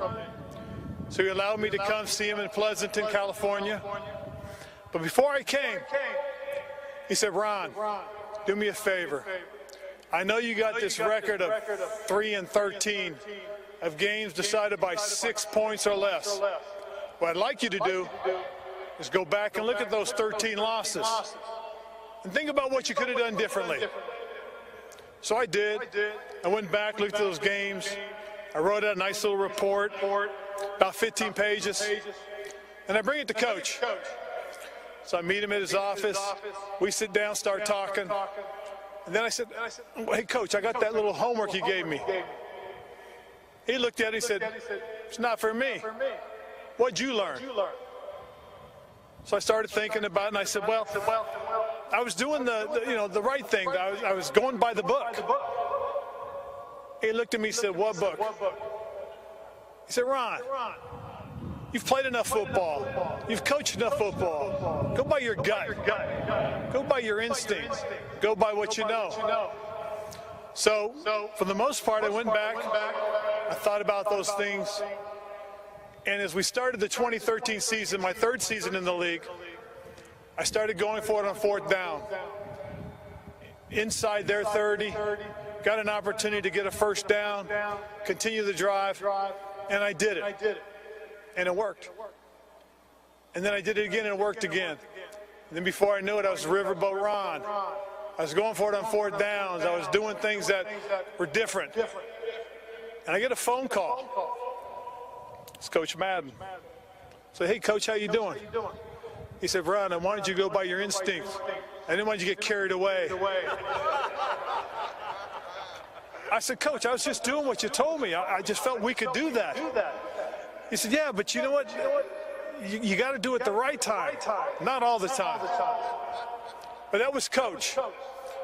He had this way of bringing you back in. But one of the really cool moments during the 2013 season, my third season when things really started to get better for us, we played the 49ers in San Francisco, and we beat them 13-9. I knew you'd like that, Raider Nation. But he called me and he was so excited. He said, Ron, that's what I'm talking about. Physical, downhill football, smash mouth football at the point of attack. Plus, I like the fact that you kicked there. And I said, I appreciate that, Coach. But it really got to me. It really made me feel like I've accomplished something. I learned something. And I was getting it from him. His support, his guidance was truly important to me. And it meant a lot. And that year I did go on, and I was fortunate enough to win the NFL Coach of the Year. And thank you. And a couple days later, I called Coach, and I said, look, I know I haven't learned everything. The award is yours as much as it's mine. I want to come see you again. And I wanted to talk about sustaining success. And he invited me back, and we got an opportunity to spend some more time together. But those moments, those opportunities to spend time with him meant a lot. And it has really helped me as I've gone through my coaching career. When I was a player, I got the opportunity to get on the bus. We were in the playoffs. We're getting ready to play New Orleans. And a few weeks before that, I got leg whip, fractured my leg. I had a plateau fracture just below the joint, the knee joint. And I missed the game. I was getting ready for the playoffs, and Coach comes in. He had heard I was going to play. So he comes in and he sees me in the locker room. He says, hey, come over here, kid. So we start to talk. He said, how's the knee? I said, well, it's pretty good. The doctor said I should be able to play on Sunday. He said, really, did it hurt? I said, oh, it hurt a lot, Coach. It really did. So he does the game Sunday. He talks about me. He mentions me playing with a broken leg. And after the game, I get home that evening, and my mom calls me, and she's scared to death. I said, what's wrong? She goes, well, Coach Madden said you were playing with a broken leg. I thought you said you were fine. I said, Mom, I'm okay. Trust me. That's just Coach giving me a little props and making me seem like I'm some sort of tough guy. But he had this way of, expressing himself. And it was stuff like that that you really appreciated, because he really did know how to make you look good, especially to your mom. When I was younger, when I was 15 years old, and they had just won Super Bowl IX, it was the first opportunity I had to meet Coach Madden. He and his family were down in Monterey, California. Here I was, 15 years old. I see Coach Madden. I run up, introduce myself, and we start talking. He gave me the time of day, spent a little bit of time talking with me. We talked for about 2-3 minutes. And I said, Coach, I'm going to be in the NFL. And he looked at me and said, hey, kid, go with your gut. And that was the first time I heard that expression. I never forgot it. He wrote me out an autograph, best wishes and good luck. And he handed it to me, and he said, kid, go with your gut. And the thing that I learned back then, and he was coaching me then, and I didn't realize it, he was showing me what it meant and what you're supposed to do as a coach, and that's give back and give your time to people. And it's a little lesson I learned, but I never forgot that, and I really, truly appreciated that. That's one of the things about Coach Madden that I will always remember, and I will never forget, that he gave you his time. He was special, and he'll always be remembered. And thank you, Virginia, for sharing him with us. I appreciate that. Thank you, Raider Nation.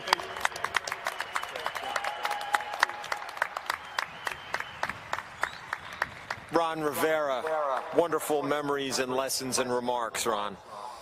Well, there were so many players John Madden connected with, but perhaps no one more than a certain quarterback for the Green Bay Packers. Together they could turn a simple production meeting into an hour-long discussion that virtually served the broadcast not at all.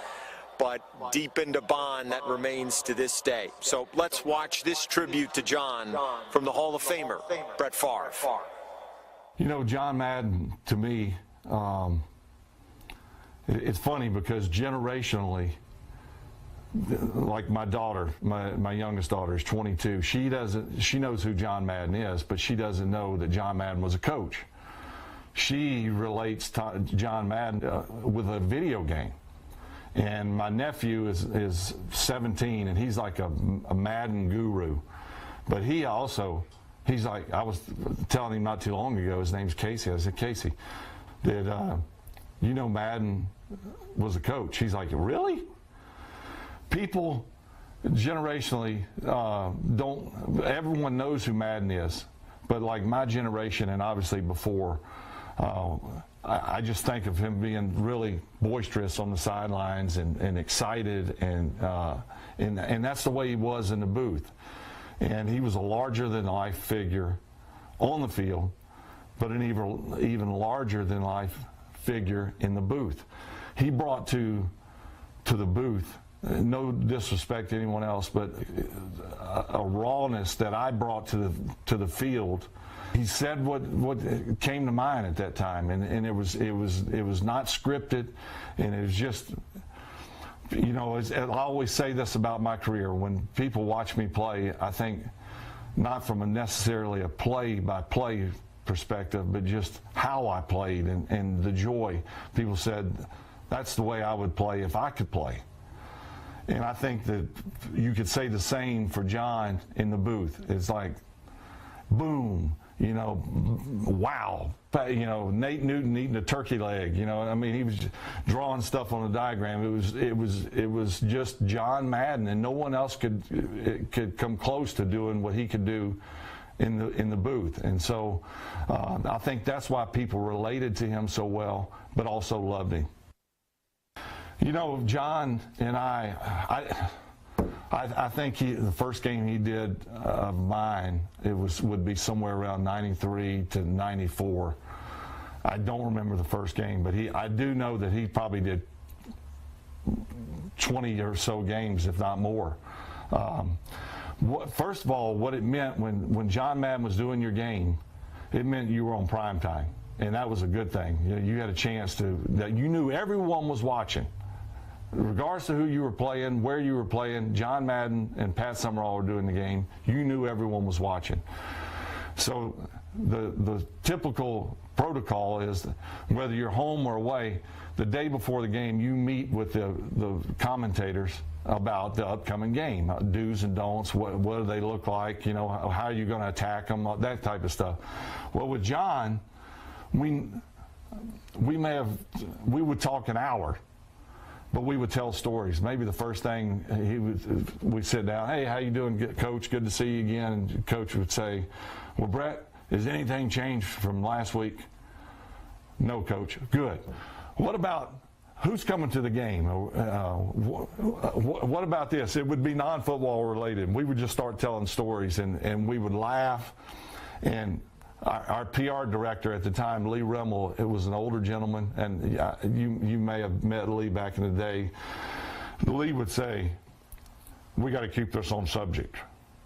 And he would almost get angry that we would just laugh and tell stories, and there was other guys that were waiting to do their interview as well.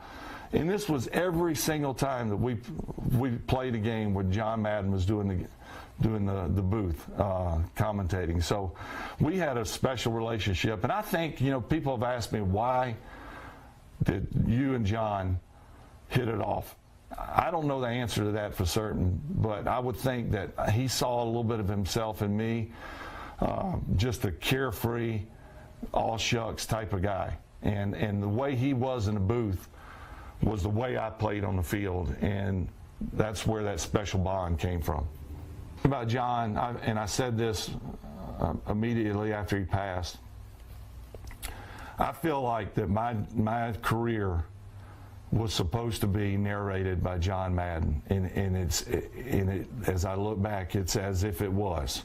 Now, he didn't do every game, but people relate me to John Madden. And I mean, I had so many people after John passed say, sorry for your loss, almost as if he was my grandfather. And I take considerable pride in that because I love John. And I sensed the great relationship that we had. And I look forward to him doing one of my games. For one reason, we were on prime time, but for the other reason, we got to spend time together. And he was a larger than life figure if you didn't know him, and he was even larger than life if you did know him. And I'm just thankful for my relationship with him.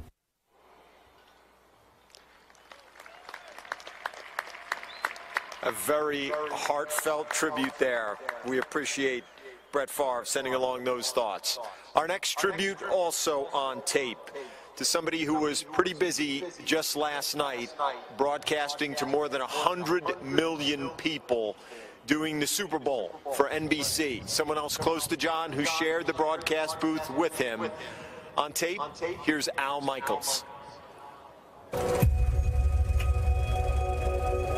To those of us lucky enough to have him as a friend and colleague, and to the millions who knew him through television, there were a lot of things that made John Madden one of a kind.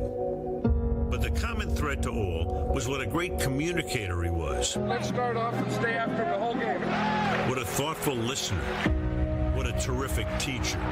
As a coach, the numbers speak for themselves. Go to the Super Bowl. Okay, my defense! Even if a lot of fans today might not know he had the highest winning percentage of any coach who won 100 or more games. John Madden's grin is from ear to ear from the shoulders of his players. Then he turned to broadcasting and created a new template with a style that was original, often imitated but never duplicated. Boom, we cross him. The left goes to the right goes to the left. This guy crosses here. Lots of people behind a microphone have football knowledge. He makes a little basketball twist there and pivot, and boom, the ball's there. But he was an artist in making the complicated simple. Give him a lane in there. Making a complex game accessible, understandable, educational, and usually entertaining. See how heat does come out of the top of your head just coming off the there? The same can be said for his iconic video game. When the software people approached John about putting his name on their idea, even if the defense he didn't just say yes, he dove in. And over the years worked with them to make sure that game was as close to the real deal as possible. This is what the game of football is all about. That people could truly learn the game he loved as they played. How you doing? I'm doing good. I just didn't accept it. All along the way, John's fear of flying compelled that he traveled around the country on his bus, exploring the hinterlands and flyover country at his own pace, genuinely connecting with people from every state in restaurants, rest stops, coffee shops, anywhere. It was like hitting the lottery to have John as my partner in the booth for 7 years on Monday and Sunday nights. But the best memories I'll take with me are just like our first meeting 46 years ago. Going out to dinner, or opening up a newspaper, and talking about history, geography, food, life, anything and everything in addition to football. This has been the sweetest ride of them all. John Madden made everyone around him better. He was a larger-than-life character. He was the one and only.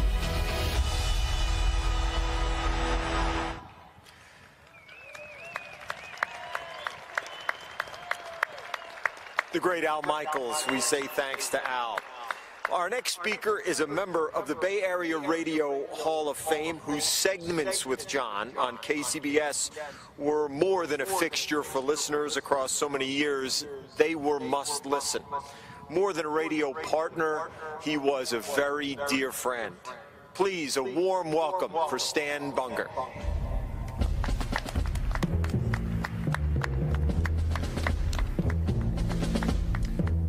You know, as Coach would have said, and he did say things like this often, how the hell did I end up here? I'm so thankful to the Madden family for having embraced me. To be here tonight with the family, with the great coaches, Leslie Visser, all of you, very special because John had that effect on all of us. You know, we're on hallowed ground here this evening because it's where the John Madden legend began. Now, everyone in America knows John as the Hall of Fame coach, the guy who sold light beer, the man who essentially invented the role of modern football analyst on television. You know, by the way, just Madden on the video game. But John also had an important career that only those of us lucky to call the Bay Area home know about. And here's the crazy part. That career lasted longer than any of the other ones I just mentioned. For more than 35 years, John Madden was part of morning radio here in the Bay Area. He started with Emperor Gene Nelson on the old KSFO. He moved on to KNBR with Frank Dill. And 25 years ago, Coach came over to KCBS to join Al Hart, Steve Bitker, and Susan Lee Taylor on the morning news. 3 years later, Al retired. I guess you could say I inherited John. It became part of my life. I'm not going to lie to you here. I was really nervous. I mean, it's John effing Madden. I got to show up for work every day and hold court with John Madden. So the bosses set up a phone call. I get on the line. I start babbling about how much I love sports and how my dad and my grandpa were football coaches and trying to just make sure that he understands that I know what I'm talking about. And Coach just waits. And he finally says, "All right, Stan, great. Talk to you tomorrow." And that's how it started. I don't remember what the first segment was about. Probably a little about football and a lot about whatever else was on Coach's mind. And that's how it went for nearly 20 years. My rough math says Coach did about 5,000 of these segments on KCBS. I can honestly say I don't remember a single one where it ended and we looked at each other in the studio and said, well, that sucked. No, it was quite the opposite.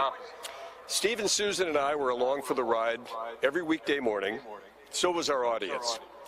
You never really knew where Coach was going to take that conversation. You knew it would be interesting. Listeners told us they'd be late for work.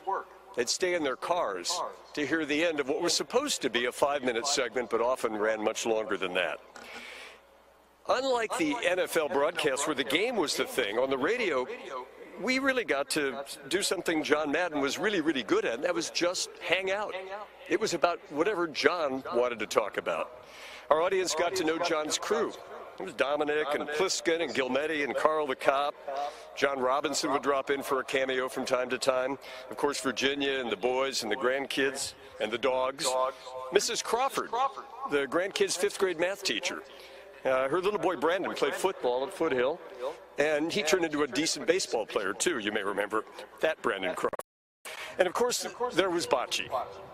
The Madden Mariucci tournament provided some great material because Coach loved nothing more than poking fun at somebody. Himself, but somebody else was even better. I was truly blessed at this point because it wasn't just the on-air stuff. Coach would say, mi casa, su casa, like a joke, but he really meant it. It took me a long time to realize that if John Madden accepted you into his circle, you were in. Even if you pulled crap like I did at the very first Madden Mariucci Bocce tournament that I attended. Somehow, maybe not a coincidence, John's team and the KCBS team are paired up in the first round. And as fate would have it, the match ends up tied. So now a roll-off, 1 ball. And of course, it's got to be mano a mano. Me versus Coach. He hates to lose. Maybe as much as Virginia hates to lose. And I believe it was Virginia who brought the nuns that one time, by the way, not John. I hate to lose, too. So now we're ready to go. John wins the coin flip, I guess, and he rolls first. It's a pretty good ball. It's do or die time for me. As soon as it leaves my hand, I know it's a winner. And then I go all NFL wide receiver, and I'm strutting, and I'm pumping, and I'm high-fiving, and I walk right by Coach, who has his hand out for a congratulatory handshake. You think he ever let me live that down? For many years, John would host a KCBS barbecue event at his facility in Pleasanton. We'd bring in a bunch of clients and a few listeners, and we'd roast a whole pig, and we'd eat like pigs, and Virginia would bake chocolate cakes, and Mike and Joe and Wendy and the grandkids would show up. It was a family hangout, and I think Coach really enjoyed it because in the world of Madden, if it involved food, hanging out, and some good BS, it was something really worth doing. So many people say they remember Maddenisms. There's a phrase, a made-up word, a philosophy. There were a lot of them. After his passing, I heard from so many people who told me the one that stuck with them, something that they still say every day. Our radio conversations were often funny because John Madden was a funny guy. But they were also often deep because John Madden was also a very serious guy. And if you want to talk about smart, don't even get started. I met and interviewed a lot of smart people in over 40 years as a broadcaster. I don't think I ever met one as smart as John Madden. I'm surrounded by NFL royalty here on the stage this evening, so I may be out of my lane, but I don't think it's too big a stretch to call John the conscience of the National Football League. He cared deeply about football, about the league. He wasn't afraid of calling it out when he thought things were being done wrong. And a lot of the things he cared deeply about when it came to pro football were things we would talk about on KCBS. A lot of conversations about head injuries. John was very serious about changing the way people in football approached that topic. We had a lot of talks about the people who played the game. I was laughing listening to the Brett Favre video because Brett's 27 retirements and unretirements were part of the conversation with John for so many years. We talked about the people who played the game, the places they played the game. Just tonight, walking through the underbelly of the Coliseum to come out here on the field, I realized I was in a place John loved more than almost any place on earth, the bowels of a stadium. He loved coaches, and you could truly hear the pain when he reminded us the firing of a coach wasn't just something for a sports talk show. It involved real people with real families, all being impacted. And Oakland. He really, really cared about Oakland. My one regret is that I could never change John's mind about NFL overtime rules. He truly believed that if you lost the coin flip, you should just quit griping and just win the game on defense. I would argue with him. I'd point out the data made it clear that the team that lost the coin flip lost a preponderance of the games in overtime. John just wouldn't hear it. Once a linebacker coach, always a linebacker coach. In wrapping this up, the thing is, John Madden was like all the rest of us. He was a regular guy, but also not a regular guy. A superstar because he was a regular guy, and at the end of the day, a Bay Area guy.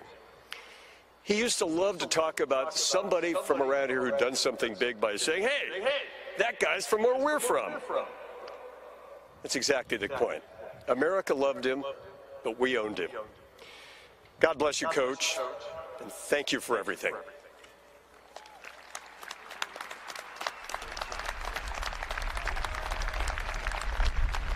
Thank you very much, Stan. Wonderful job. Well, this night is titled One More Night in Oakland, but for many Raiders fans, one Monday night game for Madden's Raiders. Well, that was perhaps more special than any other. A December night in 1976 with clear playoff implications. Let's watch and remember. The Raiders' 13th game meant a lot. Oakland's 11-1 record guaranteed home field advantage throughout the playoffs. But the fate of the Steelers and Bengals would be determined on Monday Night Football.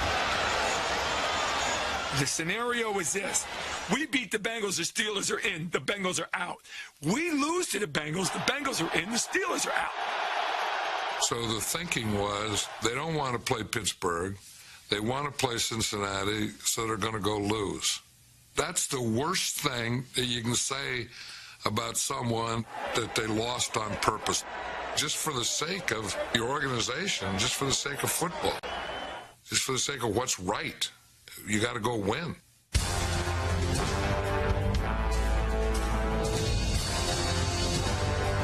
The Raiders were a collection of renegades, but while some might accuse them of cheating an opponent, they would never cheat the game. Back is Taylor, pumps once, goes down the middle, Casper wide open, touchdown Raiders! I couldn't even think of an NFL team ever laying down, especially on Monday night, especially against a team like the Bengals, because we hated them too. We hated everybody.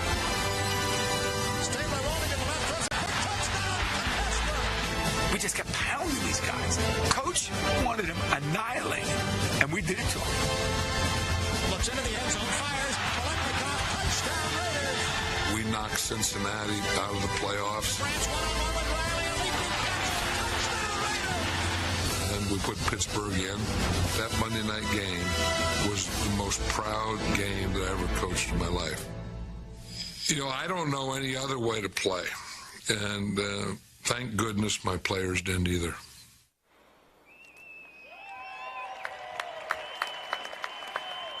We knew that moment would get some love here, a huge win on the way to an even larger season. Our next speaker knows plenty about huge wins as a man who has hoisted the Lombardi Trophy himself. An NFL Coach of the Year, a Super Bowl champion, the head coach of the Kansas City Chiefs, and a dear friend of John Madden's. Please welcome Andy Reid.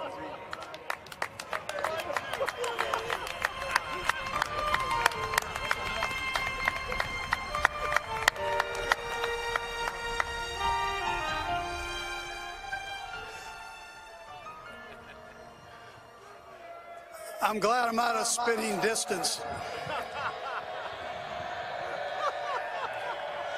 It's great to be in the black hole.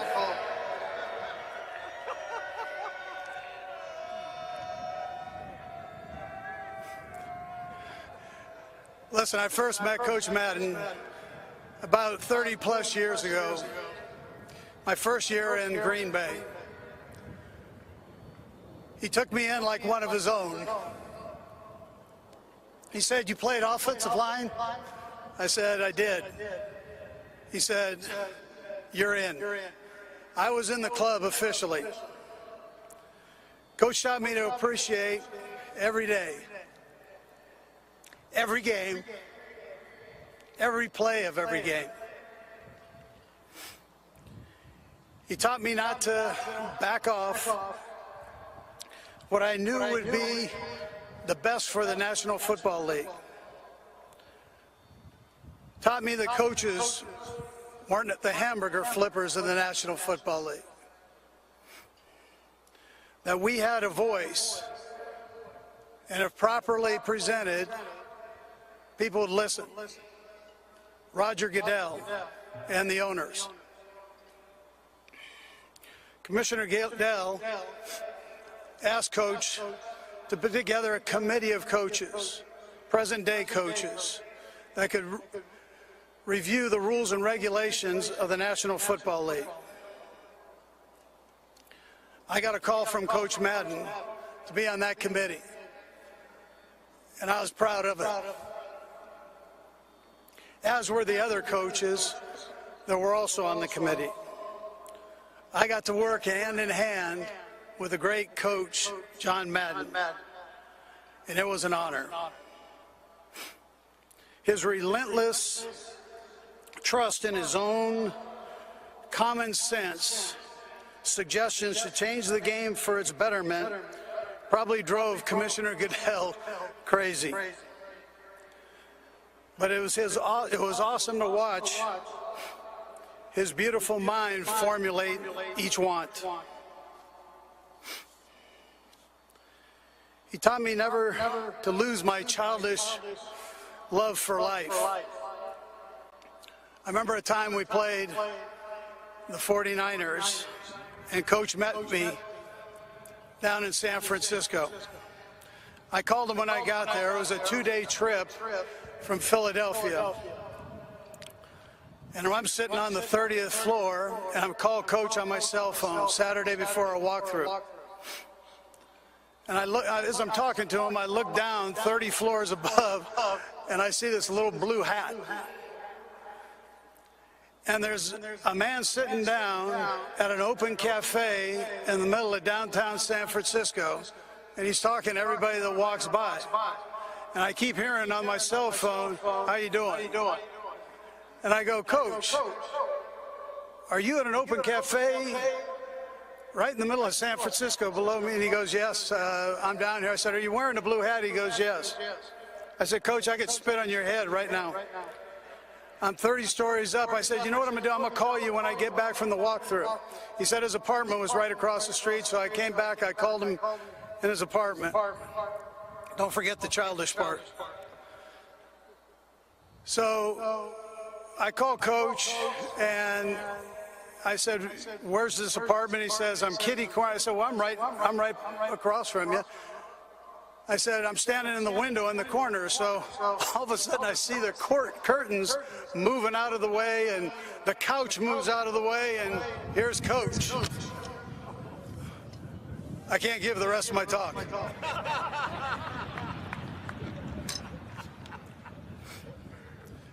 I put 5 note cards together, 1 minute per note card. Thank you. Anyways, I see the curtains move, I see the couch move, and here's Coach Madden. So I said, I count the floors, he's on like the 18th floor. I said, Coach, I'm about 15 floors up, just take a peek. So I'm up there and I'm doing this in the mirror, in the window, and it's tinted, and then we see each other. And it's like 2 little fat kids in 5th grade at a candy store going, we see each other, we see each other. It was a beautiful thing. Also, I look forward to Friday nights. Friday nights is Triple D, diners, drive-ins, and dives. Coach and I like to eat, which I think is obvious. And we would grade Guy Fieri on the meals that he was checking out. And we would say, is this a good, does Guy like it or doesn't like it? Is this a good meal or a bad meal? If it's a good meal, we got to have that bad boy.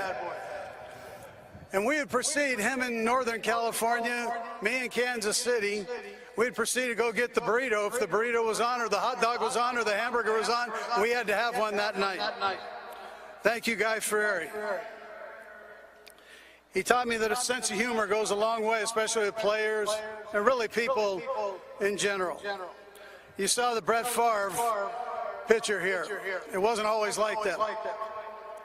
So as Mooch can testify. So Coach Madden had an issue if he smelled somebody's gas. And Brett Favre had a lot of gas. But on this day, during a production meeting, we're on the road, and Brett Favre had a plan. He was a big-time prankster, as Coach Madden was. So Brett had gotten his hands on a little bottle of Morning Breeze. It was sulfur, and it smelled like natural gas, like Brett's natural gas. So during their production meeting, Brett had this plan. He was going to get Coach Madden to gag.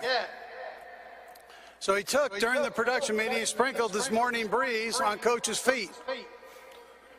And I sat outside the door, and here comes Coach Madden through this thing like he used to make his guys drive the 7-man sled.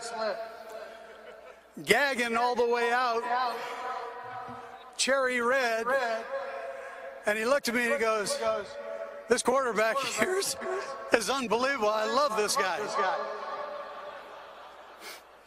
Coach loved being one of the guys. He loved the common human. Most of all, he loved his beautiful wife, Virginia, the tough farm girl. He loved his boys, and he loved his grandkids.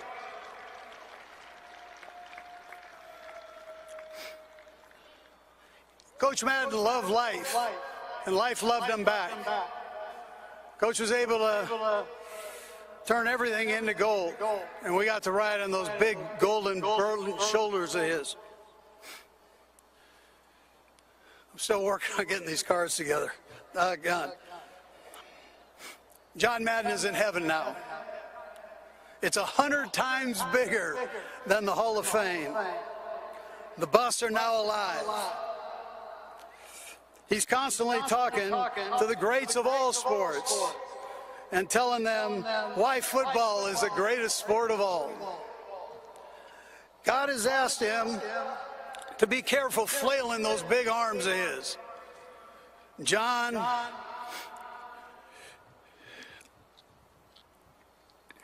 We have a packed house up here. Look over there. Pete Rozelle is still hiding from Al Davis. The past officials are still hiding behind Pete Rozelle. The sideline polar bear has arrived. He's here. And he is ranting. Turdunkins for everybody. We will make heaven even a better place than it already is. Pat Summerall and John Madden are together again. The Father, the Son, and the Holy Ghost bow to the echo of this holy reunion. Their play-by-play has brought a peaceful excitement to the heavens. All is well. We love you, Coach.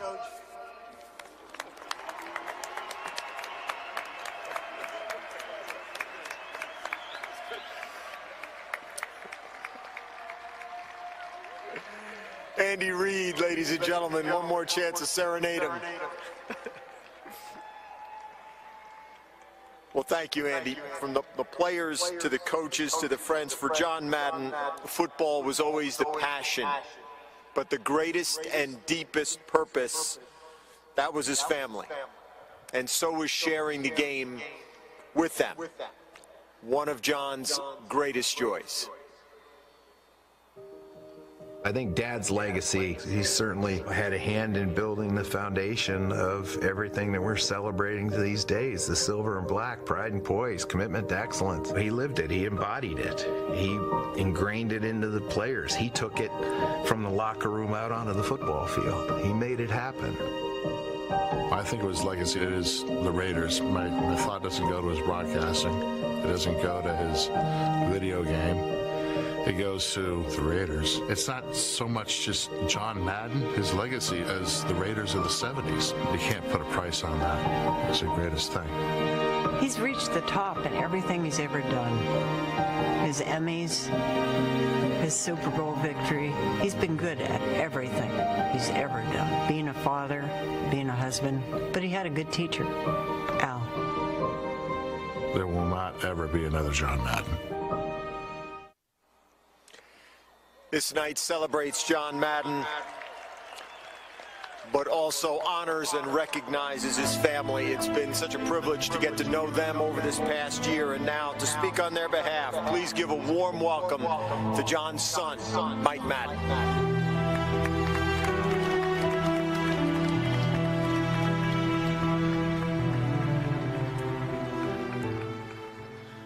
I'm going to weigh down my paper so I don't have to go chase it. When Dad passed, a lot of things go through your mind, and we were racing around as a family, and we knew we wanted to do this. We wanted to do a celebration of life. But when you take 85 years in the life of John Madden, that's kind of hard to wrap your head around. So then you start with what would he want? And he'd want to do it in Oakland. He loved Oakland, and Oakland loved him back.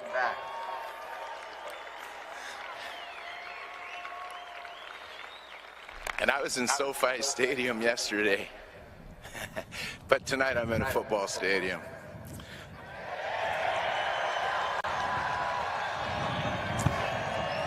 So how in the heck could you not celebrate the life of John Madden anywhere else but the Oakland Coliseum? But the first thing, again, I thought we're thinking back, what would Dad want? What would Dad want? What would he want? And on this night, the first thing that he would want is he would want to honor and celebrate the great career of Cliff Branch that finally got recognized by the Hall of Fame.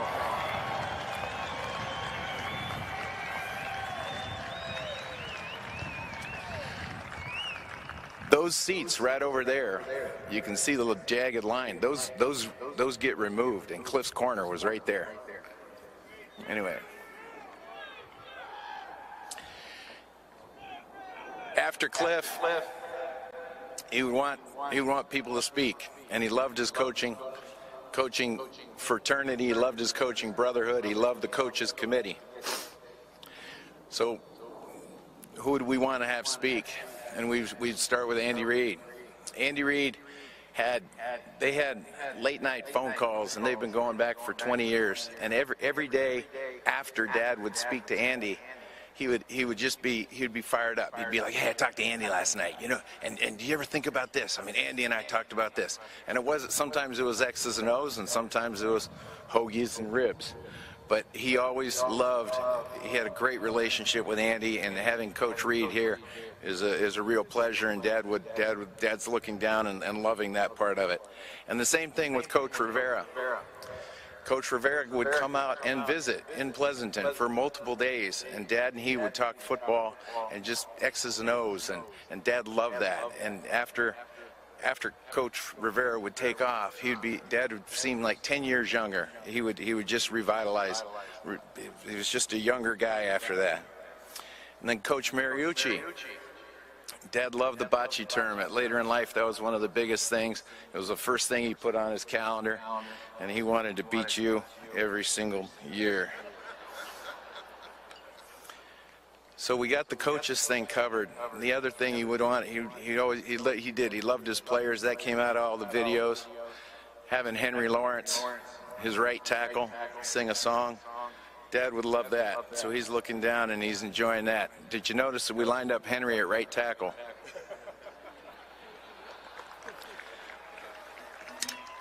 There's a lot of football on this stage. And if you got to balance it out. You can't be all big linemen and football. So how do you balance it out? And Dad had a great relationship with Leslie Visser, and I was watching all the Super Bowl festivities, and there are dozens of women talking about football on TV today. But 30 years ago, they needed somebody to lead the way and be a trailblazer, and Leslie Visser was that woman. She paved the way.